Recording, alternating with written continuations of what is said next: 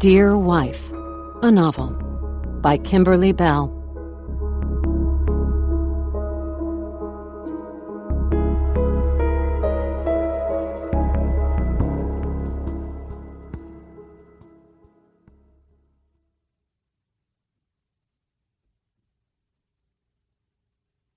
Beth. I hit my blinker and merge onto the Muskogee Turnpike, and for the first time in 7 long years, I take a breath. A real, full-body breath that blows up my lungs like a beach ball. So much breath that it burns. It tastes like freedom. 4 hours on the road, 283 miles of space between us, and it's nowhere near enough. I still hear the clink of your keys when you toss them on the table. Still tense at the thud of your shoes when you come closer to the kitchen. Still feel the fear slithering snake-like just under the surface of my skin. You have 3 moods lately: offensive, enraged, or violent. That moment when you come around that corner and I see which one it is always inches bile up my throat. It's the worst part of my day. I tell myself, no more. No more tiptoeing around your temper. No more dodging your blows. Those days, like Arkansas, are in my rearview mirror. For early afternoon on a Wednesday, the highway is busy. Dusty semis rumbling by on both sides, and I hold my hands at 10 and 2 and keep the tires between the lines. Oklahoma is crisscrossed with turnpikes like this one, 4-lane highways dotted with cameras for speeding and toll violations. It's too soon still for one of them to be clocking every black sedan with Arkansas plates that whizzes by, but I'm also not giving them any reason to. I use my blinkers and hold my speed well under the limit, even though what I'd really like to do is haul ass. I hit the button for the windows, letting the highway air wash away the smell of you, of home. At 64 miles an hour, the wind is brutal, hot and steamy and oppressive. It reeks of pasture and exhaust, of nature and chemicals, none of it pleasant. It whips up a whirlwind in the car, blowing my hair and my clothes, and the map on the passenger seat, rocking it in the air like a paper plane. I reach down, shimmy out of a shoe, and smack it to the seat as a paperweight. You're serious about holding on to me, which means I need to hold on to that map. It may be old school, but at least a map can't be traced. Not that you'd have already discovered the number for the burner phone charging in the cup holder, but still. Better to not take any chances. I took the phone out of the package, but haven't powered it up. Not yet. Not until I get where I'm going. I haven't made it this far into my new life, only to be hauled back into the old one. So far, this state looks exactly like the one I left behind. Fields and farms and endless belts of faded asphalt. Sounds the same, too. Local radio stations offer one of 2 choices: country music or preachers. I listen to a deep voice glorifying the power of forgiveness. But it's a subject I can no longer get behind. I toggle up the dial, stopping on a Miranda Lambert anthem that's much more my speed these days, gunpowder and lead, and give a hard twist to the volume dial. For the record, I never wanted this. Running away, leaving everything and everyone behind. I try not to think about all the things I'll miss, all the faces I'll miss, even if they won't miss mine. Part of the planning was putting some space between me and people I love most, not letting them in on the truth. It's the one thing I can't blame you for. The way I drove a wedge into those friendships all by myself, so you wouldn't go after them too. There's only one person who knows I'm gone, and everyone else. It'll be days, maybe weeks, until they wonder where I am. You're smart, so I have to be smarter. Cunning, so I have to be more cunning. Not exactly a skill I possessed when we walked down the aisle all those years ago, when I was so squishy in love. I looked into those eyes of yours and promised till death would we part. And I meant every word. Divorce was never an option. Until it was. But the first time I mentioned the word, you shoved me to the floor, jammed a gun into my mouth, and dared me to say it again. Divorce. Divorce, divorce, divorce, divorce. I never said the word out loud again, though I will admit it's been an awful lot on my mind. I picture you walking through the door at home, looking for me. I see you going from room to room, hollering and cursing, and finally calling my cell. I see you following its muffled rings into the kitchen, scowling when you realize they're coming from the cabinet under the sink. I see you wrenching open the doors and dumping out the trash and digging through sludgy coffee grounds and the remains of last night's stir-fry, until you find my old iPhone. And I smile. I smile so damn hard my cheeks try to tear in two. I wasn't always this vindictive. But you weren't always this mean. When we met, you were charming, warming up my car on cold mornings, or grilling up the most perfect strip steak for my birthday. You can still be sweet and charming when you want to be. You're like the cocaine they slip the dogs that patrol the cars at the border. You gave me just enough of what I craved to keep me searching for more. That's part of what took me so long to leave. The other part was the gun. So, no, I didn't want to do this. But I did plan for it. Oh, how I planned for this day. My first day of freedom. Jeffrey.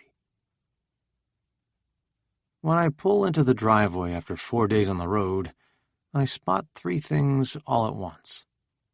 First, the garbage bins are helter-skelter in front of the garage door 2 days after pickup, rather than where they belong, lined up neatly along the inside right wall. The living room curtains are drawn against the last of the afternoon light, which means they've probably been like that since last night, or maybe all the nights I've been gone.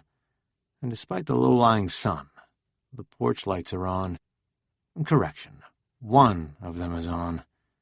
The left side bulb is dead, its glass smoky and dark, making it seem like the people who live here couldn't be bothered with changing it, which is inaccurate. Only one of us couldn't be bothered, and her name is Sabine. I stop. Shake it off. No more complaining. It's a promise I've made to myself. No more fighting. I grab my suitcase from the trunk and head inside. Sabine? I stand completely still, listening for sounds upstairs. A shower, a hairdryer, music or TV, but there's nothing. Only silence. I toss my keys on the table next to a pile of mail 3 inches thick. Sabine, you here? I head farther into the house. I think back to our phone conversation earlier this morning, trying to recall if she told me she'd be home late. Even on the best days, her schedule is a moving target, and Sabine doesn't always remember to update our shared calendar.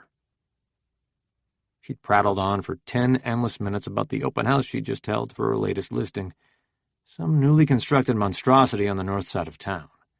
She went on and on about the generous millwork and slate tile roof, the pocket doors and oak plank flooring, and a whole bunch of other features I couldn't give a crap about, because I was rushing through the Atlanta airport to make a tight connection, and it's quite possible that by then I wasn't really listening. Sabine's rambling is something I found adorable when we first started dating, but lately sparks an urge to chuck my phone into the Arkansas River, just to cut off one of her eternal run-on sentences. When I got to my gate and saw my plane was already boarding, I hung up. I peek out the window into the garage.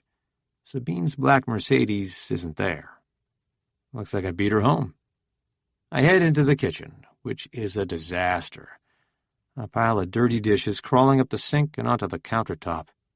A week's worth of newspapers spread across the table like a card trick. Dead, drooping roses marinating in a vase of murky green water. Sabine knows how much I hate coming home to a dirty kitchen. I pick up this morning's cereal bowl, where the dregs of her breakfast have fused to the porcelain like nuclear waste, putrefied and solid. I fill it with water at the sink and fume. The trash bins, the kitchen, not leaving me a note telling me where she is. It's all punishment for something. Sabine's passive-aggressive way of telling me she's still pissed. I don't even remember what we were arguing about. Something trivial, probably, like all the arguments seem to be these days. Crumbs on the couch, hairs in the drain, who forgot to pick up the dry cleaning or drank the last of the orange juice. Stupid stuff. Shit that shouldn't matter. But in that hot quicksilver moment, somehow always does. I slide my cell phone from my pocket and scroll through our messages. Dispatches of a mundane married life. Did you remember to pay the light bill? The microwave is on the fritz again. I'm placing an order for office supplies. Need anything? I land on the last one to me, and bingo, it's the message I'm looking for. Showing tonight. Be home by 9. I spend the next half hour writing Sabine's mess. What doesn't go into the dishwasher, I pitch in the trash, then toss the bags into the garbage bins I line up. And then I haul my suitcase upstairs. The bed is unmade. Sabine's side of the closet a pigsty. I try to ignore the chaos she left everywhere. Kicked off shoes and shirts with inside-out sleeves, shoved on lopsided hangers. Nothing like the neat, exacting lines on my side. How difficult is it to put things back where they belong? To line the clothes up by color? 10 minutes later, I'm in shorts and a t-shirt, sneakers pounding up the path in an angry sprint west along the river.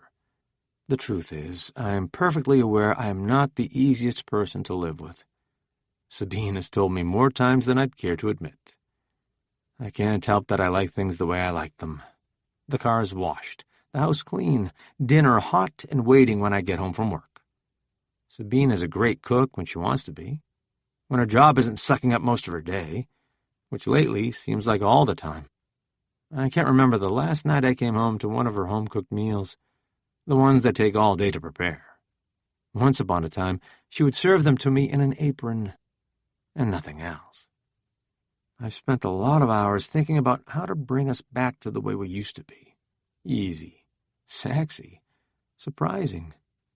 Before my job dead-ended at a human resources company that sells buggy, overpriced software nobody wants to buy, before Sabine got her broker's license, which I used to laugh off as a hobby. Now, on a good month, her salary is more than double mine. I tell her to quit, but honestly, we've gotten used to the money. It's like moving into a house with extra closet space. You always use it up. In our case, the money made us cocky, and we sank far too much of it into our house, a split-level eyesore with 2 tiny windows and crumbling siding. The inside was even worse. Cheap paneling and shaggy carpet on the floors, climbing the walls, creeping up the staircase. "You have got to be shitting me," I said, as she led me through the cramped, musty rooms. It looked like a 70s porn set. It looked like the destitute version of Hugh Hefner would be coming around the corner in his tattered bathrobe any second. No way were we going to live here.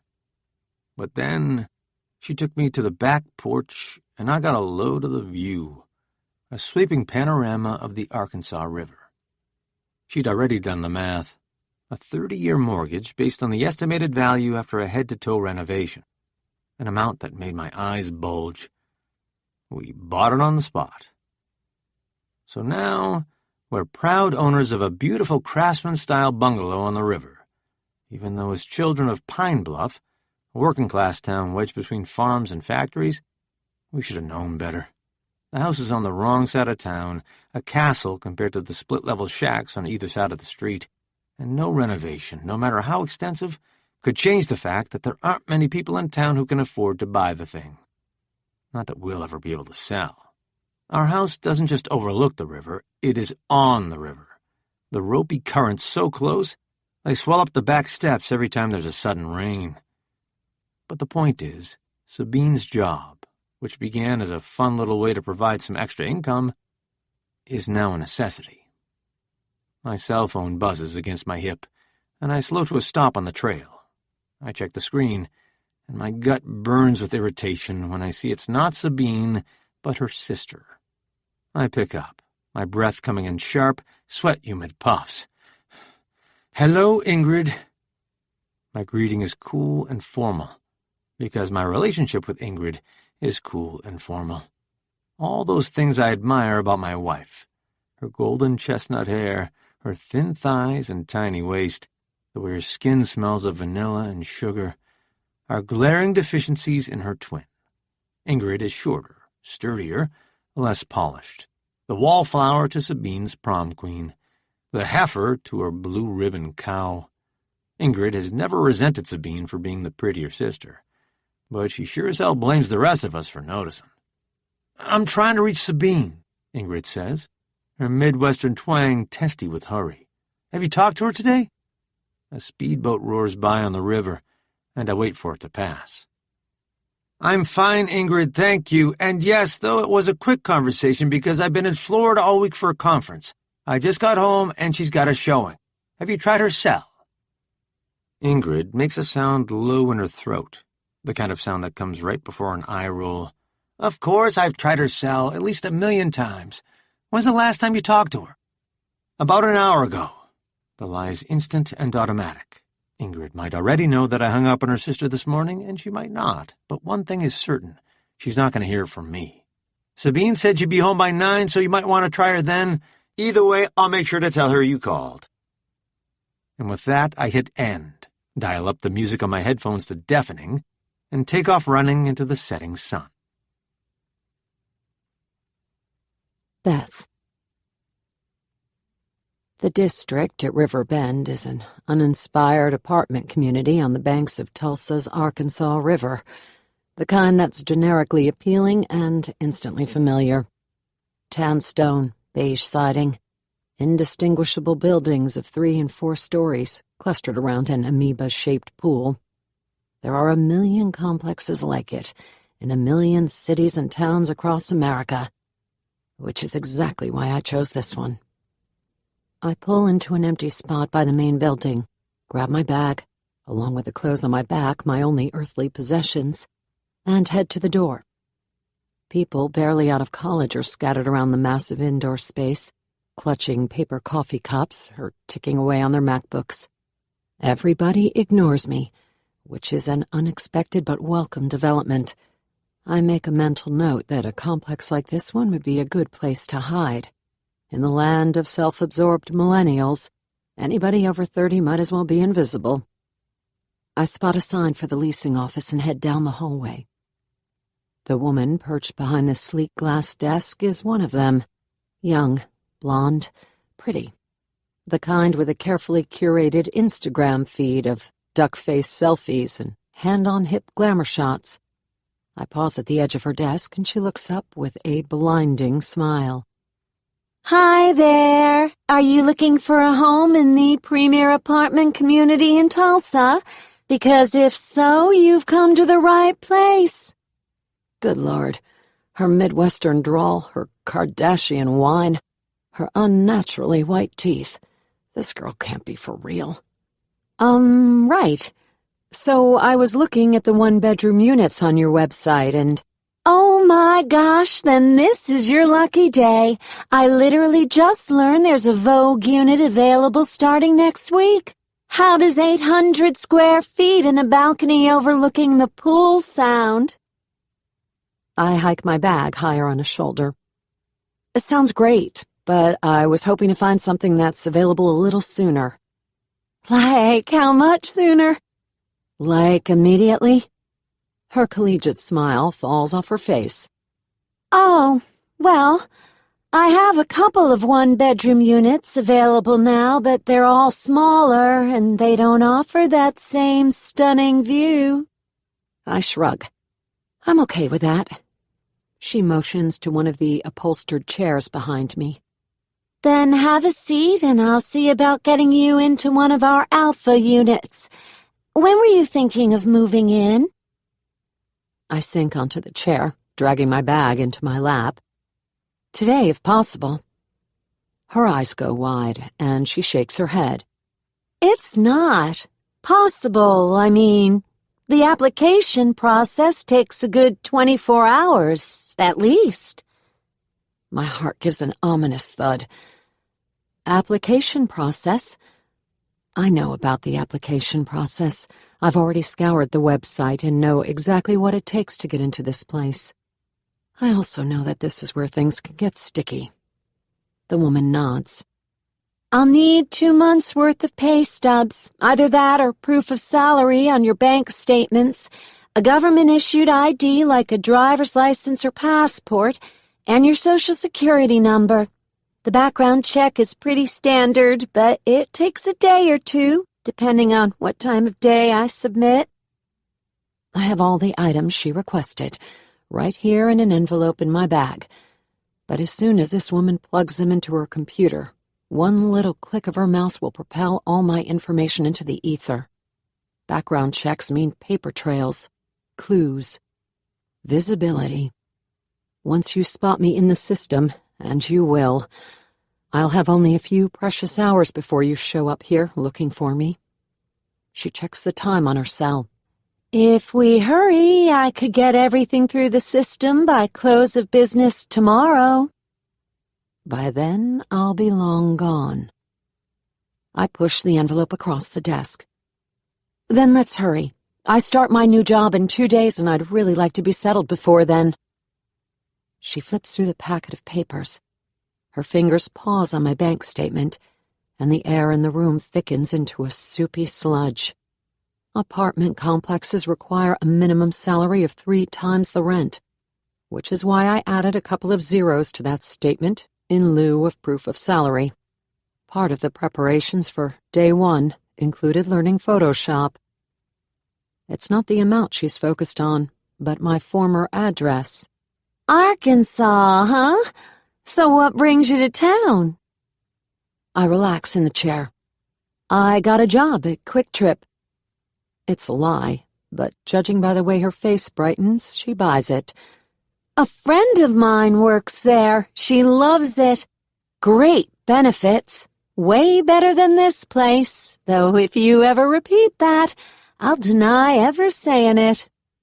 She grins like we're in on the same joke, and so do I. I gesture to the packet in her hand. I don't have pay stubs yet, which is why I've included a copy of my contract. Forged, but still, it looks real enough. As long as her friend doesn't work in human resources, nobody but me and the Pine Bluff Public Library printer will ever know it's a fake. I give her time to flip through the rest of the documents, which are real. My real driver's license, my real Social Security number, my real address. Scratch that. Former address. This entire plan rests on her accepting the papers in her hands, on me laying this decoy trail, then disappearing. She looks up with a wide smile. It's not often that I get a prospective tenant with a record this spotless. Unless the system catches something I've missed, this is going to be a piece of cake. I can't tell if her words are a question or a warning. I smile like I assume they're neither. She drops the papers on her desk and reaches for the mouse. Let's get you in the system then, why don't we? You and I met at a McDonald's, under the haze of deep-fried potatoes and a brain-splitting migraine. The headache is what lured me there, actually, what gave my body a desperate craving for a Happy Meal. A magical medicinal combination of starch and salt and fructose that works better than any pill I've ever poked down, the only thing that will loosen the vise clamping down on my skull and settle my churning stomach. But good. So there I sat in my sunglasses, nibbling French fries, while tiny monsters pounded nail after nail into my brain, when you leaned into the space between our tables. What did you get? I didn't respond. Speaking was excruciating, and besides, I had no clue what you were talking about. He pointed to the box by my elbow. "Don't those things come with the toy? What is it?" I pushed my sunglasses onto my head and peered inside. It's a plastic yellow car. I pulled it out and showed it to you. "That's a Hot Wheels." I settled it on the edge of my tray. "A what?" "Pretty sure that one's a Dodge Charger. Every boy on the planet has had a Hot Wheels at some point in their lives. My nephew has about 1 billion of them." You were distractingly gorgeous. The kind of gorgeous that didn't belong in a fast food joint, chatting up a stranger about kids and their toys. Tall and dark and broad-boned, with thick lashes and a strong square chin. Italian, I remember thinking, or maybe Greek. Some long-lost relative with stubborn genes. I held the car across the aisle. "Take it. Give it to your nephew." Your lips sneaked into a smile, and maybe it was the carbs finally hitting my bloodstream. But you aimed it at me that day, and the pain lifted just a little. 3 days later, I was in love. So now, when I push through the glass door to the restaurant, I am, of course, thinking of you. Different state, different McDonald's, but still. It feels fitting, almost poetic. You and I, ending in the same spot we began. The smell hits me, French fries and sizzling meat, and it prompts a wave of nausea, a faint throbbing somewhere deep in my skull, even though I haven't had a migraine in months. I guess it's true what they say, that scent is the greatest memory trigger, so I shouldn't be surprised that one whiff of McDonald's can summon the beginnings of a migraine. I swallow a preventative Excedrin with the bottle of water I purchase at the register. For a fast food restaurant at the mouth of a major interstate, the place is pretty deserted. I weave through the mostly empty tables, taking note of the customers scattered around the dining area. A mother flipping through a magazine while her kids pelt each other with chicken nuggets. A pimply teenager watching a YouTube video on his phone. An elderly couple slurping brown sludge up their straws. Not one of them looks up as I pass. I select a table by the window with a view of the parking lot. A row of pickup trucks glitter in the late afternoon sun, competing for most obnoxious. Supersized tires with spit-shined rims, roll bars and gun racks, wavy flag decals on the rear window. People of God, guns, and Trump, according to the bumper stickers. A common Midwestern stereotype that I found to be 100% true. Another stereotype. The lone woman in sunglasses, sitting at a fast food restaurant with no food, is up to no good. I consider buying a $1 meal as cover, but I'm too nervous to eat. I check my watch and try not to fidget. 3 minutes to 5. This Nick guy better not be late. He is a crucial part of my plan, and I don't have time to wait around. You'll be getting home from work in an hour. You'll walk through the door and expect to find me in the kitchen, waiting for you with dinner. With the endless fetching of newspapers and remote controls and beer, with sex. Though whether your desire will be fueled by passion or fury is always a toss-up. The thought makes me hot and twitchy, my muscles itching with an immediate, intense need to race to my car and flee. An hour from now, a couple 100 miles from here, you'll be looking for me. How will I know you? I asked Nick 2 days ago during our one and only phone call, made from the customer service phone at Walmart, after I lied and said my car battery was dead. Nick and I have never actually met. We've not exchanged photographs or even the most basic of physical descriptions. I didn't know he existed until a week ago. Nick laughed. "What do you suggest I do? Carry a rose between my teeth? Don't worry, he'll know me." I cast a sneaky glance at the teenager, laughing at something on his screen. Surely not. When we spoke on the phone, Nick didn't seem nearly so oblivious. My gaze shifts to the elderly man, offering the rest of his milkshake to his wife. Not him either. When Nick rolls up at 30 seconds to 5, I blow out a relieved breath because he was right. I do know it's him. Because any other day at any other McDonald's, he's the type of guy I wouldn't have noticed at all. It begins with his car, a nondescript four-door he squeezes between a souped-up Ford F-250 and an extended-bed Dodge Ram. His clothes are just as unexceptional, generic khakis and a plain white shirt over mud-brown shoes. He looks like a math professor on his day off, or maybe an engineer.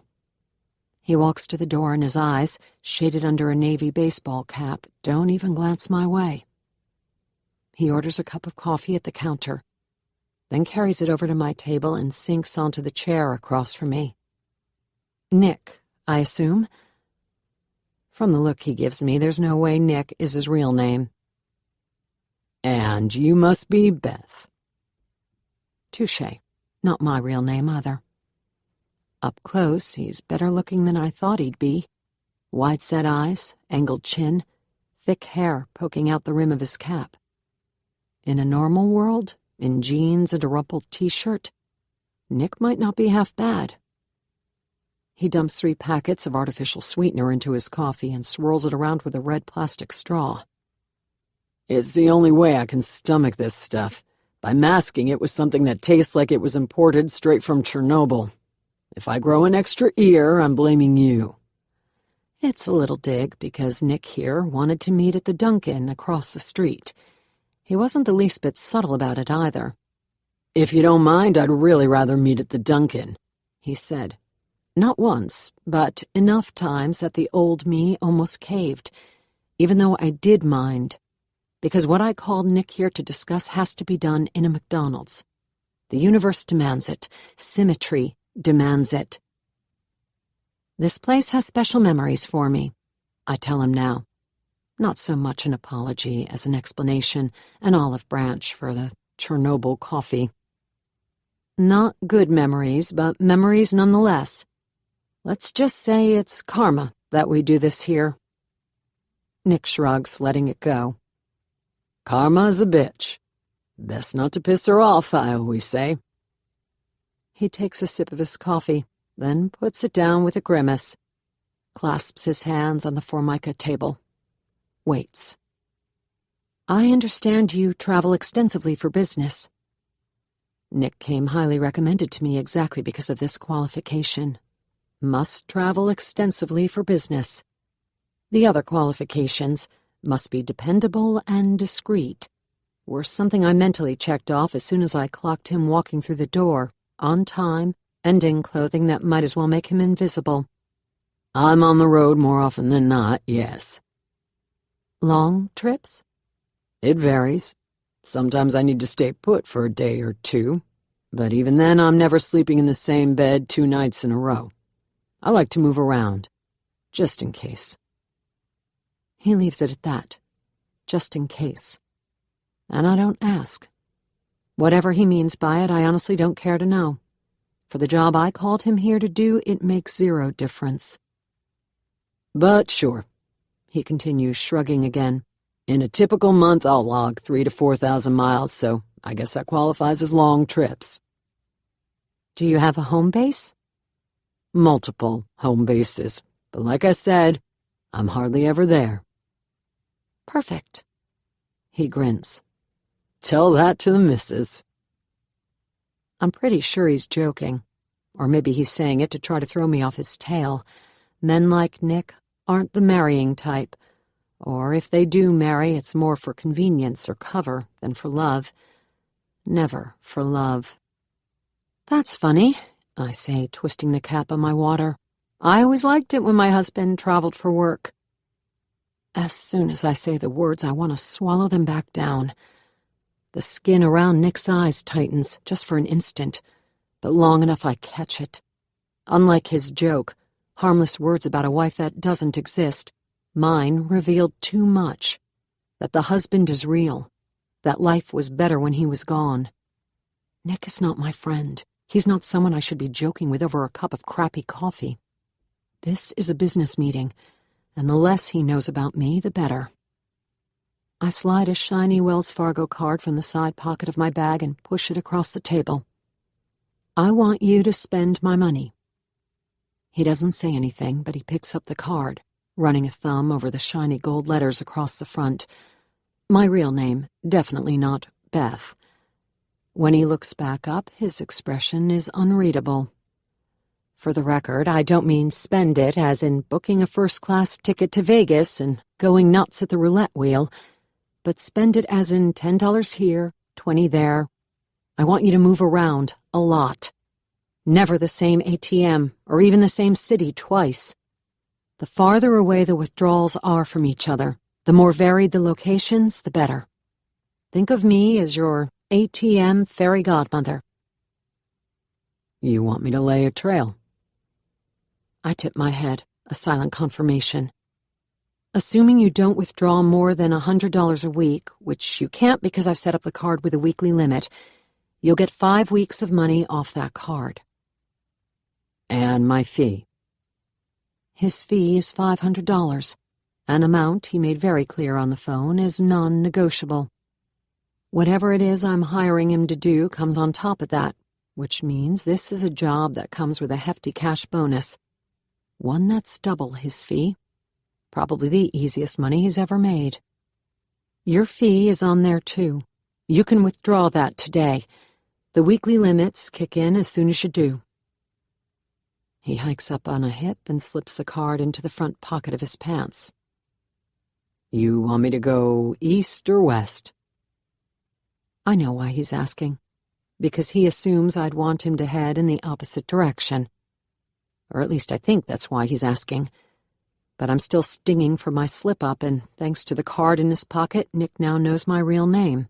No way I'm telling him, a criminal, a stranger, where I'm planning to land. Not that I think he'd come after me, but still, if there's one thing I've learned these past 10 years, it's to trust no one, not even the people you're supposed to trust the most. East, west, north, south, I don't care, as long as your withdrawals are erratic and your stops unpredictable. I'll be watching the transactions online, and if I don't like what I see, I'll put the brakes on the account. You do know there are cameras at every ATM, right? I roll my eyes. Of course I know. I didn't spend the past 10 months planning this thing to have not thought about something as basic as security cameras. But it'll be days, maybe even weeks before you find the withdrawals. Longer before you see Nick's face on the tapes instead of mine. I'm not worried about the stupid cameras. Make sure to smile, pretty. I pull my bag onto my shoulder, a sign that this conversation, an interview and marching orders at the same time, is over. The PIN is 2764. Nick reaches for his coffee cup, still full but no longer steaming, then thinks better of it. He leaves it on the table and stands. I bet that happens a lot, doesn't it? What does? That people underestimate you. That they think you're greener than you actually are. And before you roll your eyes at me again, you should know that's not a bad thing. If things get hairy, you can use it to your advantage. Now, finally, he gets a grin from me. I'm counting on it. Jeffrey. I jerk awake on the couch, and the crystal tumbler bouncing on my stomach pitches over a hip. I roll away from the spill, shifting to one side, but I'm too late. The liquid has already seeped through my jeans, dripping a good 2 fingers of expensive bourbon down my leg and into the fabric of the cushion. With a groan, I plunk the glass on the floor, push myself upright, and try to get my bearings. The half-eaten pizza I ordered for dinner sits cold and congealed on the coffee table, and I flip the box closed. Images of a house fire flicker on the television on the wall, a handful of figures in slick yellow gear under a dripping arc of water. I reach for the remote and hit the button for the guide. Tiny numbers at the top of the screen tell me it's 11:17 p.m. Shit. When I stretched out on the couch, it was 8:45. The 4 days of travel, of being on all day at the conference, Must have worn me out more than I thought. Sabine? No answer. But then again, she's probably sound asleep. I picture her upstairs in bed, her long hair like silk across the pillow, and a familiar fire burns in my chest. Why didn't she come in to say hi? Why didn't she wake me?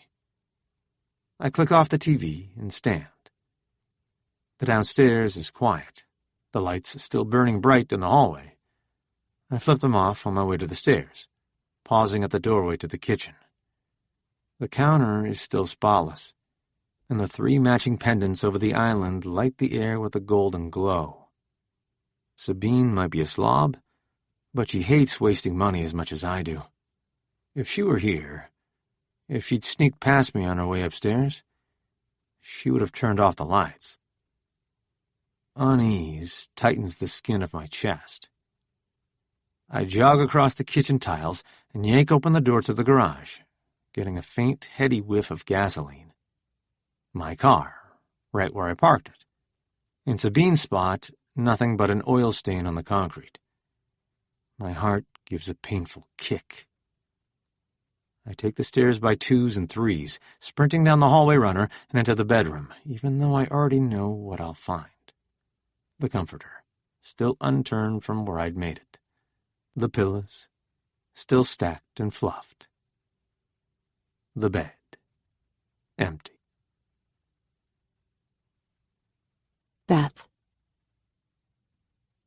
I stand at the bathroom sink of room 17 in a grubby motor lodge on the outskirts of Tulsa and take inventory in the mirror.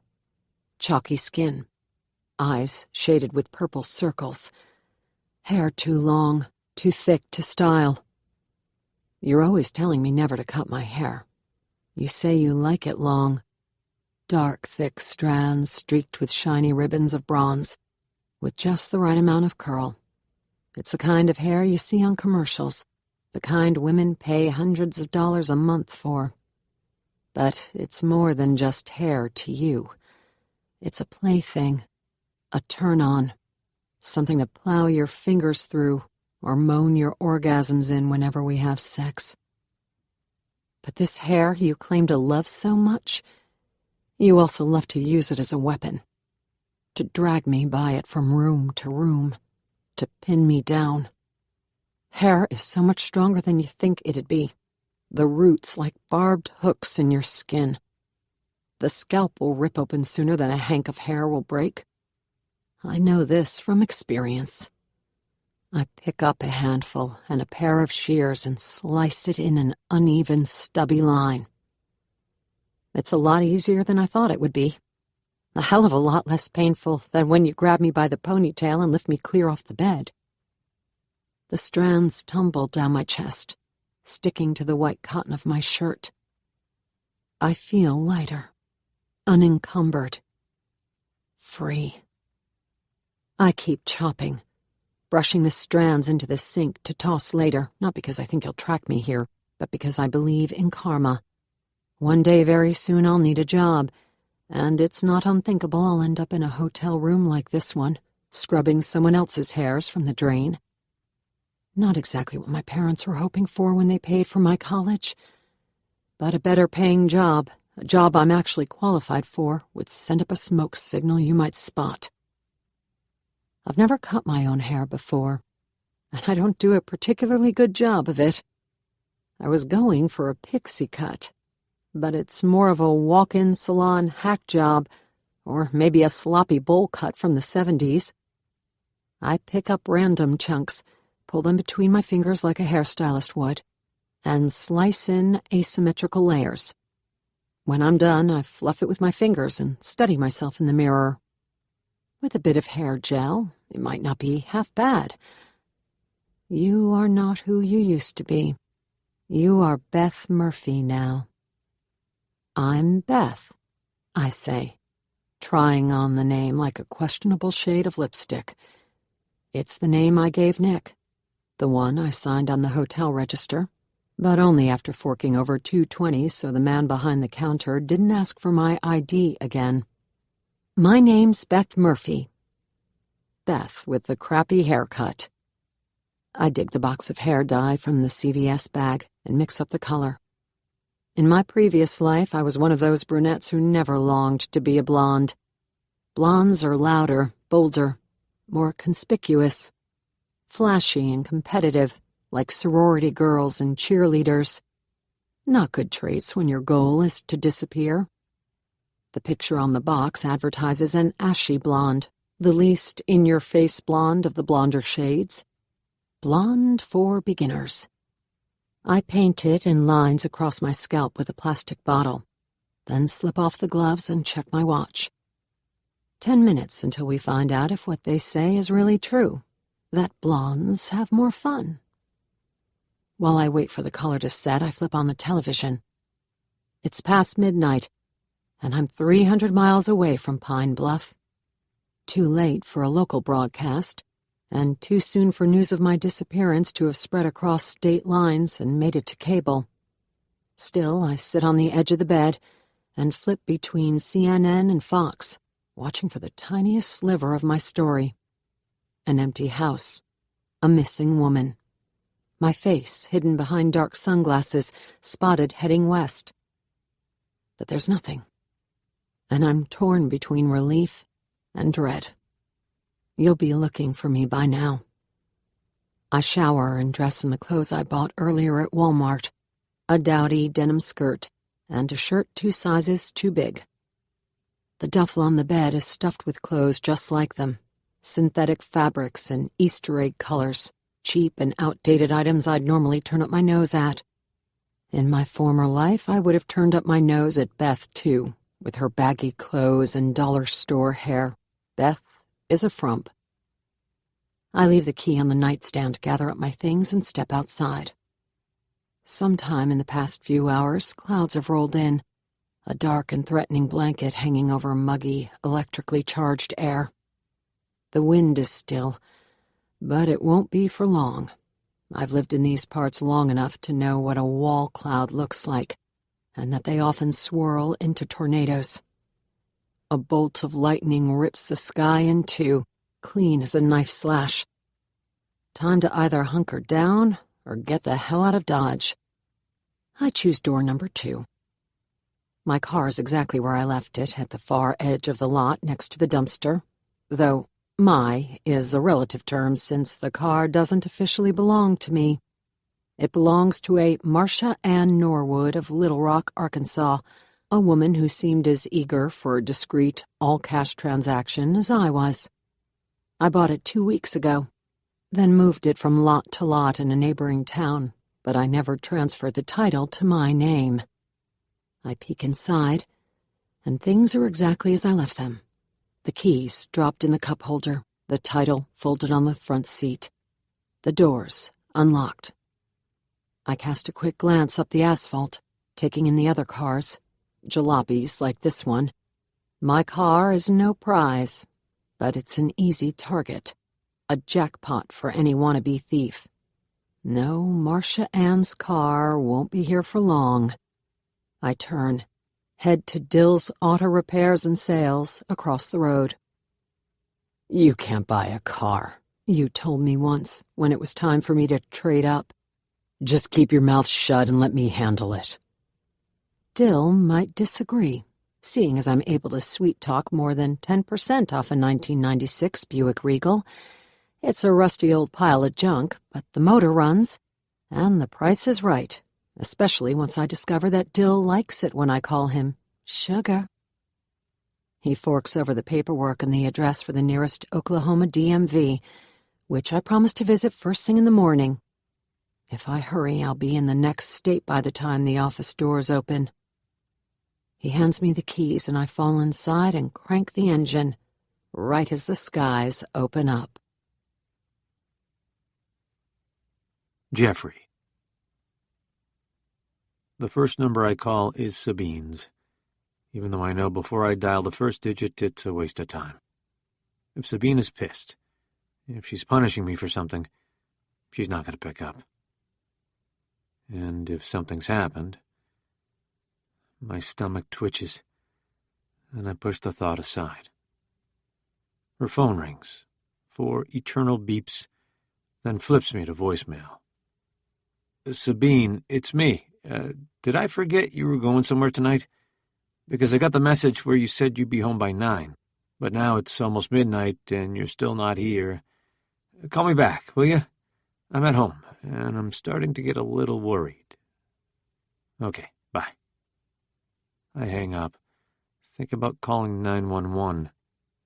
But she's what, less than 3 hours late? Not long enough to be an emergency. And don't the police require a minimum of 24 hours before you can report a person missing? What am I going to tell them? That my wife missed her curfew?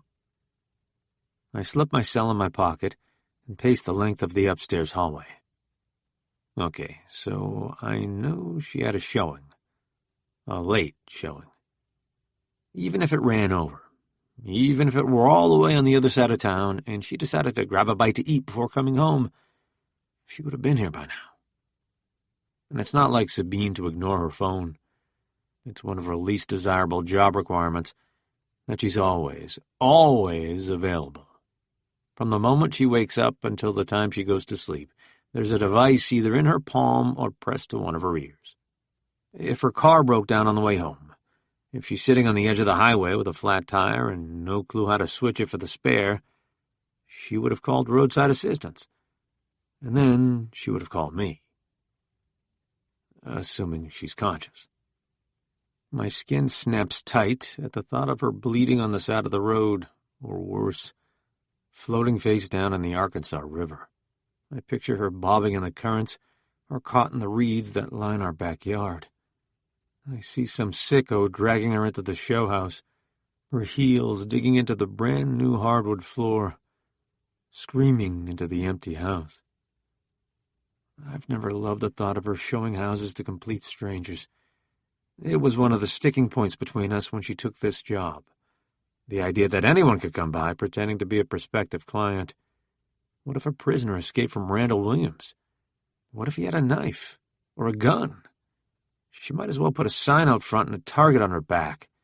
Pretty broker, here for the taking. I pull out my phone and call her again. Sabine, seriously, this isn't funny. Where are you? I get that you're still mad at me, but at least shoot me a text so I know you're breathing. I'm really worried here. I'm giving you 1 more hour, and then I'm calling the police. I hang up and haul in a deep, calming breath. But it doesn't help. Something's wrong. I don't know what it is yet. I just know that something is very, very wrong. I pull up the number for her sister. Ingrid picks up on the first ring, like she'd been lying there with her finger hovering above the screen, waiting for it to light up with a call. Her voice is gruff and insistent. Hello! Not a question, said with an upward lilt at the end, like how a normal person answers the phone, but a demand. More grunt than word.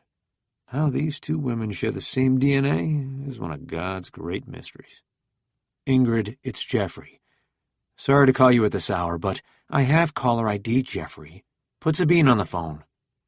I close my eyes and inhale, long and steady. That's the reason I'm calling you in the middle of the night. I don't know where she is. What do you mean you don't know where she is? She's not with you? She didn't come home after her showing, and she's not answering her phone. Jesus, Jeffrey, and you're just calling me now? What the hell have you been doing all this time? I hear a rustling of fabric, the high-pitched squeal of bed springs. Ingrid lives alone, in a condo a couple of miles from here. I'm sure because nobody else can stand to share a roof with her. Who else have you called? Nobody. You're the first. And already I'm regretting it. Talking to Ingrid is like chewing on glass. You just know it's gonna be painful. Do you know the number for her boss? I say. She had that late showing tonight, so maybe Russ will know what's going on? Russ? Ingrid's voice is clipped with exasperation. Russ moved to Little Rock in December. You should try Lisa. Who? Lisa O'Brien. Sabine's boss? She pauses for my reply, but I don't know what to say. Sabine has a new boss? Since when? Oh my God, did the two of you even talk? This all happened months ago. I huff a sigh into the phone, done pussyfooting around Ingrid's shitty attitude. Do you have Lisa's phone number or not? Not. A door slams. A car engine starts. Call the police, Jeffrey. I'm on my way. When, early on in our relationship, Sabine told me she had a twin, I remember thinking how lucky she was, how lucky I was. Somewhere out there was a carbon copy of this woman, the yin to her lovely yang. The idea felt like a novelty. 2 Sabines for the price of 1. And then I met Ingrid, and the dislike was both instant and mutual. This was right around the time they buried their father, and their mom was starting to repeat the same tired stories often enough that the sisters noticed. In those first few weeks, I attributed Ingrid's testiness to grief, to worry. I gave her a pass. But Ingrid was accustomed to being the most important person in her sister's life, and she made it clear she wasn't about to hand over the reins. Ingrid was fiercely territorial, and she treated me like a phase, an unwelcome but temporary intruder in their codependent lives. I accused Ingrid of loving her sister too much, and she accused me of not loving Sabine enough. Sabine felt caught in the middle, and from then on out planned our lives so Ingrid and I were rarely in the same room. I've become a master at avoiding the woman, driving on at the first sight of her car when I'm out running errands, ducking into the next room at parties when she walks through the door. I eye her now across the kitchen table, taking in her dust bunny hair and shiny rosacea-covered cheeks as she makes notes on a yellow pad of paper. Fat, black pen strokes scratching out the name of Sabine's firm, her height and hair color, the number for her cell. This woman looks nothing like my wife. She is the angry ogre version of Sabine, the kind that bathes in swamp water and gnaws on bones under a bridge. Her face is scored with pillow marks, angry purple lines in the shape of a cross. I sigh, wishing I was the one with the pen and paper, wishing there was something I could do. My legs bounce under the table. We are sitting here, waiting for the police to arrive, and I don't have any patience. I want somebody to go out there and find my wife. There's got to be an explanation, I say. Ingrid shushes me, actually flicks her fingers in my direction and hisses, "Shh," never once looking up from her scribbles. Upside down, her handwriting looks just like Sabine's, big, messy loops. Answer me, will you? I said there's got to be an explanation for wherever Sabine is, where she went. I'm terrified something happened to her. Ingrid grunts, and the sound sparks like flint in my gut. What is that supposed to mean? I didn't say anything. Yes, you did. You grunted. If you have something to say to me, just say it. Don't grunt at me from the other side of the table. The words come out just as angry, just as venomous as I feel. It's the middle of the night. My wife is unaccounted for, and the sloppier version of Sabine is sitting across from me, looking to start a fight. I don't know what it is about these Stanfield sisters, but they sure know how to scratch and pluck at my nerves. Jeffrey, I didn't say anything. No, but you wanted to. So go for it. This is your big chance. Say what you wanted to say. Fine. You want me to say it? She slaps down the pen, pressing it under her fingers. Where's Sabine? I'm the one who called you, remember? Why are you asking me? Ingrid rolls her beady snake eyes. Come on, Jeffrey. My sister and I talk every day. We tell each other everything. This isn't exactly news. On a good day, Ingrid and Sabine will spend hours on the phone, discussing the minutiae of everything from the tacos they ate for lunch to their favorite brand of tampons. Last weekend, they killed an entire afternoon deliberating on the consistency of their mother's latest bowel movements, and whether changing her diet might slow down the dementia that's eating up her brain. I know they talk 10 times a day. Most of the time, I'm witness to it. Well, clearly she didn't tell you where she was going tonight. Or maybe she was unable to. For a second, I don't understand. A fleeting moment of, she thinks something bad happened too. And then I go completely still. Ingrid thinks something bad happened all right, but she also thinks I had something to do with it. Careful. I say the word like an order, sharp and commanding. If I didn't know better, I'd think you were accusing me of something. Why? Do you feel guilty? No, because I know about your fights. Sabine calls me after every one. Of course she does.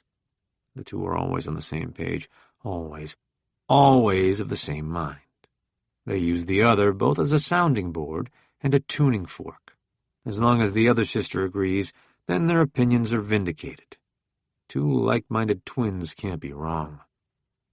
And then there's that weird twin telepathy Sabine and Ingrid share, that creepy ability to know what the other is about to say before they even say it.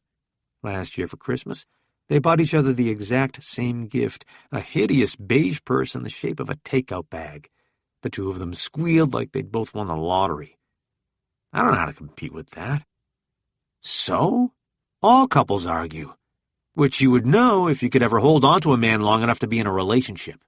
Wherever Sabine is tonight has nothing to do with our arguments. She cocks an unplucked brow.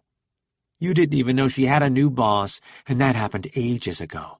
When is the last time the two of you actually talked? When is the last time you had sex?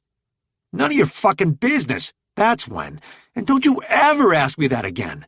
Not while you're in my house. She folds her hands atop the pad of paper, and I think she was calm if it weren't for her paper-white knuckles. Really? Because I'm pretty sure this house belongs to Sabine. It's the most hateful thing she could say to me, and as much as I hate her for it, the person I really blame for her words is Sabine. Sabine knows the name listed on the mortgage is like the drunk relative trying to talk politics at a dinner party. Better just to ignore. It's always been a touchy subject between us. But, like Ingrid said, Sabine tells her sister everything. My wife needs to keep her mouth shut. Our personal business is just that, personal.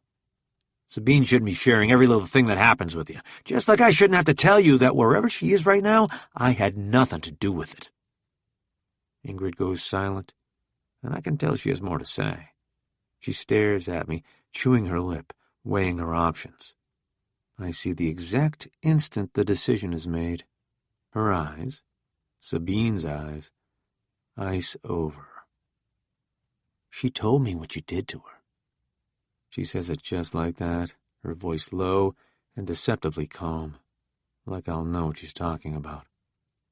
I do know, and the fury that rises in me is as familiar as the woman sitting across the table. Sabine told Ingrid what I did, and I want to leap across the table, wrap my fingers around Ingrid's throat, and squeeze until she wipes those awful, horrible words from her brain. Did Sabine tell you what she did? I already told you. Sabine tells me everything. Then you know that she pushed me first. That's not an excuse. A man should never lay his hands on a woman, Jeffrey. I shouldn't have to tell you this. Ingrid's condescending tone burrows under my skin like a tick. Sabine told me I was forgiven. She promised we would never speak of it again, and then she went blabbing it to her sister. Of course, Ingrid thinks the worst of me now. She only heard one side of the story. Sabine accused me of checking out of our marriage. She said I was emotionally and physically disengaged. She kept harping on about her love tank being empty, whatever the hell that means. You know what? I shouldn't have to explain myself to you. The point is, we had a fight. It was bad. We both apologized, and we moved on. That's what successful couples do. They forgive each other and move on. I hear the words coming out of my mouth, and I wonder if they're true. Not the part about Sabine's complaints. She's never been shy about voicing those. But the part about us as a couple. Forgiving each other. Being successful. Are Sabine and I a successful couple? Once upon a time, we were. For the first few years, we were that couple. The one every other couple wanted to be. Happy, in love and in lust, both of them at the same time. The kind of couple that shoulders major life disappointments together. Her mother's sudden forgetfulness, my low sperm count, and their decided lack of mobility to reach Sabine's wonky uterus. "We will get the very best care for your mother," I would murmur to a sobbing Sabine. "We'll adopt." That was back when everything, even the most impossible, felt possible. I was a champion, a supportive husband, a fixer. I could fix everything. And then something happened that I couldn't fix. My career stalled out halfway up the ladder at PDK Workforce Solutions.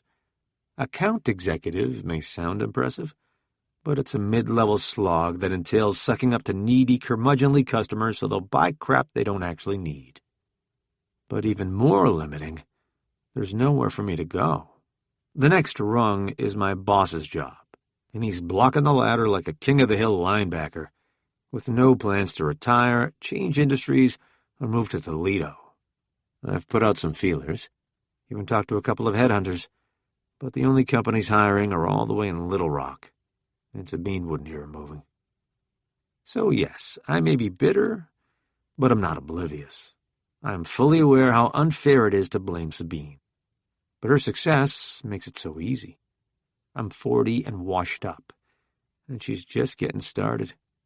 I come home beaten and burning with rejection to find Sabine glowing with the high of yet another sale. Lately I've begun eating dinner alone in the den, mostly because I can't stomach her hum of satisfaction. And so, late last year, after a particularly shitty day at work, when I got home and Sabine wouldn't stop nagging, when she kept picking at every little flaw, when she accused me of checking out of our marriage, of sitting back and letting her do all the hard hitting for our house, our bank account, our sex life, her words filled me with a pure, inarticulate rage. She shoved me, and I hit her. I didn't plan to. I didn't mean to. It just happened. I know how this looks, believe me. I lost my temper with my wife, and now she's gone. Maybe she's trying to punish me for what I did. Or maybe my earlier hunch is right. Maybe something is really, really wrong. Either way, you don't have to tell me. I am the husband with a history of violence. The man living for free in the house his wife owns. The person with the most to lose or to gain. This doesn't look good for me. Beth. The storm blows north, so I point the Buick south, aiming the nose toward Dallas. It's not the most efficient way to get to the East Coast, but I'm not in any sort of hurry, and it's an easy roundabout route that circumvents my home state of Arkansas entirely, even though you are hours, hopefully days, behind me. Even though you'll be on the lookout for a brunette in Marcia Ann's black sedan, not a blonde in a gas-guzzling Regal, already down to a quarter tank. Now is not the time to take any chances. I flip off the air conditioning and roll down the windows, letting in the humid highway air. One advantage of this stupid new hair, it doesn't blow into my eyes while I drive.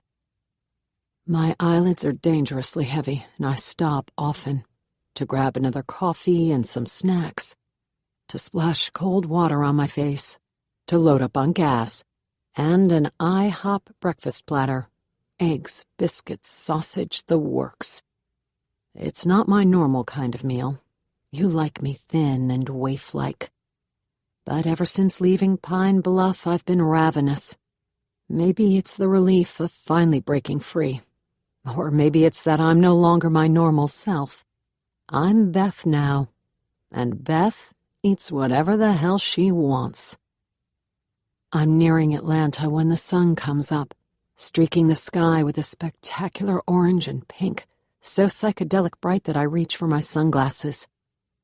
My heart skitters in anticipation of my final, for now, destination, a city I visited for the first and only time with you, ages ago, for a college buddy's booze-fueled wedding. The reception was loud and rowdy. and at the rotating restaurant atop the Westin downtown, where you twirled me around the dance floor until we were dizzy. Me from the shifting skyline, you from the cheap Russian vodka. When we stumbled downstairs to our room, I asked if you were drunk, and your answer was to shove me into a wall. Atlanta was the first time you hurt me that way, and the last place you'll think to look for me now. I know I'm close when a giant Delta jet lumbers over my head, its belly white and shiny, its wheels braced for landing. I catch a whiff of jet fuel, brace for the roar of its engines, a sound somewhere between an explosion and a NASCAR race. It rattles the steering wheel, the windows of my car, my teeth. All around me, people slam their brakes and traffic grinds to a halt. 6 lanes of bumper-to-bumper traffic, red tail lights as far as I can see.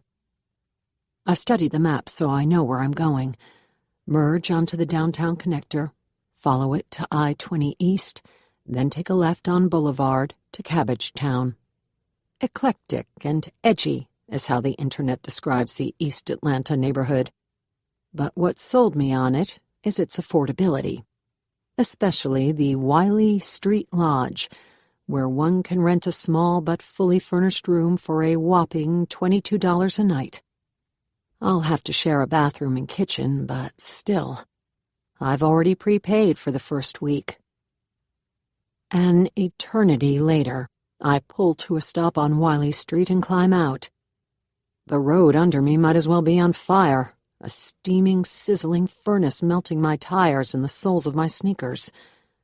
But it's the house I'm looking at, my stomach sinking at the sight. The yard is a foul-looking patch of dirt and scraggly branches that has seen neither fertilizer nor lawnmower since sometime last century. Front steps, rickety and rotting, lead to a porch littered with trash and a ripped brown sofa, where 3 raggedy men drink from paper bags. If it weren't for them and the hooker advertising her wares from a second-story balcony, I'd think the place was abandoned. I stand on the sidewalk thinking through my options. I could cut my losses and leave. I could march to the door and demand my money back. I could suck it up and stay. The men eye me from the front porch, and I know how they see me. The rusty Buick with Oklahoma plates, the soccer mom shirt, my fried hair. I'm the naive country girl come to the big city. I'm an easy target. The hooker calls down to me. "Hey, Blondie, you looking for this?" She pulls her tube top down to reveal breasts as enormous as the fat rolls holding them up. She jiggles them back and forth like a bowl of caramel pudding. No thanks," I say. "I'm good." She barks a phlegmy laugh, and she's not wrong. Beth is going to have to work on her one-liners. I drop into my car and motor away. Around the corner, I squeeze my car into a spot at the edge of a crowded parking lot. After the car, the hotels, the food, Nick's fee and debit card, I have just over $2,000 in cash left. 10s and 20s mostly, siphoned from grocery funds, birthday and Christmas money, forgotten bills swiped from your pockets when you were passed out. Saving was a long, laborious process that took me almost a year to do in a way that you wouldn't notice. I bought things on discount and shop sales. I switched to cheaper toilet paper, coffee, washing powder. Ironically, I stopped cutting my hair. My stash of money grew slowly, deliberately. Anything else would have gotten me killed.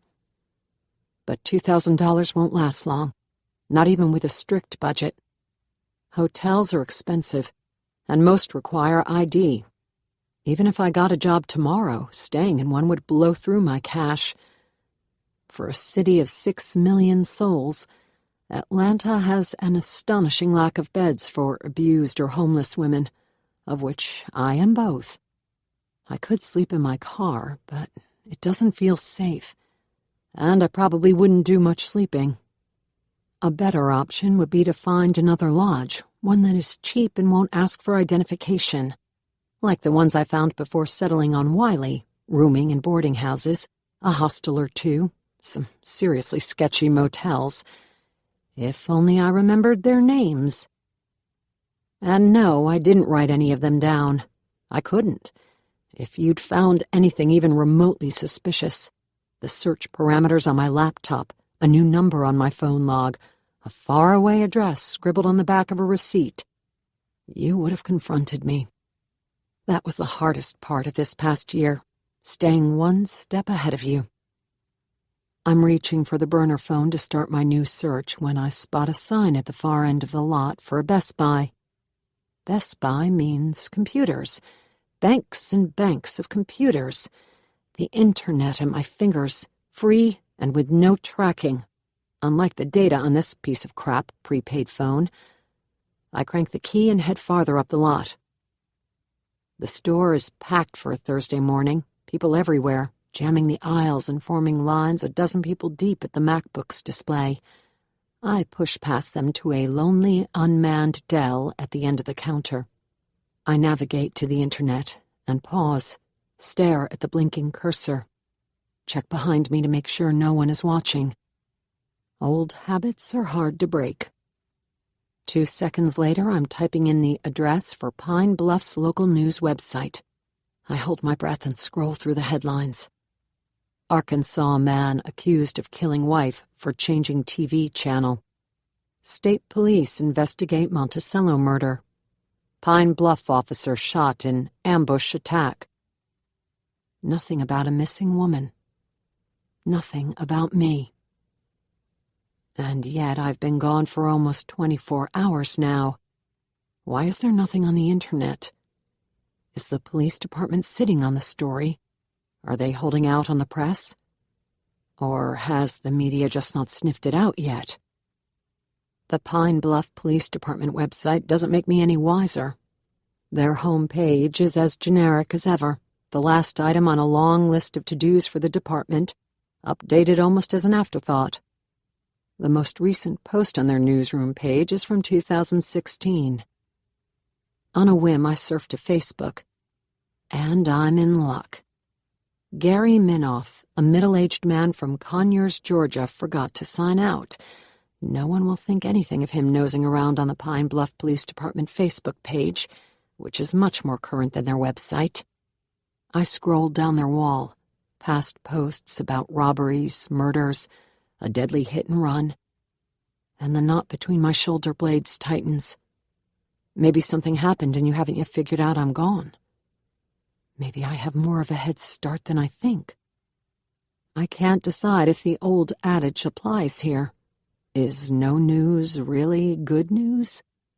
Best price laptop in the place, a voice says from right behind me. A ginger with facial hair and a Best Buy polo. He gestures to the Dell.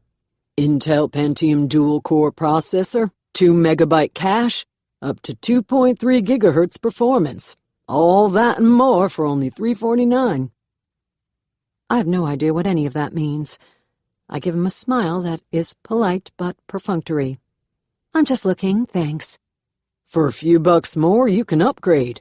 Tack on some more memory or some cloud-based backup storage. I just want to play around a little more, try things out. Maybe if you come back in 10 minutes or so, I'll be ready to decide. Or maybe by the time you come back, I'll be gone. He wanders off to bother another customer, and I exit out of Facebook. Time to get busy. I Google cheapest boarding houses, Atlanta, and take a picture of the results with my burner phone, then do the same for area hostels. Just in case, I find 5 hotels advertising rooms under $50 a night, and take a picture of those as well. The rest of the time I use for poking around on Craigslist. Most of the housing listings are either too expensive or too creepy. $1 for a living girlfriend? Pass. I click on one of the cheapest listings, a furnished basement bedroom in a house in Collier Heights. Then back out of the page when I see the field labeled driver's license number. I click on the next one. For professional ladies only. My girlfriend got totally shafted on Craigslist. It's the ginger sales clerk again, hovering behind me even though it's been nowhere near 10 minutes. She'd booked a room with what she thought was a nice family, but it was a scam. She gets there, and some crazy dude pulls a gun on her, and next thing she knows, she's got no money, no wallet, no car, no nothing. That's awful. He shoves his hands in his pockets and grins, revealing a row of neat white teeth. I'll say. 3 months later, she's at the courthouse, declaring herself bankrupt. Bastard stole her identity, then took out all sorts of loans and credit cards in her name. By the time she figured out what was happening, he'd racked up over $50,000 of debt in her name. It's going to take her years to get her credit back on track. Anyway, all that goes to say, you might want to be careful.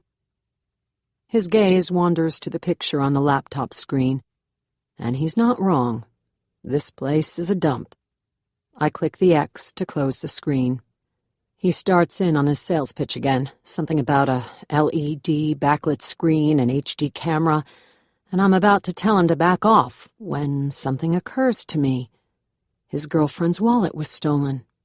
Some asshole took her credit cards, her driver's license, everything. Even if she went to the DMV that very same day, it would have taken her a couple of days, maybe a week, to get her new plastic. My voice is a lot more friendly when I turn back to the salesman. Where did your girlfriend stay in the meantime? After that guy took off with her wallet, I mean. Oh, well, she couch-surfed and stayed with me for a while, until she found this sweet boarding house over on the west side. Most places want some kind of credit card number as a guarantee, but this boarding house was cool with her paying cash, especially after she told them her sob story. I realize this is only the first hurdle of many. I have no home, no ID, no more than a couple grand to my name. But I have a sob story, one that's so much sadder than this guy's girlfriend's. And I have something even better. Determination. The smile that sneaks up my cheeks is genuine. Do you remember the boarding house name? Jeffrey. The man on the other side of my door is not in uniform, but everything about him screams cop. Dark pants, pressed button-down shirt, his soldier's stance, and the gun strapped to a hip. Behind him on the driveway, an unmarked sedan ticks off the heat. He flashes a badge. Detective Marcus Durand, Pine Bluff PD. I understand you have some concerns about your wife. His voice is low, his words businesslike. I search him for even a hint of concern, but I can't find anything beyond a weary intensity. I swing the door wide and step back. Thanks for coming. My tone is thick with sarcasm, because I've been waiting for hours, 6 of them at least, trying to get some rest on the couch despite Ingrid standing above me, huffing like an angry dragon. The longer he kept us waiting, the harder she stomped on the floor, poking me on the shoulder every half hour to ask how it was possible for me to sleep. I just lie down and close my eyes, I told her. Maybe you should try it. If the detective hears the snark in my voice, he doesn't acknowledge it. He's younger than me, mid-30s maybe, and half a foot taller. He fills my foyer with his presence and size, making me feel small in my jeans and bare feet. I wish I'd changed into something nicer. I wish I had on some shoes. His jaw is set with the gravity of the situation. A missing woman, an after-hours house call, means he's taking this seriously. But not seriously enough to show up on time. He looks around, his gaze pausing on the curved staircase, the custom newels with vertical slats, the antique Turkish rug under his feet, none of which he can afford on a detective's salary. None of which I could have afforded either, were it not for Sabine. I consider telling him my wife made the $1 Million Club 4 years running, and that when it comes to decor, she knows how to get the best bang for your buck. But then his gaze lands on Ingrid, standing at the doorway to the kitchen. Something's wrong, she said, her voice high and tight. In the light of day, I notice her sneakers are mismatched, one black, the other blue, both of them untied. Something is terribly wrong. I just know it. And you are? Ingrid Stanfield, Sabine's sister. She juts a thumb into the next room. I've made some notes. They're in the kitchen. Detective Durand shifts his weight, but his shoes stay planted to the hardwood. He turns to me, pulling a notepad from the front pocket of his pants. I understand your wife didn't return home last night? I give him a perfunctory nod. Sabine had a late showing, something that happens fairly often these days. She's a real estate broker, a really good one. She texted me earlier in the day that she would be home by 9, but she never showed up. I've called her multiple times. Her phone rings, but it keeps sending me to voicemail. I've called her too, Ingrid says, nodding. I've been calling her all night. Can you maybe trace her cell phone? I'm worried she's had an accident, that she's hurt somewhere and needs help. Detective Marcus checks the time, by now closing in on 9 in the morning, and he looks as exhausted as I feel. Drooping shoulders and pale-lined face. I'm guessing this is the end of his shift, and not the beginning. Could she have gone anywhere else? He says, in a tone that's a tad too calm. He sounds like he's holding back a sigh, or maybe a yawn. Maybe both. To a friend's or family member's house, or maybe grabbed a drink with someone and forgotten to tell you. I open my mouth to tell him no, but yet again Ingrid beats me to it. Sabine is too responsible to stay out all night without calling, and she always calls me back. Always. It's how I know something has happened to her. Something bad. I turn to the detective with a pained smile. Ingrid is right to be worried, I'm afraid. It's unlike Sabine to not let one of us know where she is. Their father is dead, and their mother is in assisted living over at Oakmont. The only other place she would have gone is to her sister's. Have one of you called over to Oakmont, just to be sure? I have, Ingrid said. One of the nurses spoke to her on the phone yesterday, but the others haven't seen or heard from her in days. The detective flips to a fresh sheet in his pad, writes Oakmont across the top in all caps. He points to the kitchen, where the lights are still burning despite the early morning sunshine. Maybe we could sit down? Of course, of course. I sweep an arm toward the doorway like Vanna fucking White. In the kitchen, Ingrid makes a beeline to the table, parking herself on the same chair as before, her back to the wall, her hands folded on her notepad. Detective Durand chooses my chair, the one at the head. The man used to being in charge. Detective, can I offer you something to drink? I think I have some Coke in the fridge, or I can make a pot of coffee if you'd like. I'll admit the offer is not entirely unselfish. Last night's pizza has resulted in a ferocious thirst, and it's probably not a bad idea to demonstrate I am both helpful and forthcoming. So far, he hasn't said anything to indicate he might suspect me, but he's also not said very much. I'll have a water, Ingrid says, and I glare at her over the detective's head. Did either of you call any of your wife's friends before you called the police? He says. Her colleagues? I pull 3 glasses from the cabinet by the sink. It was the middle of the night. I didn't want to wake anyone up. And I am certain my wife wouldn't go to their houses anyway. She'd go to her sister's. Jeffrey and I don't agree on much, but he's right. Sabine and I talk multiple times a day. I know her schedule. She would have come to me, and she would have told me if she was going anywhere else. That's why this is so urgent. The detective looks at her with new interest. Not, I sense, because of her conviction some awful disaster has overcome her sister, but because of her first words, the ones that imply she and I don't get along. She rips the top few pages from the notepad and holds them across the table. The names and numbers of everybody I could think of who might know Sabine's schedule yesterday. I left messages with everyone I got through to.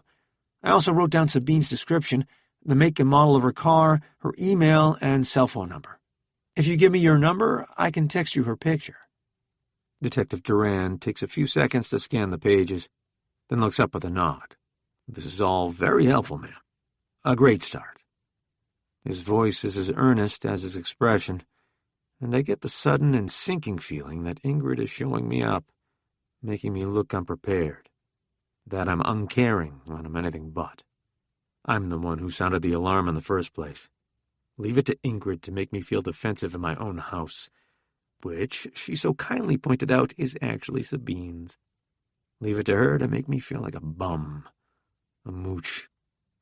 It's always the husband, especially one like me, sexually frustrated and financially dependent. It wouldn't take much digging to uncover our marital issues. Ingrid knows. How long until she tells the detective? I fill the glasses with water from the tap, a sudden surge to seem cooperative. So what now? What's next? You mentioned she had a showing. Where was it? What time? I don't know, I say. Only that she said she'd be home by 9. Ingrid's eyes hold mine for a second too long. The showing was at 7:30? She turns to the detective.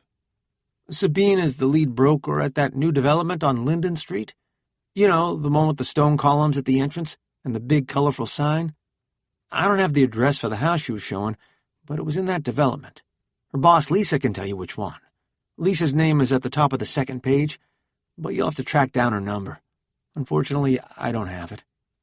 I pass out the glasses of water, and the detective doesn't look at me, but I can sense his judgment.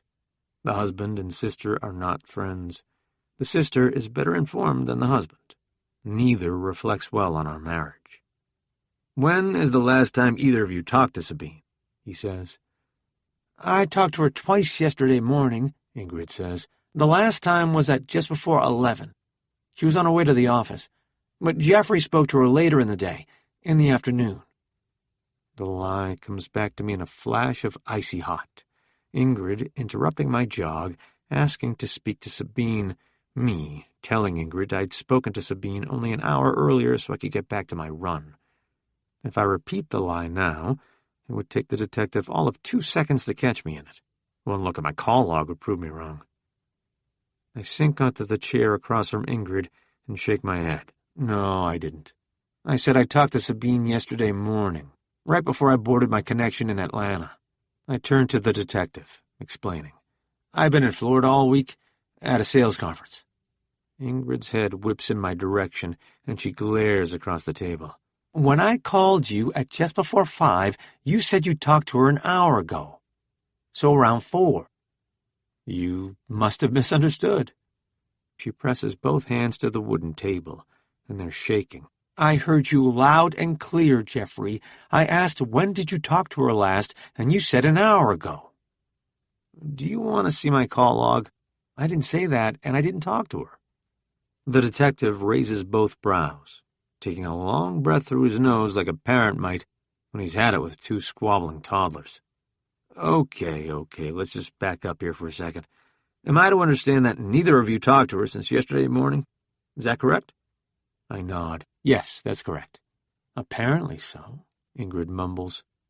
And when you talked to her, did she mention anything out of the ordinary? Maybe that her car was acting funny, or that she had an errand to run in another town? Anything like that? Ingrid and I shake our heads. Finally, something we agree on. And this showing last night, any idea who it was with?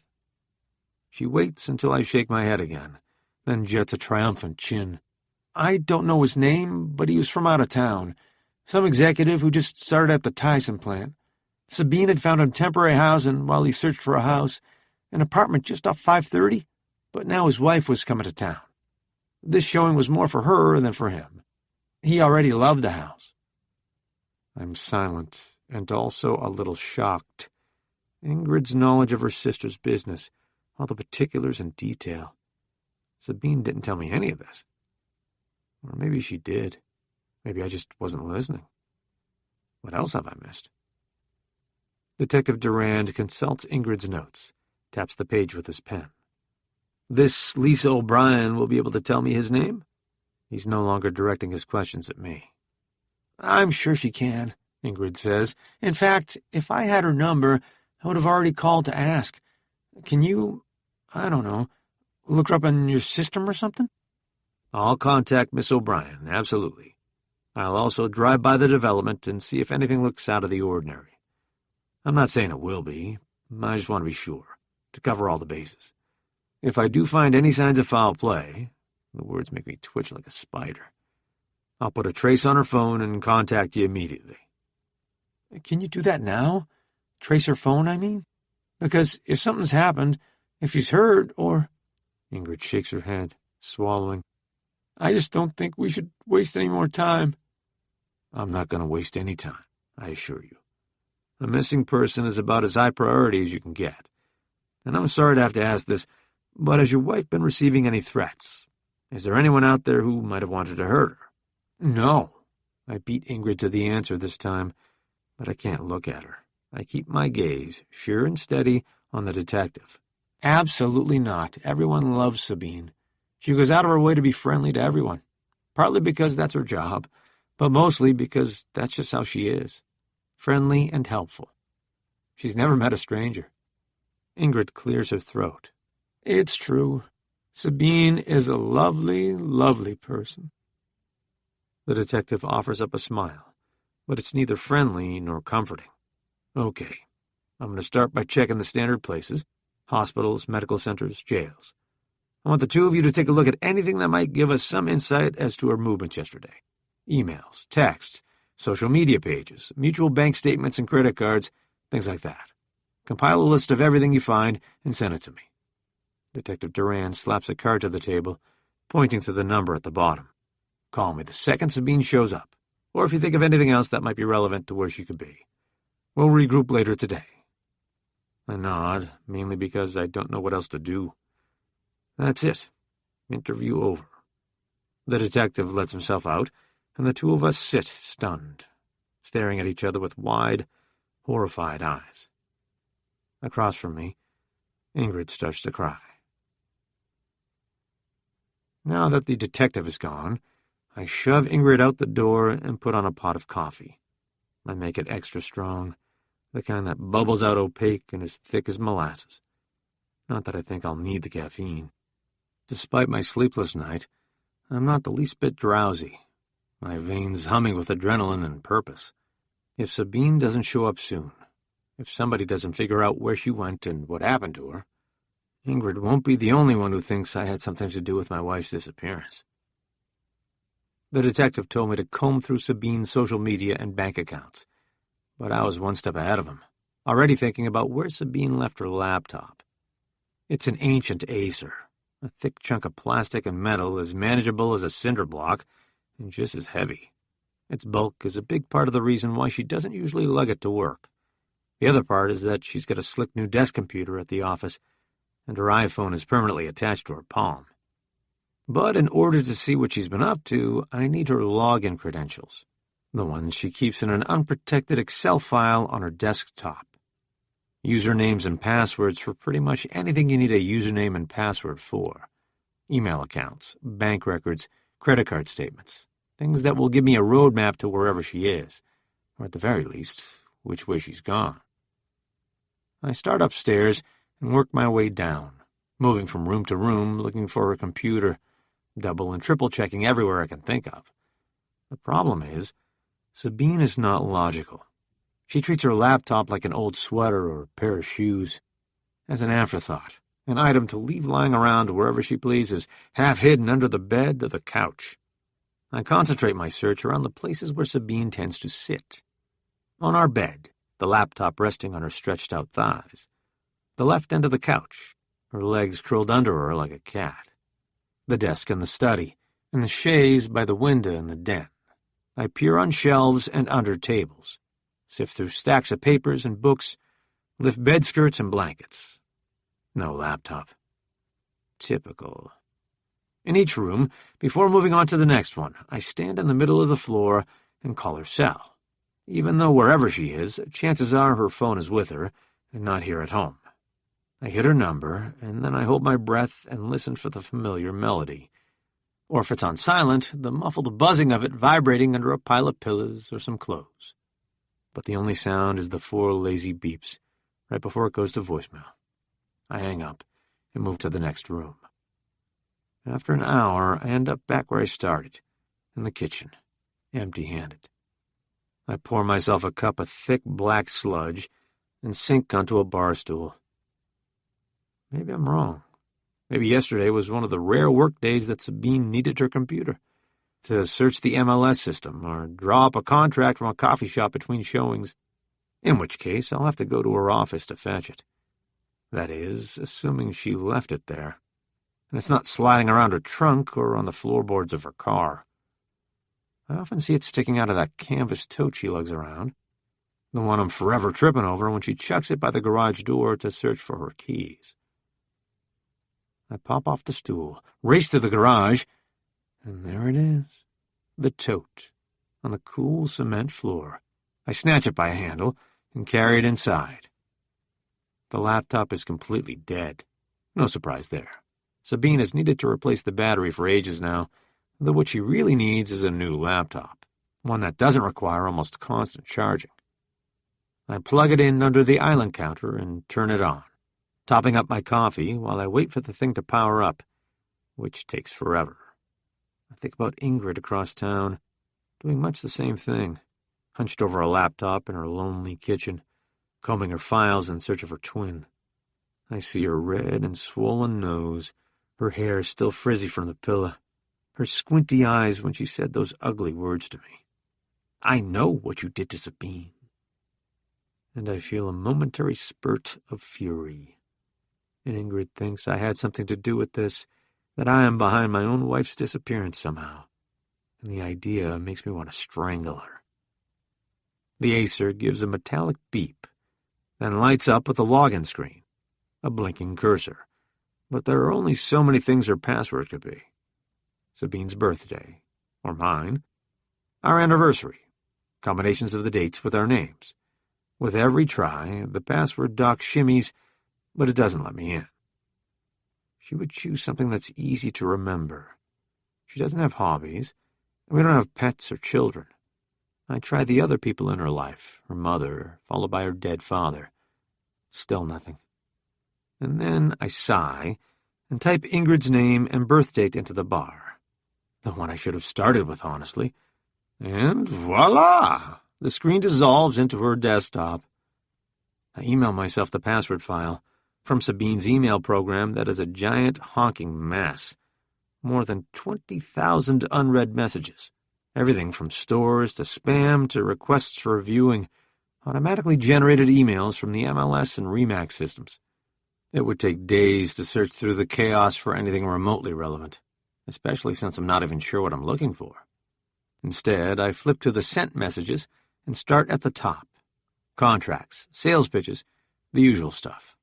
After the one I just sent, the most recent message is from Tuesday, now 2 days ago. I exit and head to Facebook. Sabine has some 3,000 friends, most of whom aren't friends at all. Clients, colleagues, people from Rotary and business clubs. I go to her profile page, scrolling through post after post boasting sales numbers and pictures of homes listed and sold. No wonder she's always on her phone, her pretty thumbs flying across the keyboard like a teenager's. Her Facebook page is a walking advertisement for her services, her success. Halfway down, I pause on a video from last week, a Facebook Live clip featuring a newly built house on Longmeadow Street. I'm shocked at the number below it. A counter boasting 758 views. Sabine is one of the top brokers, but still, that many? I click on the video, and the counter ticks to 759. The video loads, and there she is, my AWOL wife. She's wearing her favorite summer dress, the yellow one with the ruffles around the hem, and the gold locket I gave her last Christmas, dangling from a chain around her neck. Her hair, pulled high into a ponytail, flicks cheerfully when she talks, bobbing over a tan shoulder. "Hey, y'all, Sabine Hardison here with the most fabulous house in the block," she laughs. "Okay, so I know I say that about every house, but this one really is the most fabulous I've seen in, like, ever. 4 humongous bedrooms, 5.5 baths. Yes, people, you heard that right, a full bath for every bedroom. And a master suite you have to see to believe. Let's take a look, shall we?" She looks happy. Her skin is flushed, her cheeks pink with excitement as she backward walks the camera through the house, pointing out the features. When she signed up for the real estate course in Little Rock, I bitched about the time commitment. Didn't hold back about how the house and our social life and our marriage would suffer. But I knew she'd be good at it. The truth is, that's what I was more worried about. I leaned forward on my chair, remembering when she used to smile like this at me, when I was the one to make her glow. The computer beeps, and at the bottom of the screen, a window opens. A message from someone named Bella. "Hey, you, I ran into Trevor last night at the grocery store, and he was asking about you, like really asking. If I've seen you lately, if we talked, what we talked about. He wouldn't tell me why, he just gave me this big-ass smile like a canary would pop out any second. Are you the canary? I'm here for you whenever you have something to tell me. XO." I sit back on my stool. Trevor. Who the fuck is Trevor? I click on the list of Sabine's friends and type the name in the search bar with 0 results. I repeat the search in her email program, and this time I get a hit. Multiple hits, actually. Messages sent and received with Dr. Trevor McAdams, an OB-GYN at Jefferson Regional. Apparently, Sabine sold him a house last fall. The most recent string is a boring exchange from November, setting up a meeting for the signing of papers, the official exchange of keys. I scan their back and forth, but there's nothing out of the ordinary. No flirtatious innuendo, nothing that implies a swallow-the-canary kind of outcome. The only thing Trevor says that is even remotely personal is that he wishes her a nice Thanksgiving. She thanks him, says she hopes he and his family will be happy in their new home. His family. Maybe I'm overthinking this. Trevor is an OB-GYN, so it's not entirely impossible he could be Sabine's doctor. Not because she's pregnant. Something that's impossible when you haven't had sex in 5. That's right, count 'em, 5 months. But women go to the gynecologist for other reasons. Maybe Sabine goes to this guy. I scroll down to his signature, click through to his bio on the hospital website. Trevor McAdams is a decent-looking guy, probably somewhere in his early 40s. Clear skin, bright eyes, full head of hair swept off a broad forehead, the type of face that plenty of women wouldn't mind having between their legs.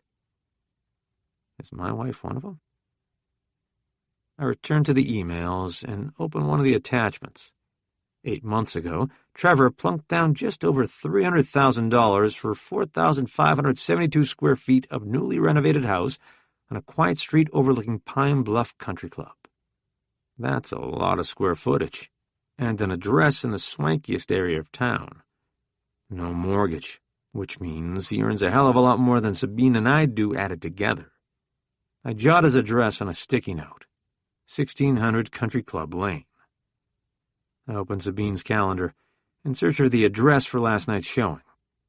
But it's empty. She hasn't synced it in ages. Maybe never. I click the icon for the internet instead and surf to Google, where Sabine has already signed in. I pause, the cursor hovering over the symbol for Gmail. Sabine has a Gmail account? I stop, stare at the screen, breathe hard and fast through my nose. My fingers linger over the trackpad because I know, goddammit, all the hell know what I'll find once I click it. Hundreds of IM chats, all with Trevor McFucking Adams. I need to see you, even if it's only for a minute. I'm sitting next to him, thinking about you. Meet me at our place in half an hour. You said we wouldn't fall in love. You lied. I'm glad.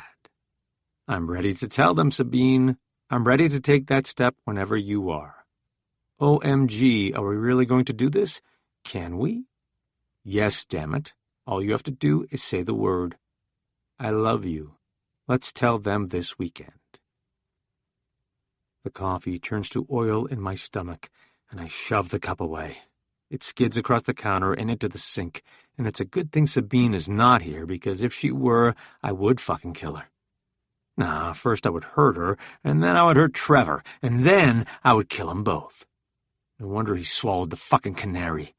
For the past however many months, he's been having secret sexcapades with my wife while I played the role of clueless, foolish, idiot, ignorant husband. Somewhere across town, a bitch named Bella is laughing. At me. Is that where Sabine is right now? In a bed somewhere? With him? My gaze lands on the sticky note. 1600 Country Club Lane. 10 minutes later, I'm death-gripping the wheel of my car, the pedal punched to the floor. Marcus. This case I handle by the book. I start at the show house, walking the grounds and studying the dirt for imprints, both shoes and tires. I press my face to the windows and peer into all the rooms. This place is a show house, all right. Every room packed with complicated, flashy furniture, every horizontal surface crammed with bowls and candles and crap. I try the doors, the latches on the windows, but the place is locked up tight. No sign anyone but a decorator has been here. From there, I go to the office for a face-to-face with Sabine's boss, Lisa, a perfumed blonde in a ruby-red suit with lips to match. According to her, not only was Sabine a no-show for last night's showing, she also missed a company-wide training yesterday afternoon, where she was supposed to present on building a social media platform. "You don't understand," Lisa tells me, a frown pulling on her Botoxed brow. "Sabine is my hardest worker, and she's always on time for everything, especially showings. Honestly, Detective, this is very worrisome. This isn't like her at all." The other brokers I talk to say much the same. Sabine is responsible, considerate, punctual. Like Lisa, they're worried something happened. An accident, maybe, or worse. Could she have booked a last-minute vacation? I ask every one of them. Maybe she needed to get away for a day or two. Head shakes all around. I'm on my way to the station to write up a report when my phone rings. Bryn. My reaction is both instant and physical. I wince. My lungs deflate like an unleashed balloon. 3 years since her husband passed, my former partner, and her calls still hit me like a punch to the gut. Stifling a groan, I pick up on the hands-free system. "Hey, Bryn." "Hi, Marcus. Do you have a minute?" She sniffs, and I know it's not going to be a minute. Pretty much the last thing I have time for right now. I need to get my ass to the department. I need to plug Sabine's name through all the available databases, make sure Chief Eubanks sees my hard-working face. I need to make it known around the department that I met the missing woman once, when she showed my wife and me a house, so there's no uncomfortable questions down the road. I need to get every cop on the street watching for her car. But once upon a time, I made a promise to Brian and to God to watch over his sons, to be there for their birthdays and school graduations, to make sure they go to church and stay out of trouble. They're two little hellions, but I love them like they're my own. The only problem is, I'm not so crazy about his widow, Bryn. Scratch that. It's not that I don't like Bryn, it's that I don't always agree with her parenting methods. She babies those boys, lets them get away with far too much, and without a man in the house to counteract her coddling, her boys have the run of the place. She's constantly calling me to bellyache, how they're walking all over her, how they could use a good talking to. My wife, Emma, says it's a cry for adult male interaction, in this case, mine. For someone to shoulder the burden like Brian used to. Emma's not the best armchair psychologist, but in this case, I think she might be right. Bryn sighs into the phone. "I was cleaning up Timmy's room just now, and I found a whole bunch of toys I've never seen before. Those spinners, you know, the ones all the kids are flinging around these days, and a whole bunch of other stuff that's not his. The problem is, I didn't buy it, and there's no way he could have bought it all himself. First of all, he'd need me to drive him to the store, which I didn't do. And toys are expensive. How'd he afford so many on $1 a week allowance?" "You think he stole them?" "I hate thinking that about my own son, but I don't know what else it could be. He didn't get them from me, that's for sure." She pauses, giving me time to make the offer, to tell her I'm on my way. "He talks to you, Marcus. He tells you things he won't say to me." I don't have time for this. I'm almost to the station, and backtracking to her house will tack on a half hour, maybe more, of driving time alone. And visits to Bryn are never quick. They involve tearful conversations and awkward hugs, endless pep talks and bottomless glasses of sweet tea. I do not have time. But I think of Brian, and I can't say no. I beat a fist on the wheel, then jerk it hard to the left, making a U-turn in the middle of the road. I'll be right over. 12 minutes later, I skid to a stop in front of the house, a squat ranch that's seen better days. The grass needs mowing, the window frames could use a fresh coat of paint, and I count at least a half-dozen shingles missing on the roof. I shake my head, shake it off. Not my responsibility. No time. I'm coming up the walkway when the front door opens, and Bryn steps outside. She's lost more weight since the last time she called me here, less than a month ago, and it looks like she's gotten even less sleep than I did. Pale skin, eye bags, the works. She likes to joke that her kids are trying to kill her, and not for the first time I wonder if it might be true. "Thanks for coming," she says. "I didn't know what to do. Who else to call?" How about her father, who lives just up the road? Brian's brother in the next town, or any one of the other 15 detectives who stood behind her when she buried her husband? I'm not just her first resort. As far as I can tell, I'm the only one. I meant my promise to Brian, but in moments like these, I sure wish she'd let the other men in her life help too. I drop a kiss on her cheek, which is cold and pasty. "How's he doing?" "Pouting, upstairs in his room." I pat her shoulder and step inside, taking the stairs by twos. Timmy's door, the last at the end of the hall, is closed, but I'm pretty sure he's not pouting. Video game sounds are coming through the wood, a car race by the sound of it. I rap the door with a knuckle. "Yo, Timmy, it's me, Marcus." Timmy is the oldest boy, a wiry kid with his father's cowlick and a half-decent jump shot. He was only 4 when his father died, a bullet to the chest at a routine traffic stop. I heard the pop, looked up, and Brian was on the ground, the kid who shot him running away. He's currently serving life in prison, but the point is, Timmy barely remembers his father. He only remembers me stepping into his father's shoes. When he doesn't answer, I open the door, lean my head inside. "I take it you know why I'm here." Timmy is sprawled on his bed in sweatpants and bare feet, and he looks up with a sheepish expression. In my mind, another strike against his mother. She only calls when one of her kids needs disciplining, which is all the damn time. If she's the pushover, I'm the bad guy, the strict, well, not parent, but certainly disciplinarian. I'd much prefer the role of cool godfather. "Yeah, I know why." Timmy's gaze goes back to the TV, and his thumb works the joystick in his hands. On the television screen, his car, a bright green Mustang, is tearing up a dirt track. I step inside, shut the door behind me. "You want to explain it to me, then?" He shakes his head. Come on, Timmy. Either you turn the game off, or I will." Timmy sighs, but he hits pause. He stares at his lap as the room falls into silence. I sink onto the edge of his bed. "So, here's the thing. There's a woman missing, and for about, I check my watch, do the math, 20 hours now. The most crucial hours in an investigation, and the farther out we get from the time of disappearance, the less likely it is I'll find this woman in time. I shouldn't even be here right now, but I am because you're important to me, too." He looks up, a lightning-quick glance. "You think the woman's dead?" I should have known he'd latch on to that part. That's what happens when you lose a parent at such an early age. You have an unnatural preoccupation with death and dying. But Timmy is smart, and he knows when someone is lying to him. "I'll tell you what, buddy, it's not looking good." "Oh." "Yeah, oh." I drape a hand over his scrawny leg, give it a jiggle. "So help me out here, will you? Tell me where you got the toys." Timmy tosses the joystick on the bed and reaches over, pulling a notebook from his bedside table. He flips it to a page smothered in writing, big, sloppy letters and numbers lined up in crooked columns.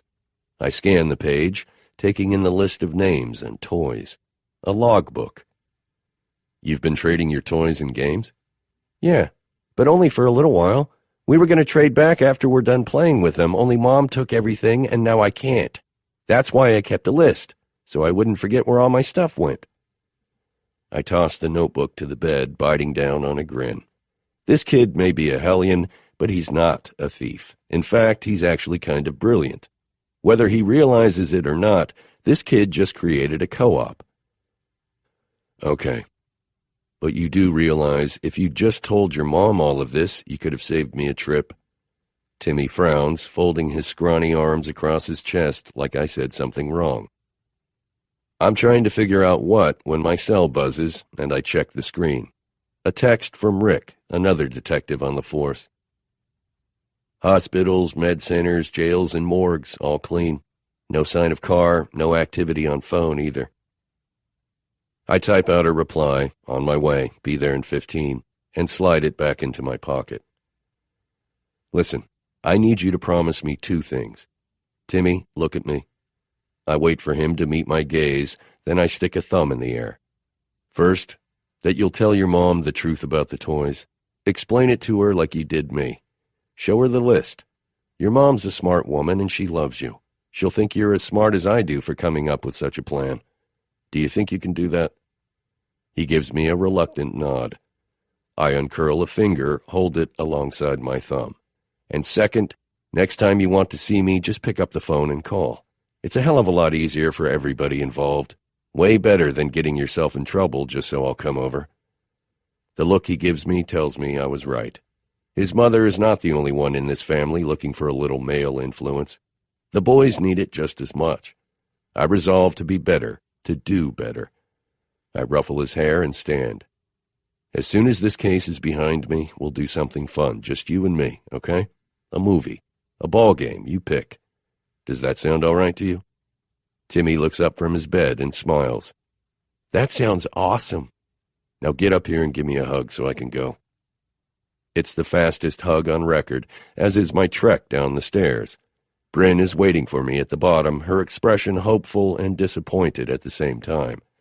I'm not staying. That much is clear from the way I hit the floor and keep going, heading in long strides to the door. Talk to Timmy. He promised to explain. My phone buzzes. Rick again, with a possible sighting of Sabine's car. Shit.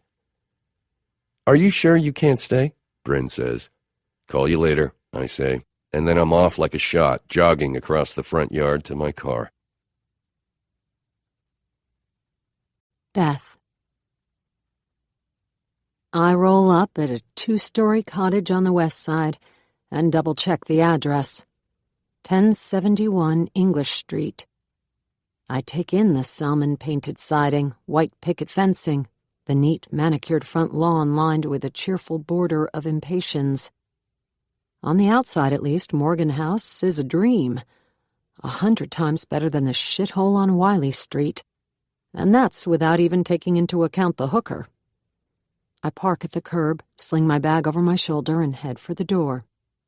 The woman who pulls it open is large. Amazonian large, with a stretched-out frame and limbs like a panther, lean and miles long. The tallest woman I've ever seen, though my gaze lands on her throat. Not even a shadow of Adam's apple. She steps onto the porch in 4-inch heels, and I have to tip my head all the way back to look at her. Can I help you? Her voice is round and resonant, like she's talking into an empty jug. I clear my throat and smile. Yes, I'm looking for whoever's in charge of this place. Well then, you're in luck, 'cause you found her. She sticks out a hand the size of a skillet. Her nails are pointy and sharp, painted a shiny hot pink. My name's Miss Sally, and you are? Her makeup is immaculate, if a little heavy. Fuchsia lips, lined and shaded lids, a pinkish bronze lining her cheekbones. I search her chin for tiny pinpricks of whiskers. It's too early to have a shadow, but still. And find nothing. Her foundation looks spray-painted on, dense but flawless. Beth Murphy, I say, shaking her hand. A friend gave me this address because I'm looking for... You don't look like a Beth. She leans back and studies me. her gaze exploring my face, my hair, my suspiciously dark eyebrows, which I didn't think to color until it was too late. "You look more like a Haley, or maybe a Madeline." I go ice cold and overheated all at once. I don't look like a Beth. I don't feel like one either. My baggy clothes, my dollar store hair are all wrong. I've only been Beth for a day, and already I can feel her slipping away. Miss Sally laughs, slapping me playfully on an arm. "I'm just playing around with you, sugar. In my house, you can be whoever you want to be. Now, come on in, and I'll show you around." I step inside the tiny foyer, and she shuts the door behind me. A TV blares from the room to my left, a square space crammed with mismatched couches and chairs, a table, some bookshelves. The only occupant is a man in dusty jeans and a yellow hard hat. He looks over from his perch on the couch and lifts his chin in a greeting. "Living room, TV room, and study all in one," Miss Sally says. "Those books there are loaners, meaning don't go leaving them all over town or selling them off to Goodwill. There's cards, darts, and board games in the cupboard. The Wi-Fi is free, but the vending machines aren't. Parking is out back." "Looks great," I say. But I'm talking to air. Miss Sally is already halfway down a long, narrow hallway. I hustle to catch up, peeking into the bedrooms as we pass. Tiny, but neat. A single bed, a dresser, and not much else. "So, Beth," she says, stopping, turning on the hallway runner to face me. "Did you just get to town?" "Yes, today, in fact." "How are you liking Atlanta so far?" "It's okay. There's a lot of traffic." She laughs, though it's not even remotely funny. "It's also jungle hot, sprawled halfway to Tennessee, and has entirely too many Republicans. But it's not all that bad, you'll see. You on your own?" "Very." "Where from?" "Out west." She twitches a brow that says she wants more. "You're a great liar. For years I've watched you tell the truth whenever possible, and not embellish with too much detail you'll only forget later. Lies multiply, contradict, proliferate. Sticking to something close to the truth is the only way for you to keep track of all your lies, to keep them from piling up and you from stumbling over the simplest answers. I follow your example now." "I'm not really from anywhere. Not anymore, anyway. I move around a lot." It's enough for Miss Sally. She turns on her heels, raps on a door with a knuckle. "We've got 3 bathrooms," she says, shoving the door open. "One for every 4 bedrooms, and they pretty much all look like this one." She steps aside so I can see. 2 pedestal sinks, a toilet, and at the far end, a glass-enclosed shower. Utilitarian and blinding white. The room smells clean, like Old Spice and bleach. "Shower time is 3 minutes. Seems short, I know, but you can get everything you need to get done in that time if you're efficient. And if you're not, well, we know what you're doing in there. And you do not want to be going over. People start pounding on the door at 2 minutes 59 seconds, and they won't be polite about it either. Bitches who hog the hot water aren't so popular around here, I can promise you that." It's very neat. No toothbrushes, no sticky tubes of cream or paste, no forgotten towels on the floor. The place is spotless. Miss Sally gives me a nod that says she's pleased I noticed. "That's because anything you leave behind gets confiscated. If not by me, then by whoever goes in after you. Don't leave your shit lying around. That's one of the house rules." "What are the others?" She ticks them off on jolly green giant fingers. "No smoking, no drugs, no sleepovers, and if you're not in the door by midnight, you'll be sleeping on the lawn. Other than that, just don't be an asshole, and you'll do fine." "Does that mean I'm in?" In lieu of an answer, she turns and moves farther down the hall. Kitchen's down there, and the laundry room is in the basement. $1 a load. Drop it in the lockbox on the wall. We live by the honor code here and don't even think of stiffing me. I'm not saying I have cameras everywhere, but it's best to assume I have cameras everywhere. I start at the word cameras, and my gaze wanders to the ceiling, searching out the corners. Miss Sally laughs, a big sound that fills the hallway like a cello chorus. Well, I'm not going to be that obvious about it now, am I? I can't tell if she's fucking with me or not. And the price? Single rooms are $24 a night. Rent is due in cash on Sundays at noon. No exceptions. Come to me either short or late, and you're out. A few bucks more than Wiley Street, but also 1,000,000 times nicer. I nod. She looks down her nose at me, and the silence that fills the hallway tightens the skin of my stomach. She's waiting for something, and so am I. For her to pose the question I've been dreading since I walked through the door. Can you prove you are who you say you are? She opens her mouth, and my heart gives a sudden kick. Who is this friend you mentioned earlier? I shake my head, confused. I'm sorry, what? When you knocked on my door, you said a friend gave you the address. Who? Tell me his or her name. I think about how Beth should answer, if she's the type of person to lie easily and effortlessly, like you.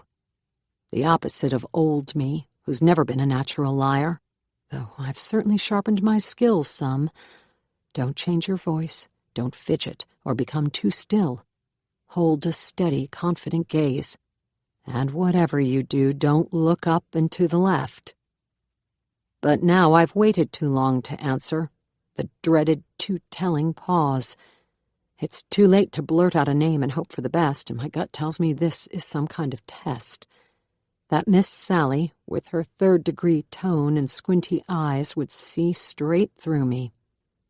So maybe friend was too big a word, I say, lifting an apologetic shoulder. Maybe it was more like some random person I met at Best Buy. Miss Sally's shiny lips spread in a grin. Girl, welcome to Morgan House. I celebrate securing a new room by falling onto the bed fully clothed and conking out for 5 hours straight. It's still light when I awaken, but the sun is dipped below the trees, giant pines that sway in the air above my window. My few belongings are tucked in the drawer to my right, an easy arm's reach for my bed. When Miss Sally shoved open my door, she handed me 2 keys, one for the door and the second for the drawer. But if she's the type to spy with secret hidden cameras, then she's also the type to have a master key. My dwindling wad of cash is strapped to a belt inside my shirt. Somewhere below me, people are starting to trickle in. The front door opens and closes, and voices worm up through the floor like distant waves. I wonder about the proper etiquette here. Do I go down and say hello? Stay in my room? I hear a sudden burst of laughter, and I am overcome with uncertainty. Venturing downstairs means talking to people, introducing myself as Beth, answering questions like the ones Miss Sally asked. Up here in my room behind my closed door, I am invisible. My stomach growls, and I unlock the drawer and dig out a small bag of peanuts, the last one. I rip off the corner and think what I really want is a burger, dripping in grease and draped in bacon, smothered in mayonnaise and ketchup, and a thick layer of pickles. My mouth waters, and I remember all those times I ate pickles at the fair, giant, foil-wrapped mammoths my sister and I had to hold in both hands. We'd wander among the bumper cars and farm stalls, eating them until our stomachs ached. You say pickles make my breath stink. Tomorrow, I'm going to buy a jar of Vlasics and eat every single one. For someone who is trying to shed herself of a husband, I sure do think of you a lot. Part of it is habit. All those years of tiptoeing around your moods and catering to your every whim are hard to unlearn, like a Charles Manson brainwashing. And it's still a necessary measure to keep myself safe.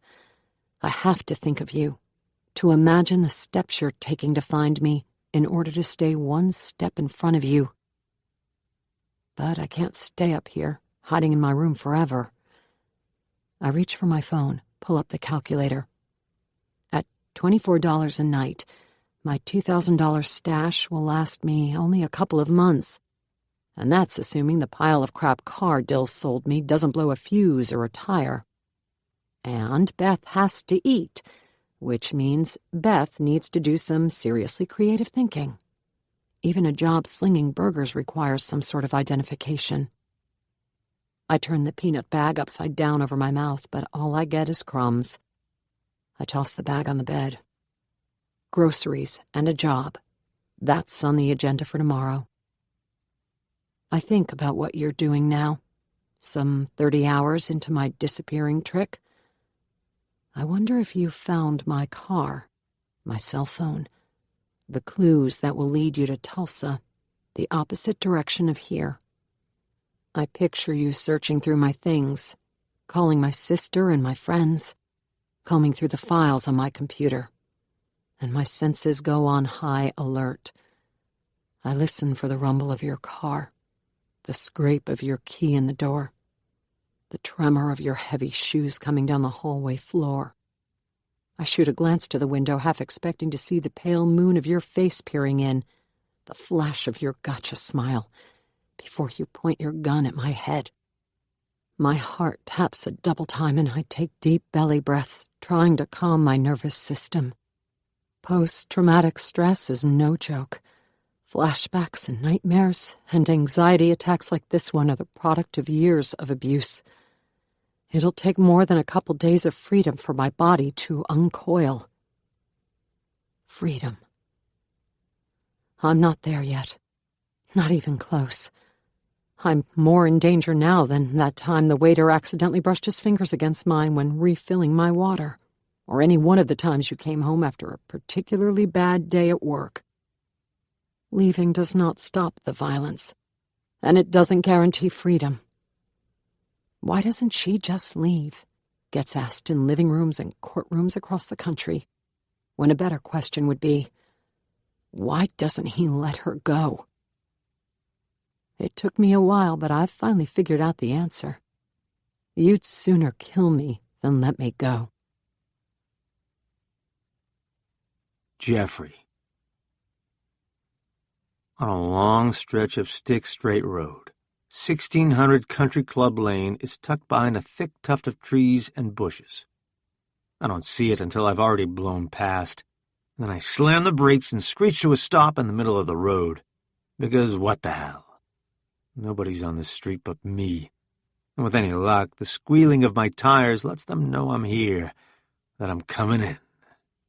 I throw the car into reverse, pulling into the driveway in a sloppy arc, my gaze lighting on an upstairs window. I picture the two of them popping up in bed behind the shiny glass, sheets pressed to their naked, panting chests. I'm here, bitches. Just in case, I lean on the horn. The house is a renovated bungalow, sprawling and ivy-colored, the kind of place Sabine would go gaga over. A pompous thing that belongs in the rolling hills of Tuscany, not pressed up against the faded greens of the Pine Bluff Country Club. An easy sale, a house she'd already be in love with before Trevor walked through the door. I climb out of the car and slam my door with a sharp clap that echoes down the street. Inside the house, a little dog barks, high-pitched and frantic. Good. At least somebody knows I'm here. I stomp up the walkway and bang on the front door with a fist. Sabine! I know you're in there, so open up! Open this door right goddamn now! The fury fills me like a furnace, bathing my body in a thin layer of sweat. Somewhere inside this stupid, pretentious house, my wife's body is wrapped around her lover's, and if one of them doesn't open this door right fucking now, I'm gonna bust it down with my bare hands. I cup my hands around my face and lean into the glass, searching for movement, but all I see is an empty foyer. I haul back a fist and bang some more. On either side of me, 2 gas-fueled porch lights flicker in the fading light. 2 feet appear at the top of the stairs. Male feet, sticking out from under blue scrubs. The man comes down, trailed by a tiny white dog that is losing its shit. Each frantic bark pops all 4 of his paws off the ground, a fluffy jumping bean bouncing down the stairs. But it's Trevor, all right. A shirtless Trevor. I recognize him from his headshot. Full head of hair, strong shoulders that taper down into the abs of a movie star. Not an ounce of fat or love handles on him. Not that I would normally notice such a thing. But Sabine would. She'd notice, and then she'd want to trace all those sculpted muscles with her fingertips. And maybe her tongue. "It's you," he says, studying me through the door's paned windows. All those years of hospital training, of on-call shifts and middle-of-the-night births, working now like a Xanax, making him look almost bored at the prospect of his lover's husband banging on his front door. I beat on the wood hard enough to crack it. "Where's Sabine? Tell that little bitch to stop hiding and get her ass down here!" On the other side of the glass, the dog is going ballistic. Trevor scoops it up and cradles it to his chest like a football. His mouth is moving, but I can't hear his words over the barking and the doorbell, which I'm mashing over and over and over again with a thumb. He opens the door with a whoosh of cool air and moneyed manliness. "I'm sorry, Jeffrey, but Sabine's not here." Jeffrey. I've known about this motherfucker's existence for less than half an hour, and now he's calling me by my first name. Did Sabine show him my picture? Did they laugh about poor, clueless Jeffrey and talk about the best way to make me look like a fool? I shove him out of the way, marching to the stairs and hollering up them. "Sabine, you can come out now. I saw the emails. I know." "Jeffrey." A hand lands on my shoulder. "Calm down. She's not here." I shrug him off, swinging my arm through the air. "You touch me again, Trevor, and I will shove my fist down your throat hard enough to come out the other side. Do you understand what I'm telling you?" The dog kicks things up a notch, or 10, barking so hard he's starting to foam at the mouth. Trevor holds a chill-out hand in my direction, then wraps his fingers around the dog's snoot like a muzzle. Finally, thankfully, the beast stops barking. "Where is she?" I'm not looking at him, but beyond him into the foyer. A family's foyer. Kids' shoes, a soccer ball, forgotten jackets, and book bags. I wonder if Sabine has met them yet. If they hate her for blowing their happy home to bits. Trevor shuts the door. "I already told you she's not here." "Why should I believe you?" "You shouldn't. But I'm telling you the God's honest truth that she's not upstairs. I'd let you look, but my kids are up there." He winces. "Jesus, I'm going to have to explain this to them, aren't I? They're only 6 and 4. They're never going to understand." If that was an attempt to make me feel sorry for him, it gets him nowhere. I don't give a shit about his kids, or the fissure in his family. I only care about mine. "You fucked my wife." A normal person would deny it, especially one who's just been threatened with a fist down his throat. But not Trevor. His shoulders slump, and he sighs, and his body language just lays it all out there. Yes, now that you mention it, I did fuck your wife. He even has the balls to look apologetic. "Look, if it makes you feel any better, we didn't want you to find out like this. Sabine was going to tell you to your face this weekend. Ask her. She'll tell you we had it all planned out. She was going to tell you the right way." The right way? What in the fucking hell could possibly be the right way? Now that the dog's calm, he settles the thing on the floor. "By telling you that we're in love. That we want to be together. I know that hurts to hear, and believe me, we've struggled with it ourselves. But I throw back my head and shout hard enough to burn the back of my throat. "She's married, you asshole!" The words bounce around the house, then fall into a silence so absolute it rings in my ears. I understand that, Jeffrey, and I'm sorry. Truly. You can't even imagine how sorry. But swear to God, Sabine and I didn't set out intending to break up two families. It just happened. And this isn't just some fling. This is the realest, most genuine thing I've ever felt. Sabine is my soulmate. I love her. I adore her. She's the best thing that's ever happened to me. His speech might have worked on another man.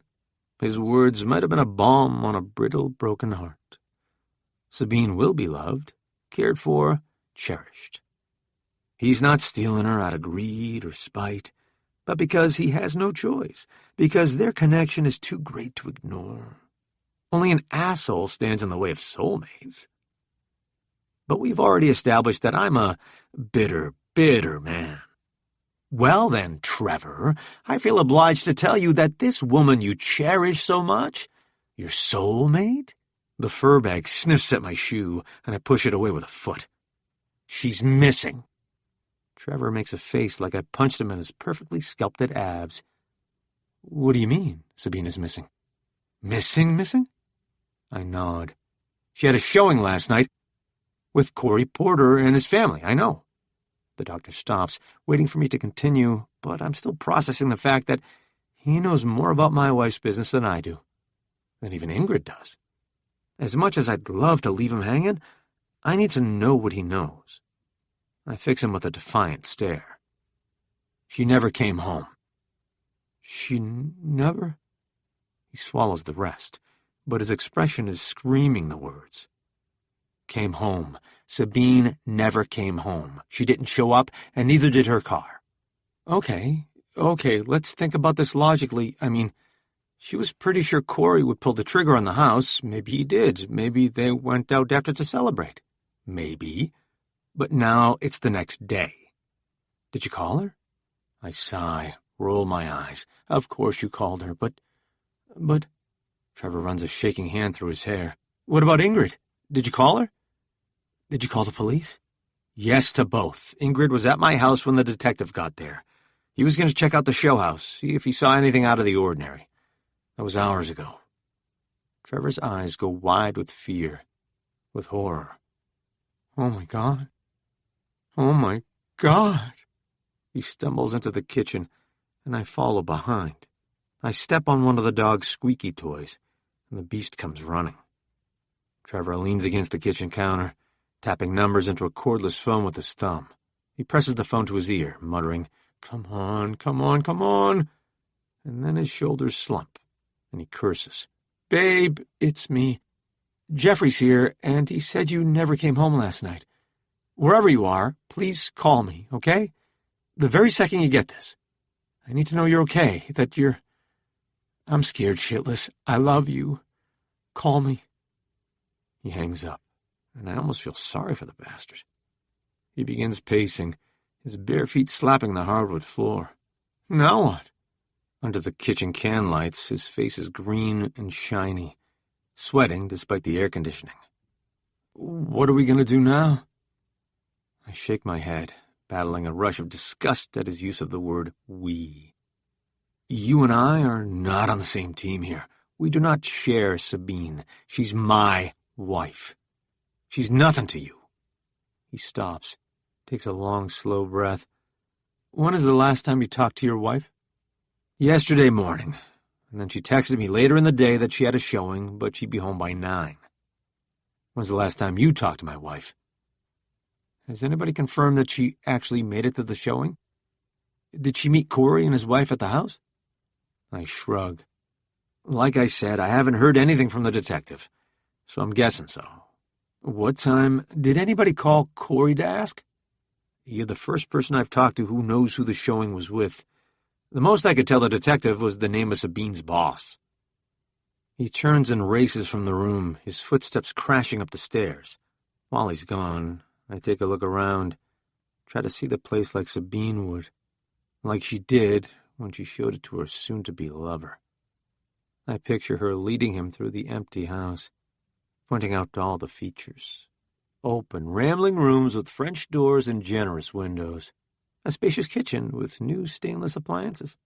Custom molding and hardwood floors throughout. Was her first kiss under the arched doorway?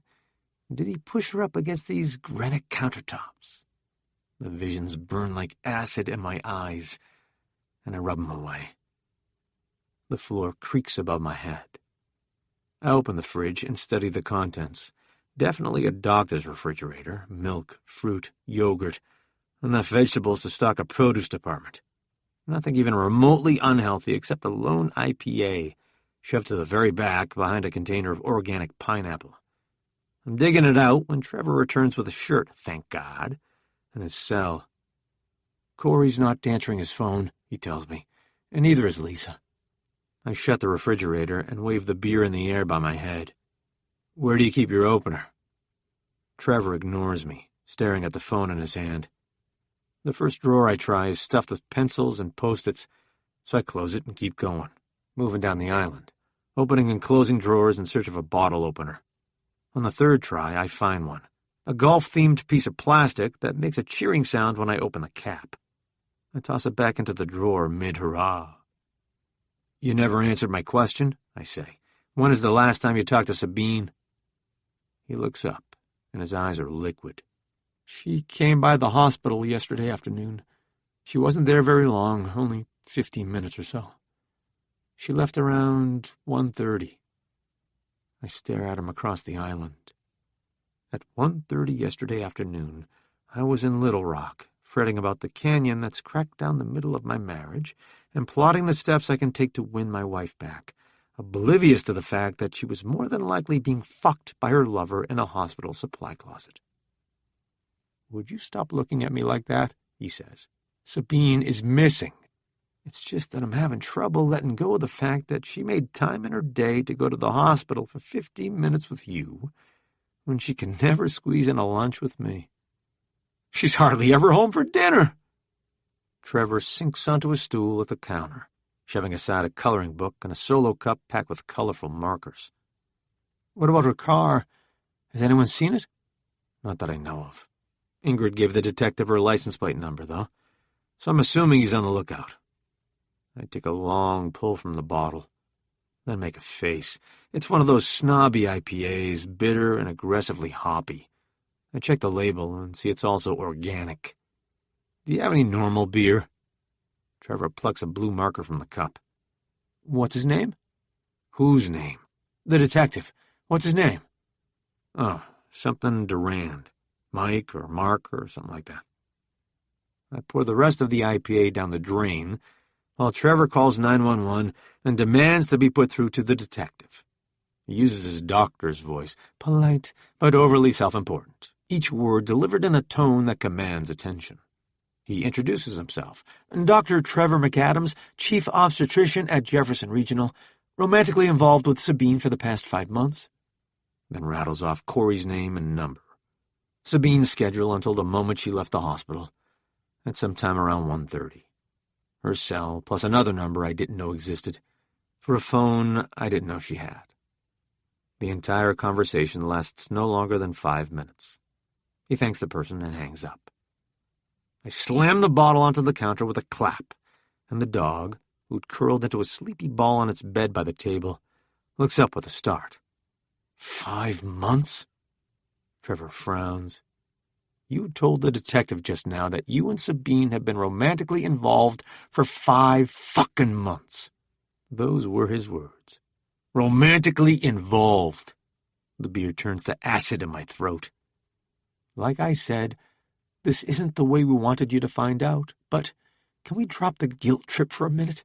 At least until Sabine is found. I grip the granite with both hands. 5 months ago, Sabine started to cringe whenever I'd touch her.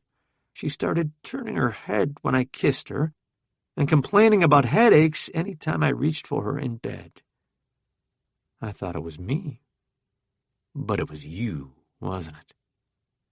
Trevor sighs, and he lifts a hand from the counter. I don't know what to tell you, Jeffrey. That phone number you gave the detective just now, let me guess. Sabine got it when she started seeing you, didn't she?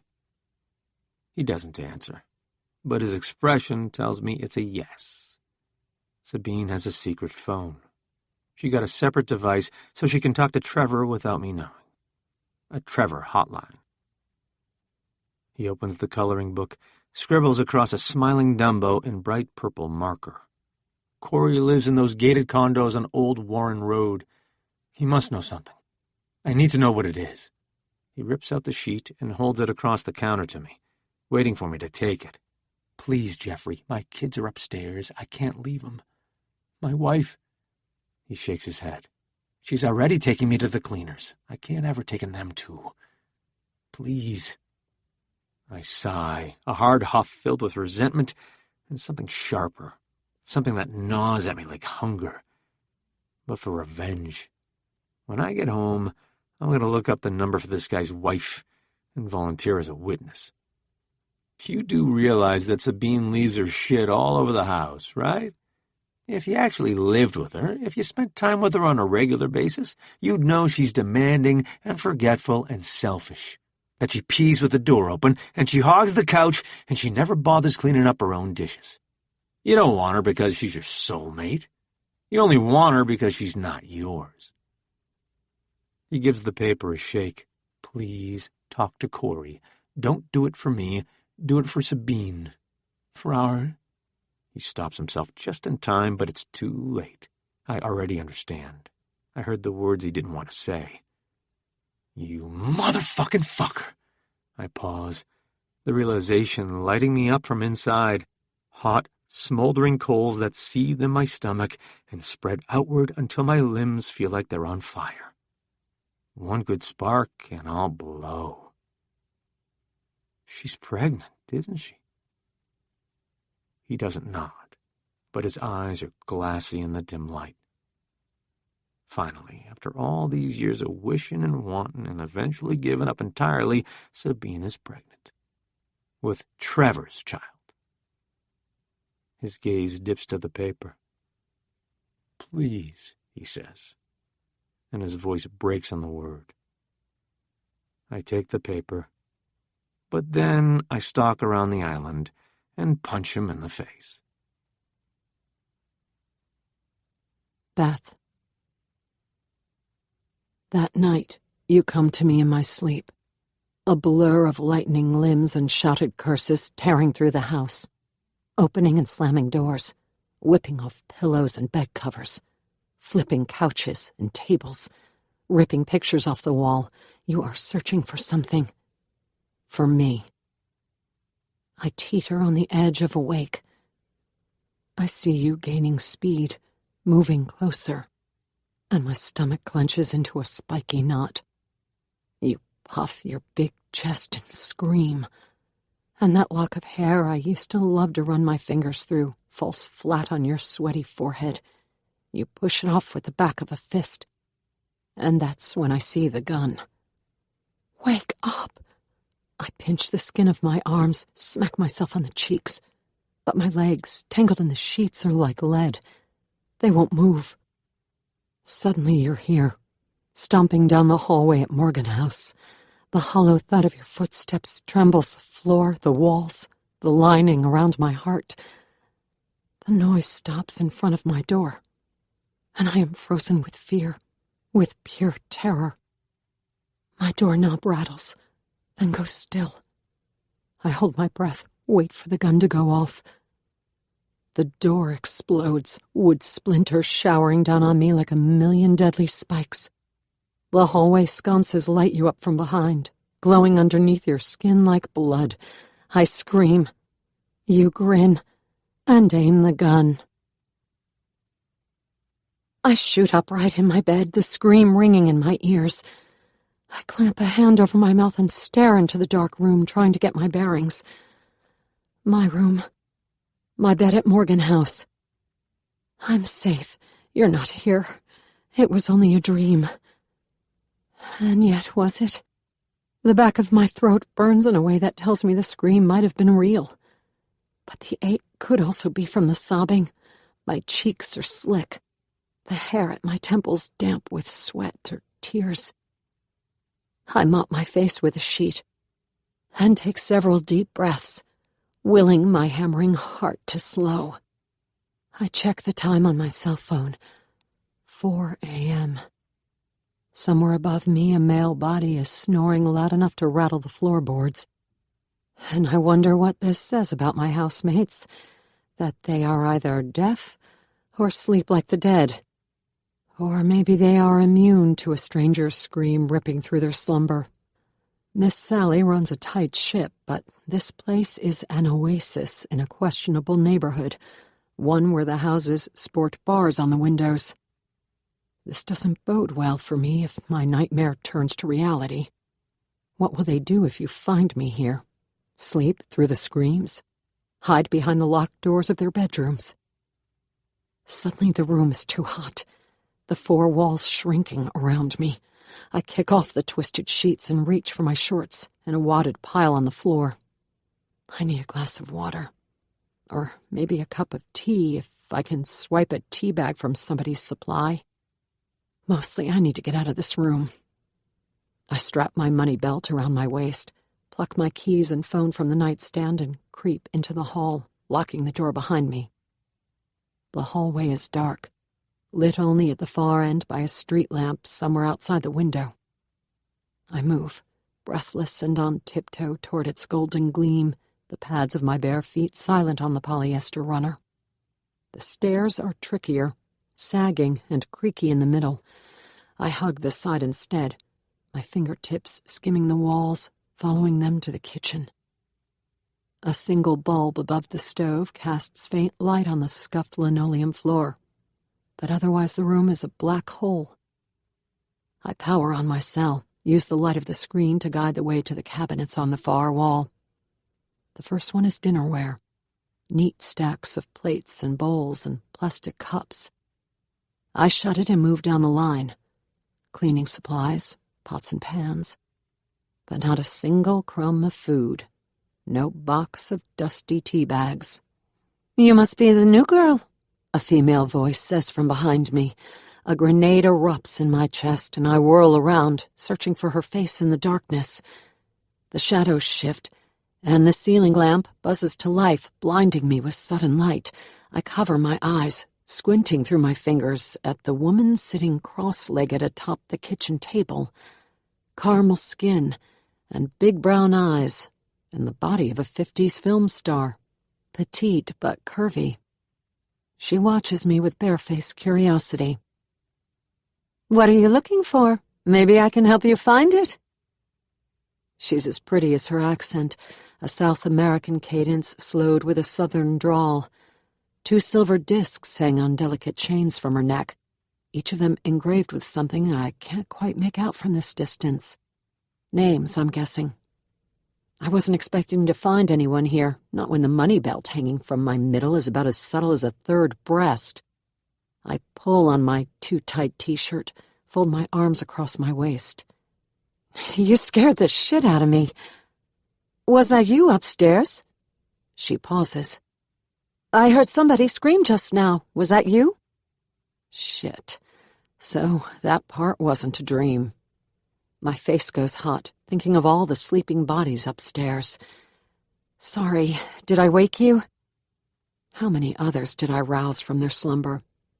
"No. My room is right next to Ned's." She points to the ceiling, the boards above our head rumbling like a faraway train. Ned, I assume.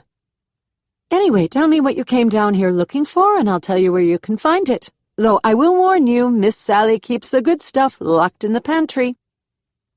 Oh. Miss Sally's warnings ring in my ear. Her honor code, and the hidden cameras everywhere. But surely a tea bag doesn't count as stealing, especially if I replace it first thing tomorrow. I was hoping to borrow a tea bag, actually. "Well, that's easy enough."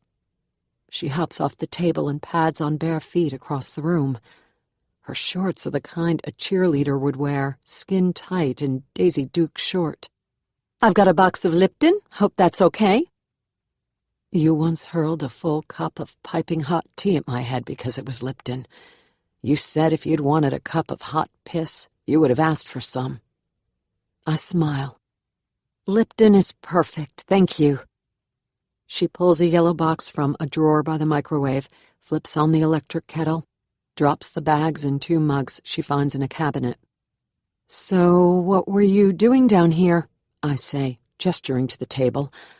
"Why were you sitting here in the dark?" "I was meditating." "Seriously?" It's not at all what I was expecting. She doesn't seem like the type. Too fidgety, too va-va-voom to be that grounded. "In the middle of the night?" "Why not? Meditation relieves stress, increases concentration, clears your mind, and calms your nerves." She closes her eyes, holds her hands in the air, palms to the sky in a classic meditation pose. I notice a tattoo that pokes out from the collar of her white tank top, winding down the skin of one arm. The other is covered in bracelets, leather, and bright, colorful beads. Her eyes pop open, her gaze finding mine. "I'll teach you sometime. Honestly, I'm glad to have another one of us here. Another female, I mean. We're the only ones if you don't count Miss Sally. I don't know if you've noticed yet, but this place is boiling over with testosterone." Her rapid-fire change of subjects is dizzying to my sleep-deprived brain, and I sink onto a chair at the table. I consider which part of her monologue to latch onto: the meditation, the proffer of friendship, the gender imbalance in this place. But she's already moved on. "I take it you're new in town," she says. "Just got here, actually. How long have you lived here?" "Atlanta or Morgan House?" I shrug. "Both, I guess." "I'm a Grady baby, born and raised." She leans a hip against the counter, taking in my frown. "Oh, sorry. Grady's the hospital downtown where they take all the gunshot patients and moms too strung out to know they're pushing out a baby. I spent 6 weeks in one of those heated bubbles, sweating the crack and Lord knows what else out of my system. By the time I was clean, my mom was long gone. They handed me over to foster care." Her story has a few holes. Her accent, for one. Even if her foster parents were Latino, even if she grew up speaking Spanish at home, would her accent really be that strong? And why would someone born and raised in this city end up here, in a boarding house that caters to transients? Still, no way I'm planning to ask. The less she tells me about her life, the less she'll expect me to tell her about mine. "I'm sorry," I say instead. "The foster system is tough." She shrugs. What can you do gesture. "The worst part is not being wanted by anyone. That really messes with your head, you know? It can make you feel worthless if you let it." She pulls a bear-shaped bottle from the cabinet by the fridge and waves it next to her face. "Honey?" I nod, even though I don't usually take my tea sweet. My stomach is sharp with hunger, and honey will help. She squirts a generous blob in each mug, reaches in a drawer for 2 spoons. "I'm Martina, by the way." A first name, nothing else. I follow her lead. "I'm Beth." "Nice to meet you, Beth." She grins at me over her shoulder. "How you liking it here at Morgan House?" "I haven't really been here long enough to know, and you're the only other person I've met besides Miss Sally." I lower my voice to a whisper. She scares me a little. Martina turns, swiping a hand through the air, her bracelets jangling. "Oh, don't you worry about Miss Sally. As long as you're cool, she's cool. Ditto for most of the people staying here. They might need more than a 3-minute shower, but they keep to themselves mostly, and they won't grab your ass or try to steal your shit because they know Miss Sally would eat them for supper. Keep your head down and don't ruffle any feathers and you'll do fine. How long will you be staying?" "I don't know. It depends on how quickly I can get a job." The kettle clicks off, the water gurgling in a rolling boil, and she pours it into the mugs. "The place I work for is always looking for some new help. Nothing fancy, just mopping floors and scrubbing sinks, but still. The work is steady, and it pays enough to afford the rent here." Your voice bubbles up in my head, as clearly as if you were sitting at the table across from me. "No such thing as a free lunch. Somebody offers you something, you best be thinking about what they want in return because they always want something." I study Martina's back as she dunks the tea bags up and down, and I wonder what she wants from me. The money strapped to my belly, most likely. She glances over her shoulder. Don't like cleaning toilets, huh? I push her words aside and flip the script. Tell myself this isn't about what this girl wants from me, but what I want from her. The thing is, I already know that becoming Beth Murphy, really becoming her, is a pain in the ass and may be an impossible one. I need a Georgia driver's license, and for that I need documents that seem as elusive to me as sprouting fairy wings or finding a flying unicorn. A birth certificate, a social security card, and not one but 2 documents proving residency, something like a utility or credit card bill. Miss Sally doesn't seem like the type who could be persuaded into slapping my name onto a rental agreement for a couple of crisp bills. I'm pretty sure she'd toss me onto the street if I even asked. And what about the other documents? The utility bills, the birth certificate and social security card? My Photoshop skills are nowhere near good enough, and I'm pretty sure forging a government-issued document is a felony.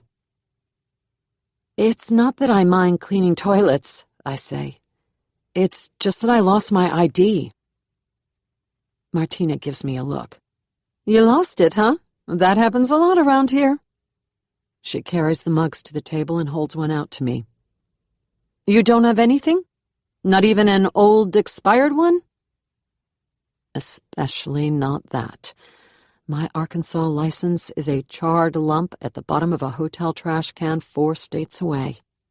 I take the tea and shake my head. But according to the internet, this city has more than 300,000 undocumented workers. The question isn't if there are jobs here, but where to find them. I can still get a job without one, right? She sinks onto the table, swinging her legs onto the wooden surface and crossing them underneath her, resuming her old position. Sure, if you don't mind working construction or cleaning rich ladies' houses. Know any Buckhead Bettys? I open my mouth to answer, but she waves me off.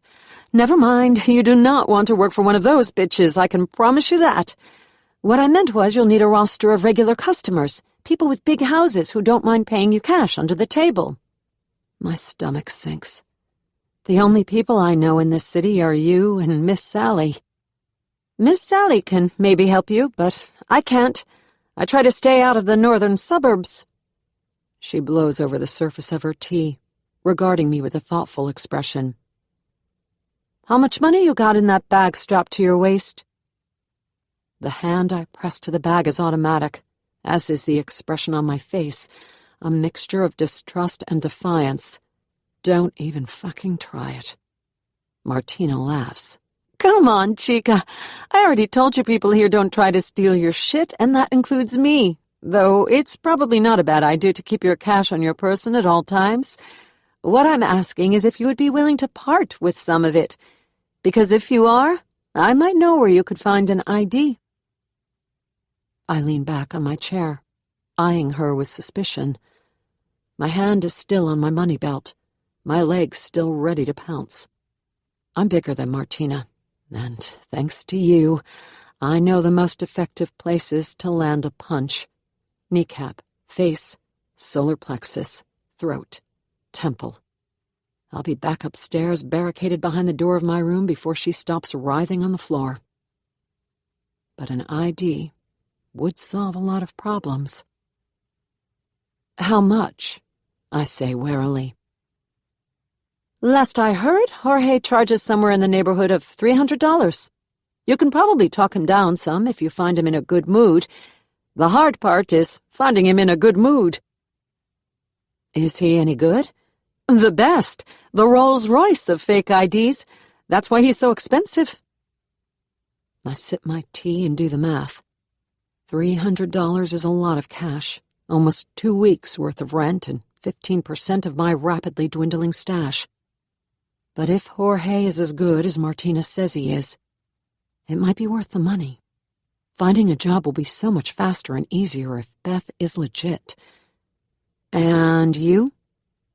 Martina looks up from her mug, her brows sliding into a frown.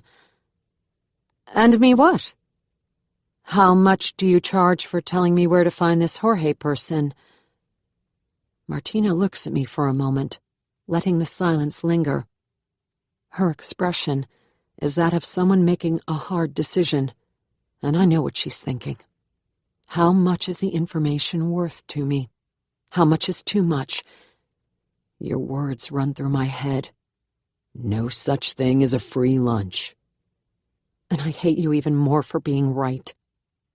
Las Tortas Locas on Jimmy Carter Boulevard, she says finally, unfolding her legs and pushing to a stand, walking with her mug to the door. Consider it your housewarming gift. Jeffrey.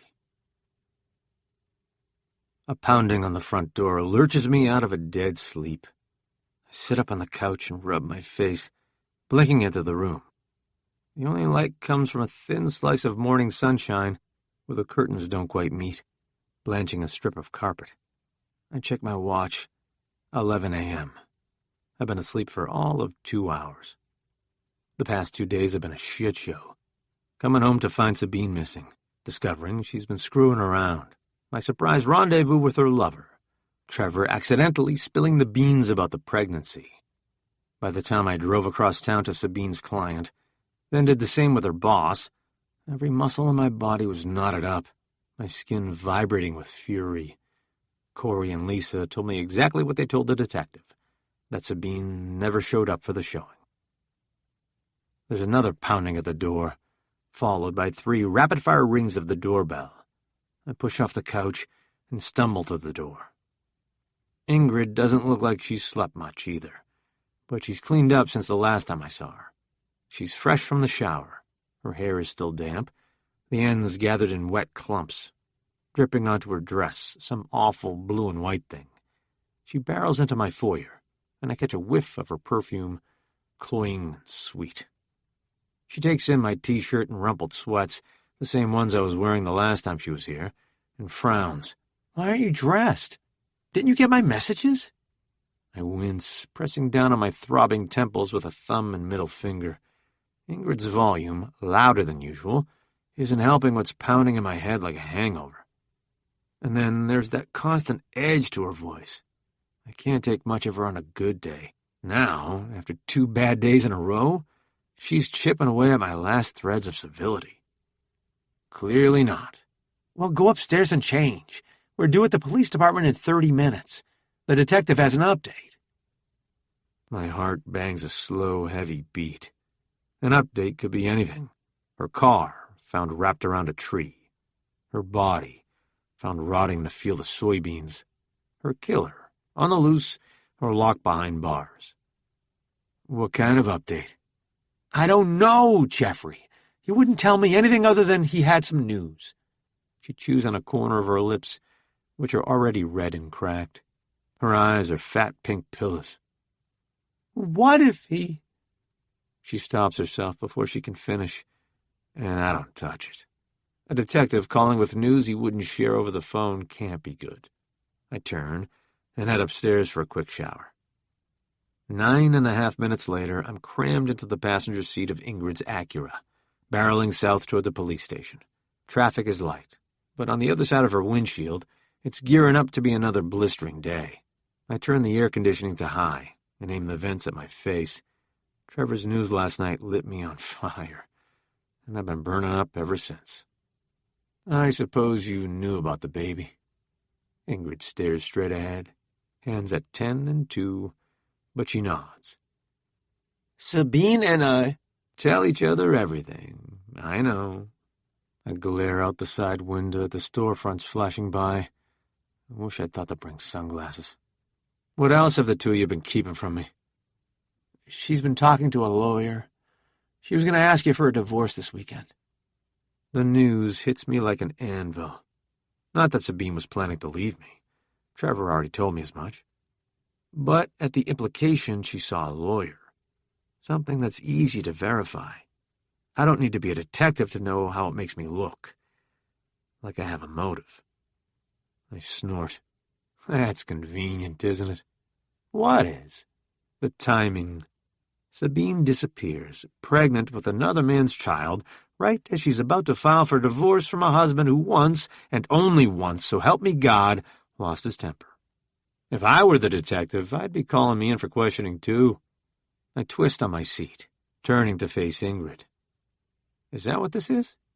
Is that why you came by the house, to haul me in for questioning? Did he send you to lure me into the station? I'm pretty sure the detective can haul you in himself if he wants to. She gives me the same guilty side-eye Sabine does, right before she admits to having ruined my favorite sweater in the laundry.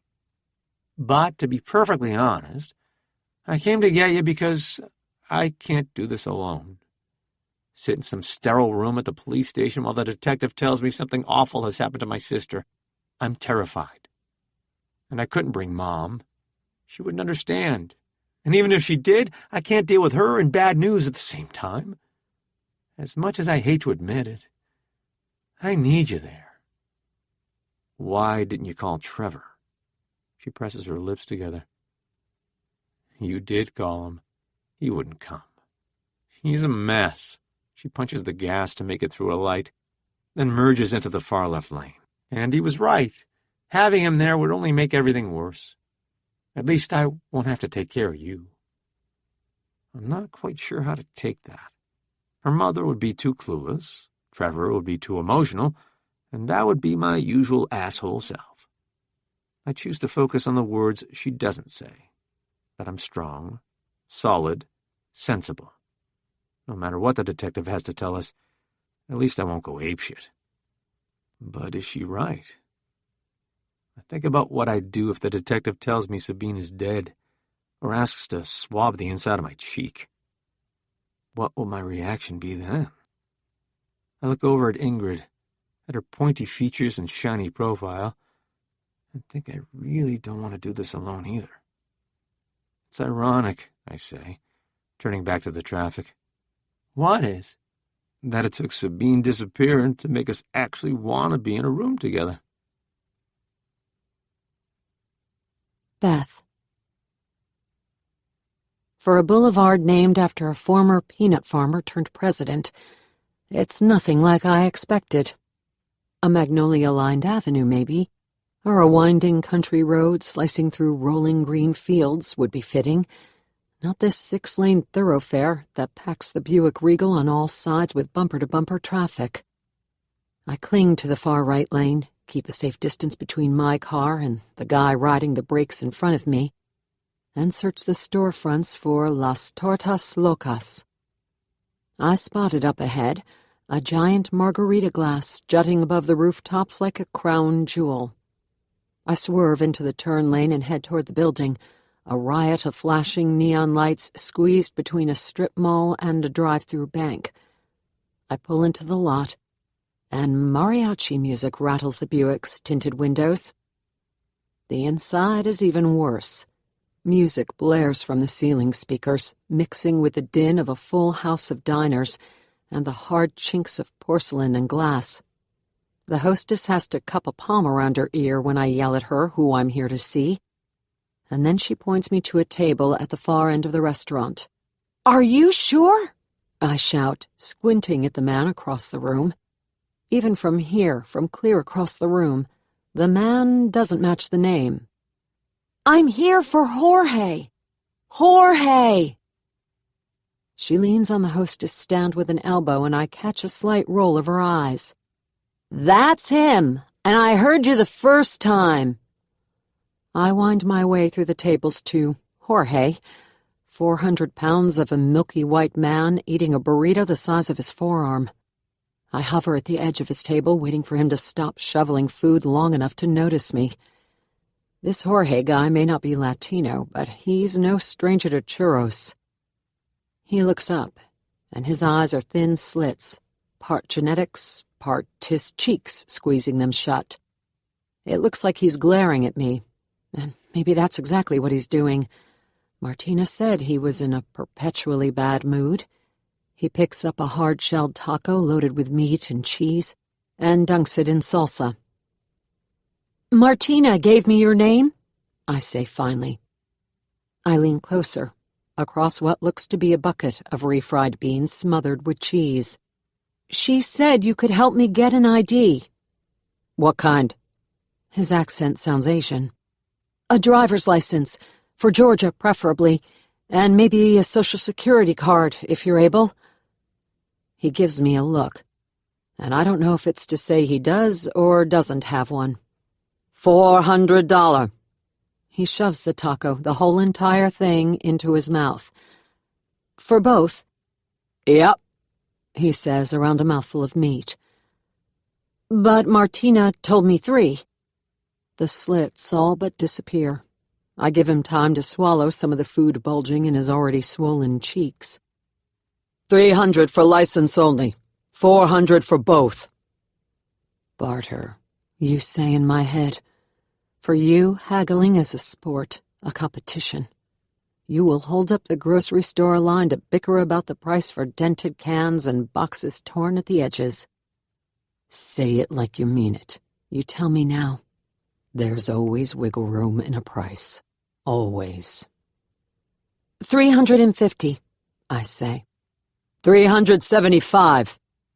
A shard of ground beef flies from Jorge's mouth and ricochets off my leg. I make a face, edge backward until I am out of range. I will never eat Mexican again. I nod. Deal. Jorge tells me to meet him in an hour at a strip mall a few miles from here. He slides the beans closer, reaching for his spoon, and rattles off an address I commit to memory. That's it. Meeting over. I beat a semi-straight path to the door before he changes his mind. For the next 45 minutes, I sit in my car in the restaurant's parking lot, listening to the radio and killing time. People come and go in a constant stream. Construction workers and folks in business attire, moms with hair like mine emerging from a minivan full of kids. It's the weirdest combination of diners I've ever seen. And I think of Jorge, the way he shoveled in those tacos faster than he could chew. The food here must really be something. My gaze sticks to a figure at the far edge of the lot. She's everything a woman in a neighborhood like this one is not supposed to be. Alone, half hidden behind a holly bush, completely oblivious to her surroundings. Her head is down, her thumbs flying across her phone, and even from all the way across the lot I can tell she's a perfect mark. Designer bag slung over her shoulder, a honker of a diamond on her finger. The stone winks in the afternoon sunlight, along with matching ones in each ear. A car slows alongside her, and one by one the hairs on the back of my neck soldier to a stand. "Look up, lady! Look up! Look up! Look up!" I say into my empty car. No way she can hear me, but still, I say it loud and with authority, like anyone who's ever taken a self-defense class would know to do. Straight punch to the throat, knee kick to the groin, elbow in the nose. Basic moves, simple techniques every woman should have in her arsenal, both potent and effective. But this woman doesn't look up, doesn't even glance at the car. Las Tortas Locas is apparently a hotbed for criminal activity, and she might as well have hung a sign over her head, advertising herself as easy prey. "Shit, lady, come on!" The car is completely stopped now, and I spot 2 shadowed figures behind the opaque windows who are not here for the taco special. I know it with everything inside me. My queasy stomach, my itchy skin. A cell-deep awareness that something is about to happen. Something bad. My fingers wander to my steering wheel, the heel of my hand hovering over the horn, while my brain shuffles through the scenarios. Leaning on the horn might scare off the bad guys and save the woman's jewels, but it might also get me noticed. It would mean her asking my name, noting my license plate, looking at me as a hero, or worse, a witness. Beth Murphy's life would be over before it even began. This lady needs saving, but damn it, so do I. The passenger's door swings open, and a man steps out. Pale skin, slouchy jeans, faded and ripped gray sweatshirt. No, not a man, a kid, tall and lanky, all shiny face and silly putty limbs, probably no more than 14. He leaves the door open, and if that's not a getaway move, I don't know what is. He stalks straight at her, and I scream into my car, "Put down the stupid phone!" But as hard as I try, I can't make my hand press on the horn. And so I sit, watching from 50 feet away while the kid whips out a gun and mugs her in broad daylight. Purse, phone, diamonds, watch, bracelets. She hands over everything with frantic, shaking hands. He forces her to the ground, his body language commanding her to hurry. She sputters and sobs, but she obeys, lying flat with both hands shielding the back of her head. Behind him, the car's tires squeal and smoke, and the kid lunges with his loot through the still-open door. The entire episode takes all of 60 seconds. As soon as the parking lot is quiet again, the woman clambers to her feet. "Help! Somebody help me! Help!" I tell myself it's fine, that she's fine. Scared and shaken, maybe, her white jeans smudged where they make contact with the dirty asphalt. But otherwise, everybody is fine. Everybody but me, trapped here in this lot. The woman is standing between me and the only exit. A gaggle of sorority types push out the restaurant's double doors, talking and laughing. They hear the woman's cries and stop on the concrete, their happy expressions falling into surprise. "I was robbed!" the woman screams at them. "He pointed a gun at my head and he took my wedding ring! He took everything! Oh my God, don't just stand there! Somebody call the police!" A tall blonde pulls out a cell phone, and I eyeball the curb height to the street, trying to judge if it's too high for the Buick to plow over without blowing out a tire. Would the women even notice? Would they jot down my license plate and hand it to the cops as a potential witness? And what if I don't leave, then what? What will I say when the police find me sitting here, hiding in my car? I glance at the clock on the dash. Less than 10 minutes until I'm supposed to meet Jorge. Even if I ditched my car and ran, I'd never make it on time. The women are all babbling now, gesturing and talking over each other, their expressions tight with a near miss. And guilt pushes up from somewhere deep inside me. All my life I've believed in karma, in the universal principle of cause and effect. Do good, and good comes to you. Do bad, and, well, you better watch your back. And today I stood by and watched a woman get mugged. What does the universe have in store for me now? The women storm inside, and I start the car and drive as fast as I dare, squealing into the strip mall Jorge directed me to a full 6 minutes late. I pray Jorge is not a punctual guy, the type who doesn't tolerate clients who show up later than promised. Then again, I am the client, and I'm guessing the black market ID business must by definition remain fluid. In the grand scope of things, 6 minutes isn't all that long.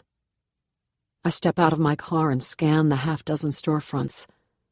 Jorge didn't give me anything other than an address, so which one? Discount stores and carnicerias, a cell phone shop, a smashed window covered in butcher paper. And then at the far end I spot a single word, fotografico. I slam the door and hurry to the store. Inside, the place is tiny, a shoebox of a room with a camera on a tripod, a register counter, and not much else.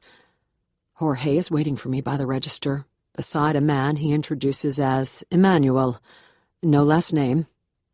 Emmanuel demands $6 in cash, then points me to a grubby white wall. Stand there. No smile. Emmanuel is a man of few words, but he gets the job done. There's a blinding flash, and by the time the spots have cleared from my vision, 2 passport-sized pictures are rolling out of his printer. While Emmanuel cuts them into tiny squares, Jorge hands me a piece of paper and a pen. Write down name, birth date, height, weight, and address. You can use fake ones if you want. Do your customers ever use real ones? He shrugs his linebacker shoulders. Don't know, don't care. I write Beth's full name across the top of the paper, dredging up a middle name on the spot. Louise, a character from some book I just read. I give Beth 2 extra years, born on February 20th, 1983. She's my height, 5'8", but I tack on a few pounds. The best way to hide in plain sight, I've decided, is to put some more meat on my bones with a strict pizza, donut, hamburger, and French fry diet. Her address is the one for Morgan House. I hand the paper back to Jorge, and he holds out a meaty palm. $3.50, right? He grunts. Funny. I contemplate the wisdom of forking over the money now before I've gotten my ID cards. But I'm not exactly in a position of power here. I slap the $375 I already peeled off my stash into his hand. Jorge counts it, then counts it again. What's your number? He says, pulling out his phone. I open my mouth, then stop myself just in time. The only number I know by heart is my real number, for the phone sitting at the bottom of a trash can back in Arkansas. My new number, the one for the prepay phone in my back pocket, is a blank. I haven't memorized it yet. I don't remember. Jorge heaves a sigh that reeks of cheese and jalapeno, and the look he gives me says, amateur. He rattles off a string of numbers that I realize too late is for his cell phone. Hang on. I fumble for my phone, and he repeats the numbers, this time slower, while I type them in. I hit send, and his cell phone lights up in his hand. He flips it so I can see. Your number. I call you when ready. How long? He lifts a meaty shoulder. 30 minutes, maybe more. Wait at Sonic up the road. It is 73 eternal minutes before a shiny black SUV rolls into the Sonic parking lot. I watch from my table by the window as a man who is definitely not Jorge. Too dark, much too skinny, slides out. He looks up and down the parking lot like a villain on an episode of Cops, then tucks a manila envelope under the Buick's windshield wiper and hustles back into his car. By the time I make it outside, the man is long gone. I pluck the envelope from the windshield and drop into my car, my fingers shaking as I slide my nail under the flap. I jiggle the envelope upside down, and 2 small squares drop onto my lap. One is paper, a Social Security card with a bright yellow "Sign Here" sticker. The other is plastic, a driver's license that looks as real as any I've ever seen. I examine it, turning it back and forth in a shaft of sunlight, and the hologram Georgia seal brightens and fades. The signature is not mine, but it's generic enough that with a little practice I can duplicate it. Other than that, it's perfect. Beth Louise Murphy is legit. My cell phone rings with a number I recognize as Jorge's cell. I pick up to the sound of chewing. You get ID? I did get ID, thank you. I toss the cards on the passenger's seat and start the car. They look great, totally real. He grunts, a sound I take to mean you're welcome. Listen, you have friends who need ID, you send them to Jorge. $50 every friend. And there it is, I think, as I ease the Buick into traffic. What Martino wanted from me. Marcus. The Pine Bluff Police Department is housed in a squat one-story complex on East 8th Avenue, blinding white stucco against a sprawling green lawn. The place is a dump, dingy walls and scuffed linoleum floors, but on a bright note, we're understaffed enough that the detectives get their own private rooms.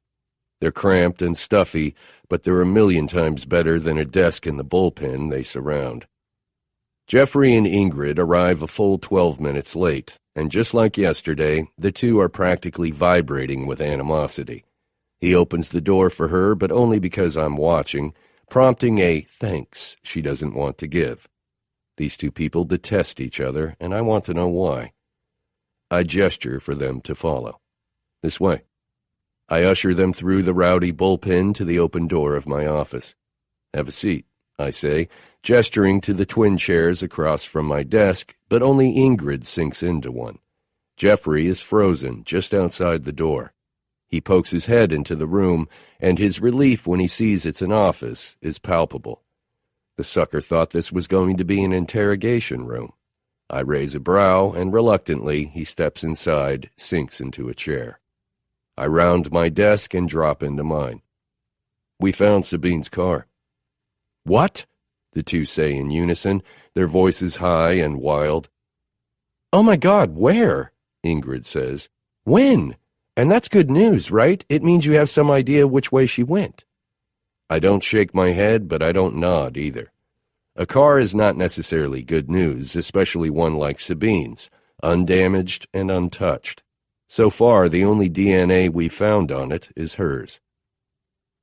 The car was parked at the far end of the Super One lot on East Harding. According to the security footage, she walked through the door yesterday at 1:49 p.m. 10 minutes later, she purchased a loaf of bread, some sliced turkey and cheese, and a lemonade. She paid with her ATM card and was out the door by 2:03 p.m. The cameras don't cover the entire parking lot, unfortunately, so we lost her soon after. Ingrid scoots to the front edge of her seat. I don't understand. You're saying she never made it back to her car? It sure looks that way. We searched the lot and trash cans for the groceries without any luck. Somebody could have picked them up, or maybe she took them with her. With her where? Ingrid shakes her head. What are you saying exactly? You both mentioned you talked to Sabine. I flipped through my notes, pausing to find the right page. Ingrid at 10:45 a.m. and Jeffrey, I look up, meeting his gaze. You didn't actually tell me a time. I was at the Atlanta airport boarding a flight. The DL 2088, I know. Jeffrey told me he talked to Sabine as he was boarding his flight, but he didn't say which one. He didn't even mention the airline. I did a little digging. The flight left Atlanta at 11:30 a.m., I say. So boarding would have been what, a half hour earlier? He nods, shifting in his chair. Yeah, 11 sounds about right. I can pull it up on my call log if you need the exact time and duration. I ignore his offer, turning to Ingrid instead. In either of these conversations with Sabine, did she mention where she was going? Jeffrey shakes his head, but Ingrid nods. She was on her way to the office. I frown.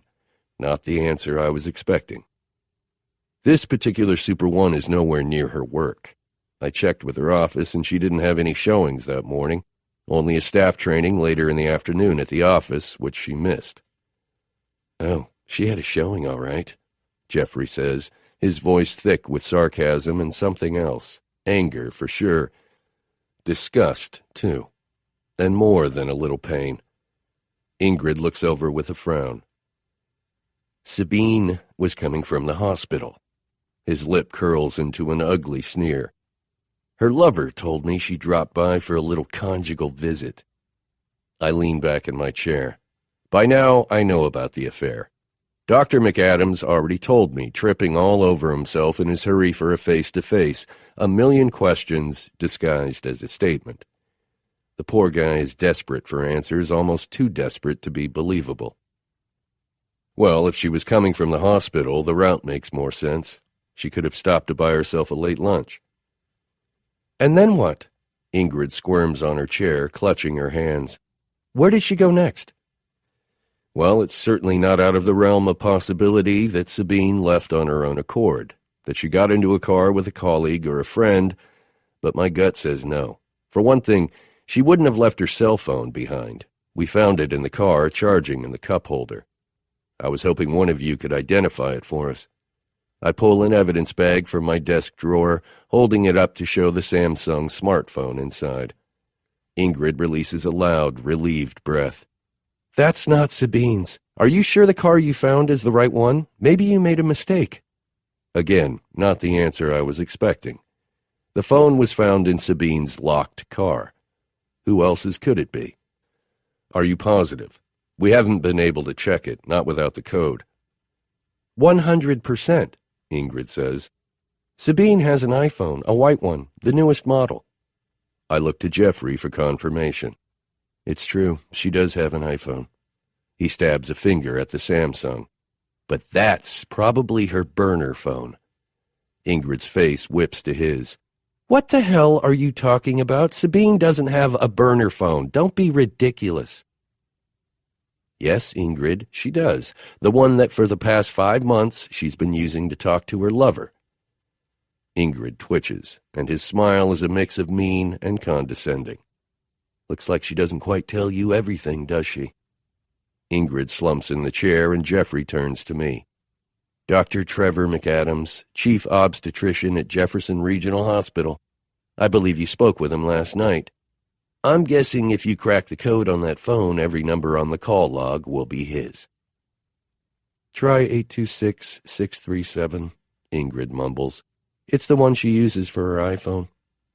I pluck a plastic bag from the box on the sill, wriggle my hand inside, then shove it in the bag and tick in the code.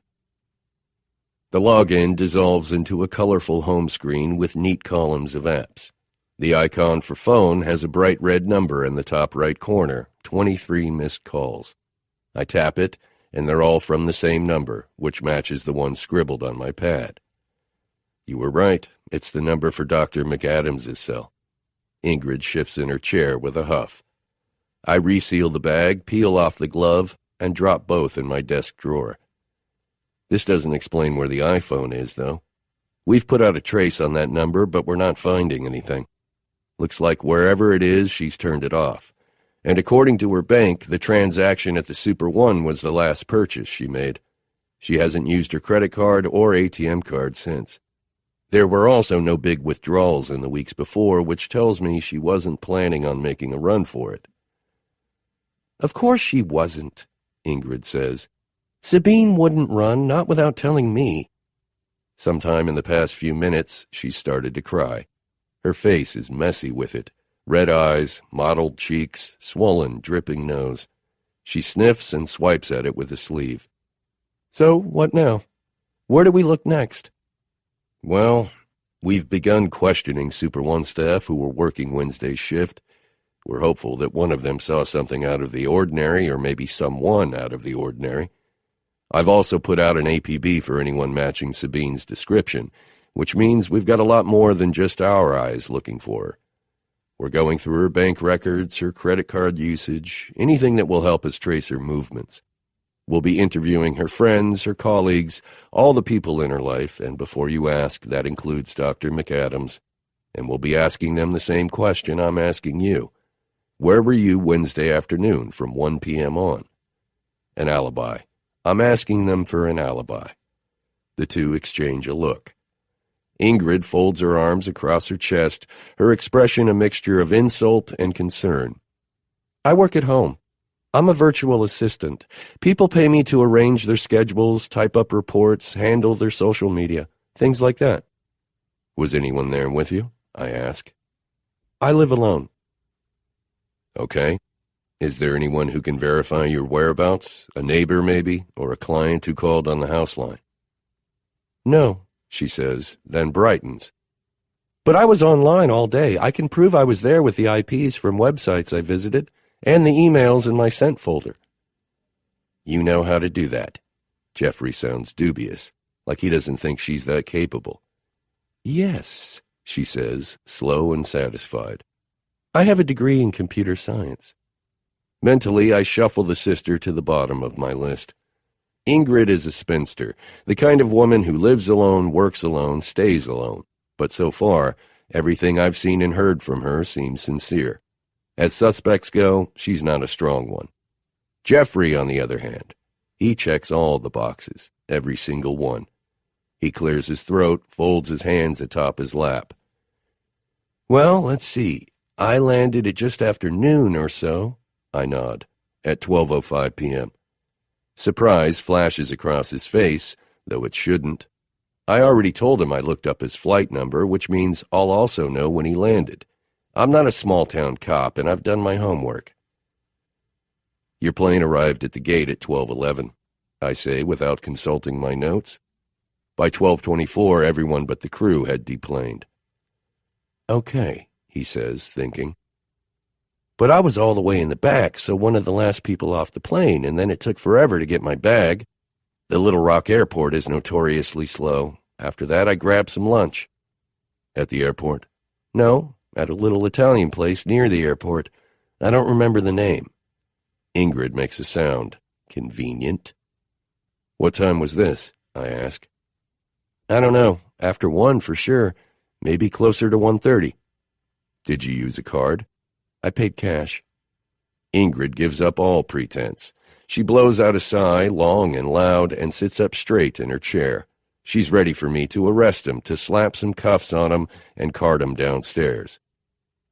What time did you get back to Pine Bluff? He shrugs. I think it was around 4 or so. Your neighbor, a Mrs. Ashby, confirms it to be around 4:10. She remembers because she was watching a rerun of Ellen, who'd just finished her dance. Mrs. Ashby was in the kitchen during the commercial break making herself a snack. He makes a noise deep in his throat. More likely pouring herself a drink. Rita Ashby is a nosy old hag whose face is pressed to the kitchen window more often than not. She's also a drunk. In all those years we've lived there, I don't think I've ever seen her sober. He's trying to distract me, buy some time. He knows the question coming next. Why so late? When he doesn't immediately answer, I add, by my math, even accounting for the baggage delay and the lunch stop and afternoon traffic, which we all know can be a real bitch, you should have been home by 2:30 p.m. at the latest. How come you were so late? What were you doing for that hour and a half? His shrug is trying too hard, as is his tone, too high and much too smooth. It was a nice day, and I'd spent all week cooped up inside at a conference. Don't tell my boss, but I really didn't want to go back to the office. I stopped off at a park along the river to read. Which park? Tar Camp. A forested recreation area popular with families and fishermen, about halfway between Little Rock and Pine Bluff. Emma and I used to go camping there, back when we were newlyweds. I scribbled the name on my pad. How long did you stay? An hour and a half, maybe longer. What were you reading? The CEO of one of our biggest competitors just came out with a book, Stoking the Fire at Work, or some such nonsense. My boss is making everyone at the office read it. Honestly, it's not very good. Did you see anybody there? It's a public park, he says, getting defensive. I saw lots of people. What I meant was, did any of them notice you? A guy in business attire sitting by himself on a park bench. It was a picnic table. There's a cluster of them at the edge of the river. He pauses to glance at Ingrid, whose brows are bunched in a skeptical frown. And I was in jeans and a polo, travel attire. Still, a guy all alone at a picnic table reading a book. I'd imagine you stood out. I'd imagine so, but tell me this, detective. How am I supposed to find them? I dip my head, ceding the point. Not that it helps him any. Even if he had been at Tar Camp, it's not like any of the people there would remember him, and they certainly wouldn't have exchanged names and numbers. But the bigger point is, he's lying. All the signs are there. The stare down across my desk, the way his breath comes quicker, the microscopic flashes of panic I keep catching on his face. Something about his story is not true. Help me out here, Jeffrey. I just want to make sure I'm not missing anything. I lean toward him, hands folded on top of a sloppy pile of papers. According to what you just told me, you were alone all afternoon yesterday, either in your car, at an unnamed restaurant, or in a public park, from around 12:30 p.m. until a little after 4 when the neighbor confirms you pulled into your driveway. He nods. That's right, yes. Add sweating to the list. His face has gone shiny, sprouting a million wet pinpricks. And at no point during those 3.5 hours, the same hours your wife walked out of the Super One on East Harding and disappeared, can anyone but you verify your whereabouts. He's silent for long enough I almost feel sorry for him. He sucks a breath, then 2 more, 13 brain-numbing seconds, and then the best he can do is, pretty much. I try to hold my expression tight, but the smile sneaks out anyway. Gotcha. Beth. I pull to a stop in the middle of the 2-lane drive, double-check the address on the Post-it note Martina handed me earlier this morning, and gawk at the building before me. A church. Martina works at a church, a neo-Gothic monstrosity of beige brick and stained glass, with crimson gables and scalloped finials and lancet arches. In the very center of the main tower, a rose window stares out like the eye of a cyclops. Above it, at the steepest point of the roof line, a wooden cross reaches with long arms into a pale blue sky. The Church of Christ's 12 Apostles. Oh, hell no. My hand clenches around the gear shift, jiggling it into reverse. The church and I aren't exactly on the best of terms. Not since I went to the leader of mine for guidance, and he refused to unshackle me from a monster. "It's perfectly normal to argue," Father Ian had told me. "All couples do, but the successful couples learn to forgive. They put the resentment behind them and move on." I nodded my head in pious agreement. "I understand that, Father, but he hurts me." "Hurts you? How?" For a second or two I considered pulling up my shirt and showing him my cracked ribs. In the end, I settled on, "With his hands." "Closed or open?" "I'm sorry?" "His hands, when he hurts you, are they closed or open?" The logical part of me understands Father Ian's reluctance to believe you would be capable of such cruelty. He's known you most of your life, guided you through so many sacraments. And we were together for 2 years before you shoved me into that hotel wall. It was 2 more years before you punched me, and another year after that before you punched me again. The violence came on so gradually, and then so fast. To Father Ian, to everyone but you and me, my complaints came out of nowhere. In the end, we compromised. Father Ian would counsel you on the proper ways to handle an argument, and I would pray to become a better wife. A honk comes from behind me, 2 friendly rapid-fire beeps. I look up to find a pretty blonde in my rearview mirror. She waves, diamonds winking on her wrist, and I try to remember what Martina called them, these wealthy women from the northern suburbs. Betty somethings. I gesture for this one to go around, but she doesn't move, and the road is too narrow for me to turn around. With a sigh, I put the car in drive. The 2-lane road slices through a manicured lawn, clotted with oak leaf hydrangeas and boxwood sculpted into perfect circles. Before I can find a place to turn around, it dumps me into a parking garage. 5+ stories of stacked concrete. I swing the Buick into a visitor space, finally shaking off the blonde on my tail. She motors past, rounding the corner to the next level. The holy hush. That's what I've since learned it's called, this brushing of allegations like mine under the altar rug, though I suppose I should give Father Ian a little credit. He lived up to his end of the bargain and talked to you. But whatever he said only made things worse.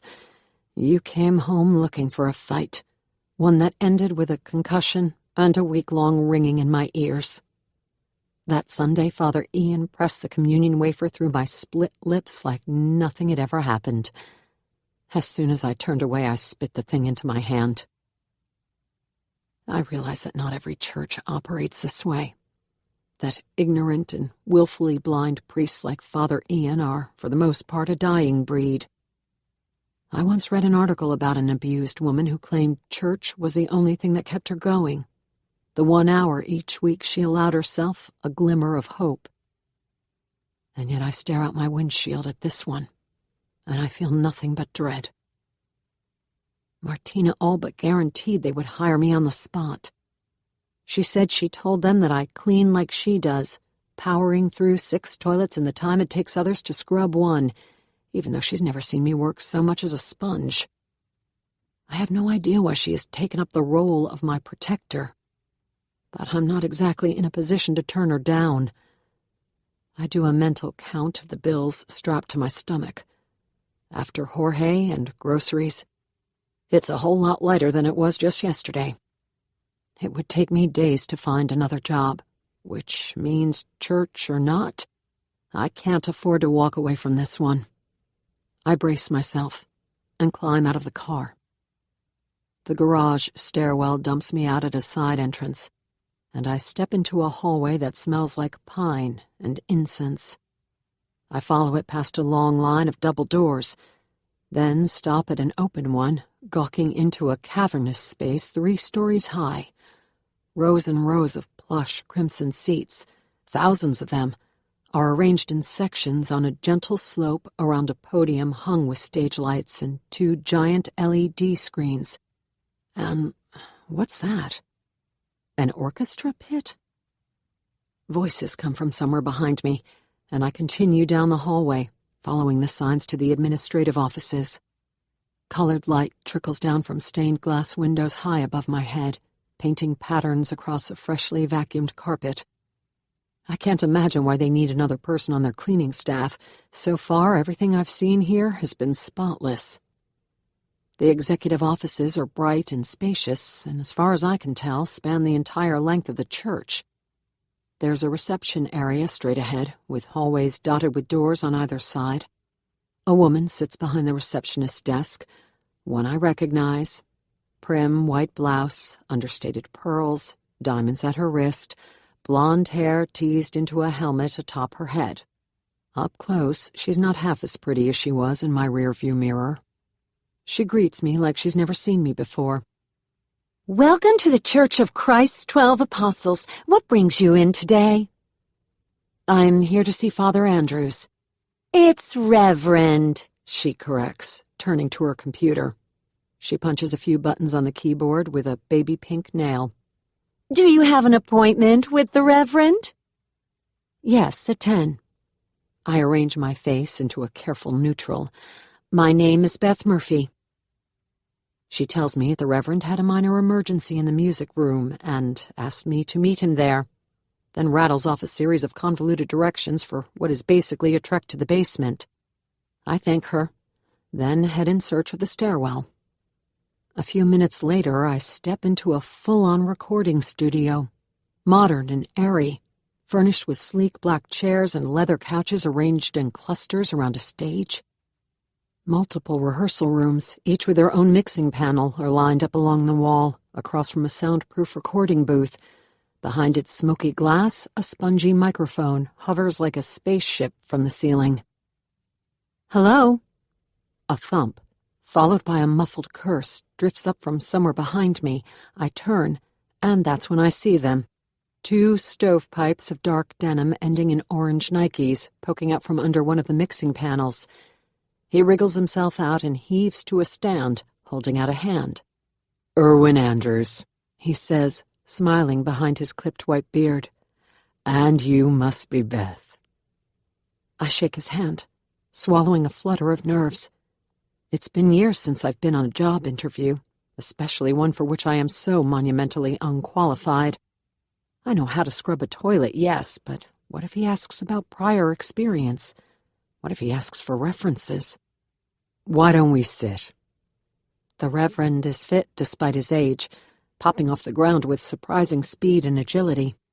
He leads me with long, nimble strides to a matching pair of couches to the right of the stage.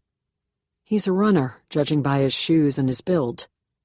He points me to the couch, then plucks a chair from the stage and swings it around, placing it so we're almost knee to knee. Not too close, but not far away either. Relaxed and informal. "I know what you're thinking," he says, clasping his hands. "Why would the pastor of a place this size want to interview every potential employee? Why not let someone else do it? The office manager, maybe, or the head of the cleaning crew." It's almost word for word what I said to Martina last night when she told me she'd set up the interview. She didn't know the answer either. "Martina says that you interview everybody." I tell my nerves to shut up, but they don't listen, and neither does my body. Sweaty hands, hammering heart, the works. I clear my throat, struggling to rein myself in. "I do, Beth, and I'll tell you why. Because we are a community here at CCTA, and as its leader, it is my responsibility to keep people from harm. Everyone who walks through that door needs to know that they are sheltered, regardless of where they came from or what brought them here. That is the promise I have made, to provide a secure, positive, healthy environment where everyone, from the worshippers to the volunteers to the janitors, know that they are safe. In other words, he needs to ensure I'm not a criminal. He says it without rancor, but still, Reverend Andrews is the godlier version of Miss Sally. I wouldn't want to cross him either. I nod, plastering my most law-abiding look on my face. That makes total sense. Good. Excellent. He slaps his thighs. Now, I assume you know how to operate a mop, so we can skip the boring parts of this interview and get right to the part where I ask if you can sing. I blink, frowning. I'm sorry, what? He waves an arm at the setup along the edge of the stage, guitars and microphone stands, and a drum set worthy of Charlie Watts. Music is an essential part of worship at CCTA, an essential part of our culture. God has blessed me with parishioners who have the voices of angels to make up for others who are, how shall I say this, not put on this earth to carry a tune. Sometimes the Lord works in mysterious ways, and other times he is painfully obvious. He sticks a finger in his ear, jiggles it around. What I want to know is, which one are you? I fall in the second category, unfortunately. Another lie. I can sing, and I can read music, too. But admitting to either would mean getting shoved onto this stage, or worse, the one upstairs, in a cathedral that must seat thousands. The spotlight can feel too hot, too bright, even when you're not trying to hide. No way I'm letting them shine it on me. What about an instrument? Do you play anything? Piano. Or I used to, until you mangled my left pinky. No, I shake my head. Sorry. The Reverend looks mildly disappointed. What about a beat? Can you carry one of those? He taps his foot, snaps his fingers in a slow, rhythmic cadence. I can't help but smile. I can do that. Excellent. Then you can play the tambourine. We always have room for more tambourine players. And here it comes. The invitation to attend Sunday services. Reverend Andrews wants to save my soul, and he wants me to play the tambourine while he does it. I picture me in a swinging, swaying crowd, joyous faces tipped to the heavens, while he holds his healing hands above us all. There will be no tambourine playing in my future. No church service either. He swings an ankle over a knee, leaning back in the chair. Do you have a favorite team? I dip my chin, raise my eyebrows. Team? You know, sports. Football, baseball, basketball. And don't be looking at me like it's a crazy question. More than half the hardcore Atlanta United fans I know are female. 15-9 our first season. You like soccer? I'm not really much of a sports fan. For the next 20 minutes, the Reverend wanders topics like a drunken bumblebee, bobbing from bloom to bloom. We talk about movies. I haven't seen one in ages. Books. I will read anything but horror. Whether or not I thought the TV show did The Handmaid's Tale justice. Yes, absolutely. He asks me my favorite color. What am I, 12? Fine. Yellow. And what do I think about when I'm alone in my car? How not to get pulled over. We touch on favorite foods. Mine, French fries. His, pizza. And this place I absolutely must visit, the Beltline, a walkable, bikeable trail that connects dozens of in-town neighborhoods, because I haven't lived until I've had the truffle fries at Biltong Bar. Ask for extra mayonnaise. Our banter is more suited to a bar, or maybe a Match.com chat group. I don't know what this conversation is, but it's definitely not an interview. "Well, Beth," he says, once the topics are exhausted. "Sounds like you'd fit in just fine around here." I blink in surprise. That's it? Interview over? "You seem surprised." Not to be rude, but don't you want to ask me about my experience? Question me about cleaning skills, or ask me about, I don't know, my relationship with God or something?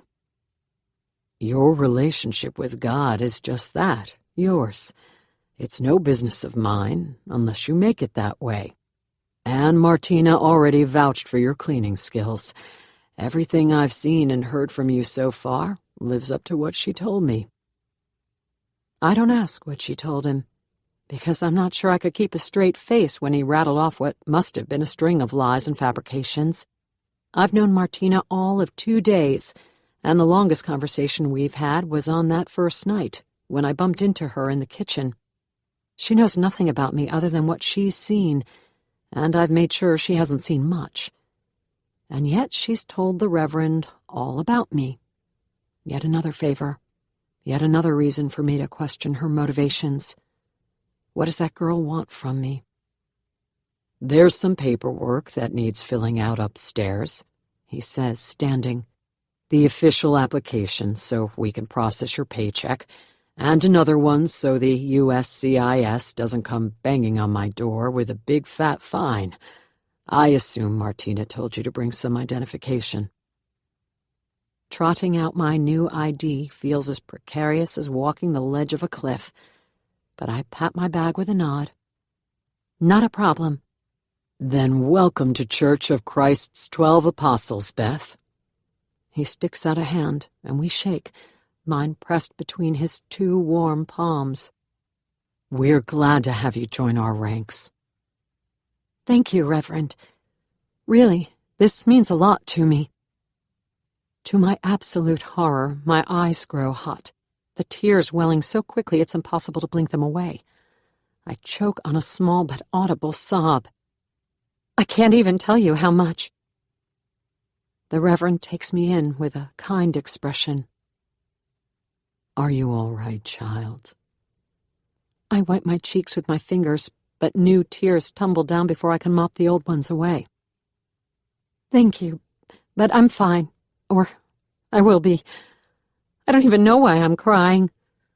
I force up a throaty laugh. "I promise it won't be a regular occurrence." I hate to cry. For the past 7 years, my tears have been slapped, backhanded, punched, yanked, kicked, squeezed, and one time burned out of me. Tears are a sign of weakness, followed always by punishment. Only losers cry. But this man doesn't taunt me for them, and he doesn't look away. "If you ever want to talk about anything," he says, warmly, patiently, "you should know that I'm a good listener. Ask anyone. They'll tell you I take care of my flock."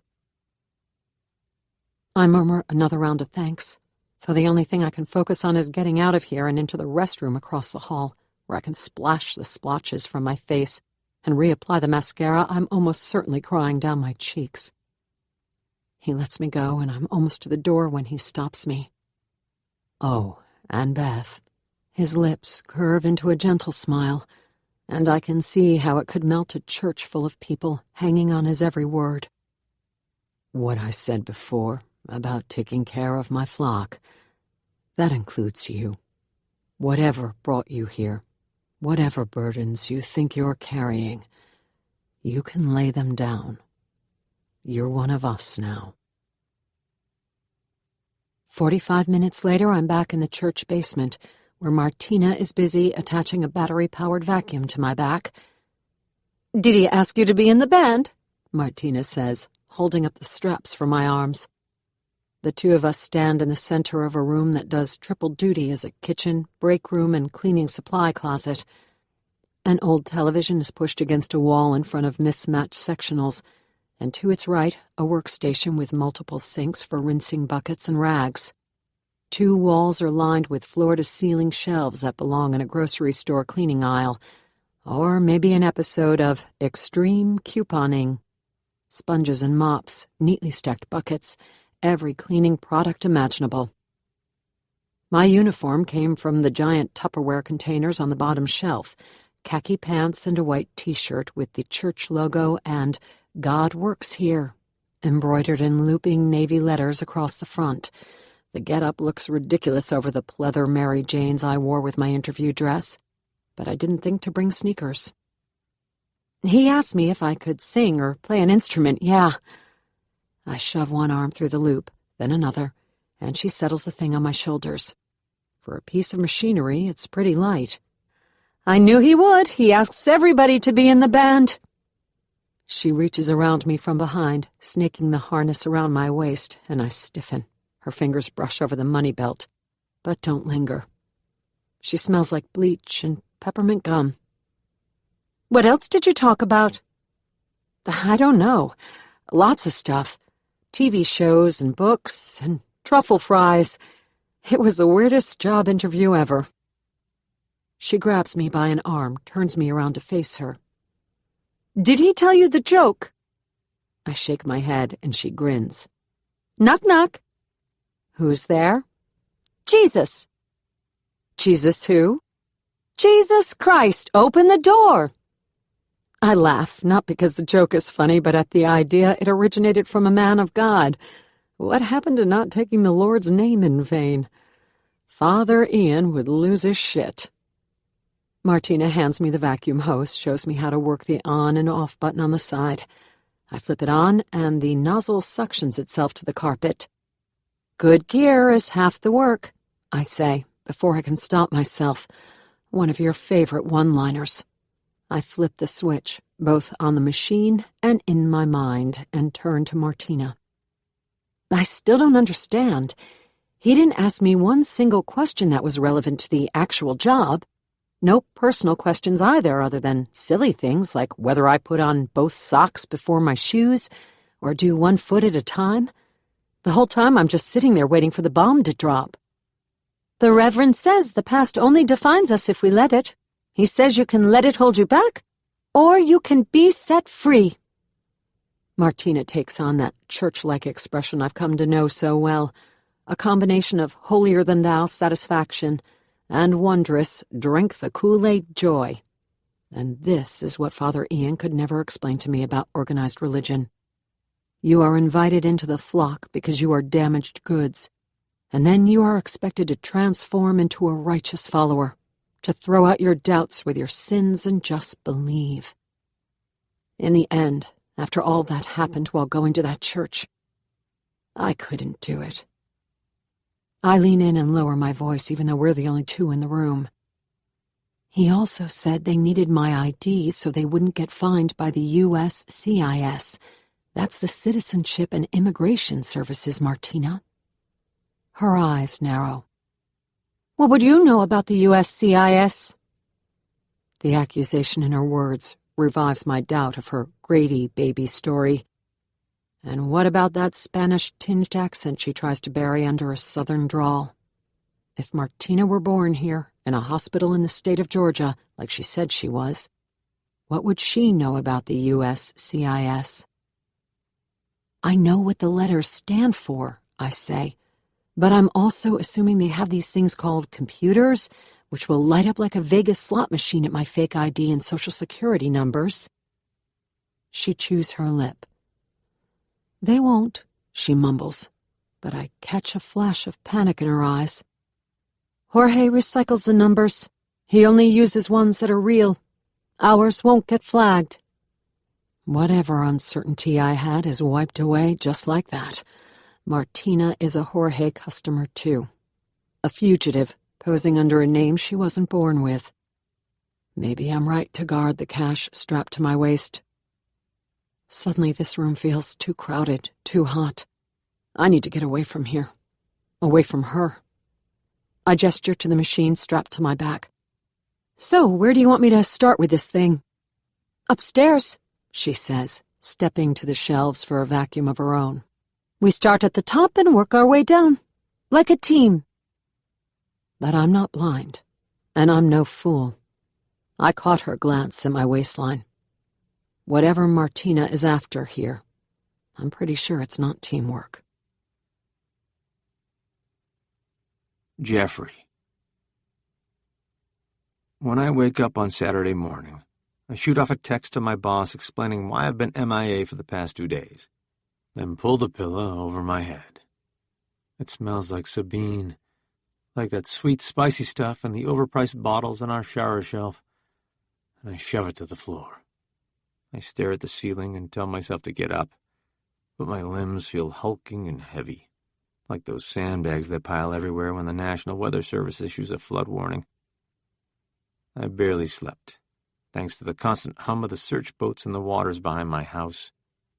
They're out there now, and I waver between worry and fury. What kind of idiot do they think I am? Like I would be stupid enough to dump my wife's body in my own backyard. Like I would ever be that reckless. I watch Dateline. I know to not pollute my own property with evidence. They could give me a little credit and search farther downstream. Then again, I haven't given them much reason not to suspect me. Not after my miserable performance in Detective Duran's office. My non-answers about my whereabouts Wednesday afternoon. I'd blame it on being rattled. The knowledge he'd been checking up on me, unsettling me enough to stumble over my answers. But the truth is, it was Ingrid. If she hadn't been sitting right there, weighting the air in the room with her huffed sighs and cheap perfume, then I might have told him the truth. The detective is a guy. He might have understood, but not Ingrid. No fucking way, I was telling her. It was like when you get a Trivial Pursuit question you know the answer to, that panicked, white-hot moment before the answer rolls off your tongue. I took some deep breaths, blew them all out, but the answer didn't come. And now Detective Durand and his Keystone cops are determined to pin Sabine's disappearance on me, instead of finding the person actually responsible. Because it doesn't take a genius to figure out that though they say they're looking for Sabine, what they're really searching for is her body. By the time I wake again, it's well past noon, and the noise of the boats is muffled by a low rumble coming from my front yard. Reporters have descended on the house like a flock of starving vultures, pecking at me through the glass. It's not enough that they ruined my front lawn with their vans. They hurl questions at the house whenever I so much as walk by a window. Yesterday, I pulled all the shades, but I can still feel their presence the way you feel a tornado bearing down outside, ominous and deadly. I know from their questions that the police and their merry band of volunteers have searched everywhere there is to search. Pine Bluff's fields and patchy woods, the town's parks and hills and riverbanks. No bits of fabric to show for their efforts, no long strands of brown hair found stuck in a tree. If Sabine is anywhere close by, if she's on Pine Bluff soil or in her muddy waters, chances are good that she's dead. Anger and grief, remorse and regret, the emotions churn in my empty stomach. There are a million things I want to say to Sabine, and now it looks like I'll never get the chance. The light in the room has shifted, the afternoon sun finally climbing high enough to hit the bedroom windows. I stare up at the ceiling, listening to the camera crews on my front lawn, and a wave of anxiety drags me from bed. I need to run, to pump my legs until my heart wants to explode and my chest burns with the lack of oxygen, to abuse my body until I forget these past few days ever happened. I pull on running shorts and a t-shirt and grab my phone from the nightstand. 127 messages. I scroll through the texts and emails, variations of the same message. OMG, so shocking. Anything I can do to help? Thoughts and prayers, thoughts and prayers. I'm pleased that the tide has turned, but I'm not naive enough to know that it won't. Ingrid is probably out there right now, alerting the world of the 2-hour hole in my day. It won't be long until she tells the press, too. I peel the shade from an upstairs window and take a peek outside.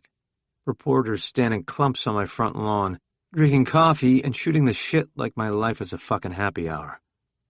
The Arkansas sun beats down on their heads and reflects off the pavement behind them like water. Good. Hope they're roasting out there.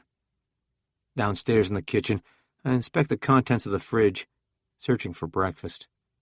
Leftover pizza, a half-empty pack of eggs, some fuzzy cheese, and a gallon of spoiled milk. Sabine didn't spend any of the time I was out of town at the grocery store. And why would she? My trip to Florida was like a birthday, anniversary, and Christmas rolled into one. 4 whole days of unmonitored time with her lover. They probably spent every free second together, especially since his wife moved out.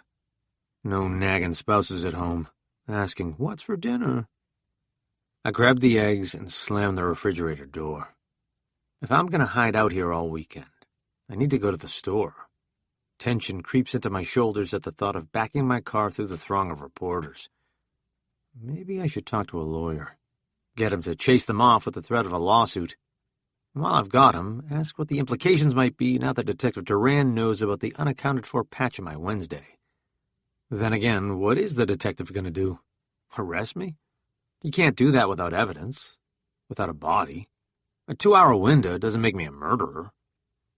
I'm cracking the last of the eggs into a pan when the doorbell rings, and I check the window by the garage. Somehow, my brother Derek has managed to plow his Camaro past the reporters, and now he's out there, preening for their cameras. Shit. I drop the blinds and return to the eggs, watching them pop and hiss in the pan. To open or not to open, that is the question. The doorbell rings again. 4 quick punches, followed by a fist pounding on the door. "Come on, Jeffrey, I know you're in there. It's me, Derek. Let me in." I poke at the eggs with the fork. Letting him in would mean uncorking a spiky, barbed ball of age-old grievances and passive-aggressive rage. Derek resents me for my job, my house, my wife. Ha! Joke's on me. My car and my clothes, the 1.5-inch height I have on him, even though he's the older brother.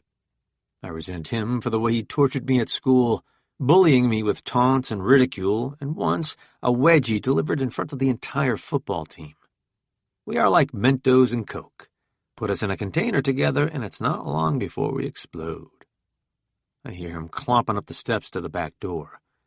He finds the spare key Sabine hid under the flower pot and slides it in the lock. There's a whoosh of sliding glass, a roar of rushing water, and a few seconds later, he's standing in my kitchen. "Didn't you hear me?" he says, tossing the key onto the kitchen counter. "I've been banging on your door." My brother is his usual slouchy self, faded and ripped t-shirt, cut-off jeans, flip-flops.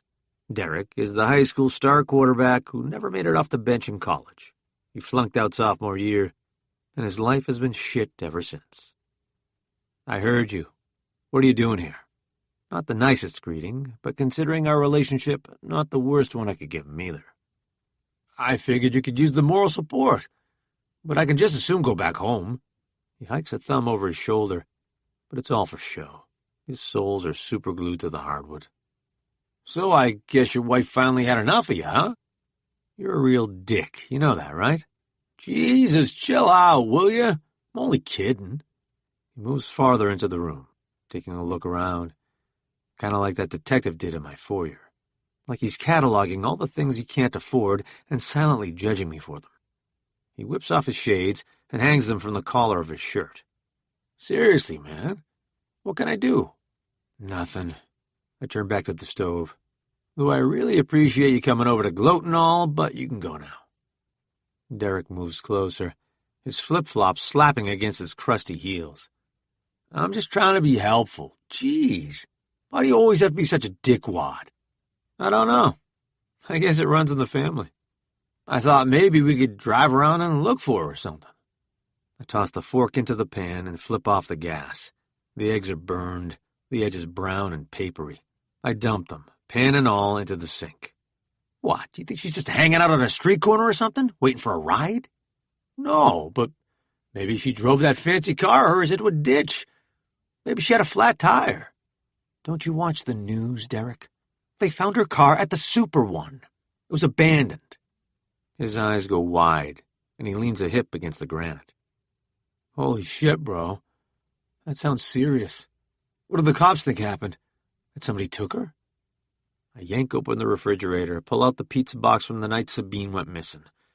The crust is hard as dried dirt, the cheese an orange rubbery blob.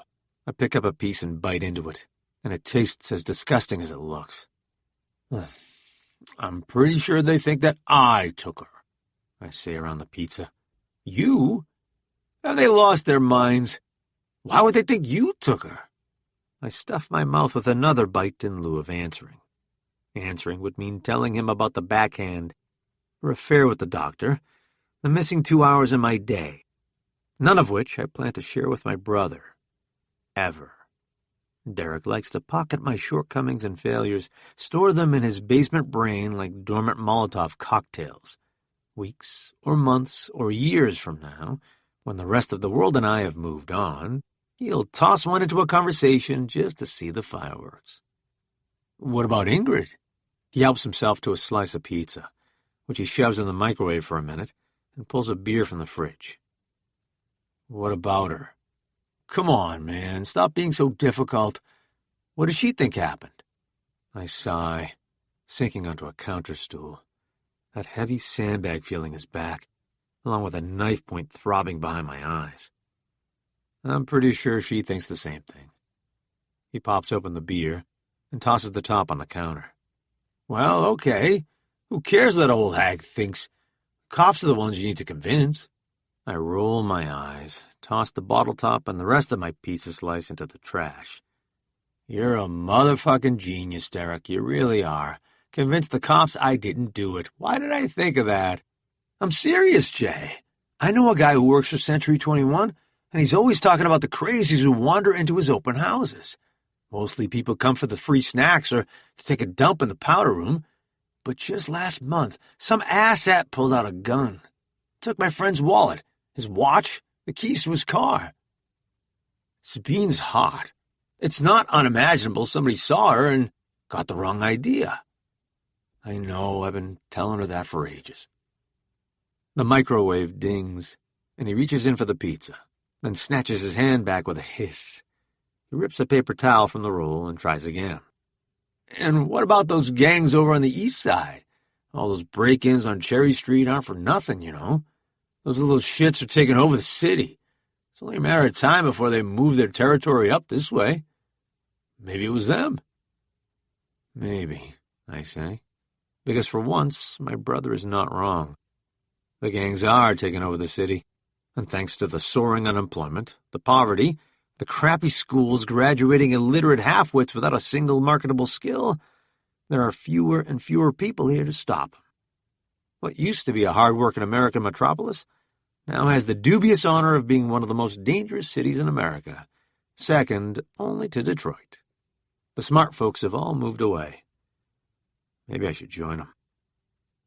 He folds the slice in half, and orange oil spurts onto his hand, dripping down his fingers and onto the floor.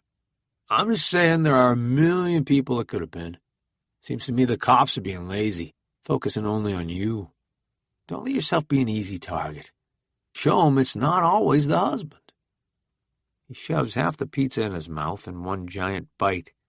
A long strand of melted cheese dangles from his chin like a worm. But for the first time in, well, ever, I don't gripe at him for the mess. My idiot dickhead brother has a point. I have let myself be the easy target. I pluck my phone from the countertop, pull up a number I once knew by heart. After 2 rings, a familiar voice hits my ear. It's about time, she says. I've only been leaving you messages all over town. Amanda Shepard steps through my front door, looking just like she did in high school. Blonde, thin, a complicated sort of pretty. Big lashes and acrylic nails and long heat-curled hair. Her face is caked under a layer of makeup I've never seen her without, not even the summer before senior year, when our entire class spent every day bobbing in blow-up tubes on the river. All the other girls had shiny cheeks pink from the sun, but Amanda's makeup was like a mask, flawless and impenetrable. She pulls me into a perfumed hug. "Oh, Jeffrey, you poor, poor thing." Her voice echoes in my foyer, loud and consoling in a way that makes it feel exactly the opposite. It's her television voice, the one she's cultivated for her show, Mandy in the Morning, a local daily featuring all things mundane and ridiculous. I extricate myself and give her a tight-lipped smile. "How are you doing? How are you holding up? Are you eating at all?" I think of the eggs in the sink, the pizza I shoved out the door along with my brother, right before she got here. "A little. If I'd known, I would have made you a casserole." She waves a manicured hand through the air and laughs. "Oh, who am I kidding? We both know I can't cook. I would have ordered you some Chinese takeout or something. Anyway, I'm so glad you called." "Thank you. And please," I say, gesturing toward the living room, "make yourself at home." In the 60 minutes it took her to get over here, I cleaned up the place. I dusted and fluffed all the pillows, and I exchanged my running shorts for a pair of khaki slacks and a navy polo over loafers. Nothing too fancy. I don't want her to think I'm trying too hard. She steps into the room and gasps, making a beeline to the wall of windows. She stops just beyond the desk, standing before a sheet of glass lit up by the sun. It turns her hair iridescent and makes the fabric of her dress float like a wispy cloud around her body, a cloud that is more than a little see-through. Well, well, well. Amanda Shepherd is wearing a lacy red thong. "You're so close to the river," she says without turning, "like the house is floating on top of it or something." I know. The view is stunning. Yes, it is. She presses a hand into the glass, and the sun turns her skin to fire. Amanda is conventionally beautiful, but up to now, I've never found her all that attractive. Too processed, too high maintenance. But standing here in my cheating wife's house, I'm beginning to see another side of Amanda, the side that would make a spectacular revenge fuck. I clear my throat. The view is what sold us on the house. Turns every window into a piece of artwork. Did you know the river changes colors, depending on the weather and time of day? I didn't know that until I got to look at it every day. She smiles over her shoulder. Well, Jeffrey Hardison, you sensitive old dog, you. Next thing I know, you'll be reading me poetry. At the south end of the river, a black search boat motors upstream, and multiple people lean over the sides, staring into the water.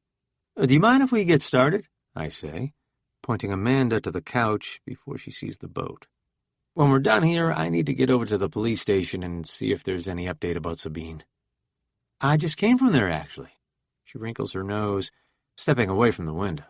They won't tell me anything other than that Sabine's car showed up at the Super One, which, in all honesty, it tells me nothing. Who are the suspects? What are the clues? The people of Pine Bluff deserve to know the truth, Jeffrey.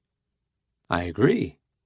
She sinks onto one of the twin three-seaters, and I choose the one opposite her. The search boat is stopped in the middle of the river, the flashlights all trained to one spot. I watch as a man in full diving gear slips over the side. I really wish you'd have let me bring the cameras, Amanda says, dragging a voice recorder from her bag.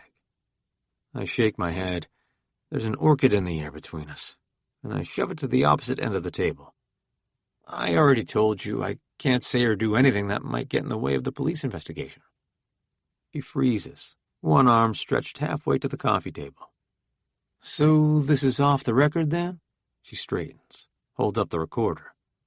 Can I even use this thing? I lean back in my chair and pretend to consider it. Amanda loses patience after only a second or two. You called me here for a reason, Jeffrey. Stop playing around and tell me what it is. Fine. I called you here because I want you to help me set the record straight. The thing is, I've seen this movie, and I know how it ends, with the husband serving 20 to life. Only the guilty ones, she says it teasingly, playfully, letting it hang with obvious implication. Come on, Amanda. We've known each other for what, 15, 20 years? She purses her glossed lips. I won't tell if you don't. behind her crossed legs, a stealthy thumb presses down on the record button. I pretend that I don't notice. Long enough for you to know what I am and what I'm not capable of. I may be a dick at times, but I am not the kind of guy who makes his estranged wife go missing. I'm not a murderer. She tisks at the word estranged. Shelley McAdams is a friend of mine. Let's just say she's not taking it well. The doctor's wife. At least I'm not the only sucker. Yeah, well, no offense to Shelley, but she's one of the reasons I called you here. The police seem to be assuming this was a crime of passion. But I'm not the only one with a motive. How do we know Shelley didn't, I don't know, seek out her own revenge? Because Shelley is in Chicago interviewing divorce attorneys. Amanda flashes a sorry, but I'm on her side smile. Don't be surprised if she gets full custody of the kids. Okay, so other people then. You know the statistics on crime in this town. Sabine has money. She's gorgeous. And she's often alone in some empty house. There are plenty of sickos out there. How do we know it wasn't one of them? I'm sure the police are looking into it. No, they're not. That's the whole point. As far as I can tell, the only person the police are sniffing around is me. Then why don't you look into a camera and tell the world you're innocent? When I don't respond, she adds, if you're nervous, if you need some media coaching, I can help you get some. It's not that hard. I'm not nervous. I just think what I have to say would mean so much more coming from someone who's not me. What do you have to say? I have information about my wife. Information that, coming from me, would sound suspicious. Coming from you, however, it would be news. Amanda straightens in importance at the last word, just like I knew she would. Amanda longs to be seen as a real journalist. She spends a lot of time online, promoting the newsworthiness of her show on social media, defending it from people who dismiss it as fluff. Calling her a journalist is like handing her a Pulitzer. It validates her. How about this? I swing my ankle over a knee, sinking deeper into the couch. You put that recorder of yours onto the table, and I'll talk into it and tell you what I know.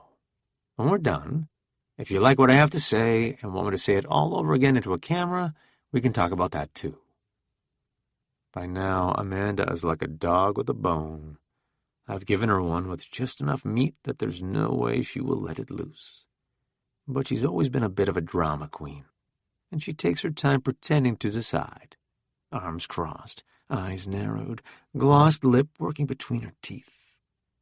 I settle in and indulge her theater. After a few seconds, she places the recorder on the table. Showtime. I walk her through what I know, that Sabine was there in the Super One lot before she disappeared, that she left without her car and her burner phone, but with her iPhone, which the police have not been able to locate, that I was the one to sound the alarm, a few short hours after she was expected home, that I've barely slept since. So what, then? Do you think someone took her? I shrug. It's possible, I guess. But there was no sign of struggle near her car. No blood on the ground or tire marks. If she got into someone's car, I'm guessing it was someone she knew. Then again, I think it's much more possible she... I wince, looking down at the sisal carpet. Amanda scoots forward on the couch, leaning in. You think it's more possible she what? I heave a full-body sigh. I feel like I'm betraying Sabine by even bringing this up. But I also think if she were here, she'd understand. The thing is, and you're the first person I've ever told this to, so please forgive me if I stumble over my words. But a little over 2 years ago, Sabine was going through a rough patch. Her mother has Alzheimer's, and she'd stopped recognizing Sabine. Not every time, but that first time was pretty devastating. On top of that, we heard the baby Sabine was carrying, the one we'd spent a lot of money trying to conceive, didn't have a heartbeat. All that goes to say, things were really, really shitty. Amanda makes a sound of sympathy, but she waits for me to continue. After she lost that baby, it's like she... I don't know. went to a place I couldn't follow. She stopped eating. She stayed in bed for days at a time. She was self-medicating with alcohol and leftover painkillers and whatever else she could get her hands on before I flushed it all down the toilet. Then one day, she was fine. She got up, got dressed, and went back to work like nothing had happened. She sold 3 houses that week and listed 2 more. I remember thinking, that's how good a broker my wife is, that she can end 3 comatose weeks with deals totaling more than $1 million. How did she do it? Amanda asks. I have no idea. It could have been a fluke. Deals that she had been working on before the miscarriage that suddenly came through. I don't know. But the point is, I finally relaxed. I thought things were better, that she was better, and I stopped hovering so much. I pause, counting in my head to 3. I shouldn't have stopped hovering. Amanda's forehead crumples between perfectly sculpted brows. I don't understand. What does all this have to do with what happened to Sabine? With wherever she is? Maybe nothing. Maybe everything. I fill my lungs with breath, blow it slowly out. The vapid Amanda holds hers. What I'm trying to say is, Sabine has done this before. Amanda's eyes go wide. You're not suggesting. I nod. 2 years ago in November, the day after Thanksgiving, Sabine got on a bus and disappeared. Beth. Early Monday morning, Martina shows up at my door, fresh from the shower. Good morning. You look pretty. Let's carpool. Her face is bare, rosy cheeks and scrubbed skin, a fringe of dark lashes that doesn't need mascara. 2 French braids snake around each ear and leave twin wet marks on her God Works Here t-shirt. The total effect is easy, youthful, adorable. I smile and reach for my keys. Good idea. I'll drive. But I've already got mine. She holds her car keys up, jingles them in the air beside her face. I'm a real backseat driver, I say, nudging her out of the way so I can step into the hall. You don't want me in your passenger seat, I promise. I'll only make you crazy. And besides, I like to drive. What I really like is to stay in control. No way I'm strapping myself into somebody else's car and letting them steer me Lord knows where, not with every penny I own strapped to my middle. I'm not about to relinquish my cash or my shiny new command on life that easily. At least behind the wheel of my own car, I am the one in charge. As long as things are on my terms, I wouldn't mind the company. Martina opens her mouth to argue, then becomes distracted by a door opening at the far end of the hall. Tom, the red-faced, sweaty guy who lives in the room across from mine, steps out of the bathroom in a puff of steam. He's soaking from his 3-minute session under the shower, water streaming in rivulets down his short, square body and onto the hallway runner. His hair, usually wrapped into a complicated comb-over that's not fooling anyone, hangs in thin strands onto his bare shoulders. "Good morning, ladies," he says. "You two are looking awfully spiffy today. Matching outfits. I like it." Better than his outfit, which is a tiny slip of ancient terry cloth slung low around his potbelly. It flaps open when he walks, providing intermittent views of something I'm trying hard not to notice. Martina makes a face. Put some clothes on, Tom. Gotta dry off first. I thought that's what the towel was for. I make a sound in the back of my throat. Towel is a generous term. Nope. Towel's for modesty. He stops at his door, giving us his hairy back while he works in his key. My body parts function best when they air dry. You two have a good day now. He steps inside and shuts the door. Martina turns to me with a concerned frown. Is that true? Am I supposed to be letting my parts air dry? I laugh and head for the stairs. Come on, I don't want to be late. We run into Miss Sally in the hallway below, her hair wound around fat curlers the same hot pink as her silk robe, a floral kimono wrapped loosely around her body. It hangs open between her breasts, two jiggly mounds of flesh right at eye level. What is it with half-naked people in this place? "Well, don't you two look like the double-mint twins," she says, taking us in from head to toe. "I see our Martina got you a job, huh?" I glance at Martina, flashing her a smile. She did, for which I am forever grateful. Martina grins and bumps me with a shoulder. "I hear good things about that place. A friend of mine goes there every Sunday, sits front and center, right in front of the big cross. He's been trying to get me to go, but I keep telling him not to bother." Miss Sally's gaze dips to my chest and the text written across my shirt. "Unlike your souls, I'm pretty sure mine is doomed." "Don't be fooled," I say, laughing. "I'm going to need more than a T-shirt to save my soul." Miss Sally laughs like we're in on the same joke, even though all those things I used to believe about my inherent decency are no longer true. I've lied, I've cheated, and before this thing is through, I will have done much worse. Some might say that makes me just as bad as you, but I don't believe that.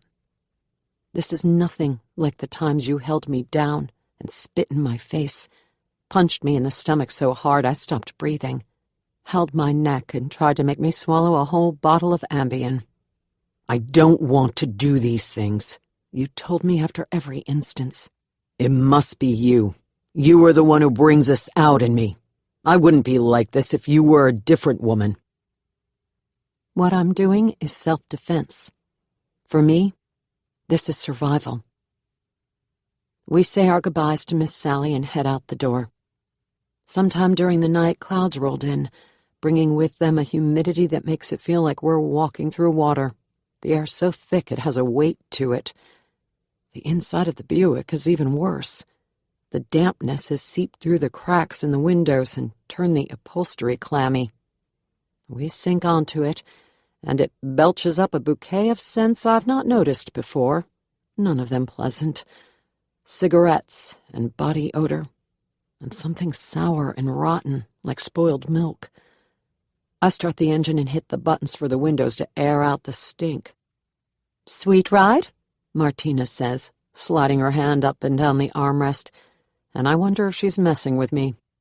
Either way, it doesn't make me any more eager to ride in her car. I pull up the map app on my phone and Martina waves it away, directing me out of the neighborhood. She chatters as we wind our way through the streets that are already crowded with the morning rush, people like us going to work and school. And I wonder how we look to them. Normal, probably. Like one of them. Once we're hurtling toward the highway, a route I recognize, she settles back into her seat, kicking off her sneakers and swinging her feet up onto the dash. Her toenails are painted a bright metallic blue. "So, what's the deal with you anyway?" The question is broad enough that it could refer to any number of things. I glance over, trying to judge which one. But Martina's profile doesn't give anything away. She points at the light and says, "Green." I look both ways, then tentatively press on the gas. "What's the deal with me, how?" "Well, you insist on driving, even though, and no offense, you're not very good at it. You have nightmares almost every night. Screaming nightmares. And yes, everybody at Morgan House hears you. They're all talking about it. And any time anyone asks you anything even remotely personal, you mumble something vague and change the subject. You won't even tell me where you're from." "I'm from Oklahoma." It's a lie, but it matches the car's plates, so what the hell? "Where in Oklahoma?" "A town nobody's ever heard of. That, at least, is the truth. Except when it comes to crime rates, Pine Bluff isn't exactly on anyone's radar. A town I'm trying really hard to forget," I add, trying to shut down this line of questioning. Martina shrugs. "We're all running from something. But if we're going to be friends, you've got to at least give me something. That's how this works, you know? You tell me something about yourself, and I tell you something about me. She's right, of course. That is how friendship works. Though I'm not sure friendship is the goal here, for either of us. It certainly wasn't Martina's goal when she pocketed Jorge's kickback without a word to me about it. And yet, God, what would it be like to make a friend in this place, in this city? Someone to laugh and share jokes with, a ride or die like the ones I used to have before you drove a wedge into every single one of my friendships. I like Martina, and the truth is I could really use a friend. I told you where I was from, she reminds me. I even told you about my crack whore mom, and I never tell anybody about her. The least you can do is share a truth about yourself. Truth. The word strikes me as funny, and I bite down on a laugh, a big belly guffaw. What truth? So far, neither one of us has been willing to take that first leap and share something completely honest. And I'm sure as hell not going to be the first. This new life, for as long as it lasts, depends on me telling no one the details of my past. I take a left up the ramp to I-75, which looks like a parking lot, a bumper-to-bumper sea of red brake lights. Exhaust shimmers in the air, undulating waves rising up like heat. I slow to a stop behind a souped-up truck and twist on my seat to face her. You told me you were born at Grady Hospital, but in an accent that sounds like it came from Mexico. You basically admitted you were Jorge's client, too. To be perfectly honest, I'm not sure I believe half the stuff that comes out of your mouth. What does an American-born citizen need from a guy like Jorge, other than kickbacks? She frowns. What does that mean, kickback? Like when he paid you a commission for sending me to him, that's a kickback. And speaking of kickbacks, a real friend would have told me about it, or maybe even shared it. Friends don't use other friends to try to make a buck. What are you talking about? I didn't earn a commission from Jorge. Who told you I did? The truck in front of us rolls a few feet forward, and so do I, nudging the nose into traffic. Jorge told me. He said he'd pay $50 for anyone I sent him. What? $50? Her cheeks flush, and her eyes squeeze into a squint. Per person? I nod. Oh, no. She shakes her head, hiking up on a hip. Oh, hell no. Spouting a steady stream of angry staccato Spanish, she wriggles her phone from her back pocket and stabs at the screen with a finger. I pick up a few choice words. Puta, cojones, mierda, while the speaker burps a rhythmic tone. A few seconds later, Jorge answers with a curt, "Yeah." She switches to English, her words high and clipped. Jorge, Martina, what's this I hear about a commission? His voice bursts from the phone speaker. Who tell you that? Beth. You offered her one when I've sent you what, 10 people at least? Don't tell me all those checks must have gotten lost in the mail. Is that right? Jorge's pause is 2 seconds too long. Commission is new. Just started. Uh-huh. Martina looks at me, rolls her eyes. The first wave of guilt rolls through me, nibbling its way across my stomach. This is some serious bullshit, Jorge. You owe me like $300. Okay. I pay you next time. No, you listen to me. There won't be a next time, not until I get that money you owe me. Do you understand what I'm telling you? Not one more person until you pay. There's another long pause, then a sigh. Fine, Martina barks back, then disconnects the call. She drops it on her lap with an angry squeal. I can't believe he did that to me! What a snake! What a dirty, disgusting snake! Guilt flares, heating me from the inside out. If anyone's a snake here, it's me. I wrap both hands around the wheel and wince. I just assumed he offered you the same deal he did with me, Martina. I never even considered. I shake my head, glancing over. I feel like such a shit. She brushes away my apology with a wave of her hand. You're not the shit. Jorge is the shit. He's the one I'm mad at, not you. Still, I'm really, really sorry. At my apology, her anger vanishes as quickly as it appeared. She turns to me and her smile is big and real. See? This is what friends do. We apologize, we forgive, and then we do better the next time. If you have a problem, you come to me and we'll talk about it, okay? I nod. Okay. Great. So, now it's my turn. She inhales, long and deep through her nose, then blows it out in one giant huff. Okay, fine. I don't like the way you look at me sometimes. How do I look at you? Like you think I'm about to tackle you. Like you think I'm after however much is in that thing hanging at your waist. But I wouldn't do that to you. She points a finger at my face, wags it in the air between us.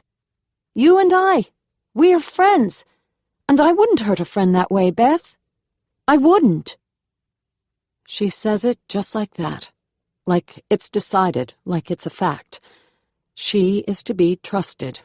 We are to be friends. She holds me in her brown stare for a few more seconds. And I can't deny her message tugs at something inside me. The thing is, I like Martina. Even though I haven't believed much of what she's told me so far, I think this might be the nugget of truth I was searching for. I was wrong about her dealings with Jorge. Maybe I was wrong to be suspicious of her, too. I believe you, I say. And God help me, I mean it. I believe Martina when she says she wouldn't take my money. I just pray it's not a mistake. The car behind me leans on the horn, and I press the gas and slide forward, smiling. The truth is, it's nice to have a friend. Unexpected, but nice. Martina tells me she's 28 as we work our way through the nave of the church later that morning, stacking Bibles and hymnals in the cubbies between the seats, dropping in bulletins for the evening service. Her family has either died or moved away, all except for a younger half-brother, Carlos, a boy half her age about to start high school at Grady, which I gather is a different place than the hospital where she claims to have been born. The two share a father, a deadbeat drifter who last she heard was playing drums and dives up and down the West Coast. Carlos's mother is kind of a bitch, but she doesn't drink or forget to buy groceries, and in Martina's mind that more than makes up for any snarky remarks. Martina talks and talks, a constant stream of words to plug the silence, and I don't interrupt. As long as she's the one talking, I don't have to do anything but listen. As we're nearing the last row of a section, I step on something hard and lumpy. I reach down, pick up a baby's pacifier. It's grubby and cracked, the pink face missing its ring. Should I throw this thing away? I say, holding it up. Martina takes it from my fingers, tosses it into an empty box. We never throw anything away here, ever. We take it to Lost and Found. Not that anybody will ever come looking for an old piece of plastic, but it's not up to us. You never know what you'll find. Phones, keys, gum wrappers, and Lord knows what else. Once, I found a diamond earring. A real one, too. How do you know it was real? Have you seen the people who come in this place? She snorts. It was definitely real. I think of Charlene, the blonde receptionist I met my first day here, with her silky dress and sparkly jewelry, and I don't argue. Anyway, wait till you see this place tomorrow morning, after the Reverend packs the house here tonight. There are 8,000 seats in this place, 8,000 bodies, and at least half of them drop crap out of their pockets for us to pick up. I reach inside a box for a fresh stack of bulletins. This place is nothing like the church I used to go to. As soon as I say the words, I wish I could snatch them back. Not that Martina seems to notice my accidental sharing. She picks up a piece of trash from the floor, tosses it into the box, and moves farther down the line. Have you ever gone to one of the Reverend's services? She nods. What's it like? The services are cool. Very happy-clappy, if you know what I mean. But the music steals the show. It's like going to a concert or something. It makes the hour fly by. We can stay tonight if you want to, but I say we wait until Wednesday. Why? What happens on Wednesday? The Reverend puts on a buffet dinner after the services. Fried chicken, lasagna, mashed potatoes, more food than you've ever seen. And you should see those hoity-toity types tear into that buffet like they haven't eaten for days. They hover around the tables with their plates, while the Reverend blesses the food, and his amen is like the shot of a starting pistol. They dive into that food like what are those people in the Bible with the famine? Canaanites? Yeah, them.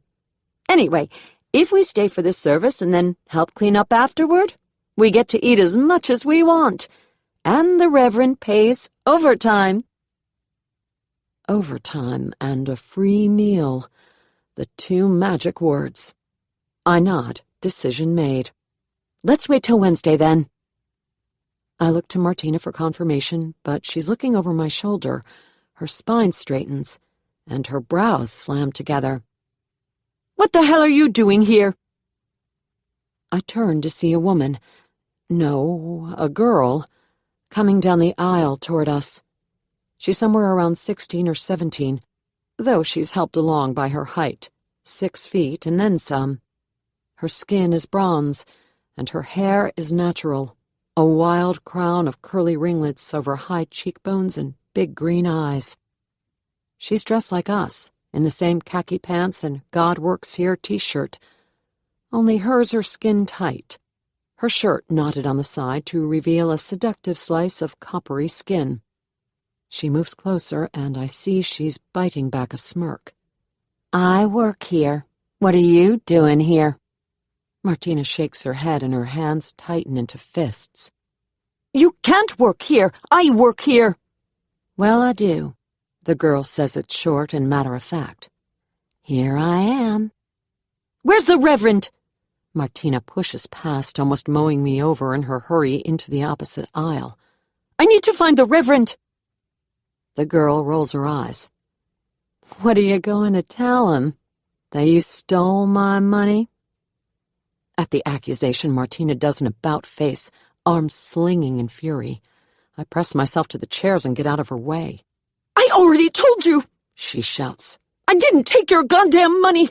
I didn't even know you had any until you accused me of taking it. And it's not like it was your cash to begin with. That hooker you stole it from probably just came back to claim what was hers. They're making a lot of noise. Too much. I check behind us, scanning the rows of empty chairs. But as far as I can tell, there's nobody else here. Still, I wish they would stop yelling and cussing. The girl purses her lips. That hooker did come back, and so did her pimp. Do you know what they do to people who take their money? You're lucky they didn't kill me. What is that? Some kind of threat? Because I didn't take your stupid money, and if you know what's good for you, you won't make me say it again. Martina's accent is full-on south of the border now, all rolling R's and short staccato spurts. The girl lifts a brow. Your Mexican is showing. With a squeal, Martina rears back an arm, her hand squeezed into a hard fist, and I hook my hand in her elbow right before she punches the girl in the face. The move is not entirely unselfish. I like to stay out of catfights as a general rule, but seeing as Martina is the one who got me this gig, I'm thinking it's better to stop this one before any blood is spilled. I'm too new to have established a good reputation yet. What reflects badly on Martina reflects badly on me, too. I plant my body between the two women, holding up a hand in both directions. Both of you, see that cross up there? Either shut up or take it outside. Martina opens her mouth to protest, but I beat her to it. This isn't the time or the place. She shuts up. The tall girl, too. They glare over my head at each other while Martina does a deep breathing technique. Less meditation and more trying not to explode. I open my mouth to speak, but it's the Reverend's voice that rings out. "There you are," he says, and the three of us freeze. Footsteps sound to my left, and I turn to see him walking across the stage. He stops under a stage light, the skin of his forehead shining like wet glass. Particles of dust dance in the air above him, suspended in the beam of light. "Oh, good. I see you've already met Ayanna." Martina tosses me a panicked glance. How much did he hear? But the Reverend's a good 50 feet away, and he has to raise his voice to be heard. He watches us with a benevolent smile. "If you don't mind, I'd like you to work upstairs today in the administrative offices," he says, and I don't know which one of us he's talking to. I nod, but Martina frowns. "What happened to Oscar?" Oscar is the unofficial head of the cleaning crew, an ancient gnome-like man who, according to his hunched back and knobby arthritic fingers, is somewhere between 80 and 150. As far as I can tell, his sole responsibility is pushing a rag over the desks in the administrative offices and shooting the shit with anybody who wanders through. Any other person could do it in half the time, but in this place, seniority comes with the benefit of a cushy job. "Oscar had to go to Florida to visit his ailing mother. He's asked us to keep her in our prayers."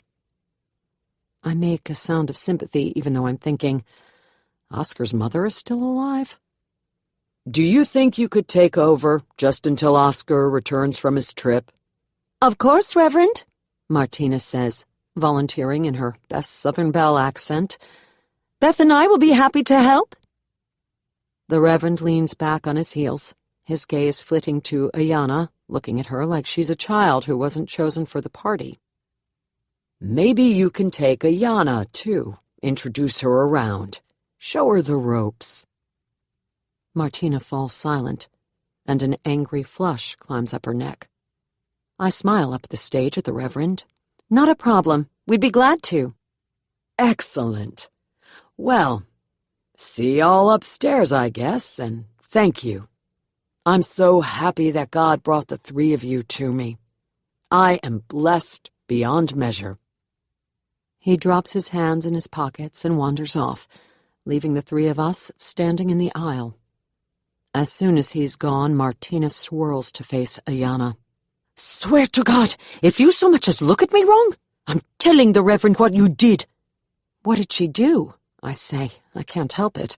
Now I want to know. Ayanna folds her arms across her chest, her gaze dipping to Martina's collarbones. "Pretty necklaces. How'd you pay for them?" Martina's face blooms bright purple, 2 matching spots on each cheek.